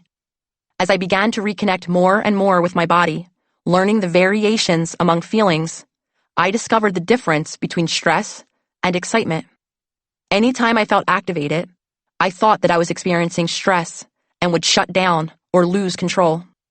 As I started to witness myself, I found that I often confused excitement for stress. Now, when I feel the instinctual pull to label what I'm feeling as anxiety, I can take a second, look at it from a different angle, and, when applicable, reframe it into something a bit more helpful, such as excitement, when appropriate. The butterflies in my stomach that appear just before I launch an Instagram post on a topic I'm passionate about aren't necessarily stress. They're physical manifestations of my enthusiasm and excitement. Stepping away from instinctive reactivity gives us the ability to sever the mind-body activation circuit and just exist with our body's sensations. When we resist the habit of creating a story about where our emotions came from, we shorten our body's often prolonged physiological reactions. In doing so, we can come to experience the truth that they will pass. Witnessing the changing sensations of our emotions helps us learn how to differentiate among them so that we can understand the different messages our bodies are sending us. When we are conscious and practicing objective witnessing of our body's ever-changing sensations, the muscle tension, the hormonal dips, the nervous system activations, we gain access to the wisdom of our bodies. We can then begin to use this information to communicate our more fully realized internal state with others. Coping with emotional maturity. We don't just want to label our emotions. Our goal is to return to homeostatic balance as quickly as possible. Stress is an inevitable part of life. Emotional maturity allows us the opportunity to choose how to respond to the external world. This then helps us to travel back up the polyvagal ladder and return to the safe baseline of social engagement, where we feel safe and secure with ourselves and within our connections with others. So many of us continue to cycle through the older, conditioned coping habits we learned in childhood that often do not always serve our authentic selves. So how can we discover and meet our needs in emotionally mature ways? Soothing is the preferred way to deal with discomfort. The soothing methods we developed as children were adaptive in response to our environment. Put simply, we coped with our past environments and experiences the best way our circumstances would allow. As adults, many of us greatly benefit when we update the ways we attend to our emotional needs with the new information from our lives now. Instead of instinctually falling back into the coping strategies of our childhood, proactive soothing methods involve making a conscious choice. Soothing occurs when we act with agency and proactivity, meeting a problem head-on, which often feels very satisfying. After you've named and non-judgmentally labeled your emotions, you will want to find a way to neutralize your reactions. Soothing is not necessarily intuitive, especially if we were not modeled appropriate ways of dealing with adversity. At the beginning of my journey of developing emotional maturity, I was totally lost about how to make myself feel better when I felt angry or agitated. The only ways I was modeled were icing and yelling. Seeing evidence of those now unwanted habits in my adult self, I tried various new things. Some worked. Some made me feel worse. I realized that when I'm angry or agitated, another feeling I've historically confused with anxiety, I benefit from moving my body. Anything that I experience as stagnating feels counterproductive. That means that when I'm feeling challenged, I take a walk. I do the dishes. I get my body moving any way I can to discharge the physiological energy associated with my feelings. When I try to ease my feelings by relaxing, reading a book, my favorite hobby, or taking a bath, it actually puts me more on edge. The opposite may be true for you, and you'll know only by trying it out when you are energetically activated. The less obviously satisfying and arguably equally important coping strategy is to increase our ability to tolerate distress. We never want to feel that we are dependent on one thing to soothe us, like an adult version of a pacifier. We want to develop as much flexibility as possible to bob and weave in response to adversity. We might not always be able to take a walk or draw a bath when we're feeling emotionally activated. Given certain circumstances, many of us find ourselves faced with having to endure our distress. In our earliest years, we relied on others to help us tolerate or soothe our different discomforts. As we age, it is helpful to learn how to tolerate the natural range and diversity in our emotional experiences. The challenge for so many of us is to honor the emotions that come up in our body. It is often helpful to witness the stories that play out in our mind.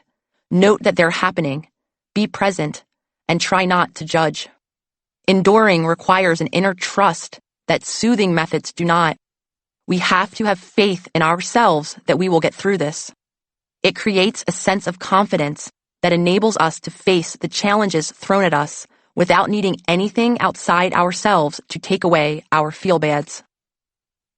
As you begin to cultivate emotional tolerance, understand that your inner resources are far from limitless.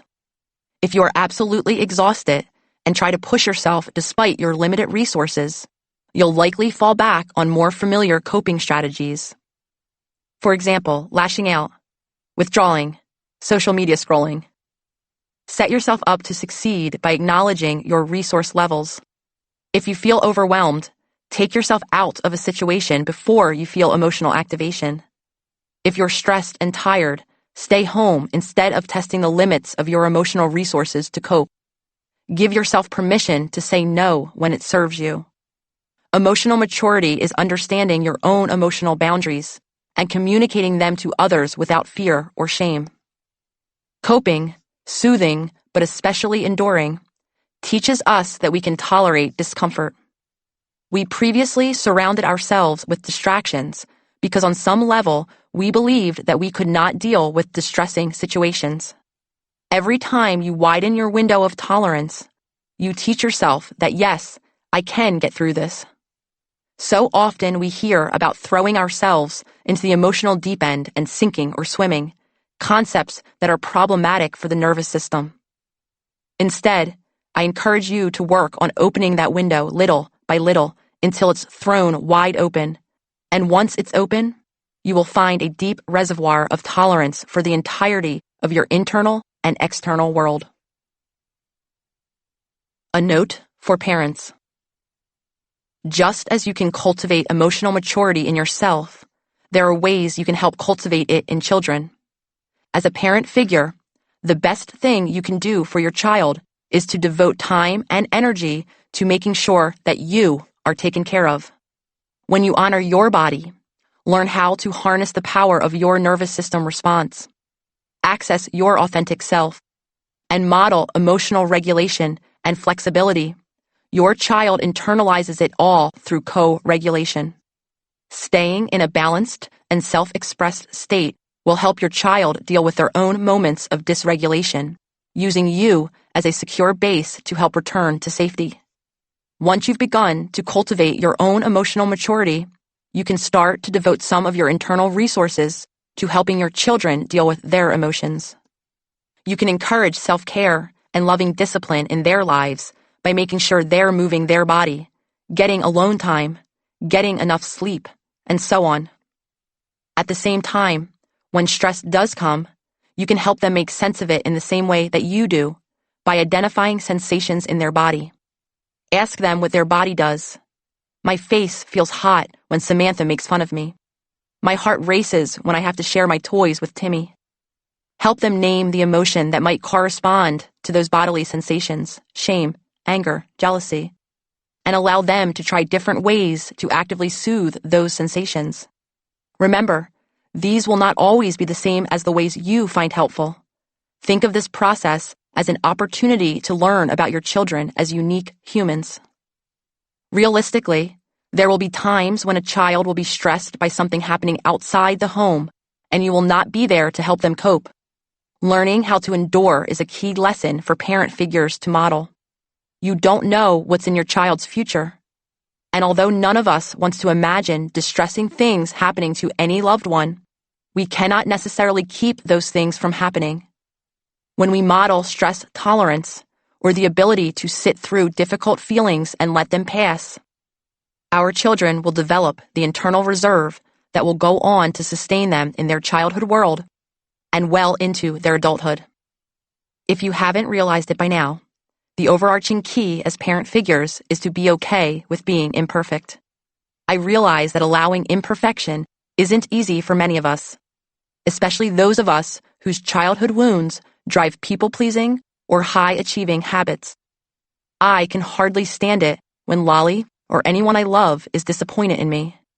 I hate the feeling of being seen at my less than shiniest, or as simply unable to support them as they need me to in any given moment for whatever reason. With disappointment being part of being human, parent figures can rest assured that the traumas experienced in childhood will not be debilitating if a space of authentic love is created and internalized by the child. If parent figures can cultivate the ability to hear and accept the differing realities of their own children, they will grant them permission to question and express the views and experiences of their authentic self to the rest of the world. With that safety and security, children will begin to reflect that honesty and security right back. A relationship of authentic self-expression, co-created and co-experienced by parent figure and child. This reciprocal, authentic expression is the core of the secure attachment style we encountered earlier. When you come from a place of security and safety, you are freer to navigate the world around you, make mistakes, and get back up when you fall. This builds up our internal resources and helps foster resilience as we navigate all the hardships that life inevitably brings. As you cultivate more and more grace toward and acceptance of your own imperfections, you may find yourself extending a similar compassion to your own parent figures, as hard as that may be for some of us and other loved ones. Yes, coming to accept that they are fallible beings can be frustrating, even rage-inducing.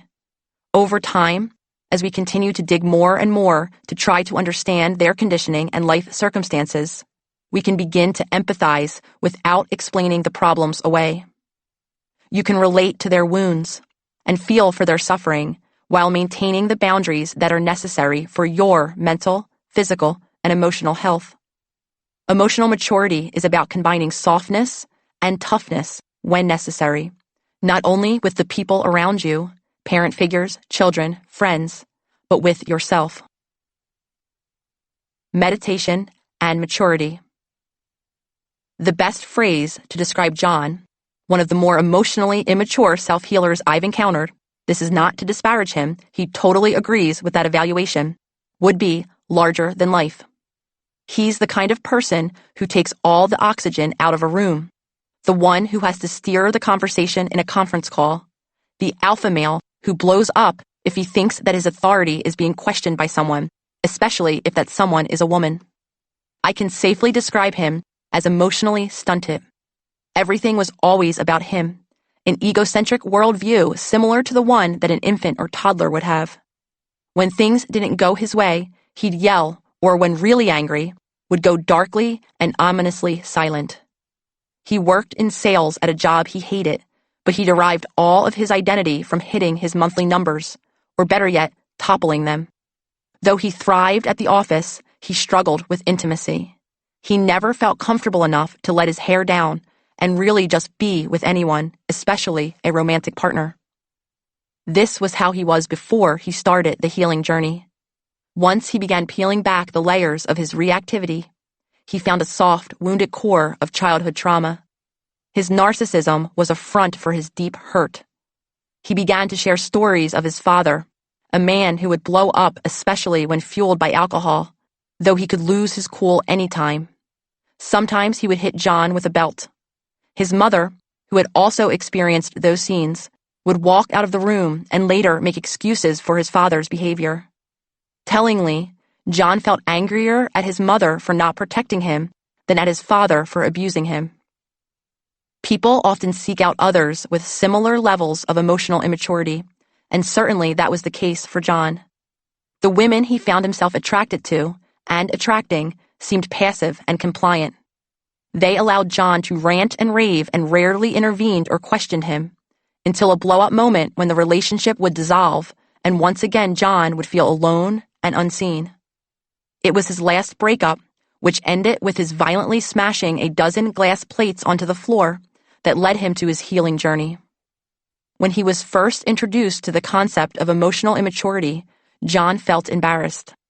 He hated seeing how deeply those words applied to him. It was so jarring that he stopped engaging with the materials for a period of time. Becoming conscious can sometimes feel abrupt and uncomfortable. He eventually began to dive more deeply into meditative practice, inching up his daily meditation ritual from 5 minutes to 10 to eventually 20 minutes a day. His boundaries, an area of his life that he never realized was not well defined, became a passion for him. He made lists of the people in his life and what his needs were in his relationships with them, and he began making efforts to change his own expectations about how others showed up in his relationships. When difficult feelings arose, he worked on sitting through the pain and irritation instead of externalizing it onto others. Today, John wouldn't dare to call himself mature, which I think is a sign of his growing maturity, and he has made incredible progress. He continues to struggle with reactivity, especially in situations that activate childhood trauma, where he feels judged or misunderstood. And now he has the tools to help him manage. When a difficult feeling, such as anger, comes up, he sees it as a physiological response not having any reflection on who he is, and is better able to let the sensations pass through his body without acting on them. He still works in sales, but he is also a licensed meditation practitioner, which he says is his passion, his fourth reparenting pillar. He says that he works on his reactivity every day. It's part of his day-to-day existence. Inner emotional maturity beams outward. When we are faced with stressful situations that tax our resources, our emotional maturity is tested. John explains that he's consistently evaluating his responses, looking for clues of his immaturity peeking through the layers of coping and reparenting, ready to reemerge, which sometimes does happen despite his best efforts. To give us the best sense of when we are nearing the limits of our internal resources to cope with stress, or what throws us over the edge, self-accountability check-ins can be helpful. When life becomes stressful, or after we have had a moment of stress-induced reactivity, it can be helpful to touch base with the events that impacted our experiences. Some questions that can help us get a firm hold on our reactivity before we are taken over by it include: what can I learn about myself from what happened? What patterns brought me here? How can I embrace discomfort and grow from it? How can I learn how to accept criticism without making it absolute truth? How can I forgive myself and others? The more we learn self-accountability, the stronger our faith in ourself will grow. This allows for failure. It allows for flexibility and forgiveness when we inevitably fall off the path. When we have self-trust, we know that the path is still there waiting for us. This is the essence of self-accountability that leads to empowerment. You, too, will fall off the wagon. There will be weeks when you are too tired to do anything. There will be times when you are tested and you react in ways that make you embarrassed. Whenever new stress enters your life in whatever form, you're dealing with a sick relative, you've just brought home a new baby, or you're going through a breakup, your tools might go straight out the window. We all have our moments of emotional immaturity. That's human.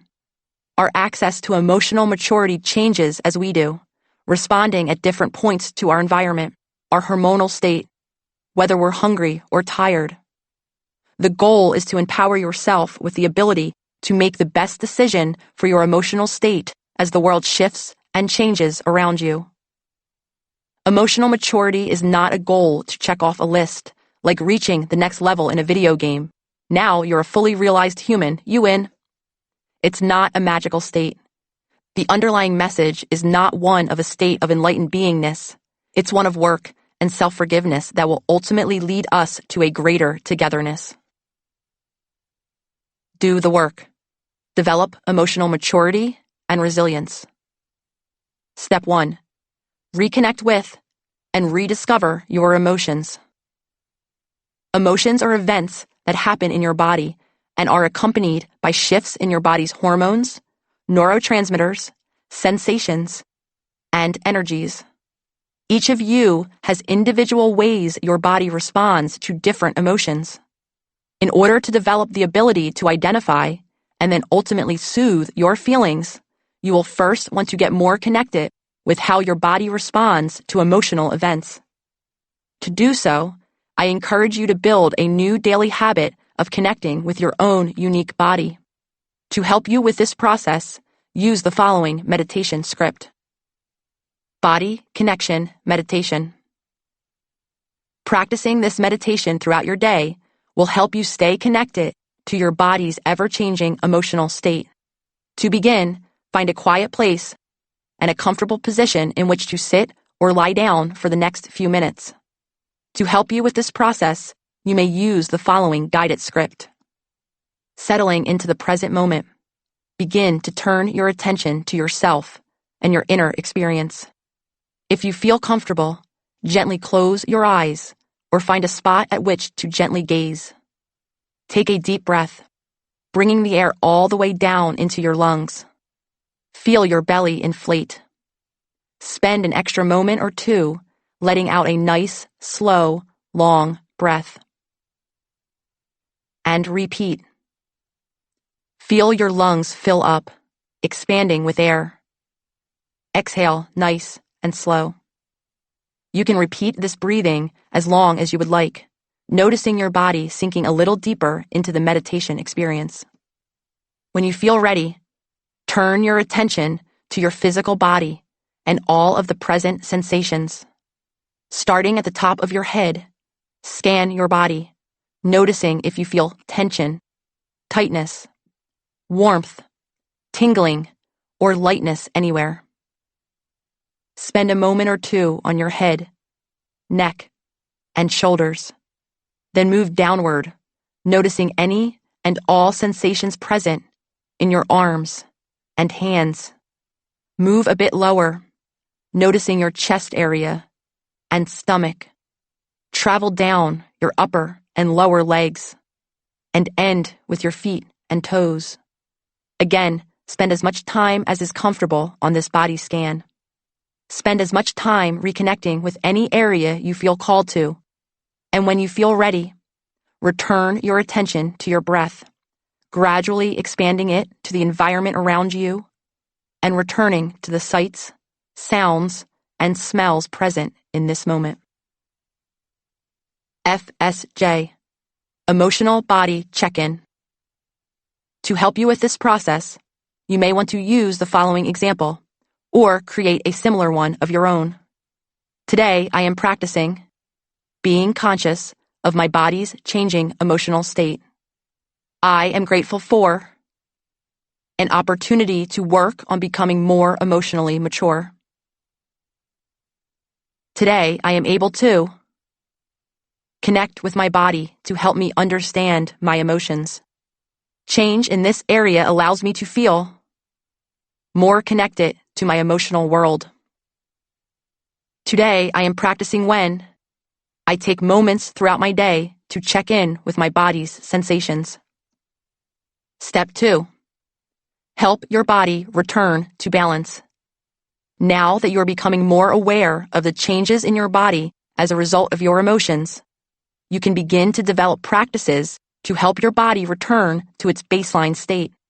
Remember, everyone is unique and will respond differently to the activities that follow. Take some time to explore the various ways you can soothe your emotions. It may take some experimenting with these activities to see which ones work best for you.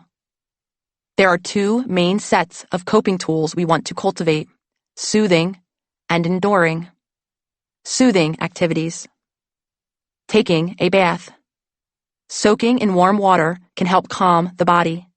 If you have Epsom salts available, throw some in if you'd like some added muscle relaxation. Doing self-massage. This can be as simple as rubbing or massaging your feet or lower legs. There are YouTube videos on different pressure points that can help relieve stress. Reading. Catch up with that book or article you've been meaning to read. Listening to, playing, or writing music. It's your choice. Snuggling. This can be with anyone or anything, including your pet or pets, your kids, your friends, your partner, or a comfy bed pillow. Moving, if possible. Any kind will work. Expressing your emotions. Try screaming into a pillow, in the shower, or outside in a large empty space, so as not to activate a neighbor's nervous system. Writing. Write a letter, a journal entry, a poem about what you're feeling. Try not to use this time to write about the activating event, or you will continue to activate your body's physiological reactions. Enduring activities. Resting. Yep, that's it, even if it means canceling plans. Grounding yourself. Use your 5 senses to direct your attention to what you can see, smell, touch, taste, or hear in your environment. This will help bring you to a fuller presence in safety of the current moment. Engaging in breath work. This can be as simple as putting a hand on your belly and taking 2 or 3 deep breaths, feeling your lungs expand and contract, and noticing any shifts in your body's energy. There are a ton of guided practices that can be found on YouTube or Spotify. Spending time outside in nature. Bring your attention to the full experience of your external surroundings and notice the different grounding and calming energies present. Meditating or praying. This can include any activity or engagement with any spiritual or religious-based practice of resonance. Reciting affirmations or mantras. Repeat intentional statements quietly to yourself. Some examples are: You are safe. You are in control. You are at peace. Distracting yourself. Redirect your attention to anything except your emotions. Yes, you read that correctly. You can choose how much attention you give to your emotions, as long as you aren't always distracting yourself from them. Getting support. Reach out to someone with whom you feel safe. Having someone available to you who can actively listen to your thoughts and feelings can be really helpful. When you are aware that you want someone to listen actively, as opposed to offering advice as many well-meaning friends do, it is helpful to express that before you begin to share. Also, remember that this is different from venting or emotional dumping, in which you simply relive the activating event over and over again, often getting stuck in this cycle. Chapter 13. Interdependence.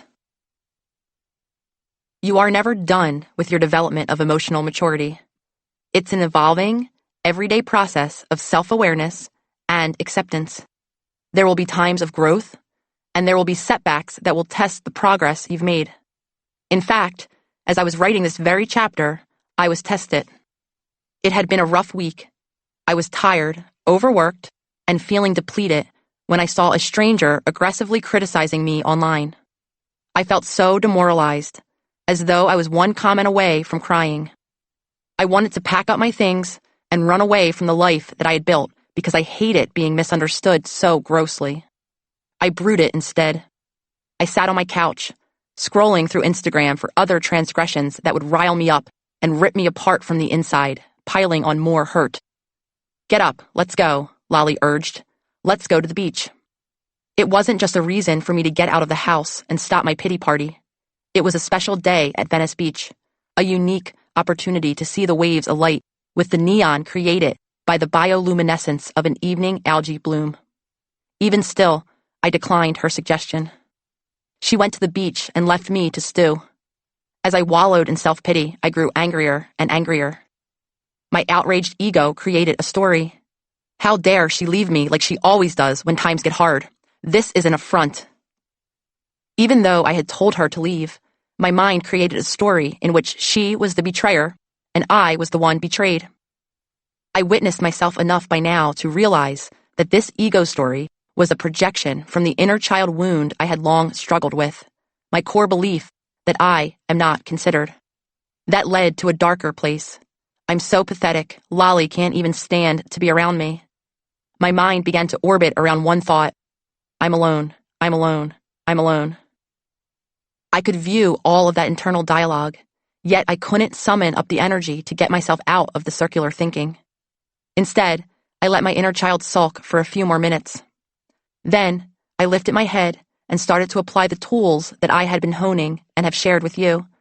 I began with my breath, becoming aware of the air moving into and out of my lungs. I witnessed. I named the physiological responses in my body, the jolt of agitation, the gut-sinking feeling of disappointment, the electricity of outrage that came from the hits of social media negativity. I started to name the feelings associated with the sensations: anger, fear, sadness. As I gave them names, narratives began to creep around them, crowding my consciousness. When my ego began plucking up examples to prove how worthless I am, I leaned back into my conscious mind, witnessing without judgment, letting the feelings come and go. With my conscious mind in control, I asked myself, what can I do for myself in this moment? How can I cope with these feel-bads? I walked over to the sink to tidy up and do some dishes, and began to tell myself a counter story. I am worthy. I am loved. I am not alone, even if I am physically alone at this moment. As I immersed my hands into the warm, soapy water and focused my attentional muscles on the physical act of doing, my emotional energy discharged outward and left me enough room to witness my emotional state for what it was. I'm tired. I'm working too much, and I let someone else's criticism of my work cause a full-body emotional meltdown. I don't want to be here sulking. I want to be with my partner, looking at something beautiful. I decided that either I could stay stuck, trying to wash out my feelings, or I could remove myself from the instinctual pull toward the familiar and do what I promised myself I would do that day: see those amazing blue waves. I made the choice to leave my cocoon of self-loathing. When I reached the beach, I spotted Lolly, staring out at the impossibly blue sea. She was flanked by dozens of others taking in the majestic gift that Mother Nature had given us. I joined Lolly, and together we gazed off into the brilliant, almost supernatural sea without saying a word. I was still a wounded child, still hurting and feeling misunderstood, but I was not alone, imprisoned by my own thoughts and feelings. Standing on the beach would have been impossible if I allowed the narrative to swallow me up. None of that beauty would have reached me. That moment on the beach was about so much more than my own emotional maturity. It was about my emotional state in relation to others, especially those I love the most. This is the ultimate goal of the work, from setting boundaries, to meeting our inner child, to reparenting ourselves. All of this work leads us to a state of honest togetherness. As we change our mind and brain and access our authentic self, we create joy, creativity, empathy, acceptance, collaboration, and eventually oneness with our greater community. Dr. Steve Taylor, from 2 chapters ago, found similar increases in love and compassion, deep knowing, and inner calmness in all of the awakenings he studied. These elements are the essence of what is called interdependence, a state of authenticity and connectedness that is the ultimate testament to the power of holistic healing. The work so far has been leading us up to this moment, to the ability to embody oneness, taking us back to a state of pure awareness and connectedness with all that is. We are literally transforming our mind and body and returning to our purest soul expression. We find the divine in ourselves, which extends to the world around us. Finding the self-healer community. I haven't yet shared a central piece of the puzzle in my healing journey, finding my community. This is the goal of the interdependent self. Community is a very mutable concept. Some people find it in their online social network, some in their immediate neighborhood, others in their interests, churches, school system, or hobbies. I found mine during that lonely period of self-exploration when there were few people I felt could relate to my new awareness. I felt so alone, as though Lolly and I were the sole people awake in a slumbering world. As I created boundaries when learning how to reparent, I ended relationships that were not serving me, which meant cutting ties with some people I once considered part of my core community. I started to make choices that went against the societal grain. No more happy hour drinks. No more overtaxing myself by creating plans. No more late nights that messed with my sleep and morning routine. I had come so far, and I was so proud. My intuitive voice urged me to connect with others and the greater world around me. It wasn't fulfilling to remain cut off from everyone. I needed to find my people, share my insights, and learn from others. That's when Lolly suggested that I start posting about my experience online. At the time, I was still in Philadelphia, working as a therapist who came from the mainstream model, and I needed to keep my day job. My beliefs, I feared, would not only alienate me from many of my colleagues, but also might push away some of my more traditional clients, and I still needed to put food on the table. Yet there was inauthenticity in my self-expression. My desire for connection was the major impetus to posting about my journey on Instagram, as I looked for others who might be able to understand the language of self-healing and relate to this new world of holistic wellness. I started The Holistic Psychologist in 2018, and the response was almost immediate. So many other people were just as hungry for connection and were living with very similar experiences and knowings. Armies of people were ready and willing to engage in this deep work. The word spread, and another intention emerged: to build a safe and secure community that would foster the greatest possible space for healing. The numbers kept climbing. Each person who joined the ranks of self-healers confirmed my faith in the message, giving me the confidence to devote myself fully to affirming the concepts of holistic psychology. As I embraced the teacher role, sharing information as I was incorporating it into my own life, the community expanded and kept giving and giving. It was the conscious co-creation of a new community of fellow souls on a similar journey back to their true essence. People from all over the world shared their tools and practices. The more I shared, the more other people joined in and offered their own healing experiences. The more I adapted and evolved, the more the community reflected that growth, like co-regulation on a grand scale. This interpersonal social media exchange has been the most profoundly rewarding interaction of my life. I found my people, and in doing so have found the power of my voice, my mission, my higher purpose, my interdependent self. The power of community. Research shows that 3 out of every 5 Americans feel alone. I would argue that that number is artificially low because people are ashamed to admit being lonely. Admitting that we feel alone makes us vulnerable and seems to expose some core deficiency. I am unloved because I am unlovable. This resonates deep in my bones, as I'm sure it does for many other people.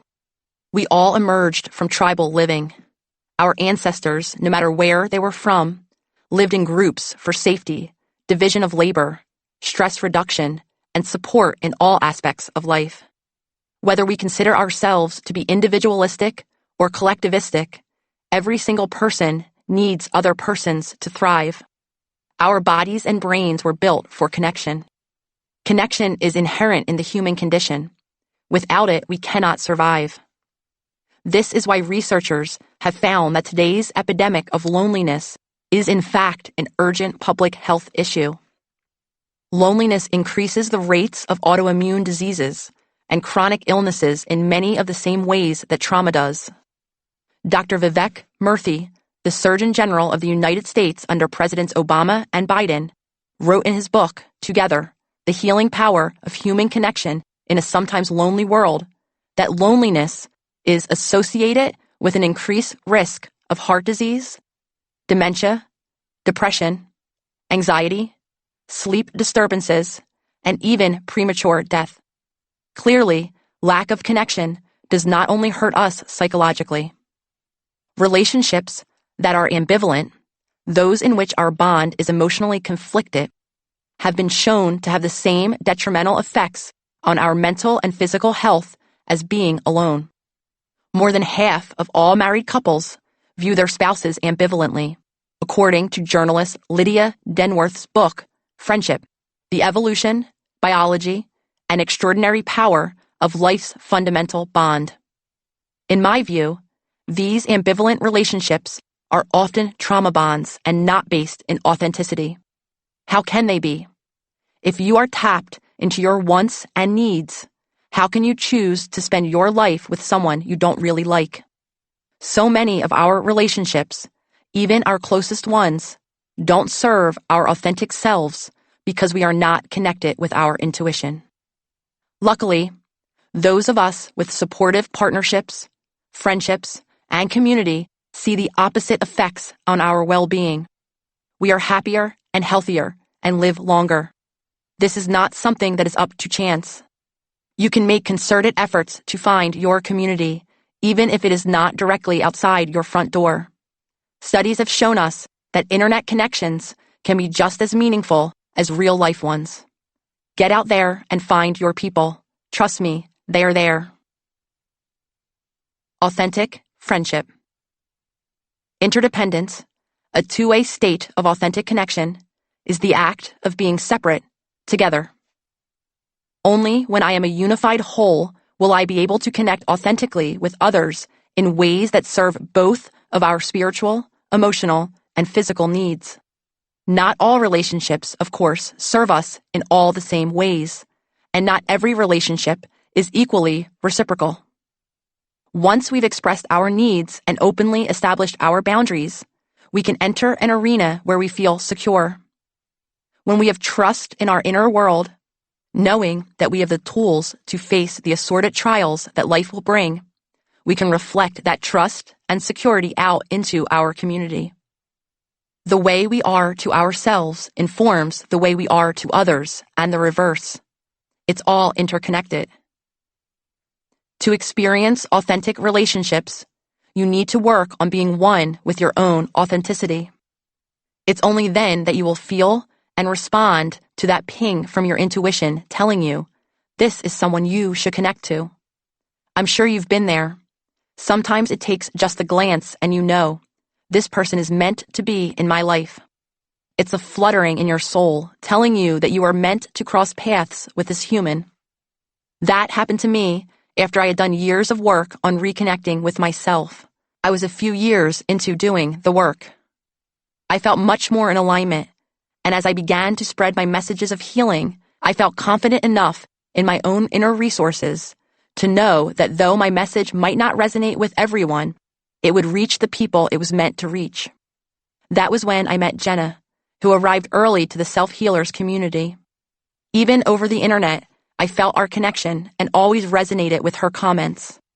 That ping of intuition was calling out through the digital interface. After the first free public inner child meditation at Venice Beach, the first event as the holistic psychologist that I wrote about in the book's preface, a line formed around me. I greeted everyone, feeling overwhelmed by the outpouring of gratitude. A few hours later, as the end of the line came into sight, I spotted one woman who waited until the very end and was smiling at me while holding her hands over her heart. Out of the sea of faces I gazed upon that day, there was that ping, ping, ping again.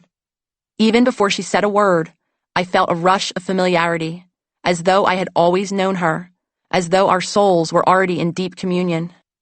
I'm Jenna, she said. I couldn't believe it. My intuition pointed to her out of a crowd of thousands. We chatted, both exhilarated to make the in-person connection. She almost spontaneously handed me her oracle cards, a deck of beautiful illustrations. The generosity of the gift, really the giving of an intimate part of herself, meant so much to me. I kept it with me during every life change that followed.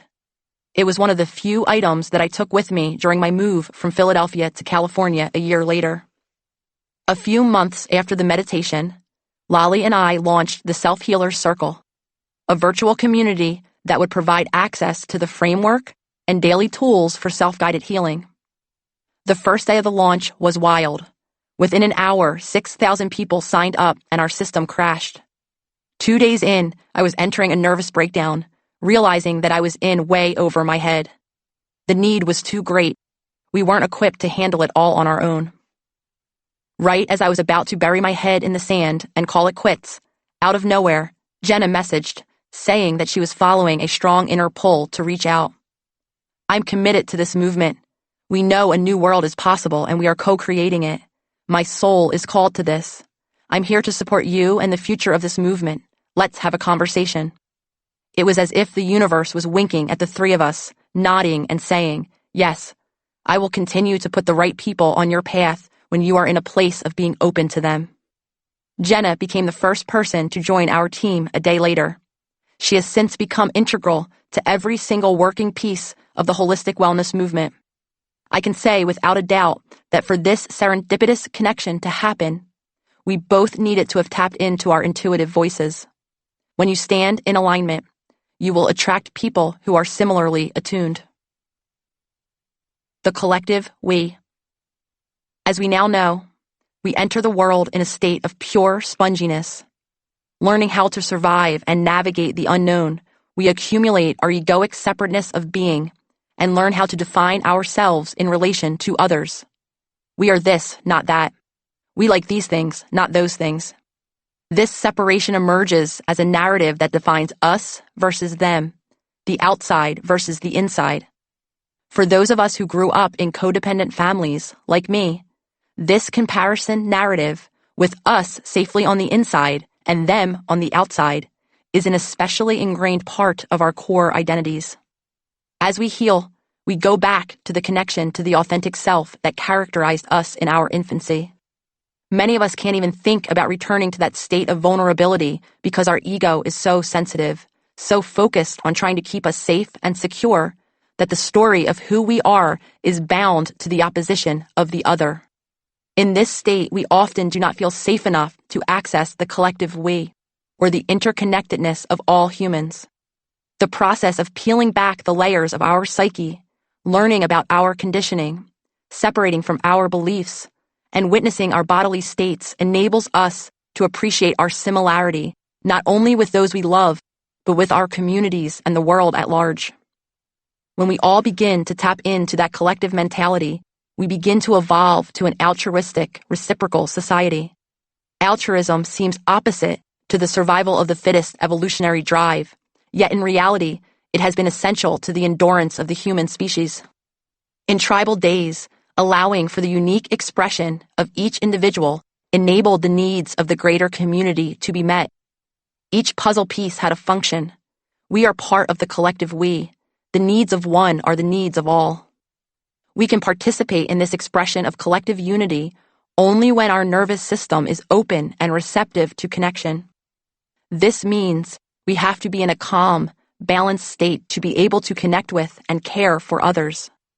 When we're in that happy place of our social engagement mode and in a stable, comfortable environment, our perceived stress levels go down. Our vagus nerve shifts us into our desired resting state, and we are in a prime state of joyful expression, spontaneity, healing, and connection. To achieve a sense of true unity, our bodies must feel fully safe. As we learned in previous chapters, our physiology communicates this level of safety to others through the process of co-regulation. Our internal state is often mirrored by those around us, making our inner worlds contagious. When we feel safe, others feel safe too. The trouble is that the reverse is also true. This is the key reason why it's been impossible for many of us to connect. As the large majority of us are living with a dysregulated nervous system, we find ourselves literally unable to feel safe enough to connect with others. This in turn results in our feeling lonelier, sicker, and less able to deal with the stresses of life. Over time, this vicious cycle continues, sending us on a quick descent toward disconnection and illness of all kinds. It's the worst kind of catch-22. We are trapped in fight, flight, or freeze responses that make it physiologically impossible to form authentic bonds.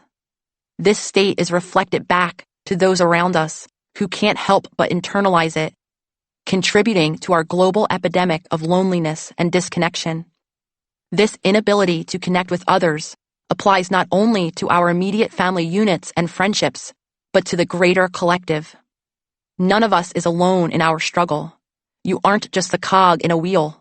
Your internal state shapes those around you, for better or for worse. When we feel safe and secure, we feel comfortable enough to express our internal state, even if it is dysregulated or negative, knowing that we can return to baseline with the help of our community. Those who never fight or disagree are actually locked in a dysregulated system that is artificially hampering their stress. Achieving intimacy requires expressing your authentic self, as shadowy as it can often be, without fear of being misunderstood or facing reproach or retribution. When we are in a safe space of mutual respect, we can express our divergences without fear and still return to homeostasis. This knowledge that we have a core resting state within reach gives us the flexibility to tolerate discomfort. These cycles of experience with moments of dysregulation leading to moments of co-regulation help all of us develop a core belief and trust in these internal resources. It is important to note that sick or dysregulated systems make this return to safety near impossible for many BIPOC because safety and balance was never there in the first place. These individuals continue to find themselves trapped in a system that's been imbalanced from its conception and is now long overdue for the change absolutely necessary to create safe and secure communities for us all. All of us deserve to have the opportunity to develop the elasticity to metabolize the changing stresses of life and return to a safe home. When we foster our supportive connections while engaging consciously with our inner world, everyone benefits. It's the essence of reciprocity. That essence binds all of humanity. There is no us and there is no them. By breaking down these barriers between us as individuals, we can become receptive to connecting with things that transcend our human comprehension. This may take the form of communing with your chosen God, or your ancestors, experiencing the birth of your child, spending time in nature, or getting lost in an art form that particularly moves you. It's an experience of oneness on a grand scale that can also be appreciated in even the smallest moments, inspiring that indescribable and sublime feeling of awe. Researchers have found that this sensation stems from an evolutionary response to uncertainty. It encouraged our ancestors to connect with others as they experienced and tried to make sense of the many mysteries of life. When we experience an eclipse, for example, our communal awe bound us together in our appreciation of life's beauty and terror, helping us to ultimately feel safer. The only way to open ourselves to awe is to open our mind's eye to the people and the greater world around us. The truth of our existence is in the unique soul that resides in the core of each of us. In the words of Chief Black Elk of the Oglala Sioux Nation, the first piece, which is the most important, is that which comes from the souls of people when they realize their relationship, their oneness with the universe and all its powers, and when they realize that at the center of the universe dwells the Great Spirit, and that this center is really everywhere. It is within each of us. At the beginning of this book, I suggested that transcendent experiences rarely occur within the stereotypical context of the divine, on a mountaintop or next to a babbling brook. Spiritual evolution can be a messy business. Once you do the work of healing the body, mind, and soul, and regain the ability to connect with the greater universe, transcendence in its multitude of forms becomes accessible to you. Once you peel back the window dressings of your ego and connect to the purest, most authentic part of yourself, once you reach out to your community in an open state of open receptiveness, awakenings will come. It is in these moments that true enlightenment and healing are possible. As you heal yourself, you heal the world around you. Do the work. Assess your interdependent relationships. For many of you, especially if you're like me and come from codependent conditioning, developing interdependent relationships takes time. You can get started by taking the following steps. Step 1. Assess your current interdependence, or lack thereof. To gain awareness, take some time to witness your current level of interdependence by assessing yourself in the following areas. Are you comfortable establishing and maintaining clear boundaries in all relationships? Or do you need to spend some time identifying and setting some new ones? Can you hold space for open communication and for emotional processing for yourself and others? Or do you need to spend some time identifying your own emotions and becoming aware of when you need to take a break before communicating? Do you feel free to speak your truth and reality even when they don't align with those of others? Or do you still feel fear, shame, or guilt about how you imagine people will react? Are you clear about your intentions when you act? Do you know what drives your choices? Are you able to identify what you may be seeking from your experiences and relationships? Or do you need more time to practice self-witnessing? Can you witness your ego and shadow without acting on every thought? Or do you need more practice exploring these aspects of your daily experience? Step 2. Cultivate interdependence. Using the list in Step 1 to determine the areas you want to strengthen, begin to make new choices that will support your goal of achieving interdependence. Starting with one area, practice setting a daily intention to create change using the following examples. FSJ, creating interdependence. Today, I am practicing creating interdependence in my relationships. I am grateful for an opportunity to create more fulfilling relationships. Today, I am able to express myself authentically and still feel connected to others. Change in this area allows me to feel Connect it to my authentic self and needs in all relationships. Today, I am practicing when I speak my truth to my partner about how I felt about our recent argument. Thank you so much for having the courage, the open mind, and the faith it takes to go on this journey with me.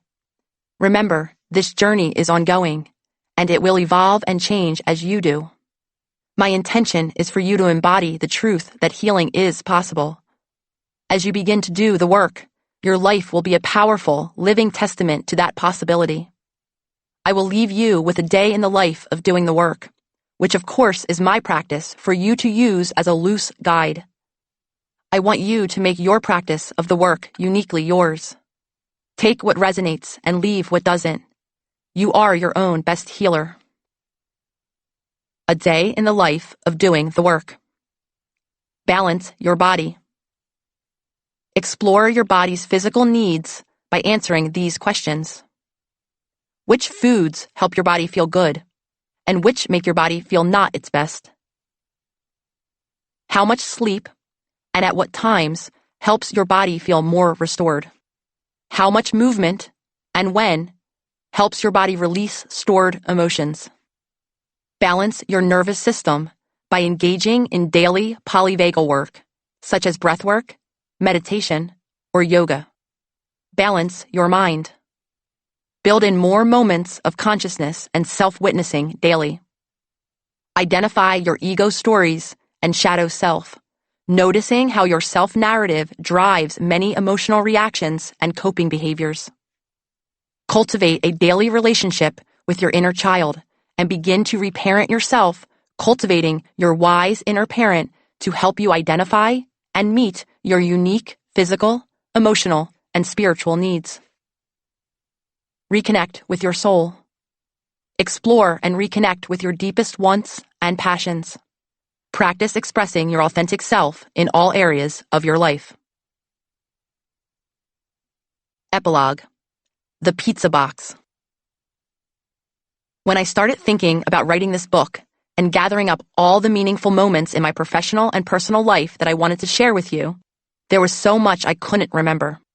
My brain was still dealing with the fallout of early childhood trauma, and my body still grappled with nervous system responses that kept me disengaged and unable to access the past. There were many blank spots in my memory bank, and the one that irritated me the most was my inability to recall the exact wording of the quote that I encountered during my walk past the Rubin Museum of Art in New York City, the one that opened my mind to the concept of consciousness and sent me into a whole new way of being. No matter how hard I tried, no matter how many phrases I searched, or how many exhibition catalogs I tracked down in search of that quote, it remained lost. Meanwhile, my transition into a new life in California continued. As I started to develop a routine, I also witnessed myself reverting to old patterns in a response to feeling outside my element. I started to mourn my old life. Even though I knew that life was not serving my best self, the old Nicole still found it safe and familiar. At the same time this personal turmoil was occurring, the holistic psychology message was spreading like wildfire around the world, with more than 2 million people following my posts on social media and engaging with the work on levels that my mind just could not grasp. I felt elated, vindicated really, and also overwhelmed. My inner child, so desperate to be seen and loved, began to quake under the pressure of so many eyes. I feared being misunderstood, and when I inevitably was misunderstood, I felt like a failure. Then a global pandemic hit, and everything was thrown into stark relief. There was so much pain, suffering, and trauma. We were all in it together, locked up, energetically and physically struggling in a new world that made no sense. Stress raged. Like so many, I felt deeply uncommitted to my journey for the first time in years. That lack of commitment manifested itself in small ways. For example, I stopped cooking for myself, a daily act of self-care that I valued. I usually enjoy nourishing myself and those I love. During lockdown, I just couldn't muster up the energy to make myself a meal. One evening, Lolly, Jenna, and I were scrolling through Postmates and decided to order pizza. We found a store that offered gluten-free crust. I had never ordered from that restaurant, nor had I even heard of it, so our decision was based solely on the online reviews. The pizza box was left at our front door, and when I lifted the box to eye level, I noticed some cute lettering on the side of the box. Then I read the words and nearly dropped the box. There it was, delivered right to my front door. We don't remember days, we remember moments. Cesare Pavese. It was the quote I'd been searching for, the one that sent me off down the rabbit hole of self-exploration. Out of the millions, billions of quotable phrases out there in the world, that one came back to me like an echo, a reminder of how much I had grown. Flashes of the past came into my mind's eye, crying into my oatmeal, the apartment pool where I fainted for the first time, wheeling my toy car under the kitchen table of my childhood home. It was all there with me, all parts of who I am now, who I was then, and who I will one day become. I let the words sink in as I breathed in and out. Gratitude filled every cell of my being. I can't say that the pizza box directly led me to the next step of my personal and spiritual growth, though it did help affirm my self-trust and awareness. I was once unwell, wounded, and unconscious. Now, despite the present hiccups, I was living this quote. I think it's plausible to say that that pizza box gave me the confidence to make another conscious choice. I decided it was time to reach back out to my family. When I set that hard boundary to cut off contact with them, I had needed to do it to find out who I really was without my family's overwhelming presence. For the first time, I was able to view myself. I saw my strengths. I saw my vulnerabilities. I met my inner child, and I accepted my wounds. I enforced zero communication because I didn't trust myself. I knew that there was a slippery slope back into codependence. Those rigid boundaries helped me to connect to my authentic self, which enabled me to finally be able to connect more honestly with others, and ultimately with all of you. It was the perfect state for an attempt at reconnection. It seemed like a now or never moment. It started with a letter. I kept it short and simple, essentially saying, I am ready to reconnect if you, too, are ready and willing to work together to create a new relationship. It was an acknowledgement that I was ready to open the door to communication. My family responded. They felt hesitant but willing to engage, letting me know that they, too, took the space as an opportunity to begin their own healing. I don't know what this new relationship will look like. I'm allowing myself the flexibility of choice. I'm giving myself the gift of openness and curiosity to explore the possibilities of a relationship that emerges from my own inner self-trust and self-love, and I'm excited to see what it may or may not bring. Every moment we make a choice. We can live in the past, or we can look forward and envision a future that is different. Our tendency, when we return to a system, regardless of how much work we do on our own, is to revert to old patterns. The temptation is to embrace the familiar subconscious conditioning. We can also decide to participate in the opening of an unfamiliar, uncertain door. I know now that if that path is not serving me well, I will know and can turn right around, close the door, and choose a new one to open. As of this writing, we have all changed in our own ways.